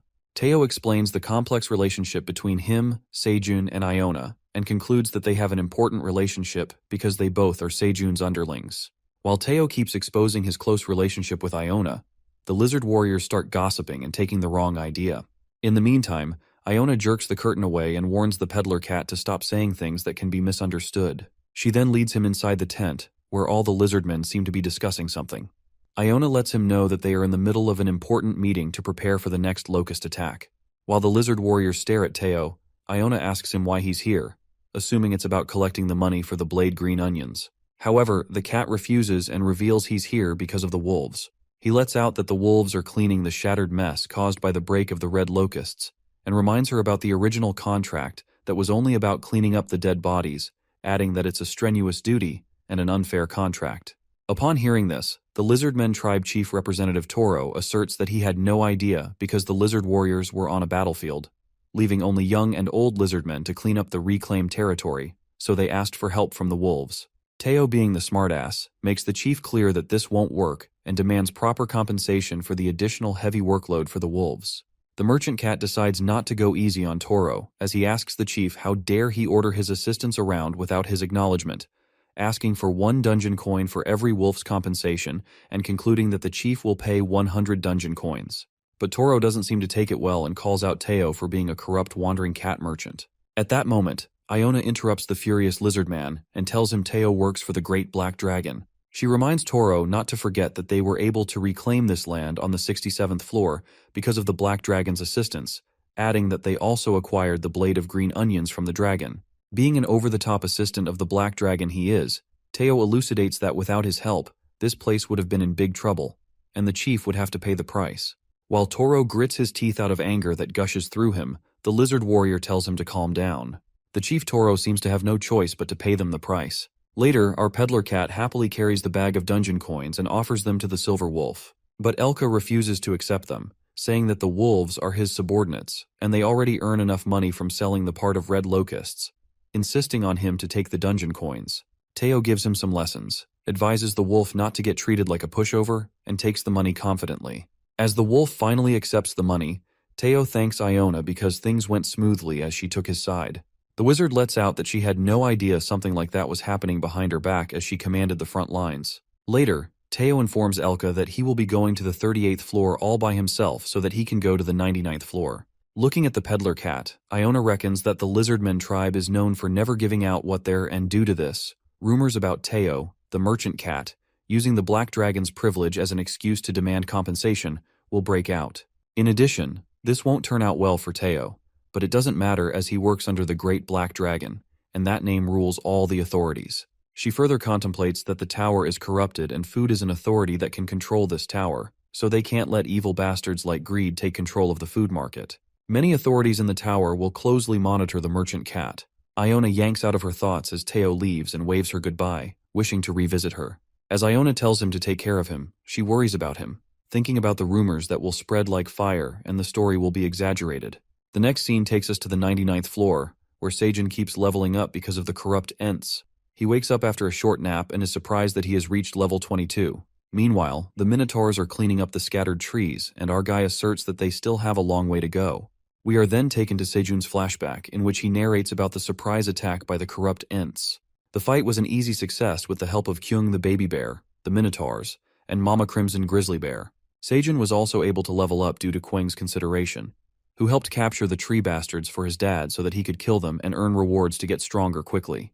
In addition, they are also planning on building fences out of the corpses of the corrupt Ents to fortify the area just in case. Returning to the present scene, our guy asks the mama bear if Ox 3 was talking about these monsters living in the forbidden western forest. The mama bear agrees and reveals that these monsters have never stepped into their territory before, but recently they have kept invading the area, adding that she didn't expect them to come in such a large number. As the bear chews on the dead tree monster, Seijun presumes that she finds it delicious. While eating, the crimson grizzly bear apologizes to him for not doing a better job at patrolling. Our guy assures her that it was not her fault as she has been burdened to take care of everything herself. To reduce some burden off the mama bear, our protagonist lets out the poisonous honeybees that are increasing in number, so he will ask the second and third queen bees to help her guard the territory. After that, Seijun ponders why the corrupt Ents keep infiltrating their area and why the tree monsters said something strange before they died, leaving him concerned about this matter. In the meantime, the admin who's been reading the book about the corrupt Ents explains to Seijun that these tree monsters are like a virus. No matter how much they try to kill them, they will somehow grow in numbers and reappear. They are annoying pieces of shit and will try to corrupt any powerful tree around them at all costs. She further tells him why all the strong trees on the 99th floor have been infected by corrupted Ents, adding that they would sleep and not move if there's no target to contaminate. At that moment, Ailen asks him if he has any guesses as to why the corrupt Ents have been awake and active recently. Thinking hard, he concludes that maybe it's because there are so many crops around here, like cherry tomatoes and corn plants. Talking about food, his stomach starts to rumble, and he remembers that they had yet to eat after the fight with those tree bastards. Chef Seijun then heads to his new kitchen and starts cooking delicious meals for all of them. The bunnies help him cook, and the minotaur carries the food outside the house. It seems like a grand feast as our farmer chef prepares the grilled squids, piranhas, sweet potatoes, fried fish, and grilled corn. As everything seems ready, the minotaurs chew on their green onion leaves while the sickle and the gray bunny enjoy their carrot together, sitting on the minotaur's lap. King Ox also enjoys the food party and loves the tomato juice. While Ailen enjoys her fried fish with chopsticks and peeks at Seijun through the screen, the mama bear appears to have nothing to eat. But after a while, our guy points at the silver wolves carrying wagons full of red locusts, and the mama bear is delighted as she starts munching on the delicious locusts. Suddenly, Seijun hears a voice as he looks back. The wifey farmer bunny appears in pain. The wifey bunny utters that she thinks that the babies are coming out. Panicked, our guy instructs the bunnies to take her in the house as it's too late to go into the cave and asks them to bring something fluffy, telling everybody to calm down. After a while, Elka, the minotaurs, and the crimson bear peek through the door, curious to see the newborn bunnies. Just like that, with many aunts and uncles around, the third group of baby rabbits was born. While our guy holds the adorable 3 newborns, all the animals around the house admire the babies. The next scene takes us to the 52 floor of the dungeon, where we see Taijin confronting the big fat wild boar he fought years ago. Bursting with flames, the wild boar recognizes Taijun, who had come from outside the tower, asserting that he thought the human had died from his flame curse. Taijin, who seems to be in good shape, affirms to the wild boar that he had a lovely vacation because of the curse, and presumes that the boar is also enjoying its life in the tower with just one eye open. Making fun of the wild boar, the mage asks him how much he's eaten, saying that he can even smell the barbecue all this way. The wild boar bursts out with fury, warns Taijin that he will regret ever showing himself before him again, and smashes the ground. However, Taijin, who has come back stronger this time, makes it clear that these threats won't work for him anymore, because now he has the sweet sun pumpkin sweet potatoes with him. As he grabs a bite of the sweet potatoes, the flames don't seem to affect him anymore. The wild boar is left appalled to see Taijin's great power. At that moment, Taijin scampers towards him while the wild boar leaps toward him, flaring up with flames. The wild boar strikes the fireballs on Taijin, planning to make a whole roasted food with his blazing fire ability. But the mighty hunter dodges all the attacks and leaps toward the wild boar, saying that he told him these old tactics no longer work. As Taijin escapes all the fire attacks by the wild boar, the fat boar utters that he will crush him so that he can't do anything. Standing face to face with each other, Taijin reminds the wild boar of the long fight that he seems to have forgotten, revealing that he's a magician.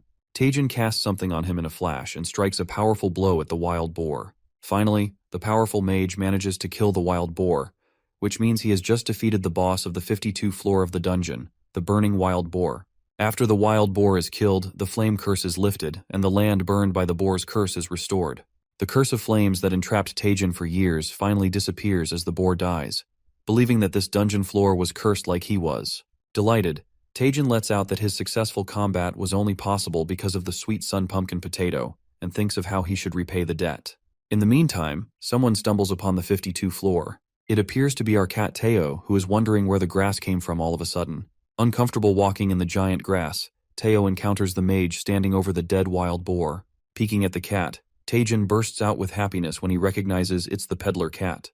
But Teao, who isn't happy to see him, calls upon the old man and asks him where he got that thing in his hand, which happens to be the sweet potato. Later, Taijin explains everything to the peddler cat, and he gets to know that he's Dongshik's master. The peddler cat asserts that Dongshik is an exemplary disciple, as he brought the sweet potato for his master. Getting proud of his disciple, Taijin shows his gratitude towards the peddler cat as he got rid of his flame curse because of him. He thanks Teao for saving him and promises to never forget his kindness, saying that he's indebted to him. Without wasting a second, Teao asks him to repay his debt. As Taijin is baffled about how he would repay him, the merchant cat tells him to sign a contract with him. Surprised to hear about the contract, the mage reveals that contracts are meaningfully constraining magic in the tower and lets out that he doesn't want to be tied down to the peddler. But Teao doesn't stop insisting, saying that if wants to pay his debt, he has to become his subordinate. Determined, Taijin refuses to be his underling and offers the cat to become friends first. Taijin assures the cat that he will grant his request if they become friends, calling himself a grandpa. Convinced by the deal, Teao asks his competent old friend to follow him to the 38th floor since they are friends. The next scene takes us to where Seijun is cooking something delicious in the kitchen and asks the bunny if the dish is ready to eat as it's been boiling for almost 12 hours. As the bunny agrees to him, he seasons it with salt. It appears that the ingredient that Seijun is cooking is red locust. Our guy then narrates that he saw the monsters enjoying the red locust not long ago, so he tried cooking it out of curiosity for the taste.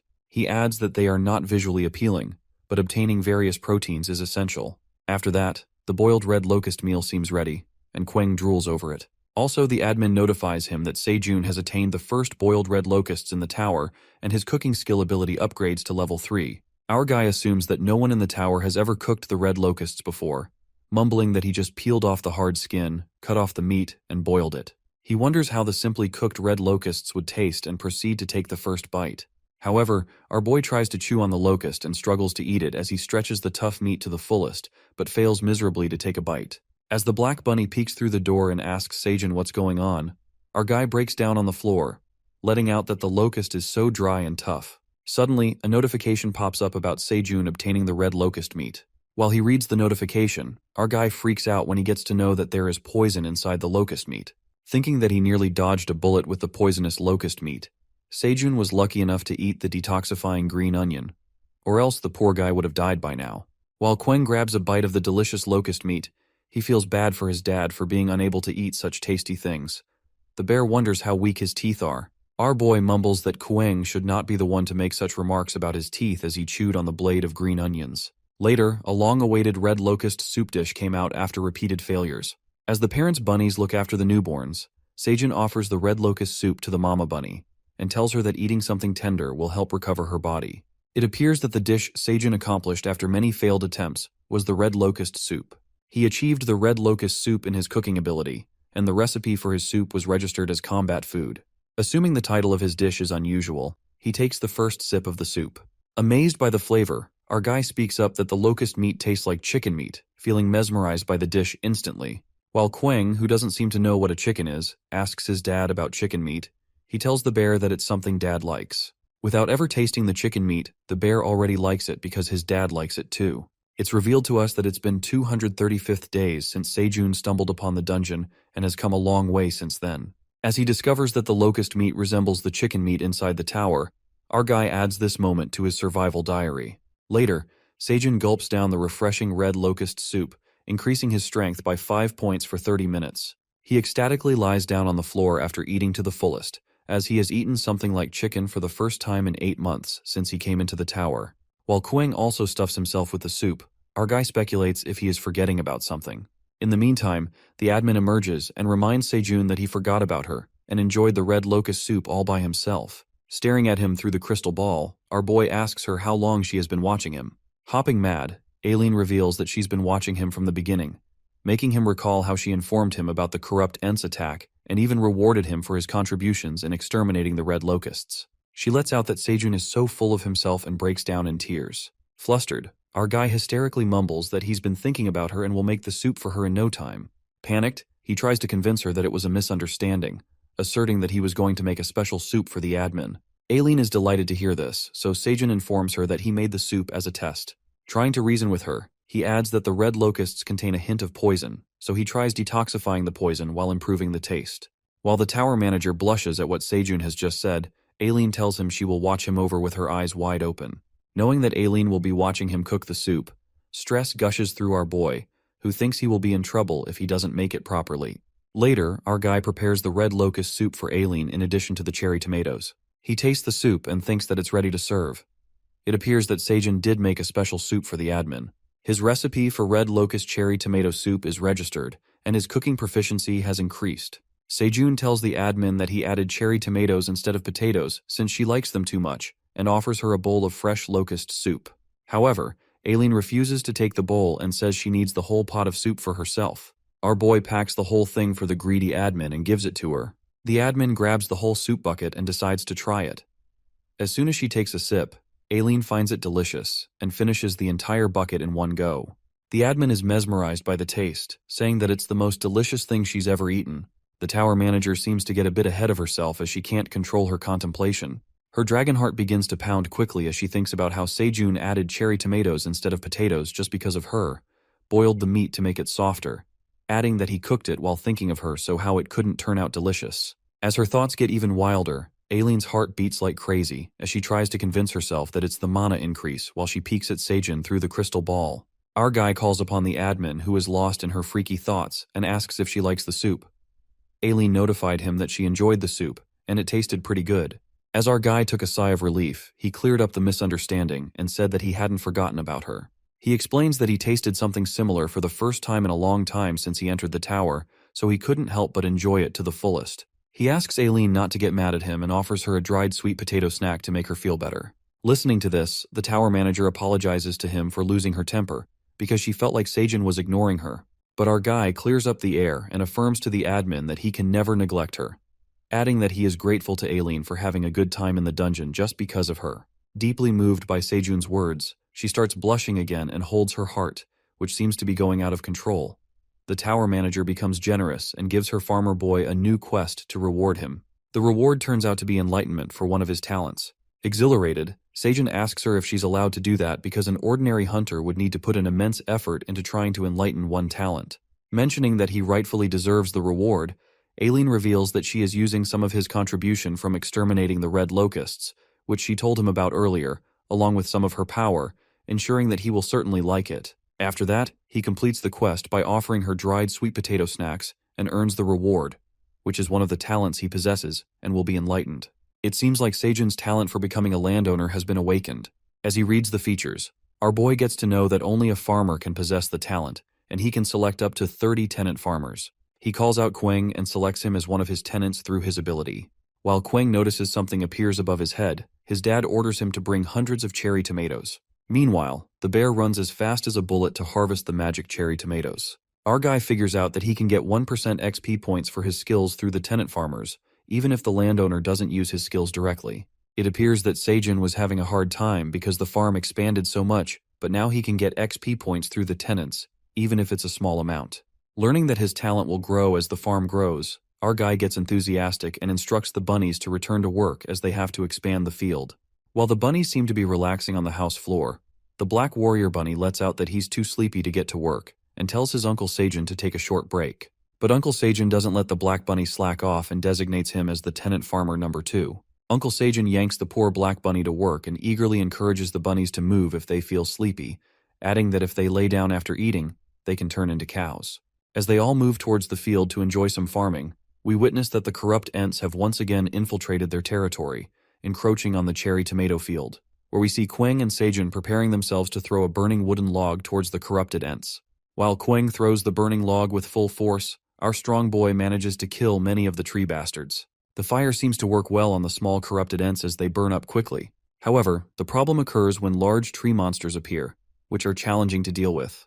While our guy gets concerned about the giant corrupted Ents as they are causing massive destruction, we see the black warrior bunny and the crimson grizzly bear fighting as hard as they can. Just as Seijun gets distracted by watching these two fight, a tree monster appears before him, and he cuts it off with his dagger. It is revealed to us that the corrupted Ents have started to appear again, but thanks to Mama Bear's quick response, they prevented the fields from getting more destroyed.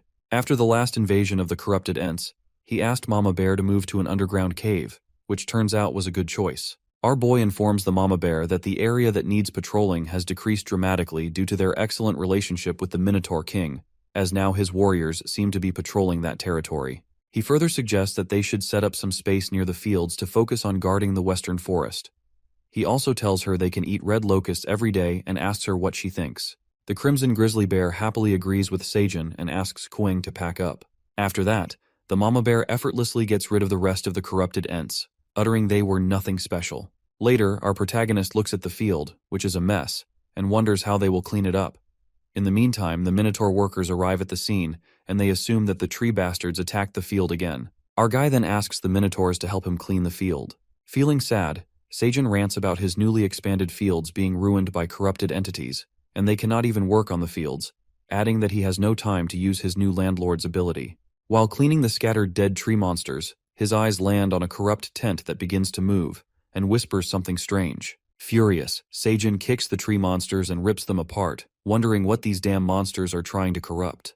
The next scene takes us to the 52nd floor of the dungeon, where we see Teao settled on Taijun's head and asks him where they are headed since there is no path. As the peddler cat seems to be curious about many things, he questions the capable old man if he came from outside the tower and proceeds to inform him that Dongshik has cleared up the 38th floor, so how he ended up coming to the 52nd floor of the dungeon. That's when Taijun reveals that he climbed up here through a lingeon. Upon hearing this, Teao freaks out and confirms if he's talking about the dimensional fragment fruit, lingeon. The peddler cat warns the old man not to use it recklessly because it contains bad energy and is illegal because it's from outside the tower. Thinking that he must report Taejin to the Passage Management Bureau for bringing a prohibited item into the tower, Taejin realizes that the Linjin's fruit he had often disappeared because it was tracked down by the residents after. Feeling glad that he hid the Linjin so no one could see, Taejin jerks the cloth away as he shows his hidden Linjin, which appears to be a big green plant-like snake monster. Catching the sight of the green Linjin, Teao gets shocked after witnessing a dimensional fragment fruit for the first time, which looks like a snake to him. While Teao stares at it, the hunter reveals that this Linjin has a short lifespan, so he has to use it now, or else it will wither away. But the peddler cat refuses to use the Linjin and asks Taejin if he expects him to use something illegal in the tower. To convince Teao, he tempts him by offering him 2 kitty treats. It seems like Taejin has hit the target as the cat grabs the kitty treat after some arguments, and they both jump into the dimensional fruit portal. The next scene takes us to the 38th floor of the dungeon where we can see Phoenix Guild campsite. Witnessing Taejin along with the peddler cat, Dongshik bombards his master with questions as he asks him where he met the Teao and if his curse of flame healed, adding that he managed to defeat the wild boar. Overjoyed, Taejin elucidates everything to him and reveals that he defeated the monster of the 52nd floor thanks to the sweet sun pumpkin potato, adding that he met Teao on the same floor where he killed the wild boar and became friends with him, so they came here together. Meanwhile, Dongshik inspects his face and witnesses cat marks across his face. Teao looks annoyed after traveling through the Linjin. When Dongshik realizes that Taejin has been using Linjins, he freaks out and immediately asks his master how many of them he has used because it's rare even in their country. But the master tells him to calm down and lets out that he has something else to see besides defeating the wild boar. Then Taejin turns towards the merchant cat and discloses that he roughly checked the 40th to the 52nd floor using several Linjins and asked the local residents if other hunters had come before him. But it occurs that not even a single human being from outside the tower came to their floor except him. With that being said, it brings him to his point as he interrogates Teao about Sejun Park's current whereabouts. Upon hearing this, Teao gets panic-stiffened and chills run down his spine. He realizes that he's in big trouble because he has been caught lying. The next scene takes us to the cave where we see Sejun harvesting the magic cherry tomatoes, and the admin notifies him that his job proficiency has significantly increased, adding that he has harvested a crop 1 grade higher and earned 290 XP points. Because of his harvest skills, it appears to be level B magic cherry tomatoes, which are 1 crop higher. Getting high-spirited, our guy thinks of working hard so that he can harvest all the magic cherry tomatoes that are all above grade C one day. While the bunnies inform him that the food is ready, they inform him that the last food is coming and he tells them he is coming too. Suddenly, the cherry tomato field catches his eye, and he gets a flashback of the corrupted ent that says, "It's here," and he wonders if the tree monster was talking about is in the cave. Sejun starts searching inside the cave and witnesses that his bonfire is out. Skeptical, he gives it a thought since the fire has never been out since he first succeeded in lighting it for the first time. As he looks at the ashes on the ground and puts them aside, our guy notices a sprout under them. Suddenly, he hears a voice coming from the sprout calling him master. Panicked, our guy wonders if he's hearing voices in his head. As the sprout lets out that the master finally looked this way, he freaks out when he finds out that the sprout is really talking to him. The voice continues to say that it's nice to meet the master, and that it has been waiting for this day from under the ground. It appears to be the apple seed that had grown into a sprout. Finally, she introduces herself as Flame, the apple seed that Master Sejun planted here long ago. As she emerges from behind the leaves, our guy feels so happy after hearing this, and realizes that this is the tree that the corrupted ents were looking for.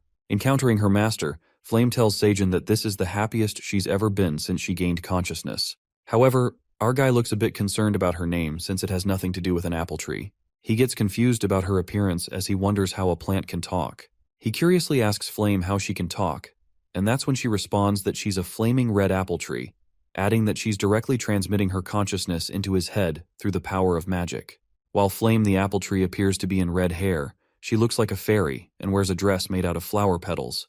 She admits that she shaped herself to look good in front her master. Wondering that the apple he had back then was such a great apple, Sejun lets out that she must be an incredible tree as she also mentioned magic.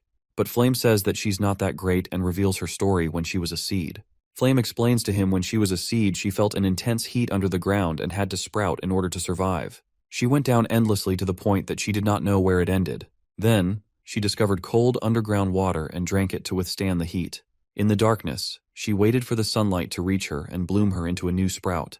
After telling her story, Flame confesses that now she has met her master Sejun, she has no regrets. Our guy mumbles that he forgot that he ever planted an apple seed and apologizes to her for setting a bonfire on top of her. But Flame assures him that it's okay because the fire made her firm, and now she can wield this type of magic. Uttering that she can now control the fire, our guy is shocked and finds it incredible that she can control fire because plants are usually vulnerable to fire.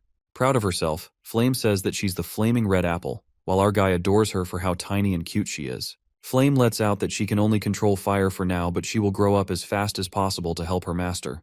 Patting her head, Seijun loves her quirky charm and calls her cute. He caresses her head and tells her that she must have gone through a lot under the ground so she doesn't have to overwork herself, adding that he just wants her to grow up without any worries.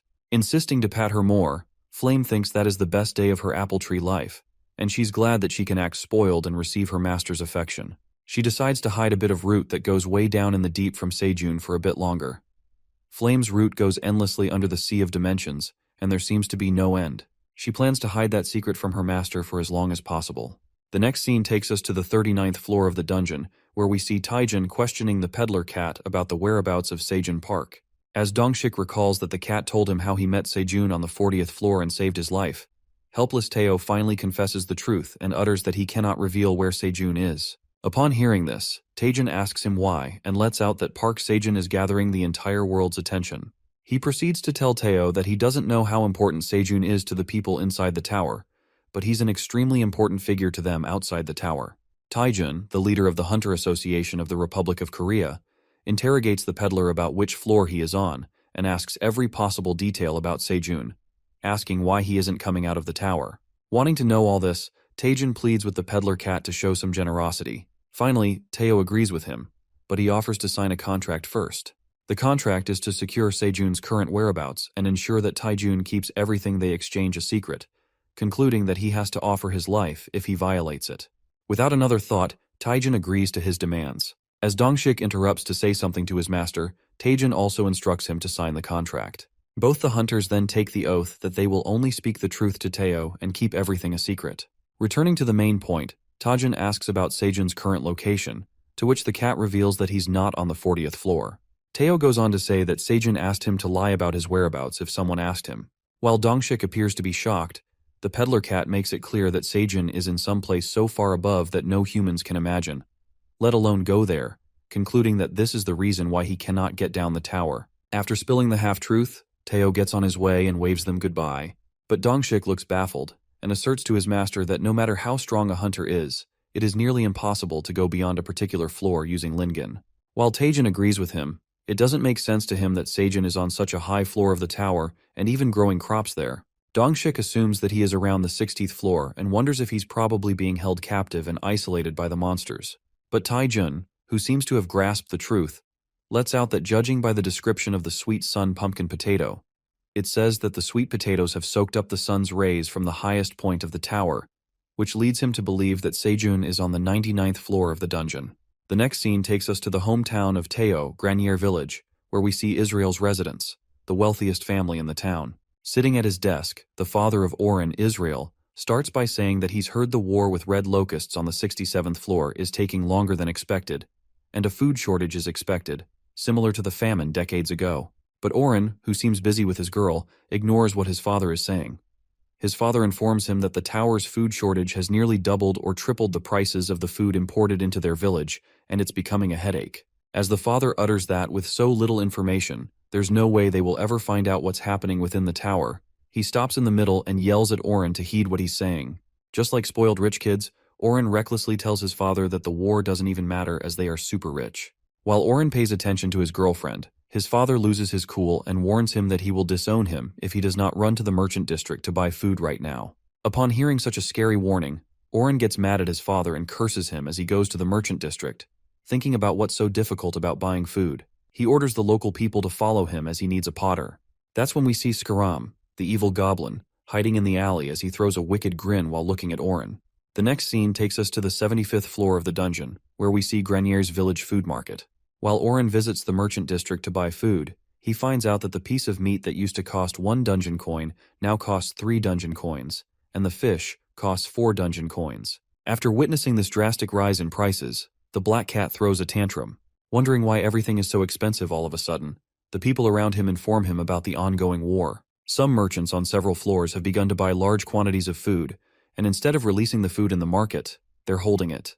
It appears that Greed's plan to rule the entire kingdom has begun, as he is behind the food shortage and restricting the food supply, which has caused an uprising in the food prices. Oren curses the wandering merchants and decides to take this matter in his own hands, directly heading to the farm to buy food at lower prices instead of relying on the vendors.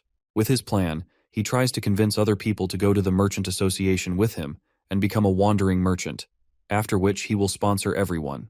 The black cat tricks the gullible people as he persuades them into far-fetched dreams of multiplying the money by 2 or 3 times and piling up food like a mountain to make his dad speechless. Getting ahead of himself, he seems pretty confident in his idea. He thinks that he can sweep it all away with his merchant skills, adding that they can become the legends and lifesavers of the Granier village when the Great Famine arrives. At that moment, the evil goblin Scaram appears in front of them. The goblin introduces himself as a wandering merchant and asks them if they want to become merchants like him. While Oren seems to be interested in his deal, Scaram lets out that he has something good and asks them if they would like to multiply their money with it. Curiosity takes the best of everyone, and that's when the evil goblin asks them if they have heard of the things outside the tower that are rare items that they can't find anywhere else. The next scene takes us to Teao, who is also in the Granier village, to buy some stuff and the things Sejun had requested.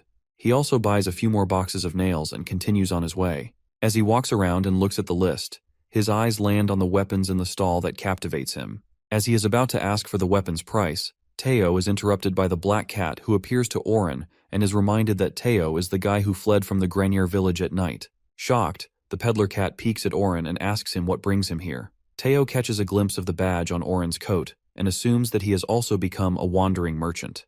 While the black cat proudly tells him about the lovely goblin that helped him, he insults Teao by calling him a stupid cat and asks him how much money he made with the items outside the tower. Hearing about the items from outside the tower, Teao looks at him in disbelief and asks him if he bought the items from Scaram the goblin. Our Teao, who has become a confident peddler, lets out that Oren is a jerk, but Scaram is a bastard and asks the black cat to give all the stuff he'd bought from the goblin and he will take care of it. Baffled, Oren wonders what's his deal and lets him know that he's heard everything from the goblin about him. The black cat mumbles that the goblin showed his generosity to Teao, but he lied to the Passage Management Bureau and called him a scammer to claim all his items from outside the tower. But Teao defends himself and makes it clear that it's a lie, asserting that Oren is being deceived by the goblin. The black cat keeps degrading Teao and tells him to know his place and keep it in his league. Then he highlights the moment when Teao confessed to Meryl even though he was a lowly beggar.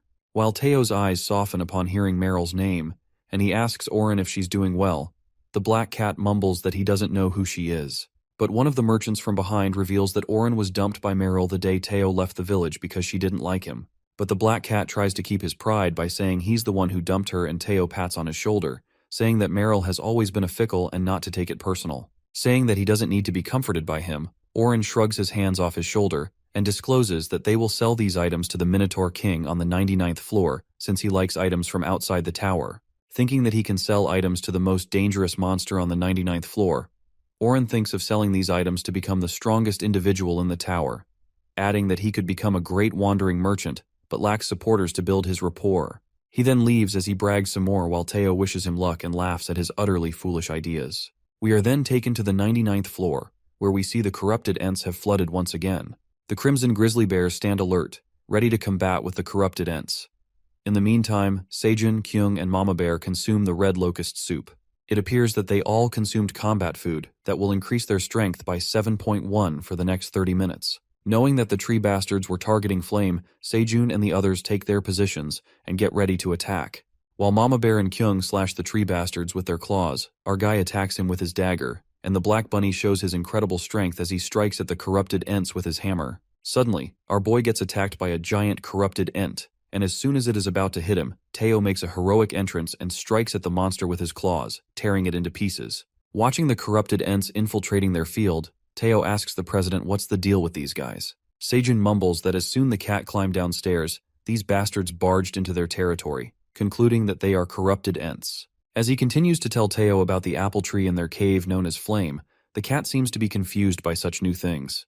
However, their conversation is interrupted by the corrupted Ent, who leaps towards them and plans to continue talking after getting rid of these pieces of shit. Teao instantly takes something out of his rucksack that he brought from his village, thinking that it might help Sejun fight. To his surprise, the cat hands him a hatchet. Peeking at the new weapon, Teao tells him how this weapon dragged his front paws onto it firmly. While Seijun seems happy about his new item, he calls out to Ailen to inspect the new item. She immediately uses her inspection skills on the unverified item and sends him a quest to retrieve the item. It turns out that the item that Seijun has acquired is the Great Warrior Wuka's throwing hatchet. The notification about the hatchet feature appears, stating that it was made by the Great Dwarf Warrior Wuka. The hatchet has high destructive powers and flies farther when thrown, as the balance of the throwing hatchet is well established. In addition, it is a Grade A item, and its skill consists of more accessible and more efficient splitting with less force when splitting wood, with its range being 300 meters in less than 10 seconds. While he admires the hatchet, Seijun witnesses the black warrior bunny trapped in the corrupted tent's branches. Giving the hatchet a try, he throws it with full strength, and the hatchet travels through the air at high speed, spinning around, and impressively cuts off the tree branch, saving the black bunny. Watching the incredible power of the hatchet, our guy strikes it toward the tree monsters and splits them apart in one strike. Everyone there is stunned to see Seijun's breathtaking skills, and Kyung seems proud of his dad, who lets out that he's no longer a weakling who runs away. Feeling over the moon, Kwang smashes the corrupted Ents with full enthusiasm and kills many at once. While Seijun is impressed by the power of the hatchet that splits the giant tree monsters like nothing, he manages to defeat the corrupted Ent's large branch scout and acquires 500 XP points. Feeling thrilled, our guy grabs Teao and starts kissing him on his head as he tells him he's so pretty. Meanwhile, Teao struggles with the smooching attack. A giant tree monster sneaks up from above them, and we see both of them freeze for a moment as the chills send down their spines. At that moment, our guy quickly retrieves his hatchet, and with one strike, he instantly slashes the tree monster. Our boy feels pretty confident and threatens the Ents by telling them that they're all dead and that he will show them the real power of the tower farmer. Seijun and Teao both move forward to attack, striking a classic farmer attack. After a while, we see the minotaurs almost done cleaning up the field. While Minotaur 3 informs Seijun that he's now going to plow the fields, our guy tells him to take it easy. After a long fight with the corrupted Ents, he washes his face and finally gets some rest. As he sits down on the rock, he feels his body sore as he has fought the whole night. Our boy looks at the status window and sees that he's reached level 25 and acquired 2 new talents. It appears that our guy now has 7 skills as a farmer. He praises himself as he never thought an easygoing criminal like him would have this amazing status window. While he thinks he's doing great and that he even wants to kiss himself, Ailen appears behind and lets out that she wants to kiss him too. Our guy turns around and asks Ailen what she has just said, to which the admin affirms that he must have been mistaken. The screen glitches and he hears Ailen scream, asking her if something's wrong. Then, the admin notifies him that it's nothing, and there seems to be an error in the status window. It looks like the tower manager is finally confessing her true intentions towards our protagonist. In the next scene, we see Teao encountering Flame for the first time and trying to hold her. As the cat keeps trying to hold her, Flame emits fire that scares Teao off, and he jumps back. While she furiously tells Teao not to touch her, the cat is stunned by the fire that came out of Flame's leaves and apologizes for joking around. He then asks Flame for a favor, pulling out a fish from his rucksack, and asks her if she can grill it since Seijun is too busy to cook. Flame points her finger at the fish and casts a fire, making the fish grilled instantly as the fire illuminates. While the cat seems to be enjoying his grilled fish, Seijun appears from behind and tells Teao to not bully her too much. But Teao assures him he did not bully her, and she even grilled fish for him. As our guy feels proud of Flame, he gets a notification that the cooldown time for his Straw Hat growth promotional skills is over. In the meantime, he decides to use his growth promoter skills on Flame, and she asks him if he's really going to use such a precious skill on her. He makes sure that he's putting his skill to good use and utters that Flame must grow quickly to become a healthy tree. Hearing this, Flame gladly accepts it. Thinking of using half of the power on the apple tree, he activates his power. However, the apple tree growth potential appears enormous as it uses the growth promoter power of 10 crops. While he is shocked at the high amount of power Flame needs to grow, the tree abruptly absorbs all his growth promoter power. As soon as the energy flows into the apple tree, our guy feels like his mana is being sucked in. As it seems to be done, Seijun wonders that she seems to grow just a little bit for that much power. Meanwhile, Flame is excited as she feels her body overflowing with power. Our guy feels dizzy and trips to the ground after using all his skills on the tree. Concerned, Flame asks him if it's because he used the powers on her, but he lets out that it's because of the exhaustion from fighting all those tree monsters from earlier. He assures her that everything is fine except that he feels a little dizzy. Saying that she would relieve some of his master's exhaustion, Seijun gets curious and asks her how she is going to do that. She activates her white-colored purification flame, which covers his whole body, and he instantly feels his body getting lighter. While Teao freaks out, thinking that Seijun is on fire, It appears that the flame of purification will burn off any impurity and improve his body condition for the next 3 hours. Our guy appreciates Flames, telling her she's fantastic and she is glad to help. Curious, he then asks Flame if she has any other abilities. That's when she reveals that possesses the flame of purification she just used on him and the ability known as the Flame of Friendship. Flame further explains that the Flame of Friendship is an ability that allows her to control fire for a while and enhances the power of fire. Getting to know the incredible powers Flame possesses, our guy confirms that he can use her abilities as well and contemplates that Flame's friendship will be effective when he fights against the corrupted Ents later. But then the peddler cat, who seems jealous of Flame getting all of Sejun's attention, says to stop looking at her as he has many more exciting stories to tell. Teao then reveals that a human named Han Taijun is now aware of the truth that Sejun is not on the 40th floor. At first, Sejun appears to be fine as if nothing happened, but as soon as he realizes what has just happened, he freaks out and asks Teao what he just said. In the next scene, we see our guy getting shocked to hear Taijun's name since he's the strongest hunter in Korea. What's even more shocking is that he is friends with Teao.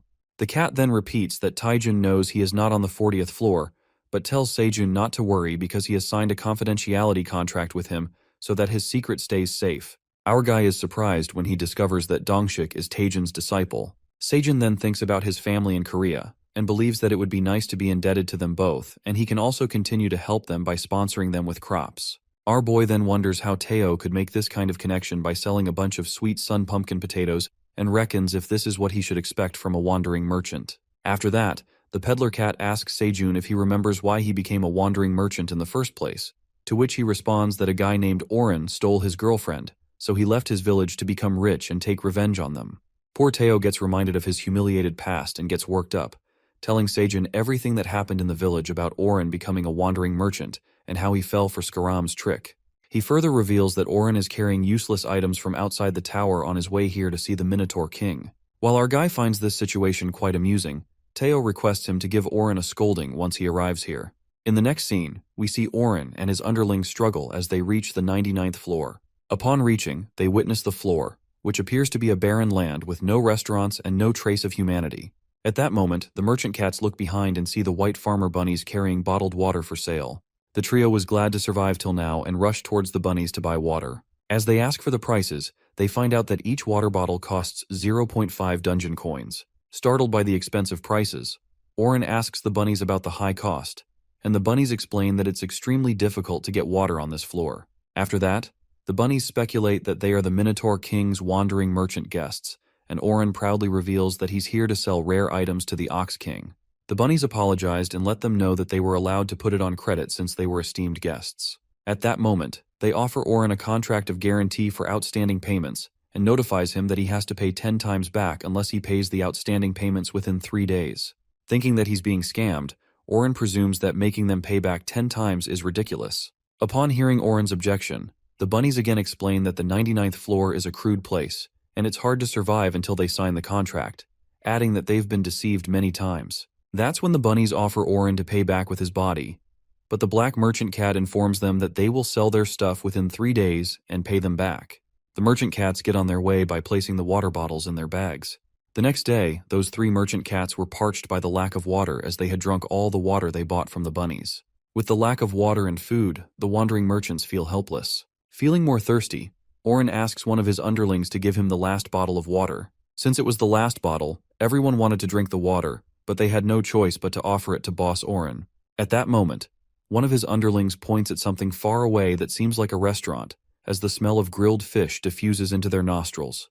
They all rush towards the restaurant, the Rabbit House, the only thing they see on the 99th floor. Getting to the Rabbit House, they all order the food, however their jaw drops when they find out that it costs 1 dungeon coin. The farmer bunnies then reveal that it's hard to catch since there's no lake or sea nearby and offer him the payment contract, which had the same conditions. Leaving him with no choice, Oren agrees to sign without considering it. After the contract, the black cat orders 10 fish, and the starved merchants stuff themselves with the grilled fish. Finally, after replenishing their stomachs, they all lay on the floor loaded with grilled fish, thinking they might throw up. Later, Oren reminds them to sell the stuff to the Minotaur King. One of the cats asks if they could take a short break since they're all so sleepy, and they decide to doze off for an hour. After an hour, they all wake up to a bright light hitting their faces, and that's when one of his underlings indicates to Oren that they're in big trouble. They find themselves squished between 3 gigantic minotaurs. As one of the minotaurs asks the black merchant cat if they are the ones looking for the Minotaur King, poor Oren cries out of fear, uttering that they're wandering merchants as he shows his badge and begs not to harm them. Scaring the pants off the cats, the Minotaur orders them to follow him, saying that he will take to the Minotaur King. Just when Oren thinks they're about to hit the jackpot, the Minotaur King makes a classic arrival and asks the black cat if he's looking for him. Oren stutters as he speaks and informs the Minotaur King that they came all the way here to sell some extremely rare items from outside the tower. Upon hearing about the rare items, the Minotaur King claims to call the experts to confirm whether the items he is selling are truly rare. The scene takes an unexpected turn when Seijun arrives at the scene and Oren addresses him as the Great Black Dragon. While Oren wonders what brings the Great Black Dragon here, our guy introduces himself as the Great Black Dragon and tells them he possesses the power to inspect rare magic items, and lies don't work before him. He orders Oren to come forward and show him the items, and the black cat brings him the items. He ponders that he got lucky because the black dragon, the strongest being who controls the tower, is here. Daydreaming, Oren reckons if the dragon likes these rare items, then monsters like the Minotaur King will be nothing, and he might even become the strongest being of the tower. Without further ado, he tosses out the items from his rucksack, and Seijun closely inspects them, asserting that nothing looks exactly useful to him. While trying the items, our guy picks up a roll cleaner and lets out that it's close to trash. Oren cleverly praises the Great Black Dragon and tells him this is a roll cleaner with adhesive magic that removes dust or fur. Meanwhile, Seijun asks him the price of the roll cleaner, to which the black merchant cat mumbles that it costs 50 dungeon coins. His underlings seem to be impressed by their boss and gossip about how he bought these for 5 tower coins, adding that he didn't even flinch in front of the black dragon and confidently raised the price. Poor Oren wonders if he did a great job as a merchant for making a fool out of the Great Black Dragon, assuming that he may have a knack for being a merchant. It appears that Oren has been making a fool out of him as Seijun, who already knows these items are trash, is teaching him a lesson. The black merchant cat then asks Seijun, addressing him as the Great Black Dragon, if he would like to purchase this magic item from outside the tower, adding that it's challenging to obtain in the dungeon. Things start to take an unexpected twist when our guy takes a deep breath and makes a serious face, saying that he warned Oren that lies don't work for him. He reveals the truth about the items from the outside tower, uttering that they are not any magic items. Seijun elucidates the real science behind these items, just like this consumable product that uses adhesive paper rolled up and can be peeled off, adding that there are plenty of these items on Earth. Summing things up, he concludes that these items are trash, and there's not even a hint of magic in them. Upon hearing this, Oren is left in utter disbelief and tries to justify himself by saying that he has definitely heard that these are magic items. Trying to reason with the black dragon, the cat merchant mumbles that he must have been mistaken, but immediately covers his mouth after realizing what he just said. The Minotaur King furiously shouts at him, saying how dare he call the Great Black Dragon a liar, and smashes his hand on the floor, which causes the ground to shake a bit. While Seijun, standing right beside his hand, almost passes out, Oren, along with his underlings, gets on their knees and bows to the ground. Scared for their dear lives, the merchant cat takes his words back, muttering that everything the black dragon said is the truth. Oren pleads for forgiveness for deceiving the Great Black Dragon and realizes that Teao was right about Scaram being a scammer. Frightened, the black cat stutters while begging for their lives to be spared, and our guy calmly states that he shall spare their lives. However, they've incurred a lot of debts on their way here. Wondering how he knows about it, Seijun lets out that he runs some businesses in the tower as a hobby, and everything they ate was from his stores. Shocked to the core, Oren melts in a breakdown. At that very moment, the white farmer bunnies appear and calculate Oren's debt, stating that if they multiply the water and all the food they ordered by 10, the merchant cats have to pay around 500 dungeon coins. Additionally, they also have to charge them for lodging and even cleaning fees for illegal dumping of rubbish on the land, which, in terms of bricks, approximately makes 100,000 pieces. As Oren gets confused, thinking about where the bricks came from in the middle of the conversation, the Minotaur King reminds him of the contract's conditions that state that if they can't pay with money, they have to pay by doing labor work. Now that they can't pay the money, the Minotaur orders Oren and his underlings to assemble the bricks in place. In the next scene, the Minotaurs make bricks from concrete and molds in their territory. The Minotaur King, along with Seijun and Oren's gang, arrive at the Minotaur territory. After that, our guy clarifies that according to the contract, they must pay back by making 100,000 bricks. Listening to what the Black Dragon has just said, Oren freaks out after witnessing the size of the bricks, letting out that there's no way they could make such giant bricks. Our guy agrees with him and instructs them that they have to make 10 bricks per day. If converted in time, it will take about 10,000 days, but in that time they will incur even more debts for lodgings and food, which will result in having to make even more bricks. The poor gang looks traumatized, and they once again get on their knees, pleading with Sejun to overlook their mistake just once and letting out that they will do anything but make bricks. Sejun decides to give them a chance and says that among the businesses he runs, the head of the distribution unit needs some help. The work involves following him, carrying goods within their bundles, and selling them, concluding that they would be paying off their debt by working as an intern in the distribution unit of their farm for 10,000 days, adding that he would offer them grilled fish every day. Upon hearing that they will get food, Oren cries out of joy and immediately agrees to his generous offer, thanking the Black Dragon. Our guy then instructs them to write up a new contract. Feeling lucky to be stuck in such a situation, the Black Merchant Cat reckons that working for 10,000 days is better than making bricks, since the work is not that different from that of a wandering merchant, and he can even solve the food problem. He further ponders that he will get to work with the Black Dragon, not caring if Sejun is a demon, so he decides to sign the contract. After a while, Sejun informs them that the contract has officially been documented and congratulates them on becoming interns. Asking what they should do now, our guy notifies the merchant cats that the head of the distribution will guide them through work.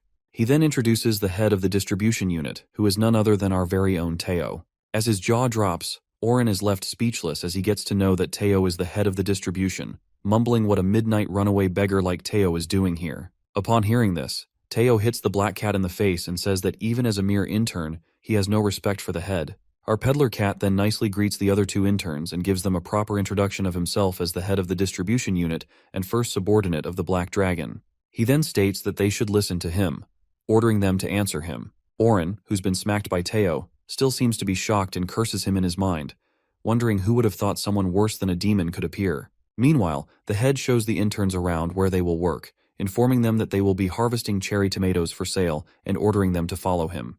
While the interns follow him with their heads hung low, Sejun sees Teo's shoulders rising with pride. Our guy thinks it'll be convenient for him too, as Teao will have more subordinates to carry their items, and it will be easier. He then thanks the Minotaur King for granting this troublesome request of his, which was to trap the wandering merchant cats and make them their underlings. Uttering that they are neighbors, the Minotaur King tells him there's no need to thank him, and that he received orders from the Black Dragon through the status window, which she instructed him to do as Sejun says. Coming to the point, Captain Ox then lets him know that it would be nice to receive the sincerity of gratitude, and we can see his mouth watering. Our guy instantly gets what the captain is trying to say and tells him to take the green onion leaves and cherry tomatoes while he's here. The Minotaur King rushes towards the pile of delicious-looking green onions and cherry tomatoes, as if he has been waiting for this moment for a long time now. After that, he thanks Sejun and asks him to call back any time. Later, a noise pounds in his ears as he looks back. Sejun witnesses Teao scolding the rookies for harvesting the unripe green-colored cherry tomatoes. Teao makes the intern understand that if they remove the top part of a cherry tomato, its value decreases, adding that they are doing everything wrong and asking if they had no idea about harvesting the cherry tomatoes. He continues scolding the poor interns and says he will teach them how to do it since they're fools.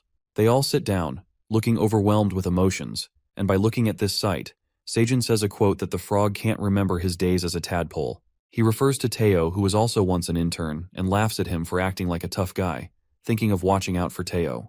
At that moment, the head of the unit, Teao, seems to be overflowing with pride and laughs hysterically, calling himself invincible. Oren harvests the magic cherry tomatoes with a miffed expression as he contemplates Teao being the Black Dragon's subordinate, which makes him his subordinate. In other words, he will be a forever slave. Suddenly, Oren the cat is yanked out of his thoughts when Teao sneaks up and smacks his head. He scolds the black cat for zoning out and tells him to come quickly when called upon. However, Oren loses his cool and grabs Teao by his collar, calling him a bastard. But he is humbled when Elka, the silver wolf, comes to Teo's rescue, giving the black cat a deadly stare. Teao, the boss, asks the black cat if he is disobeying the head of the distribution unit and subordinate of the great Black Dragon. But Oren immediately comes to his senses and tries to reason with boss Teao, saying that he was startled because of a bug on his shoulder, so he just wanted to brush it off. While he warns Oren to behave himself, or else he will get a good scolding, Teao asks the other intern cats if they are ready to go downstairs. The intern cats assure him they have filled their rucksacks full of cherry tomatoes as per his order. Upon hearing this, Teao asserts that intern Mark filled his rucksack the fastest, and intern Jeff answered him first so that he would be reducing their contract by 1 day. As the interns are happy to hear about this, Oren asks about his contract, but instead of reducing it, Teao adds one more day to his contract, mumbling that Oren took the longest to respond to him. Meanwhile, poor Oren starts sobbing because of the mistreatment. Seijun approaches the field, asking Teao and the intern if they are headed downstairs. The peddler cat informs Seijun that the interns have old types of rucksacks, so they keep fewer things inside. Listening to this, our guy tells Teao to upgrade their rucksacks when they do well in their work later.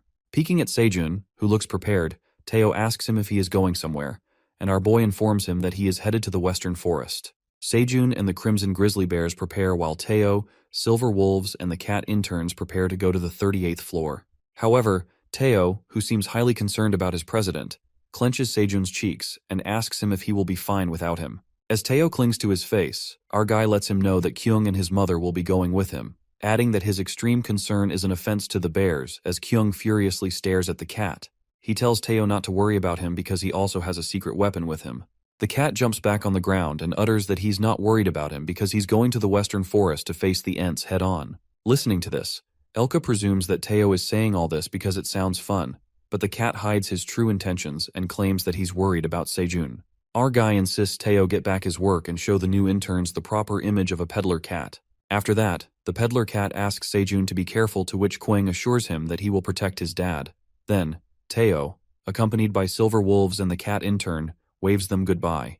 As Teao and the others leave, Seijun and the bears head to the western forest. Our guy then gets on his way to the western forest. As they walk into the forest, the dark and eerie area scares the shit out of Seijun as he utters that the forest is more spine-chilling than he imagined.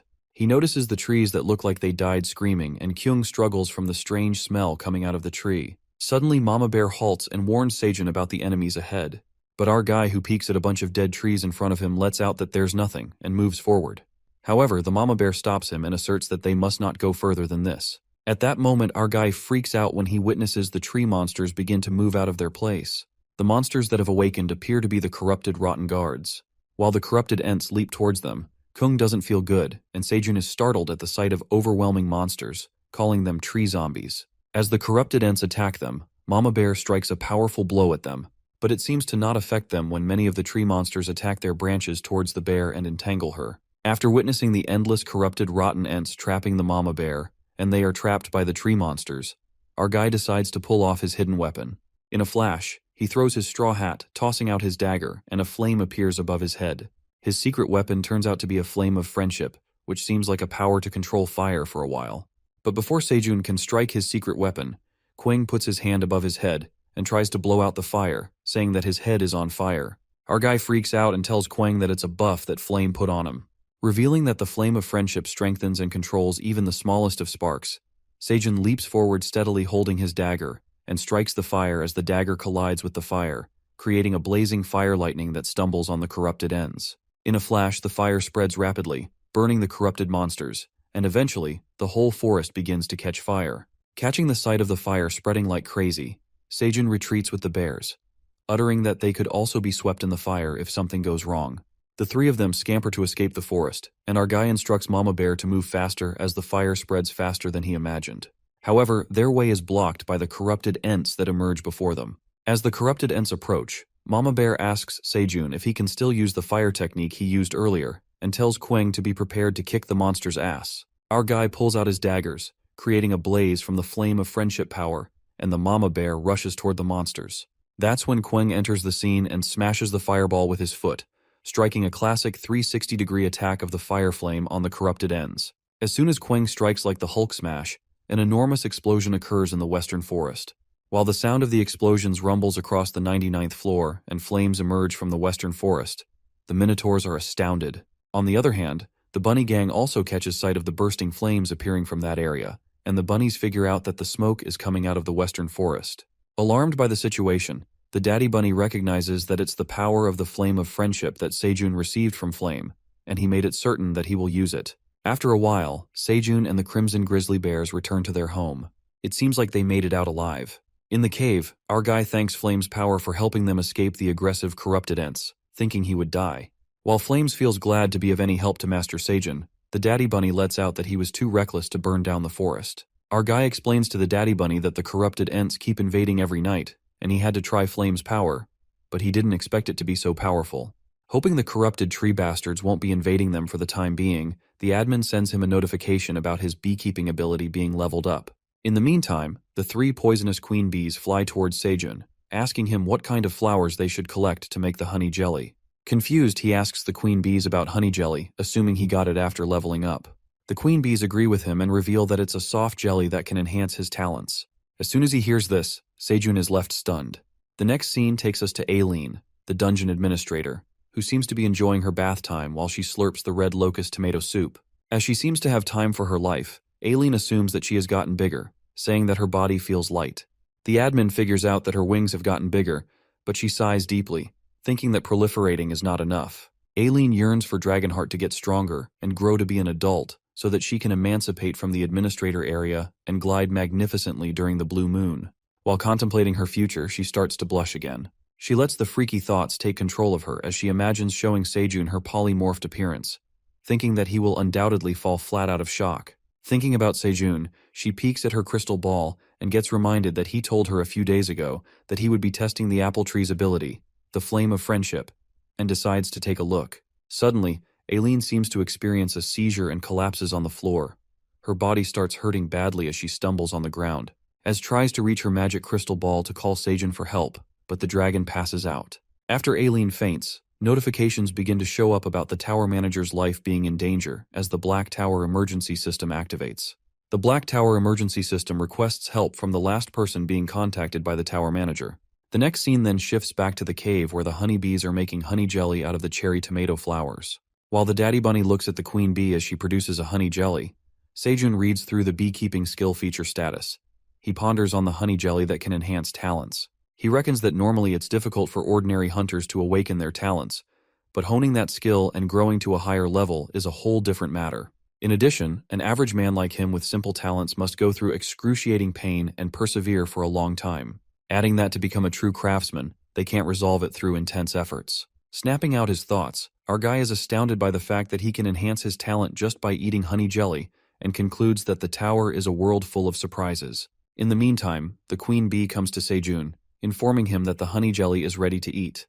She carries plenty of honey jellies and tosses them into the straw hat. Smelling something sweet, Quang starts drooling over the honey jellies, wanting to eat them. But Sejun stops him as he takes away the straw hat and instructs Kyung to call all the rabbit brothers so that they can eat it together. The baby bear tells Sejun to wait for them and rushes to call the rabbit.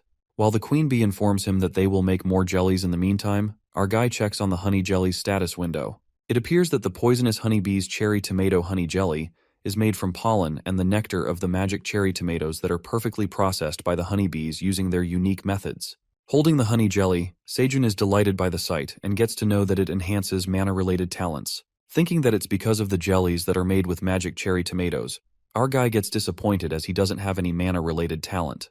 At that moment, Kyung along with the bunnies walks towards Sejun and he distributes the honey jelly among them. Enjoying the honey jelly, Kyung asks his dad for more honey jellies. However, Sejun refuses and lets him know that they have shared it with Ailen too. He thinks of Ailen as she likes the cherry tomatoes, letting out that she will certainly like these cherry tomatoes honey jellies. To offer her the jellies, Sejun calls upon the admin, but she doesn't respond. That's when a notification comes up that reveals that Ailen the tower manager is dying from the Dragonheart rampage. Upon reading this, our guy freaks out as he doesn't understand what's going on with Ailen. At that moment, the Black Tower quest alerts him about calming Ailen's Dragonheart, and if they fail to do so, the admin will die of her Dragonheart seizure. While the bunnies panic about the situation, Sejun is left baffled as he thinks what's a Dragonheart and why it's going berserk. The notification window reveals the reason behind Ailen's Dragonheart rampage is caused by her absorbing an ample amount of mana that her hardened Dragonheart couldn't handle. Our guy gets tensed as he thinks about Ailen absorbing mana that her talent can't handle. That's when he realizes it might be because of the food he has been giving to her all the time, and breaks down emotionally as he blames himself for Ailen's condition. As Sejun's world seems to fall apart, Kyung and the bunnies tell him to get a hold of himself. Our guy shouts to the notification window and asks what he should do to save Ailen. The notification window urges him to select an item that could help the tower manager and informs him that he has the item that could save her. When he discovers that the item is the honey jelly, Quang and the bunnies offer their honey jellies to save Ailen. Collecting all the honey jellies, Sejun immediately offers the honey jellies to the notification window. The quest is completed, and Ailen consumes the honey jellies. Eventually, the notification window affirms that the dungeon dragon has successfully consumed the jellies, which have enhanced her hardened dragon heart, adding that her talent has been slightly enhanced, which will prevent her dragon heart from going frantic. Worried, Seijun asks the admin if she is feeling any better, and the notification window informs him that Ailen's dragon heart will not go berserk for the time being. It further adds that the tower manager is stable at the moment, but if her talent, which is hardened dragon heart, does not develop, Ailen might experience a seizure again that will make her dragon heart go out of control. Finally, our guy feels relieved and tells Quang and the bunnies that Ailen is doing fine for the time being. He thinks about her hardened dragon heart and presumes that there should be a solution to treat her. The next flashes to the administrator's space where Kaiser and Anton receive the notification about the Black Tower's emergency system activity records. The grandfather is startled to see the emergency system as he assumes that Ailen had an episode and collapsed. Anton asks his dad if there was a call for help from the tower because the portal hasn't been activated yet. Asserting that there wasn't any for calling him, the Gramps let out that the system was designed so that if Ailen ever got in a critical situation and called him or Anton for help, an emergency portal would open. He wonders that Ailen has always called for him, and they used to control her outburst by heading to the Black Tower's manager area. Kaiser adds if Ailen called someone else for help, the portal wouldn't have opened due to security issues with the Black Tower. Anxious, the grandfather immediately opens the system stating if the records are transferred, that means Ailen's outburst is over. After looking at her records, Anton is relieved to see that his daughter is alive, uttering that Ailen's dragon heart had a rampage, but her body is in much better condition now, and her dragon heart mana supply demonstrates a stable graph. As Anton calls his father, who seems to be hopping mad, the grandfather bursts with anger when he finds out the last person Ailen called was Seijun Park. While Anton freaks out as he smells trouble, he calms his father down and tries to convince him that Seijun Park could be the one who helped Ailen, adding that it is more important to know that Ailen is safe and healthy, regardless of who helped her, and says that they quickly need to find a way open the portal.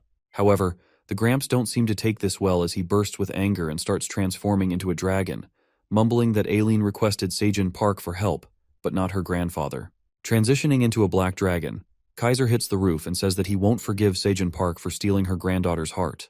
While Anton tries to stop his father, who seems to be losing his temper, and tells him that it is humiliating for the neighborhood, the other dragons witness Kaiser become frantic again, saying that the old man loses his shit when it comes to his granddaughter. As the other dragons make fun of Gramps for being such a fool he is for his granddaughter, a dragon discreetly looks at them, mumbling that it will be a good opportunity to enter the Black Tower. The next scene takes us to the tower manager, who finally awakes after her dragon heart rampage comes to a halt. Coming back to life, Ailen freaks out and thinks if she's still alive, she checks on her dragon heart, which seems to be in a stable condition. She ponders about what happened here as her dragon heart lights up and taps her magic crystal ball. The admin gets to know that she has consumed the honey jellies and dungeon farmer Seijun has completed the quest. Ailen realizes that she called Seijun at the last moment before she collapses. She finds it a bit embarrassing and thinks about how he managed to stabilize her dragon heart.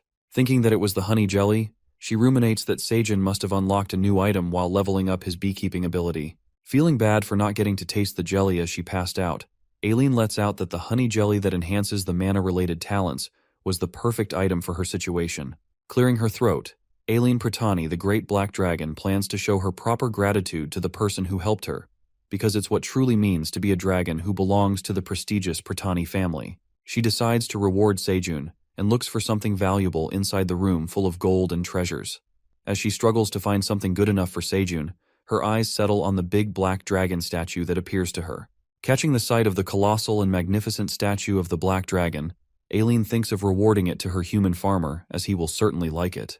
Later at the field, our guy seems to be dozing off along with Quang and the bunnies. That's when the admin sends the notification and thanks Seijun for saving her life. Freaked out, he asks Ailen if she is doing well, to which the admin assures him that her body has gotten better thanks to him. Feeling relieved, Seijun lets out that he figured out why she especially liked the cherry tomatoes too much because of the quest in the status window. He adds that his crops must have put a strain on her dragon heart. However, Ailen makes it clear that it wasn't because of him, and unveils the real reason behind her dragon heart rampage. Ailen explains that seizures regularly occur once every 10 years. By that time, her seizure would have already occurred, but it was long past the expected time. She further proceeds that it's thanks to Seijun that her dragon heart has somewhat recovered now, as it is delaying the episodes. Upon hearing this, our guy's heart finally comes at ease now that Ailen elucidates the reason behind her seizure, as he was blaming himself for her condition. After that, he offers Ailen more of the honey jellies that the poisoned honeybees made earlier, affirming that the honey jellies helped her dragon heart. While Seijun gets considerate of her, The admin notifies him that she feels shameless to be one receiving from most of him, and would like to repay the debt of saving her life. At that moment, Ailen sends him a quest, telling him to shout her name loudly in the sky to receive the reward, which is something really big and good. As he wonders what that big thing would be, our guy asks Ailen if it's dangerous. The admin does not give a damn about if it's dangerous or not, and instructs Sejun to shout in any space outside your house. Thinking that it's a bit scary, Quang tells his dad to believe in Ailen. Our guy then stands at a big place in front of his house and shouts his heart out, screaming Ailen's name. He keeps on shouting and wonders if it worked. That's when the quest gets completed, and Sejun gets his reward. It seems our guy has obtained a fountain commemorating Ailen's 100th birthday reward. Suddenly, a gigantic dragon statue descends from the sky, and Sejun, along with Kyung and the bunnies who are about to get crushed under that colossal thing, run for their lives with light speed. It appears to be a grandiose black dragon fountain that had just plummeted to the ground. Flabbergasted by the great fountain, Sejun lets out that it's truly a big and nice reward, and the admin clarifies that the fountain will help cut down the time spent watering the crops. Exhilarated, our guy agrees with her and lets out that now that their fields have expanded so much recently, and also there's a limited supply of water in the bunnies' sprinkler cans. Adding that now, they don't have to run back and forth to the cave anymore, and appreciate Ailen for such a considerate gift.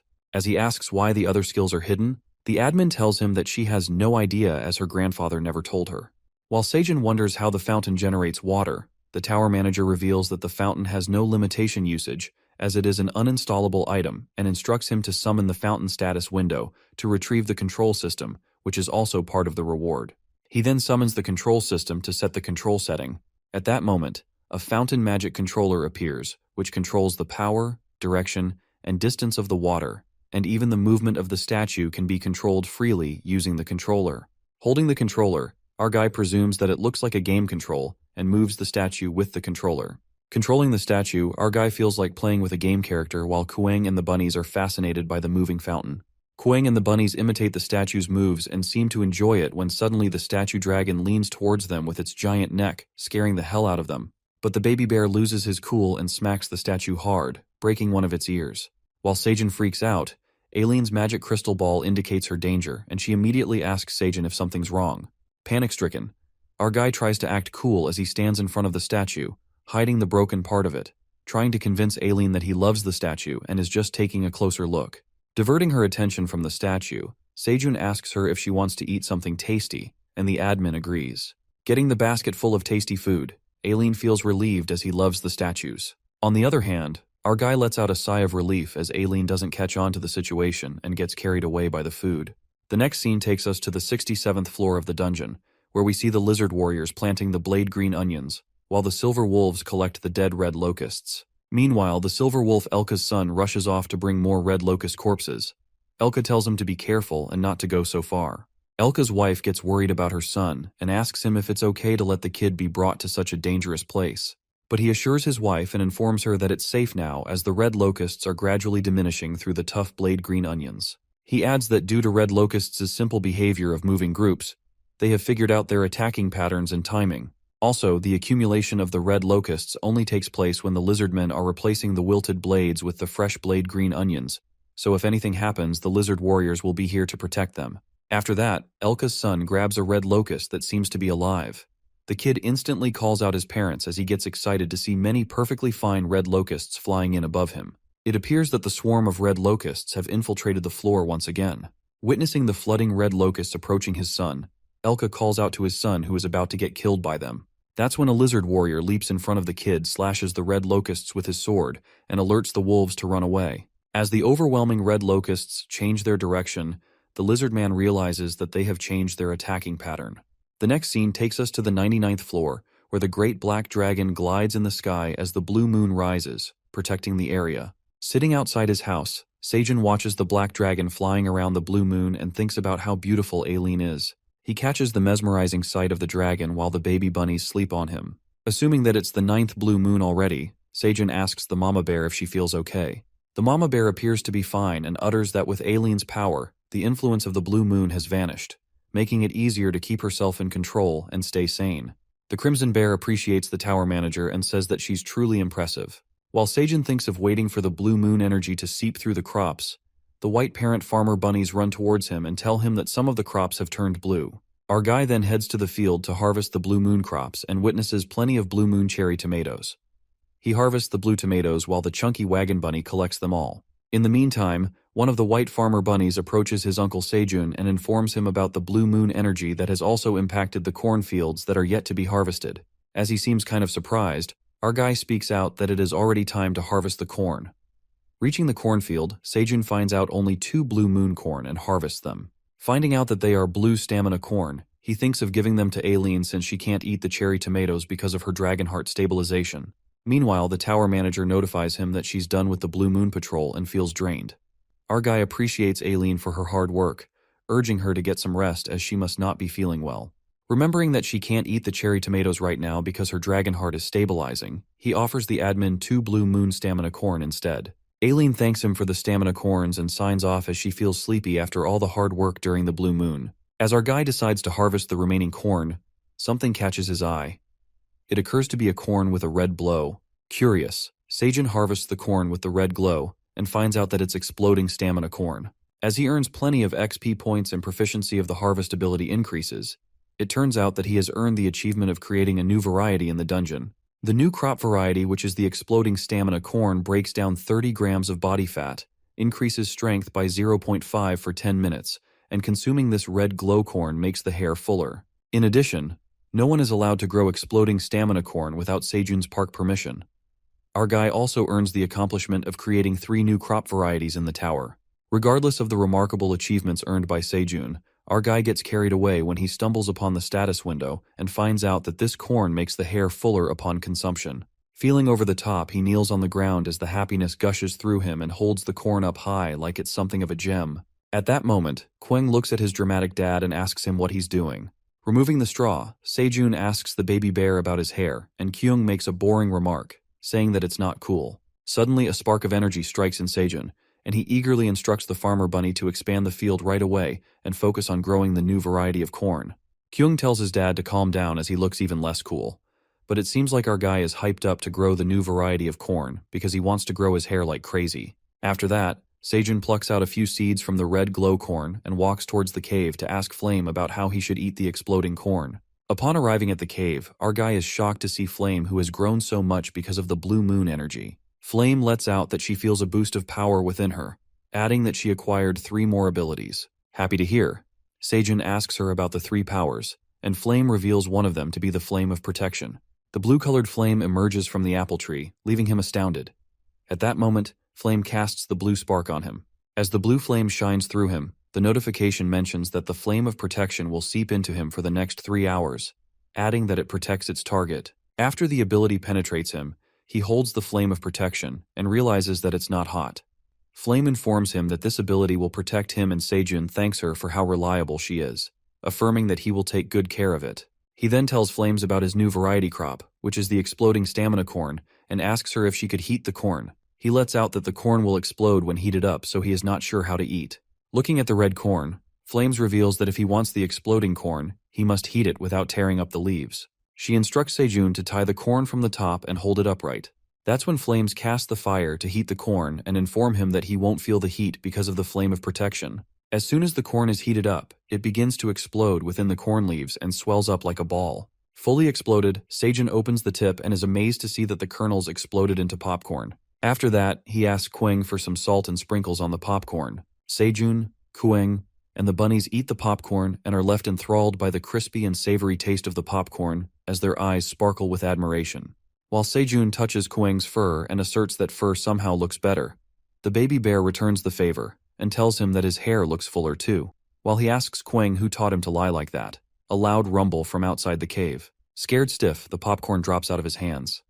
Sejun wonders where the noise is coming from when Ailen scares all the monsters away during the blue moon. While the bunnies are startled by the rumble, the mama bear immediately informs Sejun to quickly come out of the cave. As our guy leaps out of the cave, he witnesses corrupted Ent's poison mist flower attack soldiers who have infiltrated their territory once again. It seems like the corrupted Ents have made a stronger comeback with more deadly tree monsters. While the area gets flooded with the endless corrupted Ents, our guy is left baffled and reckons why these tree bastards showed up during the blue moon. Sejun, who seems ready to kick the monster's ass, lets out that they have to get rid of the Ents themselves and commands all of them to get their weapons. He and the farmer bunnies hold their fire torches, the black bunny tosses out his hammer, and they all stand prepared to fight the monsters. All of a sudden, the corrupted Ent's sticky flower soldiers shoot something sticky out of their mouths, blowing away their fire torches. As the fire torch gets whipped away, Sejun peeks at the sticky substance on his hands and freaks out.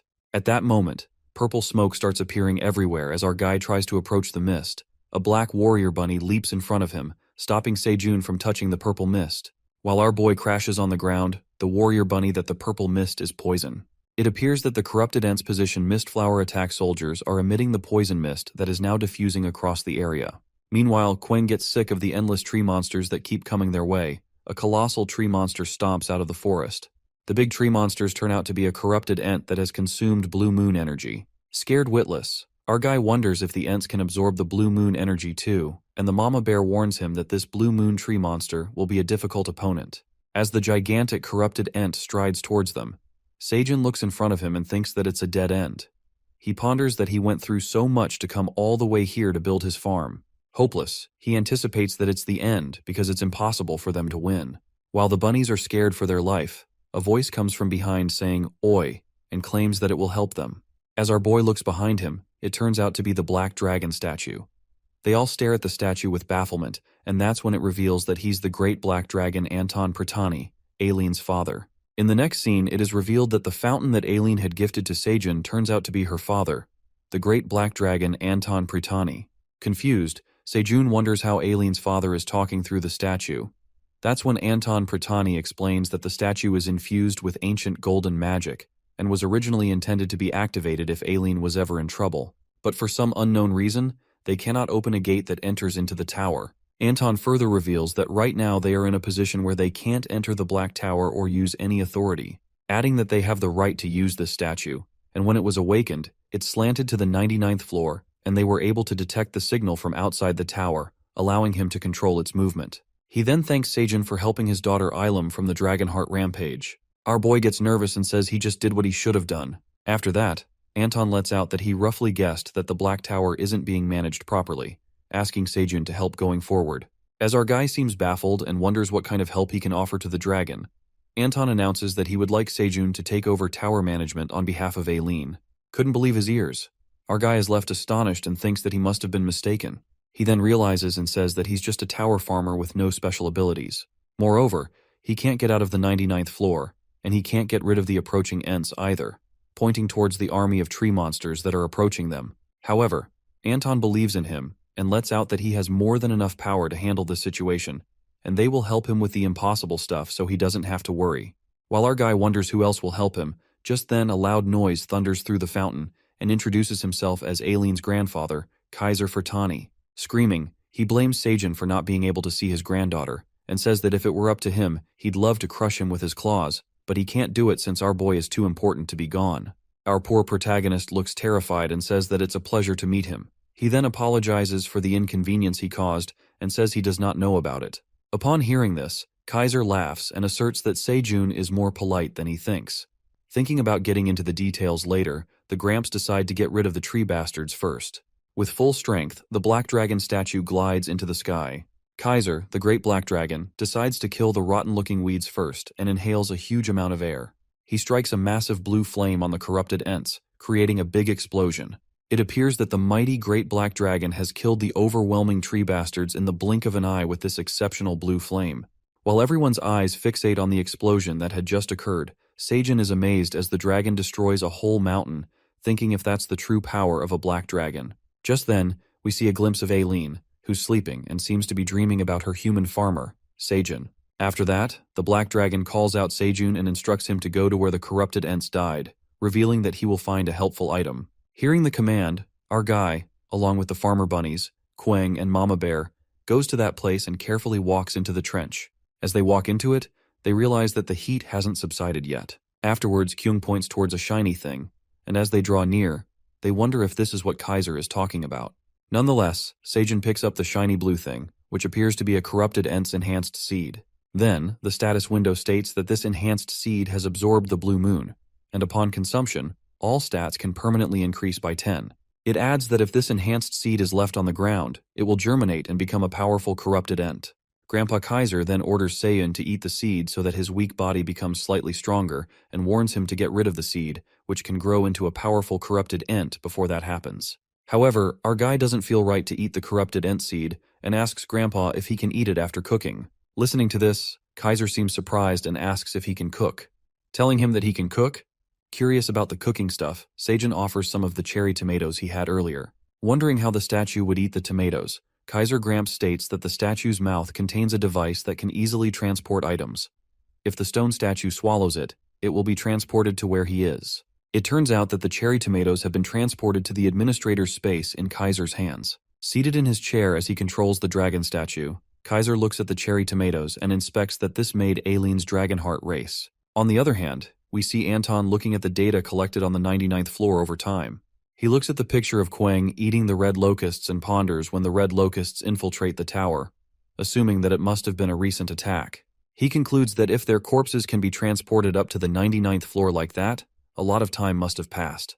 He's surprised that our boy is cooking and eating these troublesome creatures that feed on corpses and multiply. Anton further speculates that with this method, the monsters living in the tower will have less to worry about famine. As he peeks at the picture of the various edible crop items with different effects, he lets out that it is all thanks to these crops that Ailen's Dragonheart got much better. Ailen's father is utterly shocked to see a tower farmer in the dungeon, a job that even he, who has been managing the tower for a long time, doesn't know about it in detail. In addition, the farmer also becomes a hope that could help Ailen, adding that he will look into this further. But Anton's moment of contemplation gets interrupted by Kaiser, who runs towards him, telling his father to maintain the dignity of the head of the family because he feels embarrassed for his father running like that. Kaiser ignores his son's remark and tells him to pay attention to the cherry tomatoes. Anton looks at the tomatoes and questions if it is the item known as crops that the tower farmer offered Ailen. Asking his father if he got them transported through the golem, Anton assumes there's a problem with these cherry tomatoes, but is shocked when his father lets out that they're delicious. Later, Seiun waits for the black dragon's response at the field after getting the cherry tomatoes and decides to return for now. As he calls out everyone, the black warrior bunny tells Seiun that Kueng is a stubborn brat. Kyung turns around and asks his dad if he could take a corrupted Ent's branch with him.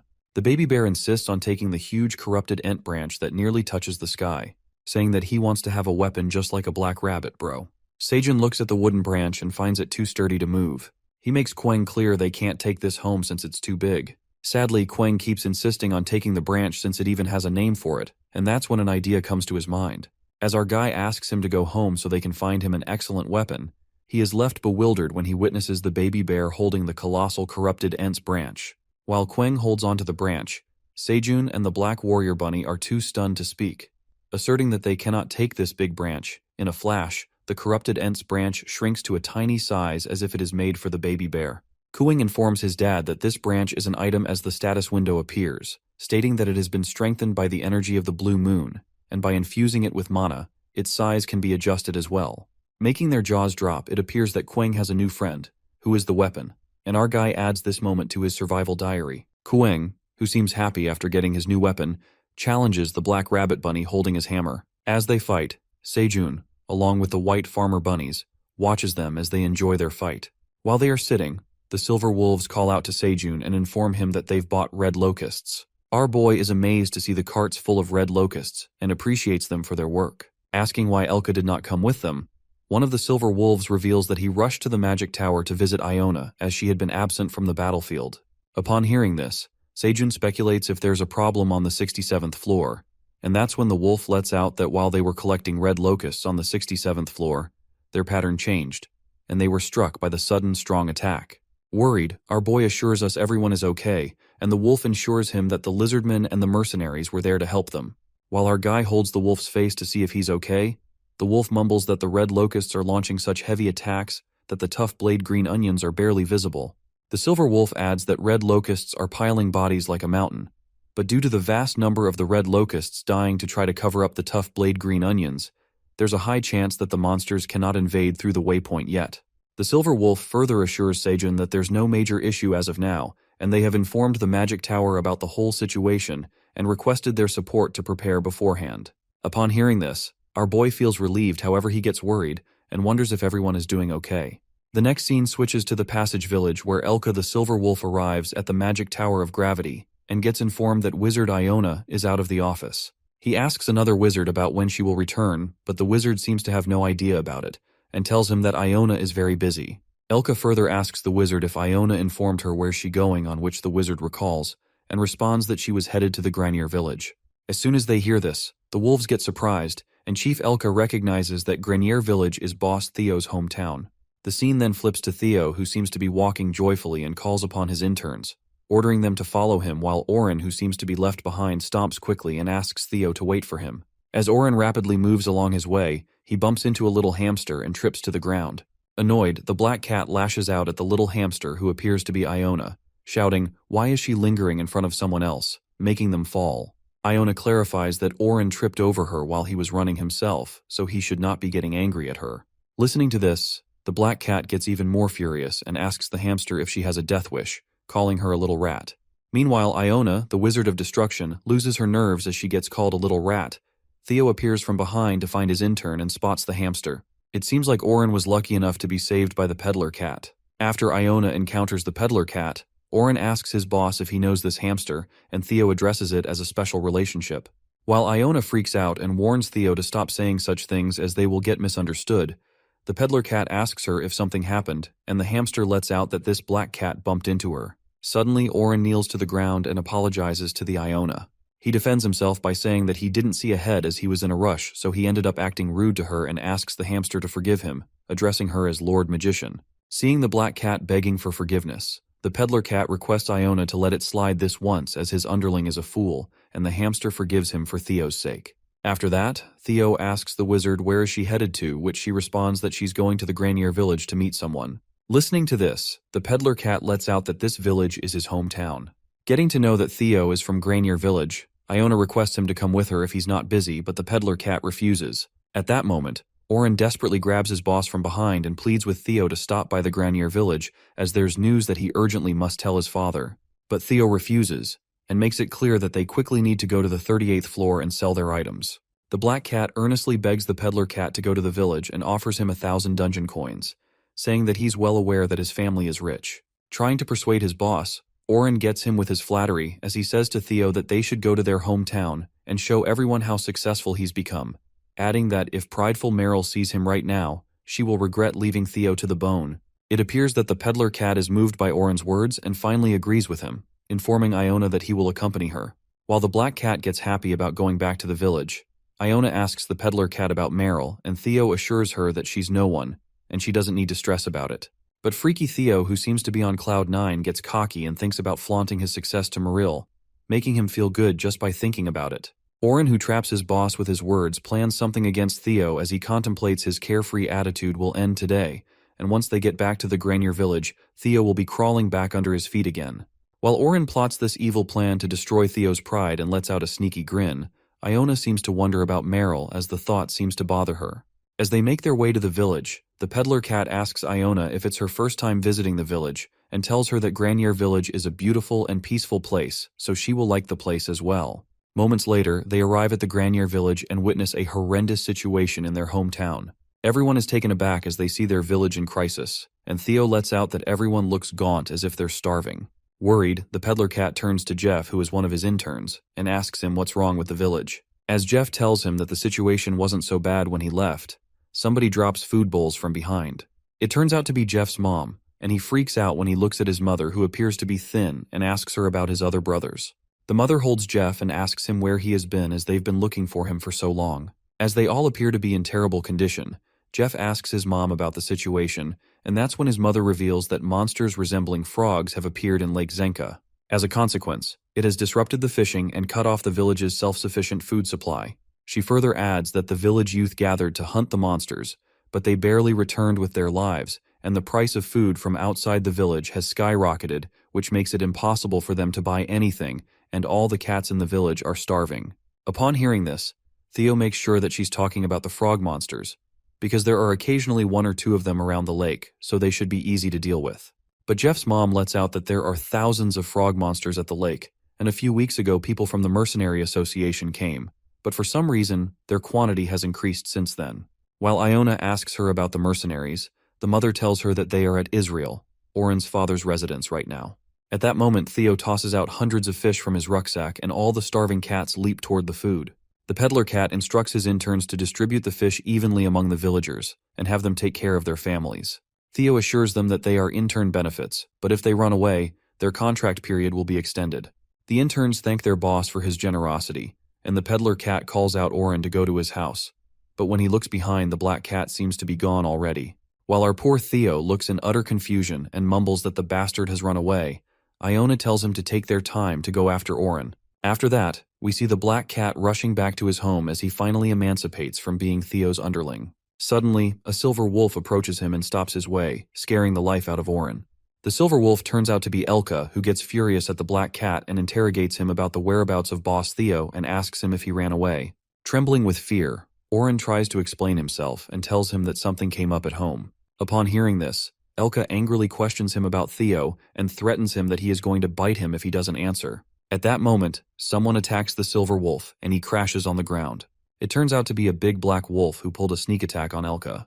While Oren hides under that black wolf, Elko and Elki call out Chief Elka and inform him that they have found Wizard Iona.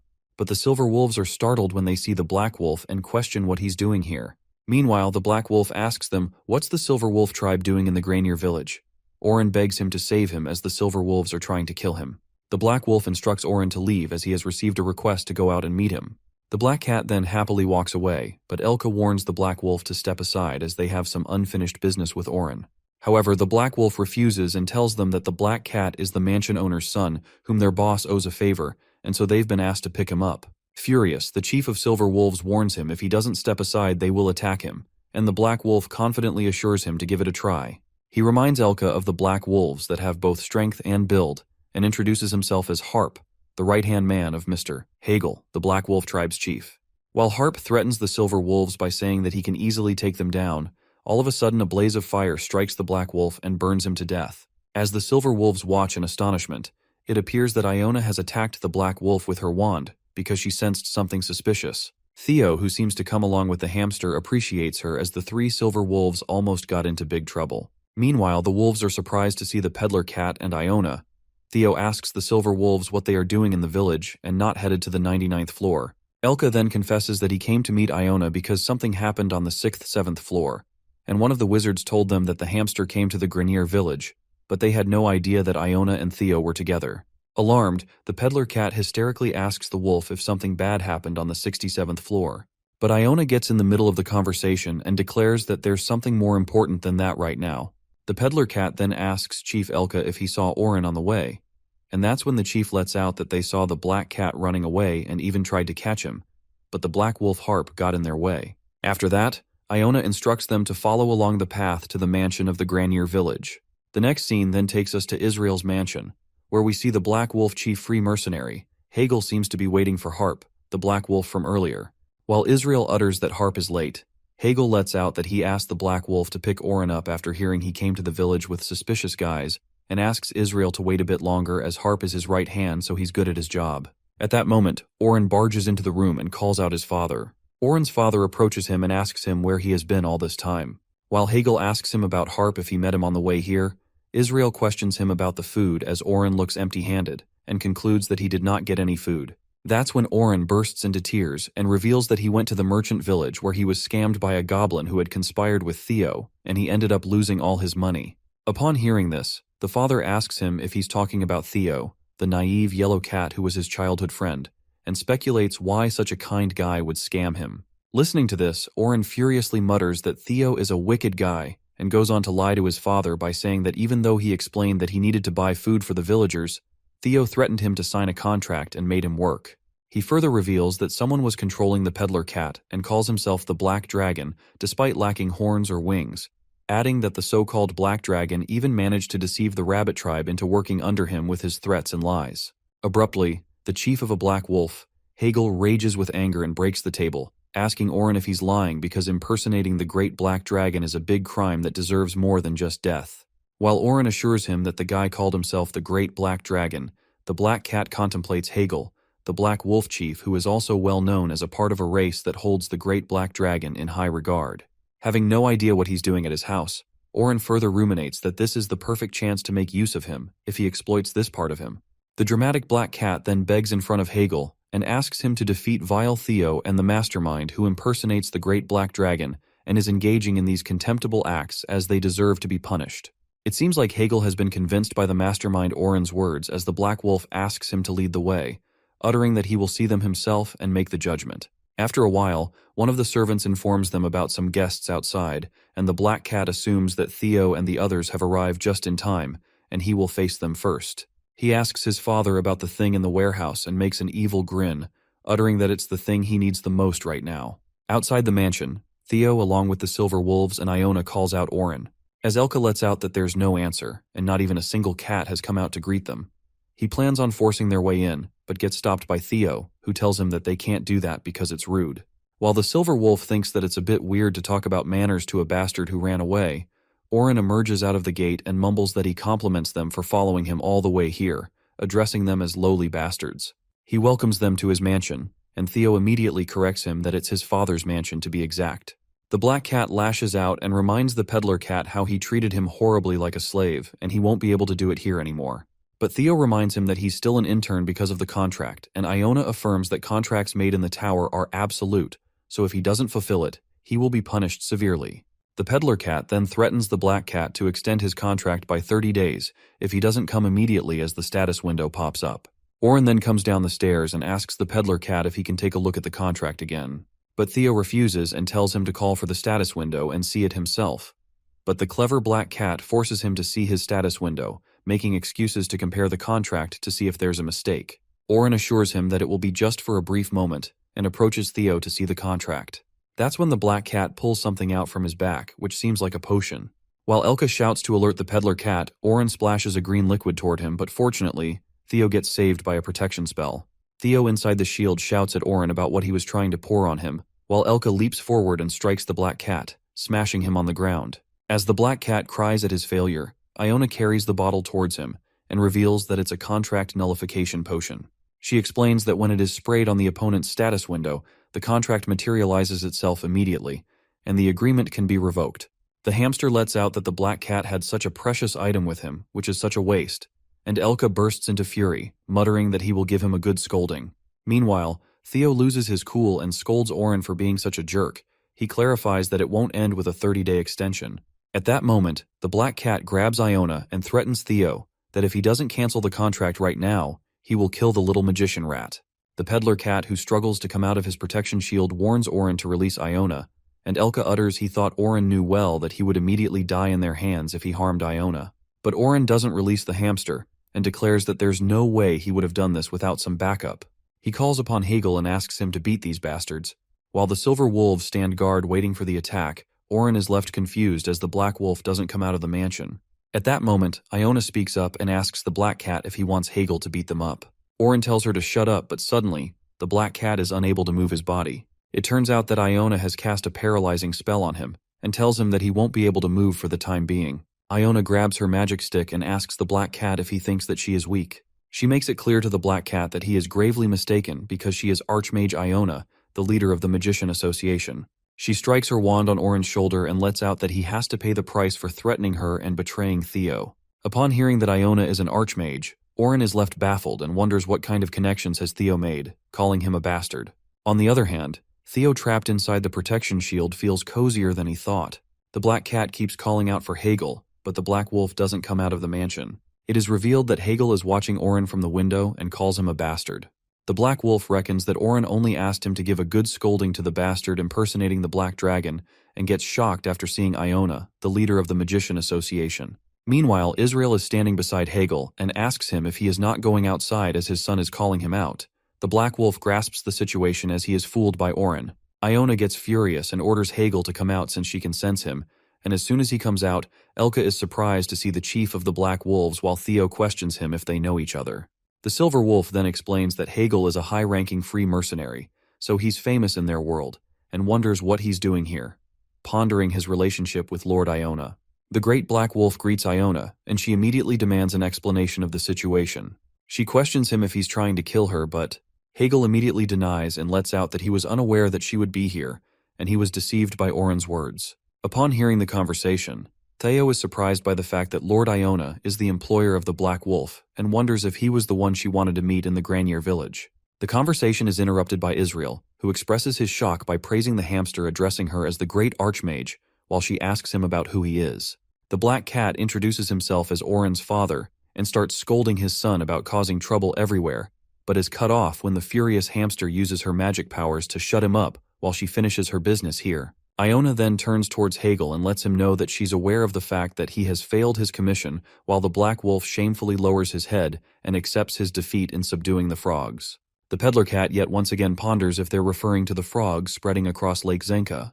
The conversation continues as the angry hamster informs about an anomaly that was detected in the tower a while ago. It is revealed to us that they discovered that an otherworldly force was leaking in from somewhere and gathering at the center of Lake Zenka, and the cause was abnormal spawning of frog queen eggs. Iona adds that if this situation was left unchecked, it could lead to the extinction of all aquatic life on the 55th floor. So they needed to take action since the magic tower is busy dealing with the 67th floor's problem right now. That's why this case was left for Hagel to take care of. But the result didn't come out good, and the chief wolf admits that he has no excuses. But when they arrived there, several thousands of frogs had already hatched. They tried to take care of it the best they could, but there were too many of them, and there was a limit to their ability to fight in water. This just makes the hamster more furious as she lashes out at his employee and thinks that this task was supposed to be relatively simple from the beginning. They just had to go to the underwater cave early and deal with the eggs. However, they couldn't even manage to do that, and now the whole village is affected because of it right now. Upon some more scolding and excuses, Iona rises into the air and is ready to punish Hagel along with those ungrateful black cats, as she believes that excuses are crimes. Elka senses such enormous energy even though they wouldn't be able to leave this place unscathed. Meanwhile, Teao tries to stop Iona as he calls out her name, but she doesn't listen. He is finally released from his protective shield, and with the support of Elka's head, he jumps towards Iona. She immediately recognizes him as he holds her magic stick so that he won't fall. He freaks out, but is reminded by Iona that he's a cat, so he should be fine if he falls from this height. Teao makes her realize that it's not safe, and everyone will be swept up in her attack and fall into danger, asking if she's going to leave him in danger too. The head of the Magic Association calms down as she realizes, and all the energy that was released into the air vanishes. Hagel, whose life just flashed before his eyes, wonders how the peddler cat managed to stop furious Iona, because no one even dares to do that and make her halt her attack. This makes him ponder if Teao is really the great black dragon's subordinate. The silver wolf expresses his shock as the peddler cat steps and jumps from his head, and Teao thanks the wolf. If it weren't for him, he wouldn't have been able to reach Iona. After stopping the furious Iona, the peddler cat feels happy to get his 1,000 tower coins back from Oren, which makes Iona wonder if this is the reason he stopped her. But he reassures her by letting her know that he must get more money from Oren as he committed insubordination and violated the contract. He speculates, since that bastard is rich, he'll likely be carrying plenty of valuable treasures, like that potion from before that can nullify contracts. With that, Teao decides to rob away those bastards' treasury, since it is the perfect prize for their crimes, while the hamster agrees with him. They all go to the place where all the treasury is, and everyone is left stunned at the collection of Israel's treasure. Teao starts to collect the gold and asks Elka to sell them at the merchant village. Meanwhile, Iona's eyes are stuck on the collection of rare magic books as she wonders how they are here.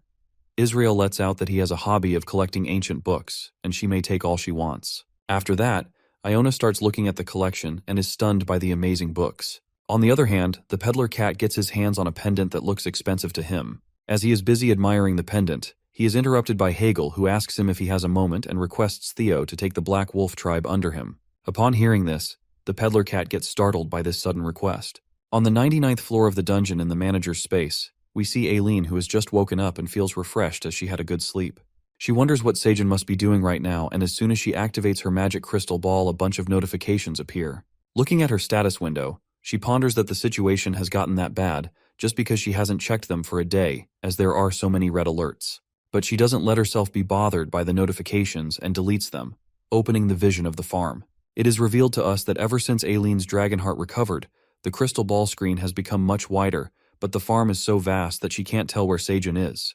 Just then, she sees Quang flailing a tree branch and finds it cute, but notices something strange about that branch. A screen appears in front of the baby bear, and the tower manager interrogates Quang about this suspicious-looking tree branch that he's holding. That's when the baby bear informs her that it's a tree branch from a corrupted ent that absorbs the energy of a blue moon. Upon hearing this, the black dragon freaks out and ponders if something like that appears, thinking that it must have been hard for them. The baby bear further reveals that her grandfather and father helped them fight the corrupted ents through the stone statue she gifted Seijun. He tells her how they shot out a very cool beam of light and got rid of the Ents. Ailen gets baffled, but after grasping the situation, she feels happy about it.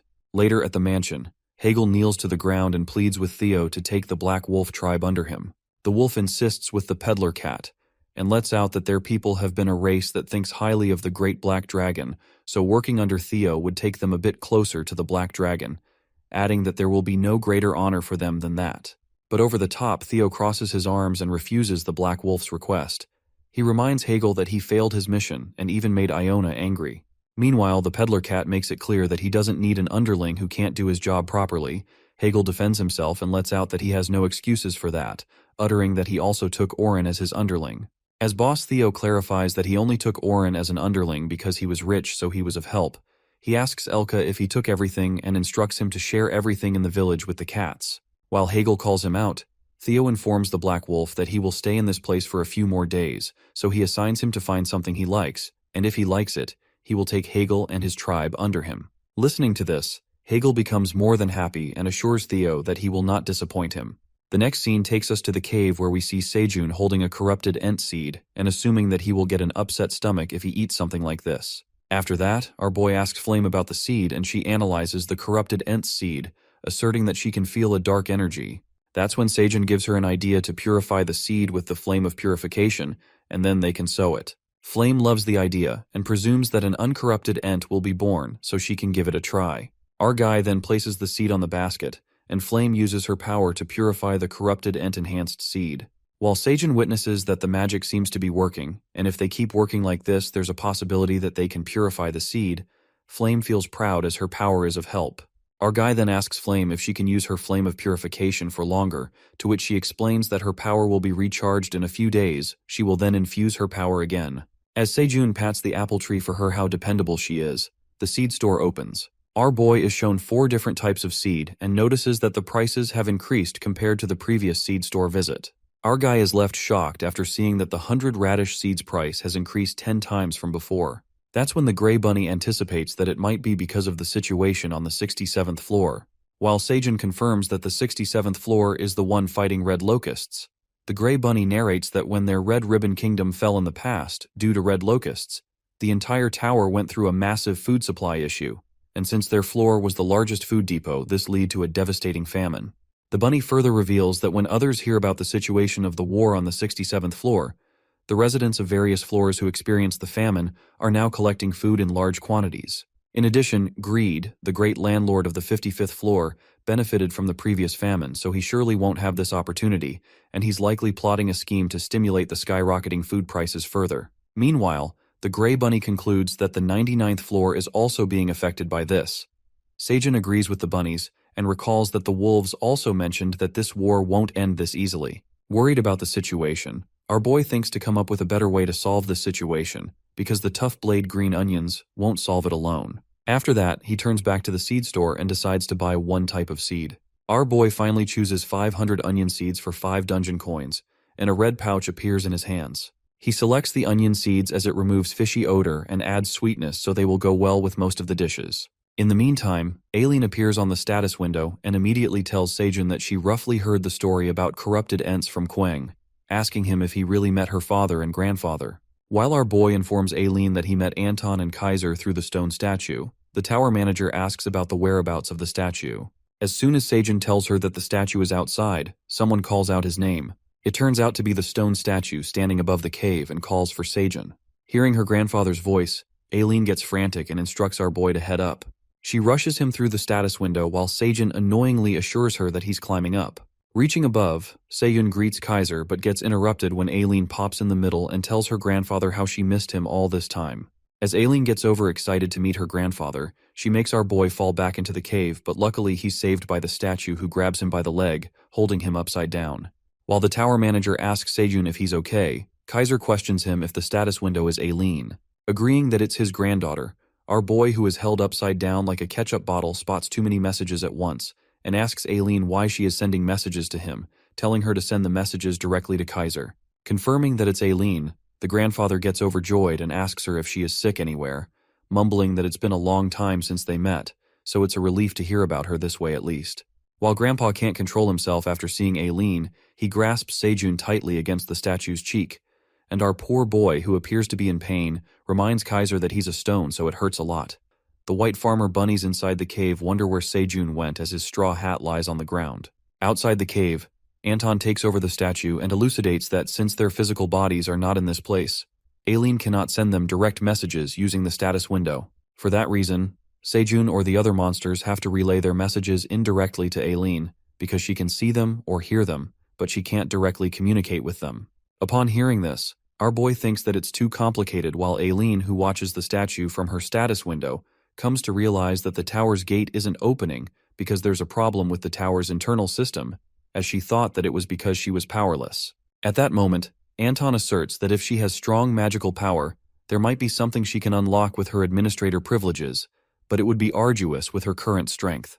While all of them think of another way to deal with it, Anton lets out that they have to check the tower's condition as they have no choice but to find and fix the tower's problem one by one.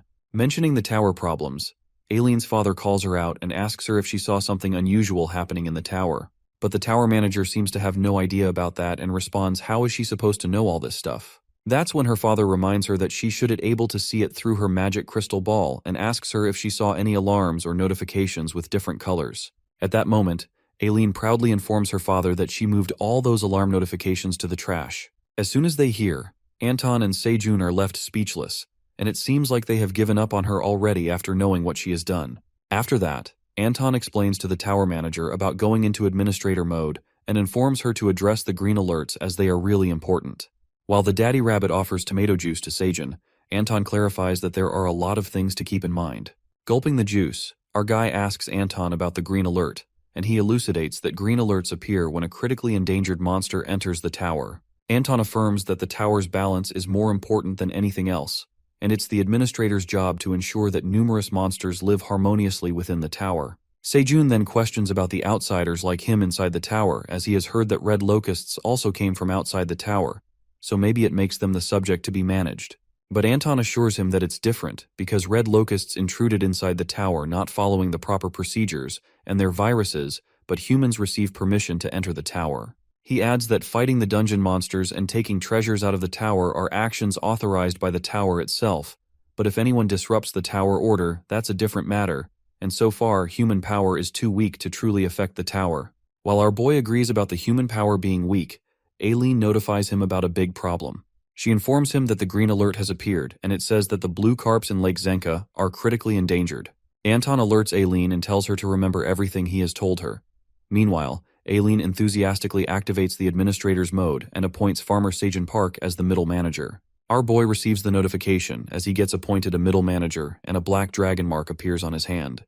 Watching the mark on his hand, Anton assures him that the mark indicates his position as the tower's middle manager, and he won't get into trouble as long as he shows that mark anywhere in the tower. Soon after that, Sejun gets to know that he will teleport to Lake Zenka on the 75th floor in 1 minute. Realizing that he is going immediately, and with no time to process the situation, our boy freaks out and thinks of the worst scenarios as he has never left the 99th floor before. Watching him panic, Anton informs him that he can bring his underlings, and Ailen quickly searches for subordinates in her administrator's mode. She quickly finds the option to appoint the subordinates and appoint minotaurs, bears, and rabbits. However, a strike of terror runs through the admin when she realizes that she cannot appoint subordinates as her mana is lacking. While our boy freaks out and thinks that he has to go alone, Ailen appoints the mama bear and the minotaur king as the subordinates. However, she fails to do so due to lack of energy. Panicking, Sejun grabs his hair in frustration and calls out Ailen as he witnesses that there are 3 seconds left in teleportation.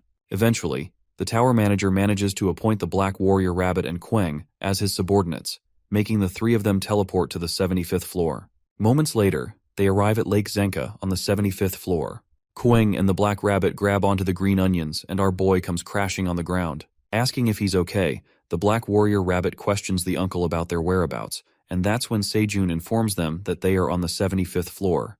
He further adds that Ailen made him the middle manager, and they teleported here to save the blue carp from going extinct. Meanwhile, the Black Rabbit freaks out after knowing that his uncle has left the 99th floor, and Queng wonders about the drawing on his hand. Ailen notifies them to investigate the cause that is threatening the extinction of the blue carp. After that, Sejun instructs his subordinates to look around the area, and warns them to follow right behind him as they don't know what kind of monsters they might encounter. As they make their way, our boy witnesses a beautiful lake, and the black warrior bunny and Quang are left in awe as they watch this pretty lake for the first time. Our boy concludes that they both were born on the 99th floor, so it was the first time that Quang and the bunny left that floor. Watching the pretty lake, our boy thinks of having a bit of fun and jumps into the water along with Quang and the warrior bunny. After relaxing on Quang, Sejun dries his clothes and they all start to feel hungry. They decide to look around for food, and if they find a village, they will ask for help. As they proceed to walk inside the forest, our guy thinks of registering the 75th floor waypoint, but suddenly he bumps into the wall-like barrier and smashes his face right onto the wall. Our poor boy holds his face out of pain and informs Quang and the black rabbit about the wall. That's when a notification comes up and Sejun gets to know that their range of activity cannot exceed Lake Zenka. Knowing this, our guy begins to panic and taps the barrier, thinking that he just came out of the 99th floor for the first time and now he's being locked up again. While Quang and Sejun hit the wall so that they can somehow pass through it, the black warrior bunny suggests they to try catch some fish in the lake. But Sejun, who seems to be hopping mad, kicks the barrier with all strength, but the poor boy ends up hurting his foot. As Quang prepares himself to give a good scolding for hurting his dad, our boy stops him as he spots something. He witnesses a pineapple in Quang's hand, and it seems like they have found themselves something to eat. Sejun then slices the pineapple, and they all enjoy the delicious food. After that, he anticipates that there should be more pineapples nearby, so they should get some more later, and decides to bring the stalk end of the pineapple to the 99th floor. Upon hearing this, the black warrior bunny looks at him with confusion, and Sejun explains to him that first, they have to remove the flesh portion as it may spoil and pick off the lower leaves to trim them. After getting the stalk, if they plant it in this state, the roots will grow, and they can grow it into a pineapple again. Meanwhile, the warrior bunny seems proud of the farmer Sejun. Quang asks for more pineapple, and they all dig in for the second round. At that moment, something comes out of the lake and it appears to be a giant frog. While they all stare at the frog with bafflement, the notification pops up and reveals that these frogs are the cause of the blue carp extinction in Lake Zenka. That's when the quest appears and instructs the middle manager Sejun to exterminate all the 2,291 frogs in Lake Zenka. Witnessing the large amount of frogs, our guy freaks out when he realizes that there are more 1,000 frogs, and in the meantime, the frog monsters start to emerge out of the lake. Right at that moment, several frogs materialized from Lake Zenka. While they may look harmless, those frogs appear deadly with sharp fangs as they leap out of the water to attack Sejun. Our guy witnesses the very cause for carp extinction, the frantic frogs, while Quang thrashes a tree branch to stop them. Black Bunny, Quang, and Sejun get into fighting mode. Our guy incredibly slashes the frogs with his daggers and takes pride in coming from the 99th floor. While the frogs keep emerging tenfold, the three of them leap towards the monster to deal with them. The scene then switches to Teao, who's dozing on the comfy bed and, after waking up, comes to realize that Sejun's lap is still better. In the meantime, Oren, the black cat, knocks on the door and informs boss Teao that he's brought him breakfast. Teao compliments Oren for his soft bed, and Oren presents a scrumptiously cooked fish to his boss. Teao is left in awe after seeing a high-quality grilled salmon. This shift in Oren's behavior makes Teao suppose that he might have become too shocked about what happened with Iona, not to mention he became very obedient. After Teao finishes the salmon, he thinks about how long it has been since he's eaten this much. Just then, he's interrupted by Iona, the hamster's voice, who's scolding Hagel, the wolf, for not confirming the number of frogs on the 75th floor. The black wolf responds that they have yet to confirm which underwater cave the frog queen is in.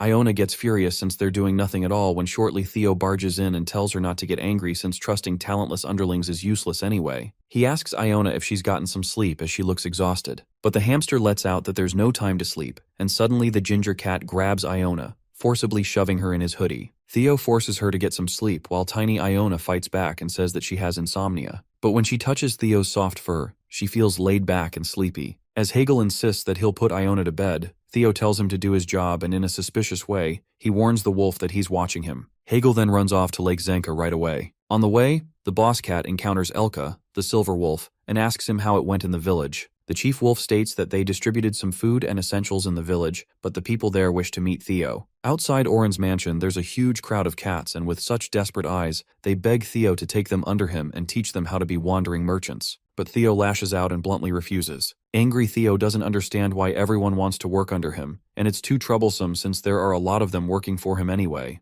Elka stops the merchant cat and tries to make him understand that these cats see Teao as their hero. The wolf opens up to Teao that the rumor has spread that with just one tower coin, the rising yellow star of the wandering merchant world climbed to the 99th floor and earned the trust of the Black Dragon. He's now known as the Golden Cat. Elka accentuates that currently, with frogs ruining the scene. Teao saved the village from famine, and also quelled Lord Iona's wrath, and to them, that's an incredible feat. Elka advises the merchant cat that expanding the business will require a lot of manpower, so he must lead everyone outside the 99th floor. The wolf requests the cat to take these cats in for the sake of Seijun, the great black dragon. Teao thanks Elka for making him realize and praises him for being a loyal subordinate. Suddenly, they're interrupted by a ruckus at a distance where a cat tries to barge into the mansion, but the guards stop her. Teao recognizes that cat to be Meryl, who rejected him. Meryl, being a gold digger, hugs Teao and states how much she missed him. The merchant cat intimidatingly tells her to go away while Meryl acts friendly and feels disappointed that Teao didn't inform her that he's in Grainar village. Meryl, an ex with no dignity, speaks absolute bullshit and assumes that Teao is here after achieving all this success just to impress her. She even agrees to accept Theo's feelings and tries her best to seduce him. But this romantic moment is interrupted by Iona, who was sleeping in Theo's hoodie and recognizes Meryl. Suddenly,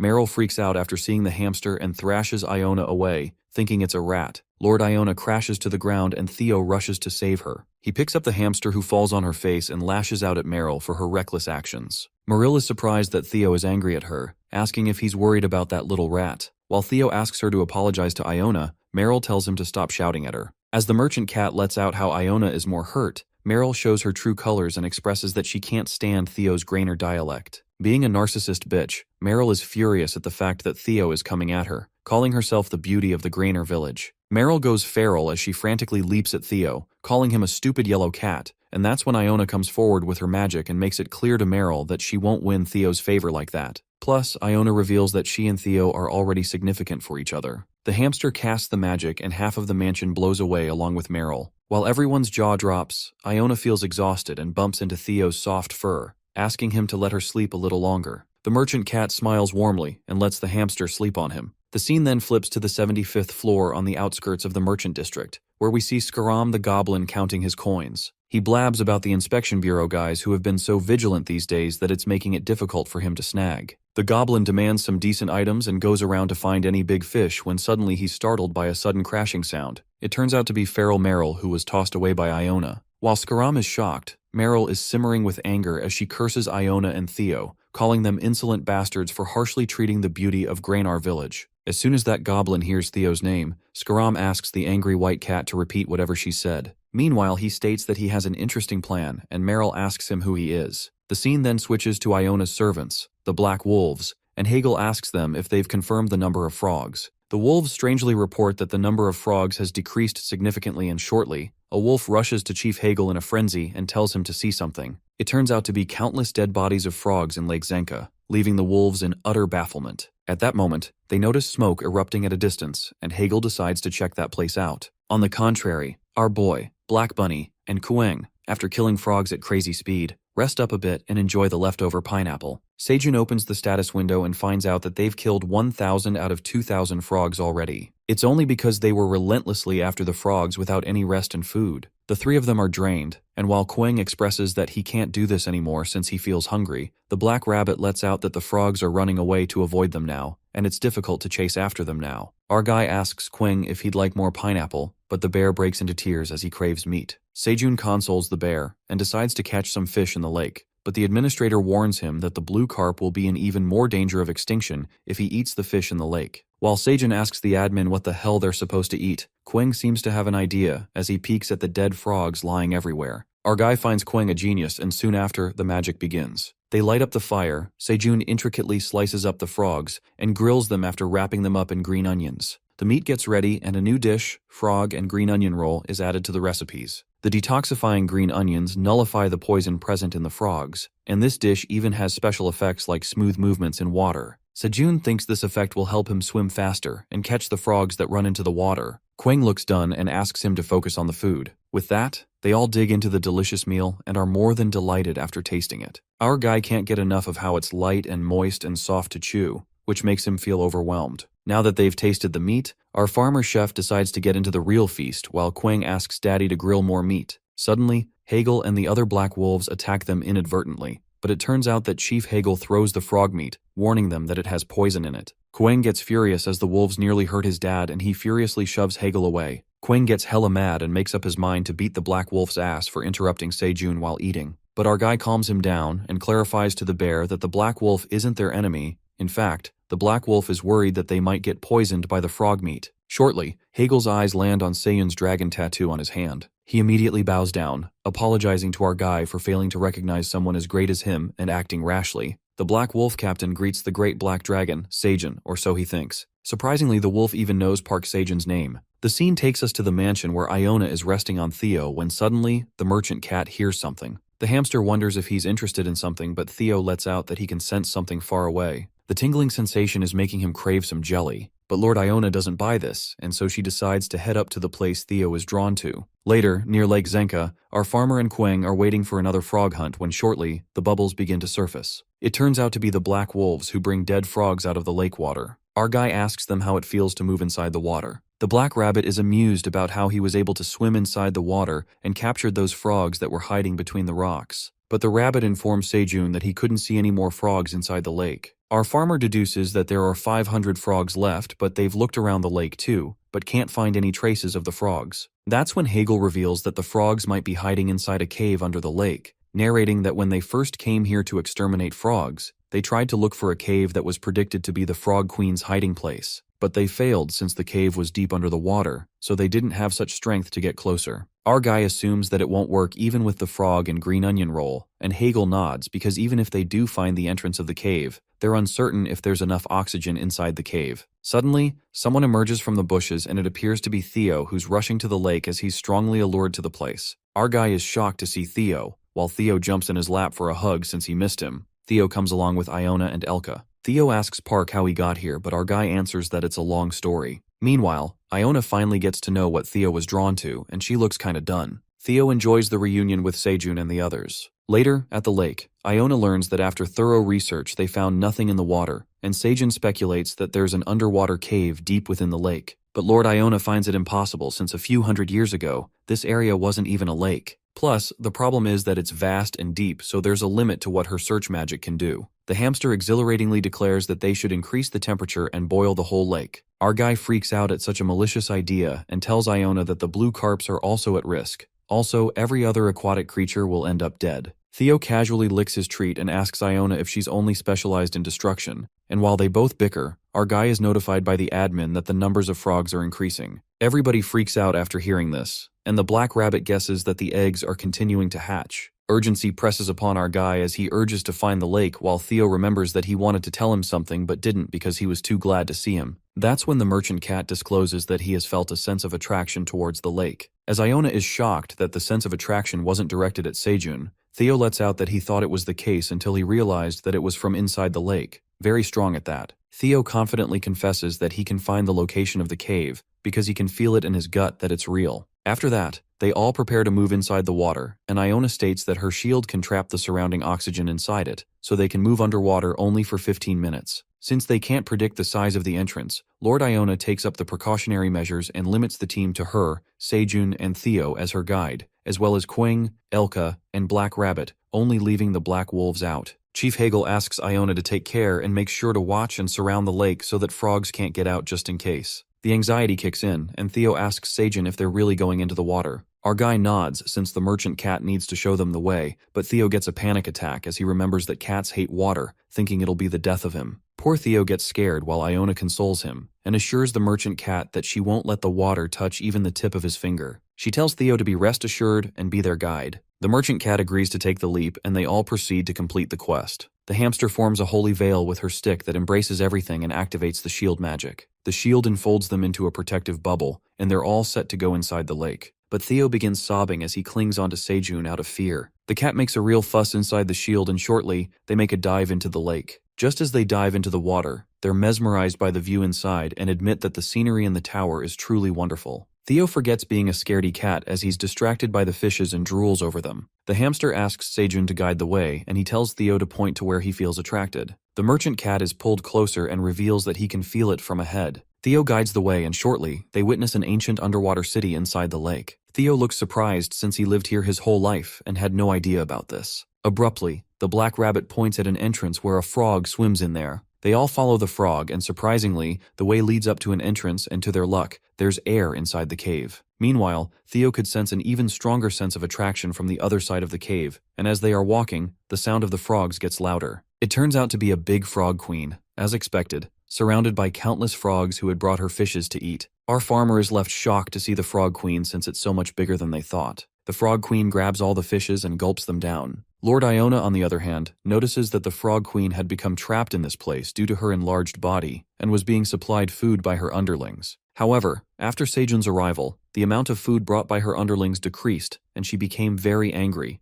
Theo senses a very close attraction with the frog queen when suddenly his paw slips, and as he's about to fall in the pit full of frogs, our guy grabs him. However, as Seijun grabs Theo, he also trips, and just like that, Theo, Farmer Park, and Iona plummet inside the pit. Iona immediately casts her magic for a safe landing, and the three of them survive. While Iona gets relieved since they almost got in trouble, it occurs that they are encountered by even bigger trouble as they grasp the frog queen and her underlings' attention. They get caught, and suddenly, the frog queen along with her underlings frantically leaps towards them. Elka, Quang, and the black rabbit make a jump inside the pit since they've nothing to lose now. While they beat the frogs to death, Seijun gets a new quest that is to defeat the giant mutant frog queen who's the cause of blue carp annihilation. Our guy gets excited for the last part of the quest and they all dash towards the frogs. As Iona shoves all the frogs away with her magic, Farmer Park excitedly goes for the frog queen. However, he throws a dagger at her, and it doesn't even scratch the queen, and this, in turn, makes the frog queen more furious as she beats Seijun's ass. The frog queen smashes Seijun with her giant claws, but Kuang saves him and furiously makes it clear that anyone who dares mess with his dad has to pay the price.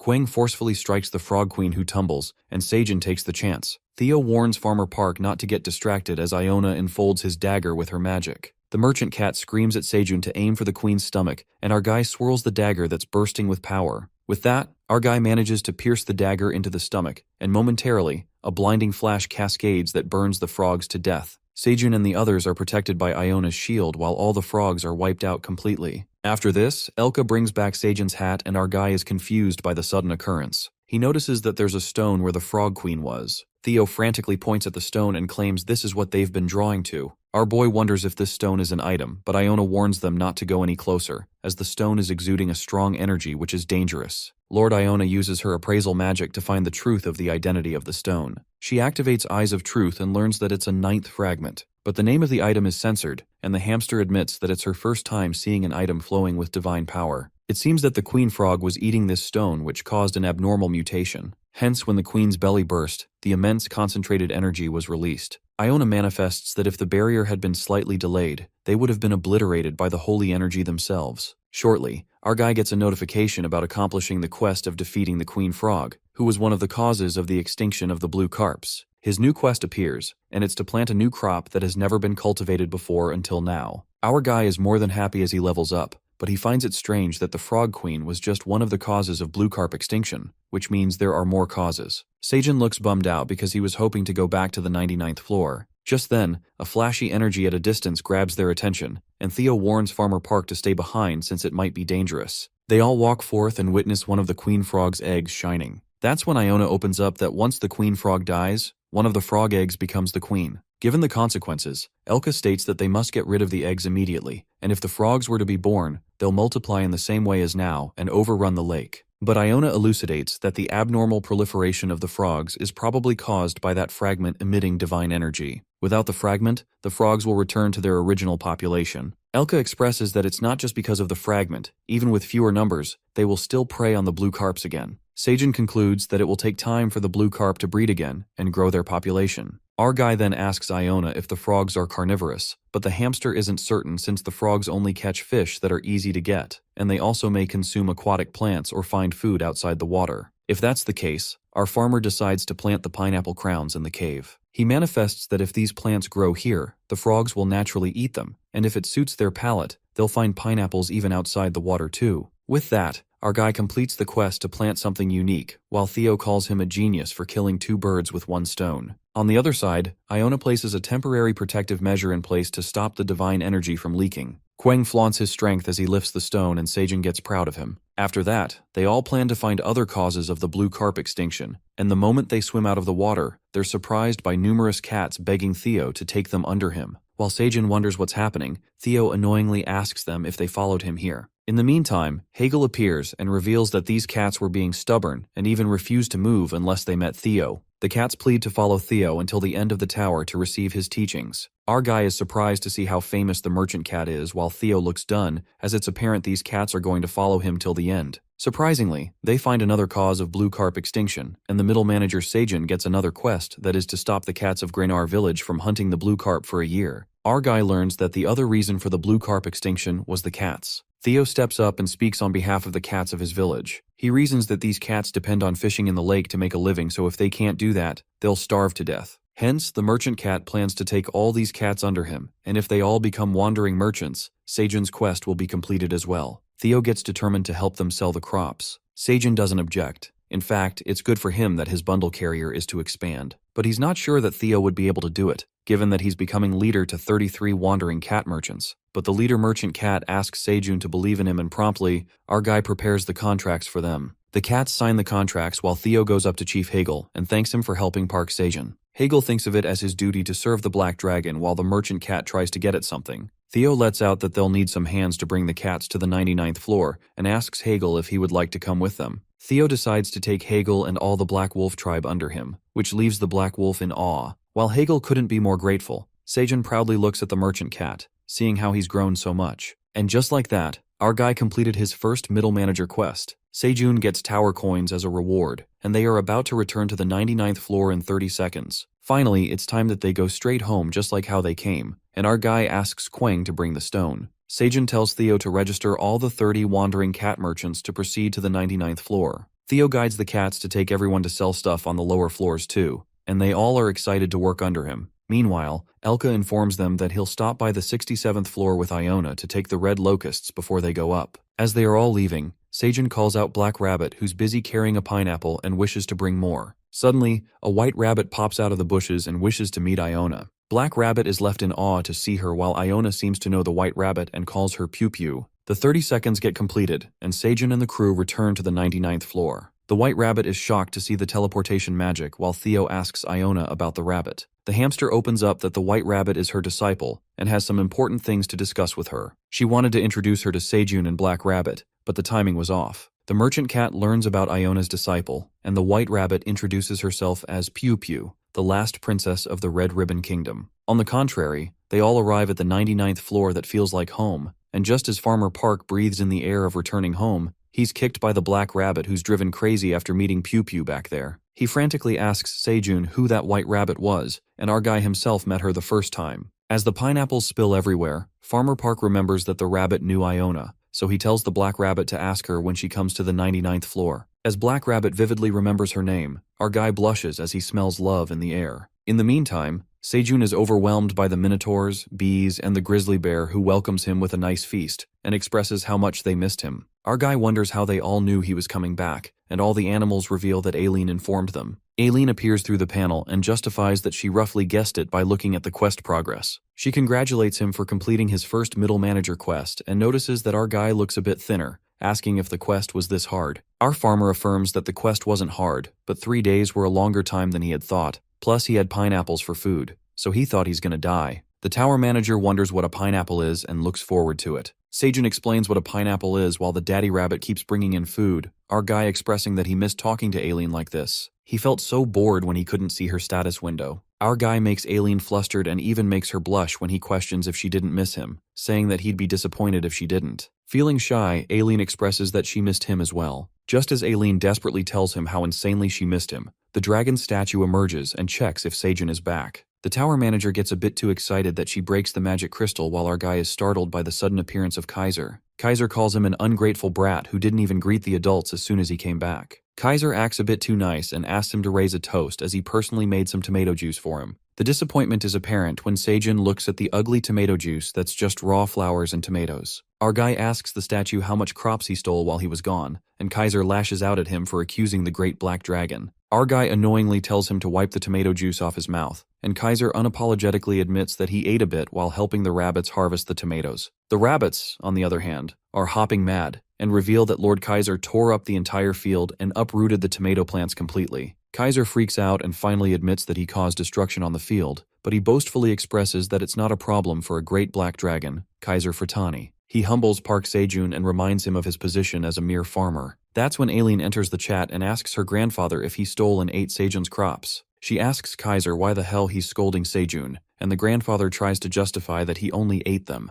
The tower manager scolds Kaiser and reasons that even she did not eat those precious crops as she pleased. She harshly tells her grandpa that she hates him and stops talking to him. Poor Kaiser is left heartbroken as his granddaughter won't talk to him and pleads with Sejun to say something. Our guy takes this opportunity and says that he'll try to persuade Ailen only if Grandpa Kaiser grants him a favor. Kaiser unwillingly agrees, and our guy takes him to eat the feast the crew has prepared. Sejun cuts up some pineapples and gives them to Kaiser while they all enjoy it as well. Our hero then narrates that during the 3 days when he was gone, the 99th floor changed a lot. The Grey Rabbits renovated the mountain that looked spectacular and dug up a waterway that runs across the field. The dry parts of the land seem to be gradually regaining their moisture. Kaiser was able to synchronize Ailen's crystal ball with the statue's frequency, allowing him to communicate with her directly through the status window. Ailen is not mad at her grandpa anymore and asks him to take Sejun's permission before eating the crops. Farmer Park comes to Kaiser and learns that he has reconciled with Ailen. Grandpa then asks Sejun what the favor is, and our guy requests him to appraise some items he discovered on the 75th floor. Sejun shows him the stone that he found inside the Frog Queen's belly at Lake Zenka on the 75th floor. Kaiser curiously asks who cast the shield on the stone, and our guy reveals that it was Magic Tower Master Iona. He further states that Iona said the stone's dangerous because divine power is flowing out of it. Kaiser is impressed to see the high-level magic that might be difficult for monsters of the tower to handle. He tells Sejun to stand back, and shortly, a blinding light bursts forth. The item is appraised, and it turns out to be the S-grade 9th fragment of the sacred monument. Divine power that benefits the environment flows out of it. Our guy is confused to see an S-grade that has no abilities, while Kaiser warns the farmer not to compare this item found in the tower. After all, it's a sacred item. It occurs to be an artifact of the great creator god. Kaiser discerns that he's diligently been searching for traces of the creator god outside the dimension so far, but the answer was right under his nose all along. He never thought it was inside the tower all this time. Our guy gets befuddled and requests Kaiser to explain in a way he can understand. The grandpa gets reminded that beings like Sejun have shorter lifespans, so it'll be hard for him to understand. He also asks Ailen to listen carefully since it's important. Kaiser Furtani then narrates that in the beginning, dragons were beings born to serve the creator god. According to his will, the dragons maintained the peace of the world and the balance of the dimension, creating a perfect, orderly world filled with abundance and harmony. That was the era of the creator god. That's what the dragons called this period. One day, the creator god called upon the dragons and apprised them that if it disappeared, the dragons should use its powers to maintain the world. The dragons get concerned and ask the creator god if she's indulging in such unnecessary thoughts again.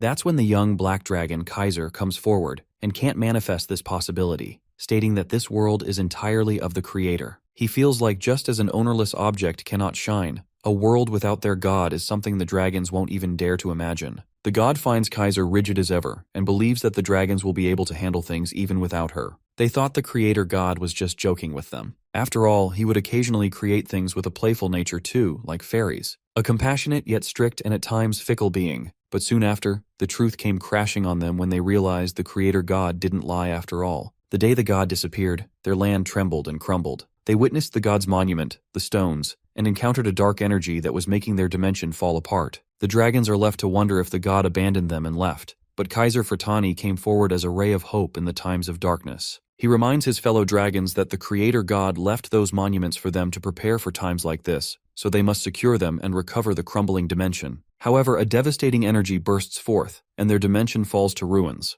It turned out that the dragons failed to live up to the creator god's expectations. Hence, the beings of destruction broke the monuments into pieces, and they couldn't understand where they came from or what their purpose was. But those beings sought to destroy everything, and eventually, the dragons had no choice but to fight endlessly to protect what was once theirs. And as they say, there's always light at the end of the tunnel. The dragons, with the help of the power the god left them, discovered the tower and were able to send the lives of the dying worlds into the tower and save them, even if there were few of them. In the present scene, Kaiser feels overwhelmed after finding the scattered traces of the creator god after 3,000 years of wandering through the dimension. But the heart-touching story is interrupted by our guy, who breaks the momentum of the story, and it's just something he's curious about. Sejun asks him to elaborate what he meant by sending the lives of the dying world into the tower, and Kaiser states that it's just as he said. The tower was designed to appear in a world destined for destruction, and further reveals that those beings of destruction will invade the whole dimension and bring calamity. Before that happens, the tower selects survivors and allows them to enter. Our guy panics and wonders what happens with those who can't get inside the tower. He worriedly lets out that he came from Earth where a tower appeared too. That's when the dragon reveals that if Seijin Park fails to overcome the trials of calamity, his world will be destroyed. This leaves our guy in absolute shambles. The scene then switches to the 75th floor, in the Wandering Merchant Village.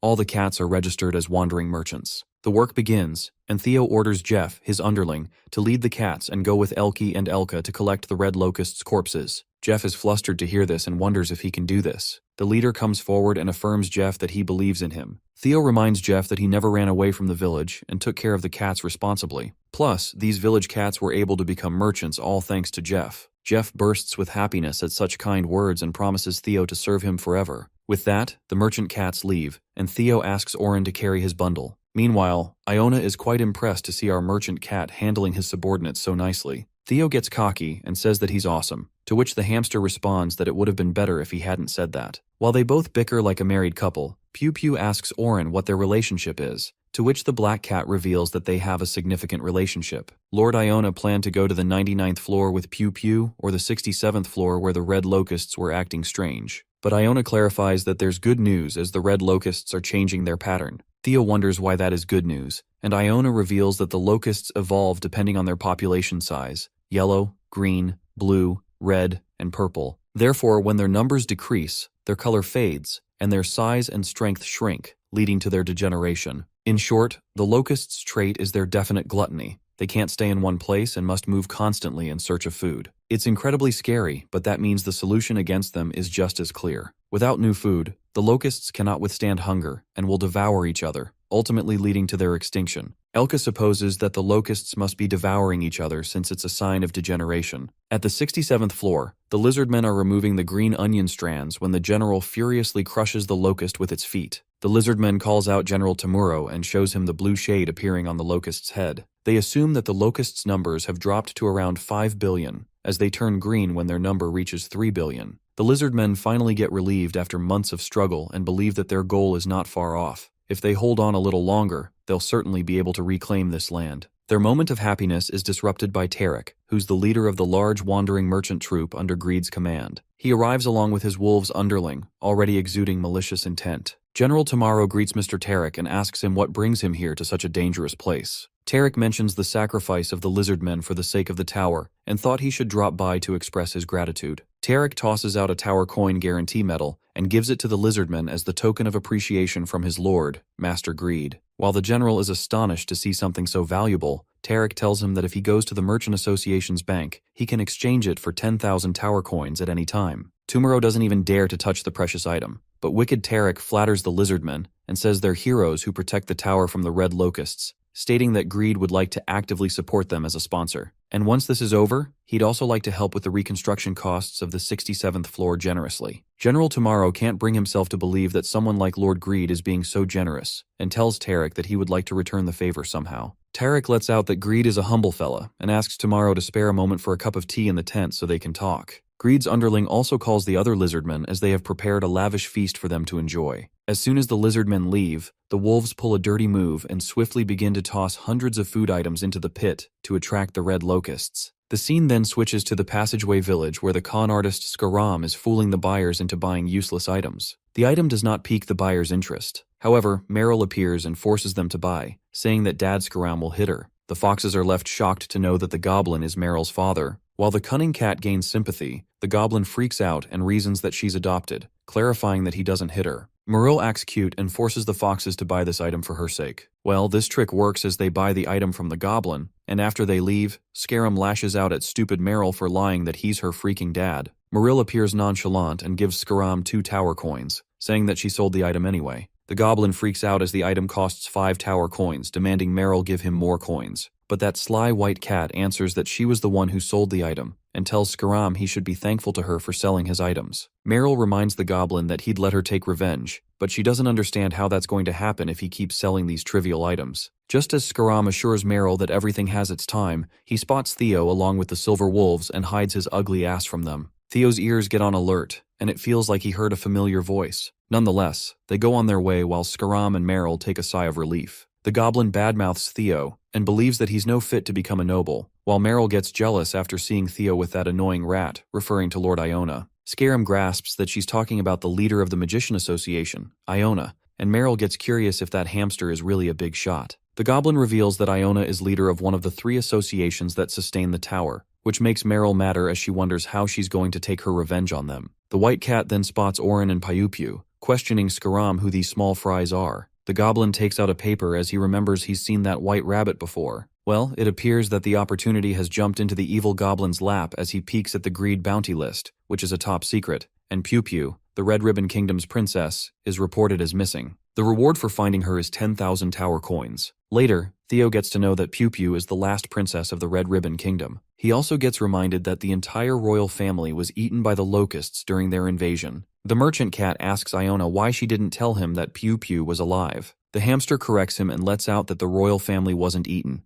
They were murdered. This catches Teao by surprise since he wasn't expecting this plot twist, and that's when Iona unravels that decades ago during the locust invasion on the 55th floor, she also happened to be with the big shots from the Mercenary Association. They stayed in the Red Ribbon Kingdom to help the rabbits. The commander of the Mercenary Association, Lucius, planned to secure the fields. The other commander objects and states that food is also a problem, so once the locusts start to multiply, they'll become trouble. He worries that the kingdom will be left vacant once the locusts attack the place. But Iona, who was the vice leader at that time, informs them that the queen is in the kingdom, so there won't be a problem. She also reveals that the barrier is protecting the kingdom at the moment, therefore the red locusts won't be able to do anything to the divine power of the moon. Commander Raccoon appreciates Iona and the others for working hard ever since the locusts appeared, and they are able to rest comfortably here. After that, the meeting is dismissed, and the pigs look shady as they exude evil intent. Later, as Iona is taking a nap in her room, she's awakened by a sudden commotion and runs outside only to find everyone in a chaotic mess.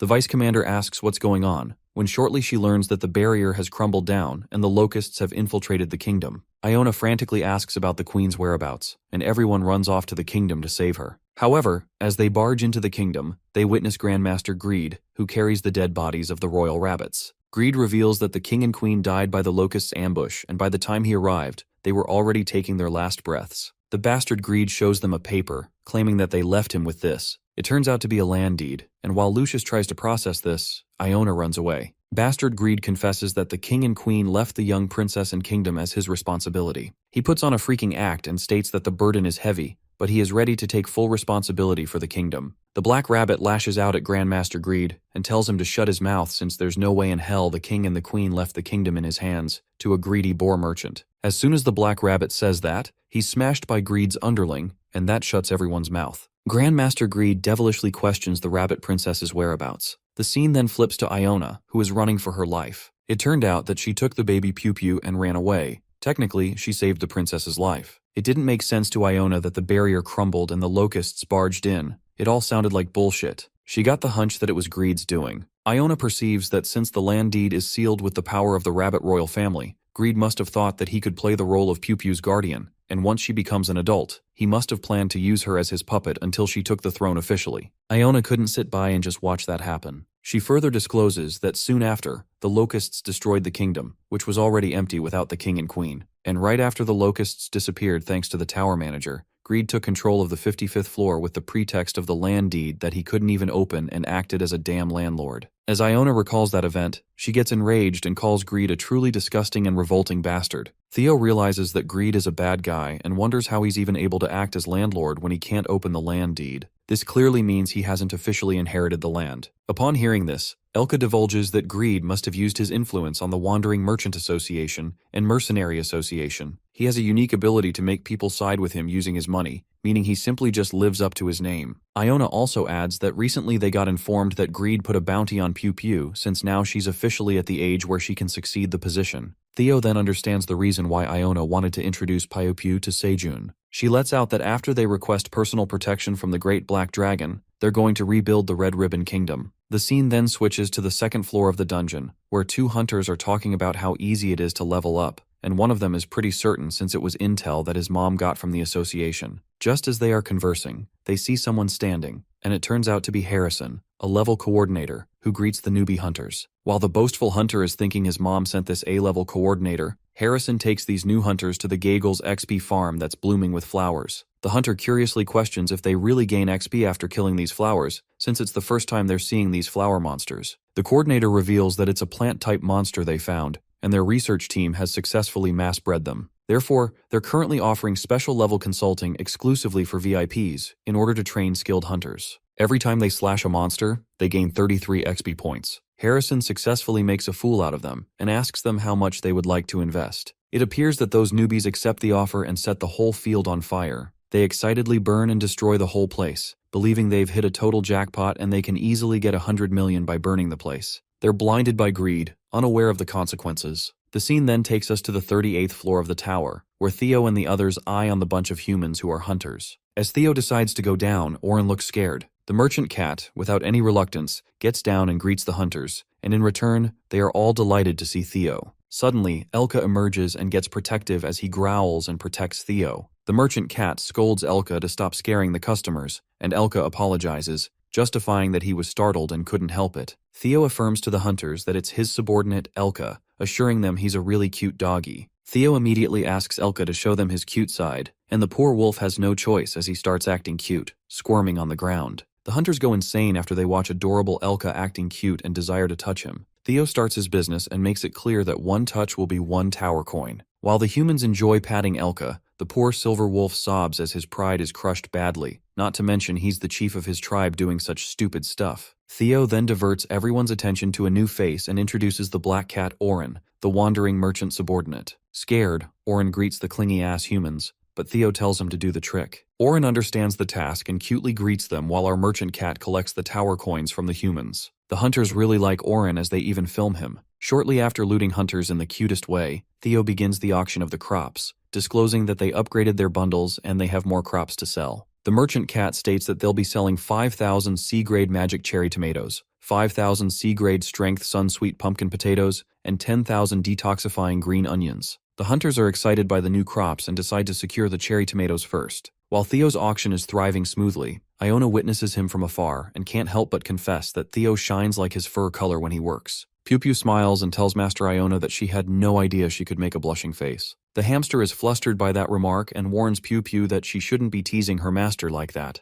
The princess appears a bit gloomy and asks her master if she's allowed to feel such emotions too. Ever since Iona saved her, she's only been training, waiting, and restlessly running on this path for the kingdom's reconstruction and the suffering people. Pew Pew expresses that she has just a little hope and knows there's so much to do, so her resolve may falter. Iona consoles the princess and affirms that she doesn't need to shoulder all the burden. She assures Pew Pew that being honest with her feelings isn't something embarrassing. Iona then abruptly asks the princess if the black rabbit is on her mind, and the princess is totally freaked out, trying to deny that statement. Iona tells her that she's not being honest with her feelings and to stop talking about the black rabbit. Pew Pew gets shy and asks her about the black rabbit, but Iona refuses to tell her anything about him. While the princess gets annoyed and tells Master Iona she's too much, the hamster spots gold digger Meryl and furiously flies to her. Iona asks the white cat what she's doing here, and Meryl feels honored that the leader of the Magic Association remembers her name. The hamster asks Meryl if she's here to hurt Teao again, but Meryl makes it clear that she is not interested in that stupid yellow cat anymore since she found Iona. The sly bitch Meryl tosses out an item and traps Iona inside a magic circle. Iona tries to use her magic, but she fails, and the white cat realizes that Iona is just an ordinary hamster, given that she's not able to use magic. Witnessing this, the rabbit princess rushes to Master Iona to save her, and just as Pew Pew comes closer to her, evil goblin Scaram emerges and traps the princess as well through the item. Scaram peeks at trapped Pew Pew and, grinning evilly, he declares that the 10,000 tower coins are his now. Scaram and Meryl take Iona and Pew Pew, while Agent Jarrus discreetly witnesses this. She wonders what Iona is doing here, and shortly,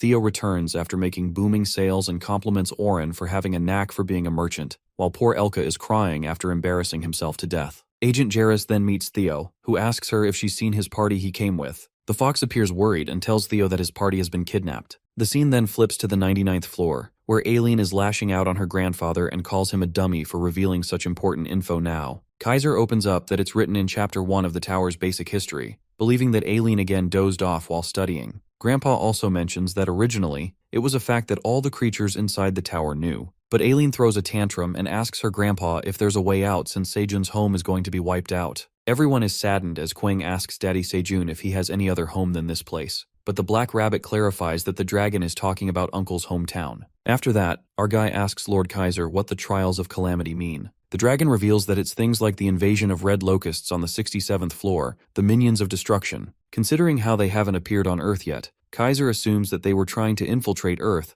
but discovered a rift in dimensions and forced their way into the tower. In this situation, they can consider it a relief as they have somehow bought some time. Our farmer contemplates that humans have only reached the 38th floor of the tower. Even the powerful monsters on the 67th floor are struggling against the locusts. Sejun dwells on the possibility of the red locusts appearing on Earth. They'd be annihilated in less than a few days. Ailen then questions the dragon if there's a dimension that has fought against the trials, but sadly, the grandfather responds that none have won against the calamity till now. Kaiser confesses that he too looked for a lot of ways, but even the dragons don't know exactly how to overcome the trials, and they just barely found a fragment of the creator. However, our guy gets up and, against all odds, he believes that there has to be a way. Sejun optimistically discerns that there is one important difference between the destroyed worlds and this one. While the dragons appear confused, our guy reveals that he, the tower farmer, is in this world. He supposes that if the green onions he cultivated defeated the locusts on the 67th floor, there might be a new variable that is different from the existing dimension this time. Without wasting a second, Jairus, Oren, and Theo ride on Elka to rescue Iona and the princess. The merchant cat asks Agent Jairus if she knows where they're headed, and she responds that they were headed towards the Rotten Root Inn in the Passageway Village. She explains that the Passageway is one of the businesses of Tarek, the wandering merchant, under Greed's control. She's certain that the goblin and Tarek made contact there yesterday, believing that they're clearly up to some sort of scheme. The merchant cat is surprised as to how the agent knows everything in such detail, plus it's also suspicious how Jairus happened to be following after Scaram. The fox nearly gets caught and ponders that while she was suspicious and surveilling the Chow merchant troupe, who are currently at war with the locusts on the 67th floor, she discovered that they were in contact with Scaram, and so she followed them. While Jairus tries to laugh it off, Theo assumes that the fox is planning to work under Greed and warns her that he's an evil bastard, telling her not to hang out with those nasty bastards. Jairus lets out that she got to know how bad Greed is and praises Theo for being her savior. She handles the situation, and shortly, Elka informs them that they've reached the passage entrance. They enter the merchant passage, and Theo waits for his companion waiting there, who happens to be at a high position in a mercenary group, so he should be helpful. At that moment, Theo meets with Hegel, who asks the cat if he sold a lot of crops. Chief Hegel's eyes land on Jairus, and he recognizes her somehow, while the fox finds the black wolf familiar, remembering that they met during the association meeting. Just as Hegel is about to expose the true designation of Agent Jairus, she shakes her head to signal him, and Hegel immediately changes to something else. Jairus then discreetly informs the wolf that she's on an undercover mission. Theo is shocked to see that the fox and wolf know each other, and Jairus explains that they briefly crossed paths in the past. Hegel then asks the matter and notices where Lord Iona and Princess Pew Pew are. That's when Theo discloses that they were kidnapped, and the Black Wolf takes this as a joke. But Jairus confirms that she witnessed it herself, and Theo reveals that it was Meryl and Scaram's doing, who are heading towards the Rotten Root Inn to meet someone named Tarek. The merchant cat asks Hegel if they can get support from strong individuals at the Free Mercenary Association, but the chief wolf recalls that Tarek works under the wandering merchant under Greed, hence, it'll be difficult to get help. Elka adds that there are several factions within the Free Mercenary Association, and most of them follow those with money, not to mention that Greed is one of the wealthiest in the tower. Just like in the past, most of the mercenaries in the association are likely to have connections with Greed. Theo hopes that the Magician Association would work, but Hegel asserts that won't work either because Greed planted his subordinates in more places than expected. Even the Magic Association is the same. The poor merchant cat cries dramatically since there's no other way to save Iona. Watching him sad, Agent Jairus lets out that she has an idea and asks Theo to believe her this once. The scene then flips to the Passageway Village, slum area, the Rotten Root Inn, where Scaram along with Meryl arrives at a place. The goblin knocks the door of a tavern and informs that he has retrieved the items and is here to meet Tarek. After telling the secret code, the door is opened by an orc, and soon after, they meet Tarek the boar. The boar hopes that Scaram didn't bring him any disappointing results, and the goblin satisfactorily assures Tarek that he did everything as per instructions, showing the captured princess and Iona. As per Tarek's command, They use the seal to capture them. The boar acknowledges their hard work and greets Pew Pew, asking if she's been well. He agrees that she has grown into a pretty rabbit. As Tarek calls out the magician leader Iona, the hamster is boiling with anger and calls Tarek a disgusting bastard. The boar gets pissed off and tramples over Iona, muttering that he has taken it easy on her all this time, and now she can't read the room. He insults Iona and calls her a useless hamster. The evil bastard Tarek releases his stress after hitting Iona. The boar thought that Scaram was lying when he said he had found the princess, but it's a surprise that he completed the task flawlessly, adding that Lord Greed will be pleased.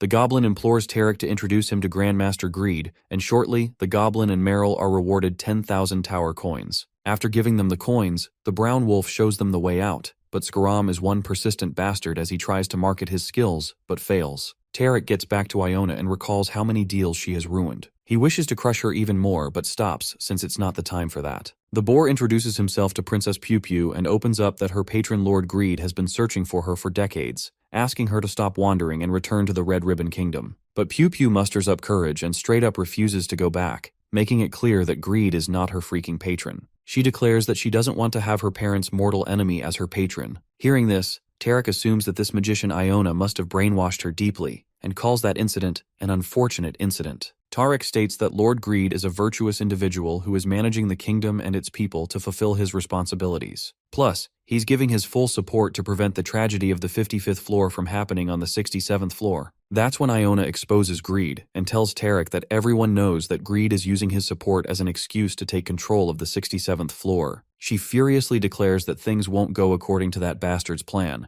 not to mention the locust's number is decreasing. Just then, Tarek bursts into laughter and calls the hamster stupid. He rhetorically asks Iona if she thinks they are sitting idly and waiting to fall into ruin without doing anything. Just then, the brown wolf reports to Tarek that the locust's color has changed back to red, leaving Iona in absolute disbelief as the locust's color was definitely changing to blue. The boar does not hide his evil doings, and reveals that the locusts will multiply now because they're feeding them. He manifests that the red locusts they have been feeding will evolve into purple soon. Tarek exposes Greed's ultimate notorious scheme, unraveling that everything will turn into a wasteland, and once the food runs out, this place will fall under Lord Greed's rule as well. The boar bastard suggests Princess Pew Pew that she should marry Master Greed and hand over the ruling of the Red Ribbon Kingdom. He manipulates Pew Pew and calls her a fragile and innocent rabbit. He warns the princess to do as planned if she truly wants to save people. Before that, the boar decides to get rid of Iona since they have no choice, and with this, he plans to take over the Magician Association as well. Tarek tells Iona that she's extremely dangerous for their master's plan, and with that, the brown wolf comes forth to devour her. Before the wolf could touch Iona, a huge blast occurs, and Teao arrives just in time, kicking the wolf's face with his little feet. He furiously warns them to stay away from his precious magician. Iona is more than happy to see Teao, knowing that he would come. Meanwhile, the whole tavern is destroyed and Tarek freaks out. Tarek tries to threaten Teao and tells him that he's the leader of the Chow Wandering Merchant Troupe under Greed, but our merchant cat doesn't give a fuck about that fatty as he's busy unsealing the traps. The boar keeps shouting for daring to touch what belongs to him and calls Teao a lowly yellow cat. That's when our merchant cat gives him a death stare and warns that boar to shut up as he's holding back from wanting to kill him. Teao then reveals who he is and asks Tarek to remember it well. The little guy introduces himself as the middle-class wandering merchant who will become a great merchant, Teao, the golden cat. Listening to this, Tarek bursts into a frantic laugh, mocking the merchant cat and making him realize that he's just a yellow cat. The boar then orders the wolf to teach Teao a lesson. The brown wolf is ready to tear him apart into pieces, painfully, and make him tremble in fear. But Teao nonchalantly claims that he isn't scared a bit, and that his subordinates are even scarier. Well, it turns out that the yellow cat wasn't lying when Elka and Hagel make an iconic entry, scaring the shit out of the brown wolf. Chief Hagel strikes Tarek's subordinate while the boar himself is befuddled by the ambush. Tarek recognizes Elka as of the Silver Wolf tribe, and thinks he's a betrayer, since his tribe has been receiving Lord Greed's kindness all this time. He takes Elka's attack as a sign of betraying Greed and threatens Elka, asking him if he doesn't care if his tribe starves to death. The Silver Wolf protects Teao and declares that the Elka who used to receive nasty food from the disgusting wild boar is dead. Now he's the chief of the Silver Wolf tribe who protects the golden cat Teao, the one who'll become a great wandering merchant. Both the wolves give the boar a death glare and warn Tarek that if he even touches Theo's fur, they won't let it slide. The boar is thrown in bafflement and wonders why the hell these wolves would protect a cat. Greed's underling makes it clear that they won't leave this place unscathed after making an enemy of him, threatening that he can make it so they won't even step foot into this tower. Elka shows who's got power and thinks of tearing apart that oily mouth of Tarek for spouting nonsense. Tarek tries to process this humiliation, and shortly, He thanks Elka for blowing up the roof, revealing that this slum is his territory. The boar boastfully calls out the marksman for help, but the realization hits when no one shows up. While Tarek wonders why isn't anyone appearing, Hagel lets out that his shouting is pointless. That's when Agent Jarrus walks in and reveals that this slum is also their territory, asserting that Tarek's subordinates were located and subdued in advance by their association's Inspection Bureau agents. The boar gets another surprise when he meets the agent of the Secret Inspection Bureau, and Agent Jarrus arrests Tarek for kidnapping, unlawful confinement, and more than 8 other criminal charges. The boar asks for the proof against him and calls himself a kind merchant. The lowly boar blames Teao and his subordinates instead for barging into his business and causing a ruckus. As Tarek makes a fuss about capturing him and keeps asking for proof, the tables flip when Iona tosses out a ring that plays Tarek's voice when he confessed about multiplying locusts and even feeding them. Greed's whole plan is exposed in front of everyone, and when the bastard Tarek tries denying the truth, Iona states that magic doesn't lie. The boar furiously asks Iona how the hell she was able to use magic inside that bubble, and the hamster reveals that she couldn't use magic externally. But the item she recorded his voice with is engraved with record-keeping magic, so rather than emitting information outward, it draws the magic inward. It wasn't influenced by the crystal, and that's what made it interesting. Lord Iona advises Tarek to surrender quietly since there's no point in running, and reminds him that he will be referred to the association's court of law together with his master Greed he likes so much. The boar is left empty-handed and gets arrested. He refuses to let this happen, given the amount of money they've poured into it. While Tarek is dragged away by the police, he warns them that Lord Greed won't let this slide. After this, Agent Jarrus expresses her gratitude towards Teao for helping them buy some time, and that they were able to locate all the marksmen. The merchant cat is still amazed to find out the fox was an agent of the Secret Inspection Bureau. While Jarrus clarifies that she had no plans to deceive him, Teao wishes to get along and invites her to the 99th floor to meet Chairman Park. Agent Fox wonders what kind of person Chairman Park would be. In the meantime, our merchant cat asks Iona if she's alright, but she assures him that she'll recover in no time. About the ring, Teao realizes that he had that ring in his bundle, but he didn't know it had such an effect, and this is the reason why Iona asked for it. Chief Hagel is shocked since he can't believe there's a spell that even Lord Iona can't handle. The hamster unravels that the item Scaram used to trap her wasn't an ordinary one. She could sense the energy of a dragon from the item. As everyone freaks out thinking it's Black Dragon's energy, Iona clarifies that it's completely different energy and plans to take it to the 99th floor. Now that they have learned that Greed is targeting Pew Pew, Iona believes that they need absolute protection from the Great Black Dragon. Elka expresses that the necessity of the Red Ribbon Kingdom's revival has become even clearer, and Hagel thinks that it's time for the wolf tribes to join forces and help. Just then, a police officer barges in and reports to Iona that they caught 2 suspicious fellas who turn out to be Goblin Scaram and Meryl. The Goblin claims that he doesn't know Tarek at all, while Meryl says that she was just loitering around. Teao smirks since the culprit walked in without effort, and he decides to take them to the 99th floor. The scene then switches to the 99th floor where the rabbits and bees are working on the farm, while Ailen rejoices herself with honey jelly made from peanut flowers. Sejun is delighted that the tower manager likes it. He then remembers that it's almost time to harvest the nuts, and they can do all sorts of things after boiling them. Ailen then asks Farmer Park if he's not worried about his cat Teao being in danger, wondering if he's allowed to be relaxed. But our guy lets out that worrying won't solve things anyways and focuses on what he has to do right now. Sejun then opens up that he has a plan and waits for Teao until he comes back. He assures Ailen to enjoy her jellies and not to get too worked up.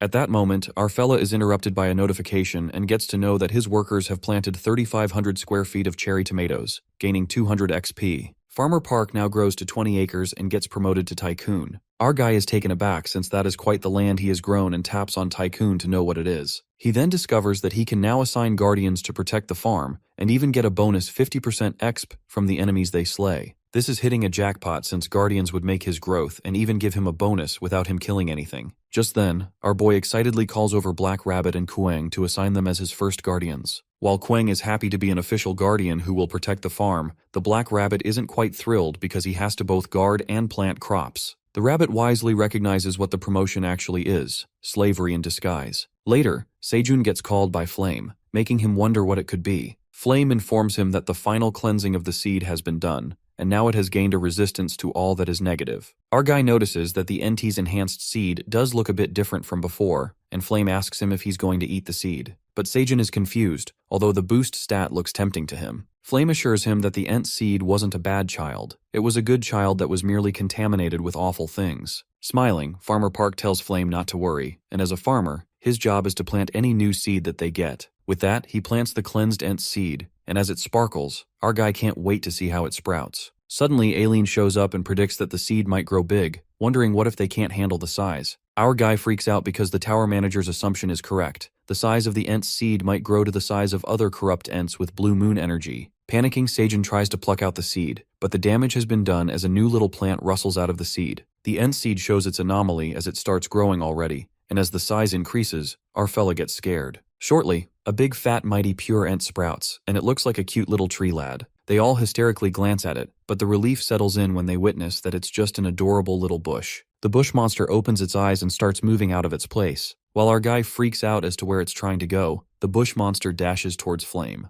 Seijun thinks it's going to harm the fairy, but Flame assures him that it's not a bad child. The bush embraces Flame, and it turns out that it was just trying to protect her. The bush monster adorably lets out that Ent protects World Tree, which leaves everyone baffled. That's when Ailen reveals through the panel that the World Tree is a mystic tree that possesses great power of abundance. And apparently, only those who have been chosen by the World Tree can bask in its infinite abundance. Our guy wonders what it has to do with the mighty pure Ent. In response, Ailen elaborates that the pure Ents are guardians of the World Tree, but long ago, the Ents were poisoned by evil energies that made their way in from outside the tower. Even the tower manager had no idea that pure Ents exist, since she had only seen corrupt Ents. Seijun then apprises that given the pure Ent wants to protect Flame, only means that she is the World Tree. But Flame freaks out and justifies that she's just a little apple tree, not some powerful entity. The tower manager states that there doesn't seem to be a World Tree in their tower yet, as the conditions have not been met. But she guesses that the pure Ent sees potential in Flame. It might be thinking that Flame could become the next World Tree. Farmer Park thinks hard about the apple tree having the potential and immediately asks Black Rabbit and Kueng to round up the bunnies with the watering cans. He instructs them to prepare clean water. While they both leave, Seijun asks Flame if she needs more sunlight. He tells her to ask if there's anything she needs and requests the pure Ent to protect Flame. While the little Ent swirls around happily, Seijun hopes that Flame grows into a big and strong tree. The scene then takes us to the 67th floor, where calamity befalls as the locusts evolve to purple color and come back stronger. The lizard men are thrown into panic and they retreat as there's a swarm of locusts that's chasing them. As they are running away, the locusts bite one of the lizard men when in the meantime, Elka arrives and slashes the purple locusts. However, the silver wolf witnesses that the green onion blades have been damaged, which means they're no longer effective against the purple locusts. The locusts frantically fly towards them, and shortly, they are temporarily halted by explosions cast by magicians that kill some of the bugs. Elko shouts at Elki to hurry, who saves the lizard man and jumps out of the pit. That's when the wizards strike the magic and kill the purple locusts with explosions. The lizard man who's been bit by the locust needs immediate medic, while it's still left unclear to the silver wolf why the hell locusts are turning purple. The lizardmen sworn that the locusts were regressing back into blue. Elki suggests that they should plant more green onions, but Elko shows the damaged blade, elucidating that it's not going to work since it withered away after hitting them. The medic concludes that the lizard man has been poisoned, so he can't be treated. While the rumbling continues, the lizardmen lose hope and predict that they're done for. The purple locust's poison is just too strong, and they're spraying it everywhere, which means all of the land and air is going to be contaminated soon. The lizardmen have no way to counteract because even if they kill the locusts, the poison is going to spread everywhere. Hence, the only way to attack them is through magic, as the wizards are attacking with full power. Meanwhile, close combat warriors are useless at the moment. A strike of terror runs through the silver wolf as he reckons that they're losing the fight, and if this continues, the entire 67th floor is going to be overrun by the locusts soon. Right at that moment, Theo's subordinates arrive and bring some detoxifying leeks from the 99th floor to treat the poison. As soon as the lizard man eats the detoxifying leek, it works like magic as it neutralizes the poison in less than seconds. The silver wolf then commands the wandering merchant cats to head back to the 99th floor and report the situation. Elki believes that the detoxifying leeks are their only hope in turning the tides of battle. Later, Hegel and Elka are returning from the Rotten Inn passageway, and while Scaram and Meryl are held captive, Oren pokes a stick at Scaram's back and warns him not to try to do anything funny. Oren asks him what he's got hiding under his coat, while the goblin dramatically questions why he's harassing an innocent civilian like this. Hegel warns the sneaky goblin that he could feel everything on his back, while Oren rummages through Scaram's coat and finds a key. The goblin reasons that it's his house keys, but Oren keeps that key in his bag since he doesn't trust that cunning bastard. While Theo praises the black cat for his work, Iona wakes up and asks if they have arrived at the destination. The merchant cat states that they're on the 99th floor because of the lightning pathway, that they were able to get here faster, and thanks Iona for letting them through. Teao affirms the hamster and asks if she's alright, and Iona assures him that she feels refreshed after sleeping in his hood. She's excited to meet Seijun, so she doesn't want to look tired and disheveled in his presence. Just then, they spot Seijun outside, who brings out the pure ent to let him breathe the fresh air, while the rabbits worry that it might turn into a corrupt ent. Just then, Elka along with everyone else greets our boy, and shortly, Princess Pew Pew peeks at the black rabbit and bows to him, making him blush hard. The sickle rabbit asks Black Rabbit if he knows that cutie white rabbit, and he reasons that they just met for a brief moment. After that, Teao looks at the little tree lad and mutters that he's never seen it around. So Quang tells him that it's an ent, and they're tree guardians that's going to protect Flame. On the other side, Iona introduces her apprentice Piu Piu to the great black dragon, Seijun. Our guy believes that the princess isn't here to greet him, and Piu Piu is impressed by how wise the great black dragon is. Piu Piu then reveals that she's come to make a request, and Iona discloses that Piu Piu is not only her apprentice, but also the last princess of the 55th floor's Red Ribbon Kingdom, and so they request protection for her from the great black dragon, referring to Farmer Park. Everyone is left astounded to hear about the last princess, and all the white rabbits kneel to pay respect to the Red Ribbon Princess. The rabbits apologize for not recognizing their own princess, as they had no idea she was still alive. They are filled with joy to see their princess has grown into a fine lady. The white rabbits start crying while Piu Piu tells them that there's no need for this. Our guy then asks Iona what kind of protection she's referring to. The hamster then explains the whole story, and our guy learns what Princess Piu Piu had to go through. As Piu Piu believes that it's the fault of her own weakness and incompetence, the white rabbits stand with the princess and acknowledge that everything was that nasty greed's fault. They high-spiritedly chant that they need to save their fellow bunnies and must avenge their king and queen's death. Iona then gives Seijun the item and apprises that after the kidnapping incident, they've secured enough proof against greed. Our guy then glares at Meryl and Scaram for using the item to kidnap the princess and Iona, saving the interrogation for later. Farmer Park notices that there's a dragon insignia on the item when suddenly Ailen starts freaking out and warns Seijun that this item shouldn't be here. The black dragon panics after seeing the white dragon's seal and reveals that it belongs to grandfather Kellyan Marmeave, that leaves her hysterical. Our guy inspects that the culprits used this white dragon insignia to trap Iona, and Piu Piu and Teao nods, asking what they should do with these bastards. Scaram begs for mercy from the great black dragon while Meryl confesses that she just did what the goblin told her. Seijun then confirms with Ailen if this white dragon seal belongs to the dragon that manages the White Tower. The tower manager admits that it's true, and explains that they have clans of dragons that represent different colors, such as black dragons, blue dragons, and silver dragons. Plus, there's an unspoken rule that the belongings of a dragon cannot be brought into another's tower without permission. Ailen mentions that the dragon's belongings are so powerful that if they recklessly abused it, they could destroy the world built within the tower. As the tower manager expresses the fear, Seijun is shocked to know that there's more to it. She stresses that things could go south if this seal really belongs to her grandfather Kellyan. And to make things worse, Kaiser arrives and asks Seijun if there's something to eat. Iona is taken by surprise to witness the black dragon and bows. Kaiser judges the aura of her energy and believes that she's the child responsible for casting the protective shield on the fragment of the monument, complimenting Iona for being able to cast such a difficult high-level magic. While Iona is overwhelmed, the great black dragon witnesses so many guests and asks Seijun if he had hosted a party. Just as our guy is about to say something, he makes a blunder and exposes that white dragon seal that is noticed by Kaiser. The dragon immediately grabs his hand and frantically asks Seijun where he got that. Kaiser demands an immediate answer. Freaked out, Seijun comes up with an excuse and confesses that he was also investigating that goblin and the cat for using this seal on their entourage. Kaiser gets hopping mad and screams at the goblin and Meryl for daring to use an item of the White Tower despite being the residents of the Black Tower. While poor Scaram and Meryl beg for mercy, Kaiser spirals out of control and prepares to exterminate the two. Without any reluctance, the dragon shreds Scaram to pieces, and just as he's about to do the same with Meryl, Seijun steps forward to save her and tries to make Kaiser understand that if they kill the cat, they won't be able to find where they got this item. But the black dragon states that there's no need since the goblin was tainted with the energy of the White Tower.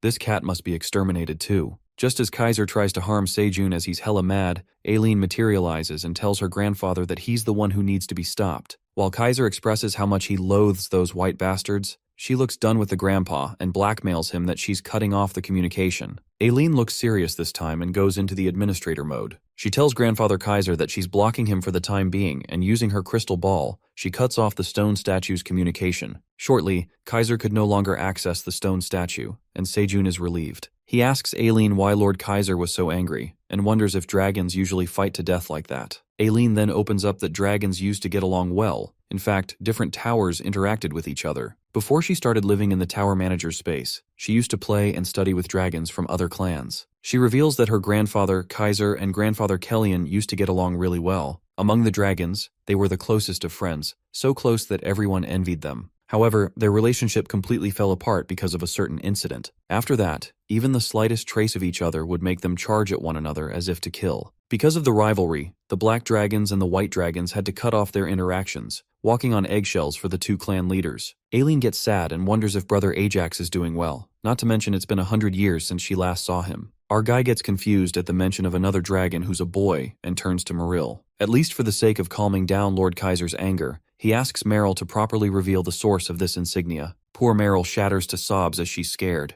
The scene then switches to Lord Kaiser, who's gone insane and destroys everything around him. Just then, Anton arrives and questions his father about the state he's in. He wonders if something happened to Ailen since the device is destroyed. Kaiser lets out that it happened because of his anger. He wasn't aware that his granddaughter Ailen learned to use the system and even cut off the connection with the stone statue. He proudly calls Ailen a smart punk while Anton gets pissed at his dad for destroying such an expensive system. Nonetheless, Kaiser mentions that a white bastard's item was found inside the Black Tower that made him lose his shit. Considering how angry his dad is, Anton assumes that it's grandfather Kellyan. The Black Dragon nods and explains that Kellyan's the one who was spreading his power by letting the tower's residents use items infused with his energy. Gritting his teeth, Kaiser wonders if that white bastard even left an unpleasant gift behind, knowing he would find it. The Great Black Dragon commands Anton to summon all the Black Dragons, and while Anton asks him if he's trying to start a fight with the White Dragons, Kaiser declares that it's a war between Black and White Dragons as he can't bring himself to forget what that bastard Kellyan did to him in the past. With that, the dragon flies furiously, and Anton is worried as he manifests a bloodstorm coming soon. The scene then flips back to the 99th floor where Meryl is crying buckets and trembling. She confesses that she knows nothing about the item and only followed Scaram's orders. She begs Sejun to spare her life while Iona believes Meryl is telling the truth since Tarek was also saying something similar when they were brought in. While our guy assumes that Tarek approached the White Dragon, Iona clarifies that this is not the case, and there's a high possibility that Tarek received this item from greed. Not to mention that Tarek has such a big mouth, so he must have bragged about it or blurted it out while drinking. Iona then discloses that she's been suspicious of greed's unknown source of wealth and information power, and is certain that these things can't be done alone. As expected, Sejun believes that he'll have to provoke this greed guy. During this, Pew Pew looks drained, and Black Rabbit suggests Uncle Sejun give it a rest, since the guests are tired. Our guy then dismisses the meeting and asks Black Rabbit to escort Pew Pew to her home, while Iona slides back in Theo's hoodie. Before leaving, Iona scares the shit out of Meryl as she divulges that using items from another tower without permission is a crime punishable by death, so she better be prepared. Theo pities Meryl as he thinks it's a bit too much and asks Iona to go easy on her. But the hamster gets jealous and asks Theo if he's considering Meryl at this moment. After that, Oren asks Farmer Park about the items they seized from Goblin Scaram. Gasping, our guy rummages through the bag as he recalls that Scaram brings a lot of items from outside the tower. Sejun thinks it through and wonders where the goblin used to get these items with no contacts with the humans flowing in. He believes that there must be a reason behind it, but it's a shame that Scaram died, or else they would have asked him directly. Just then, Oren tosses out the key he took from the goblin. The black cat tells them that Scaram said it's the key to his home, but Theo finds it ridiculous since wandering merchants have no home. As soon as Sejun takes the key, the panel pops up and notifies that the key of the subspace prison has been assigned to Farmer Park Sejun. Shortly, with the key in his hands, the subspace prison is summoned and a giant door emerges out of nowhere. They get to know that it's subspace magic, and Iona elucidates that it's a magic spell that creates a space between dimensions. Simply put, it's magic usually used to imprison dangerous prisoners or valuable items. Our guy thinks Scaram was using this key to do the dirty work, and as he inserts the key, they find an empty subspace. The subspace is so dark that they could barely see anything. However, Theo notices someone sitting in the corner. He asks that guy to reveal himself while the fella hiding begs them not to hurt him. Sejun affirms that they won't hurt him, and it turns out to be Bat Bat, who adorably asks Sejun if he's his owner. They are thrown into confusion after finding a pitiful bat. Given that Master Scaram didn't open the door, the bat takes Sejun as his new master. Our guy agrees that he did open the door of the prison and asks Bat Bat what he's doing here. The bat then reveals that he's the golden bat who's been waiting for his master to come. Theo gets pissed and asks the bat when was the last time he cleaned himself as he looks so dirty. Unfortunately, the golden bat is not even introduced to the word cleaning, and Theo gets away from him, saying that he's so dirty. Our guy asks Bat Bat how long he's been in this prison, and the poor fellow responds that he was born here, admitting that his master was a bizarre one. Since the bat wishes to get on his new master's side, he gives a gift to Sejun. He takes out a rotten apple that disgusts everyone, and our guy asks him if he's been eating this all this time. Sobbing, the bat reveals that it's his treasure that he earned as a reward for being good. Seijun then decides to take Bat out first, since the prison isn't a place to live, but the bat freaks out and recalls that Master Scaram warned him that the outside world is extremely dangerous and terrifying. He even said that small creatures like him would be devoured and made to go through horrible things. Seijun consoles the bat and assures him that the outside world isn't as scary as that bastard Scaram portrayed. He was clearly lying. The bat is left in disbelief, and Iona herself, being a small creature, tells Bat that the outside world is so pretty that it'd be a pity to spend his life trapped in this dark place. She makes him believe that instead of eating a rotten apple, he can enjoy fresh fruits and vegetables to his heart's content. Bat gushes with happiness at the name of fresh fruits, and Seijun asks him if he would like to try the cherry tomatoes he grew himself that are sweet and refreshing. While Teao still can't get over the nasty Bat, our guy thinks that's enough talk and steps outside. The bat gets scared to walk out for the first time, but Iona holds his hand and says she'll protect him. With that, they all step outside, and Bat is overwhelmed by the sight and fresh breeze. Even the smell is different from the prison. Teao is glad that stepping outside canceled out Bat's filthy stank, declaring that this guy has passed the stage where he can be groomed. Bat then asks what he should do, and before Seijun begins all the questions about the prison, he decides to clean him up first and have something to eat. With that, everyone takes a bath while the rabbits prepare the food. For the first time, Bat is having the time of his life. Teao and Iona take a nap in the meantime, and Black Rabbit and Pew secretly walk away. Later, Seijun assumes that Bat is adjusting himself, and Iona hopes that he finds his safe space here. The hamster asks Farmer Park about what he's planning to do with the subspace prison, when abruptly, our guy summons the prison as he brings out the key and discovers that he can summon it no matter where he goes. Iona states that the gate is bound to Seijun now, while our guy plans to clean the subspace prison and use it as his storage space. After all, it would be convenient to have a portable warehouse. Just then, Iona asks Seijun's permission to allow her to upgrade the subspace to use it more efficiently as a warehouse. She elaborates that the current subspace is an old version, and using her magic, she'll expand its capacity, install some lighting, add shelves, and improve interior. Our guy is impressed by the magician Iona and pats her. The hamster blushes and tells Seijun that he truly is a kind dragon. Iona then heads inside to upgrade the subspace. She uses her magic, but more importantly, she's delighted by Seijun's humbleness and how he treats everyone equally. Plus, seeing how he genuinely delights in the simplest magic makes her unconsciously want to act spoiled and admits that he truly has the heart of a great person. She then begins the construction for Seijun. Later, at the farm, it appears that the Black Rabbit and Princess Pew are having a nice date where he treats her to carrots. Pew expresses that it's been a long time since she had carrots, admitting that they taste 100 times better than the ones she ate in the kingdom as a child. Pew looks gloomy as she narrates that while she was running from greed, training under Master Iona, and enjoying this luxury, many people were suffering. But knowing that the rabbits have been cultivating these forgotten crops while holding on to the pride of the rabbits, she feels ashamed. But the warrior rabbit consoles the princess and affirms that to fight against greed and protect their people, she's been cultivating her strength. Pew feels nice to hear such words, but she has to admit that as royalty, she turned a blind eye to her people just to survive and believes that as a princess of the Red Ribbon Kingdom, she must bear the responsibility no matter the cost. Upon hearing this, the warrior rabbit opens up that he was born on the 99th floor and agrees that he doesn't know much about the Red Ribbon Kingdom,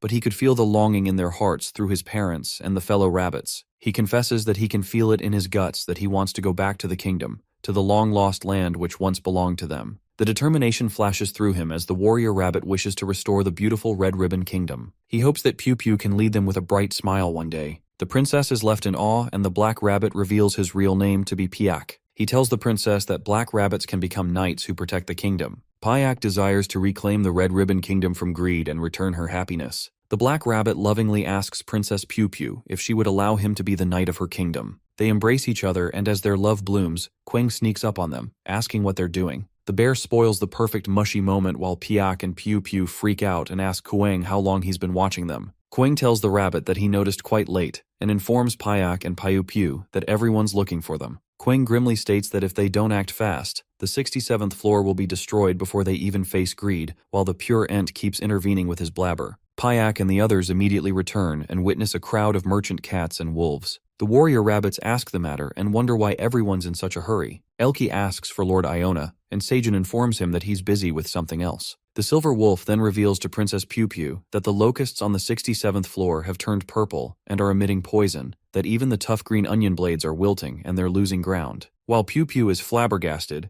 the silver wolf gives good news that the detoxifying leeks seem to work against the purple locusts, and this is the reason they rush to the 99th floor to request reinforcements. Our guy concludes that when the locusts mutated into a poisonous species, the detoxifying green onions became an effective remedy instead of green onion blades, calling it a fortune in the midst of misfortune. Our farmer then orders Teao to fill half of the cat's bundles with detoxifying green onions and tough blade green onions, and asks rabbits to fill half of the bundles with food. The rabbit gives Seijun his dagger, and our guy asks Ailen if there are any anomalies in the tower. The black dragon checks and reveals that she doesn't see anything unusual at the moment. The tower manager notifies Seijun that a green alarm has appeared, and our guy is given a new quest to save the gem frogs from extinction in the Navia swarm on the 67th floor. Our guy gets to know it's the same floor where the locusts are, and Ailen appoints him as the middle manager. Exactly after 30 seconds, Seijun is about to teleport to the 67th floor, and he chooses his subordinates. At that moment, Ailen informs him that she won't be able to help this time, and Grandfather Kaiser isn't in good shape either. She warns Seijun that this trial is different from the last time,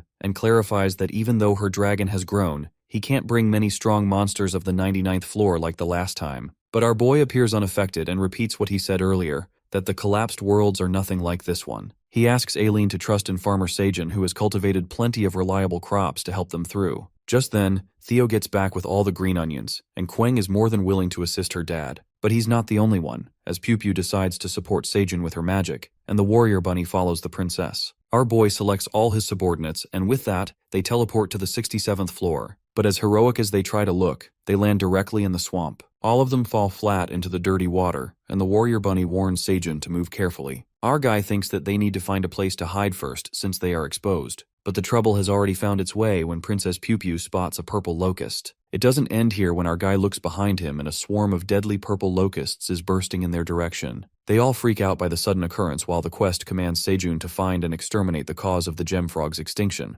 which is obviously these locust bastards. With that, they all prepare to fight for the sake of the Black Tower and leap towards the locusts.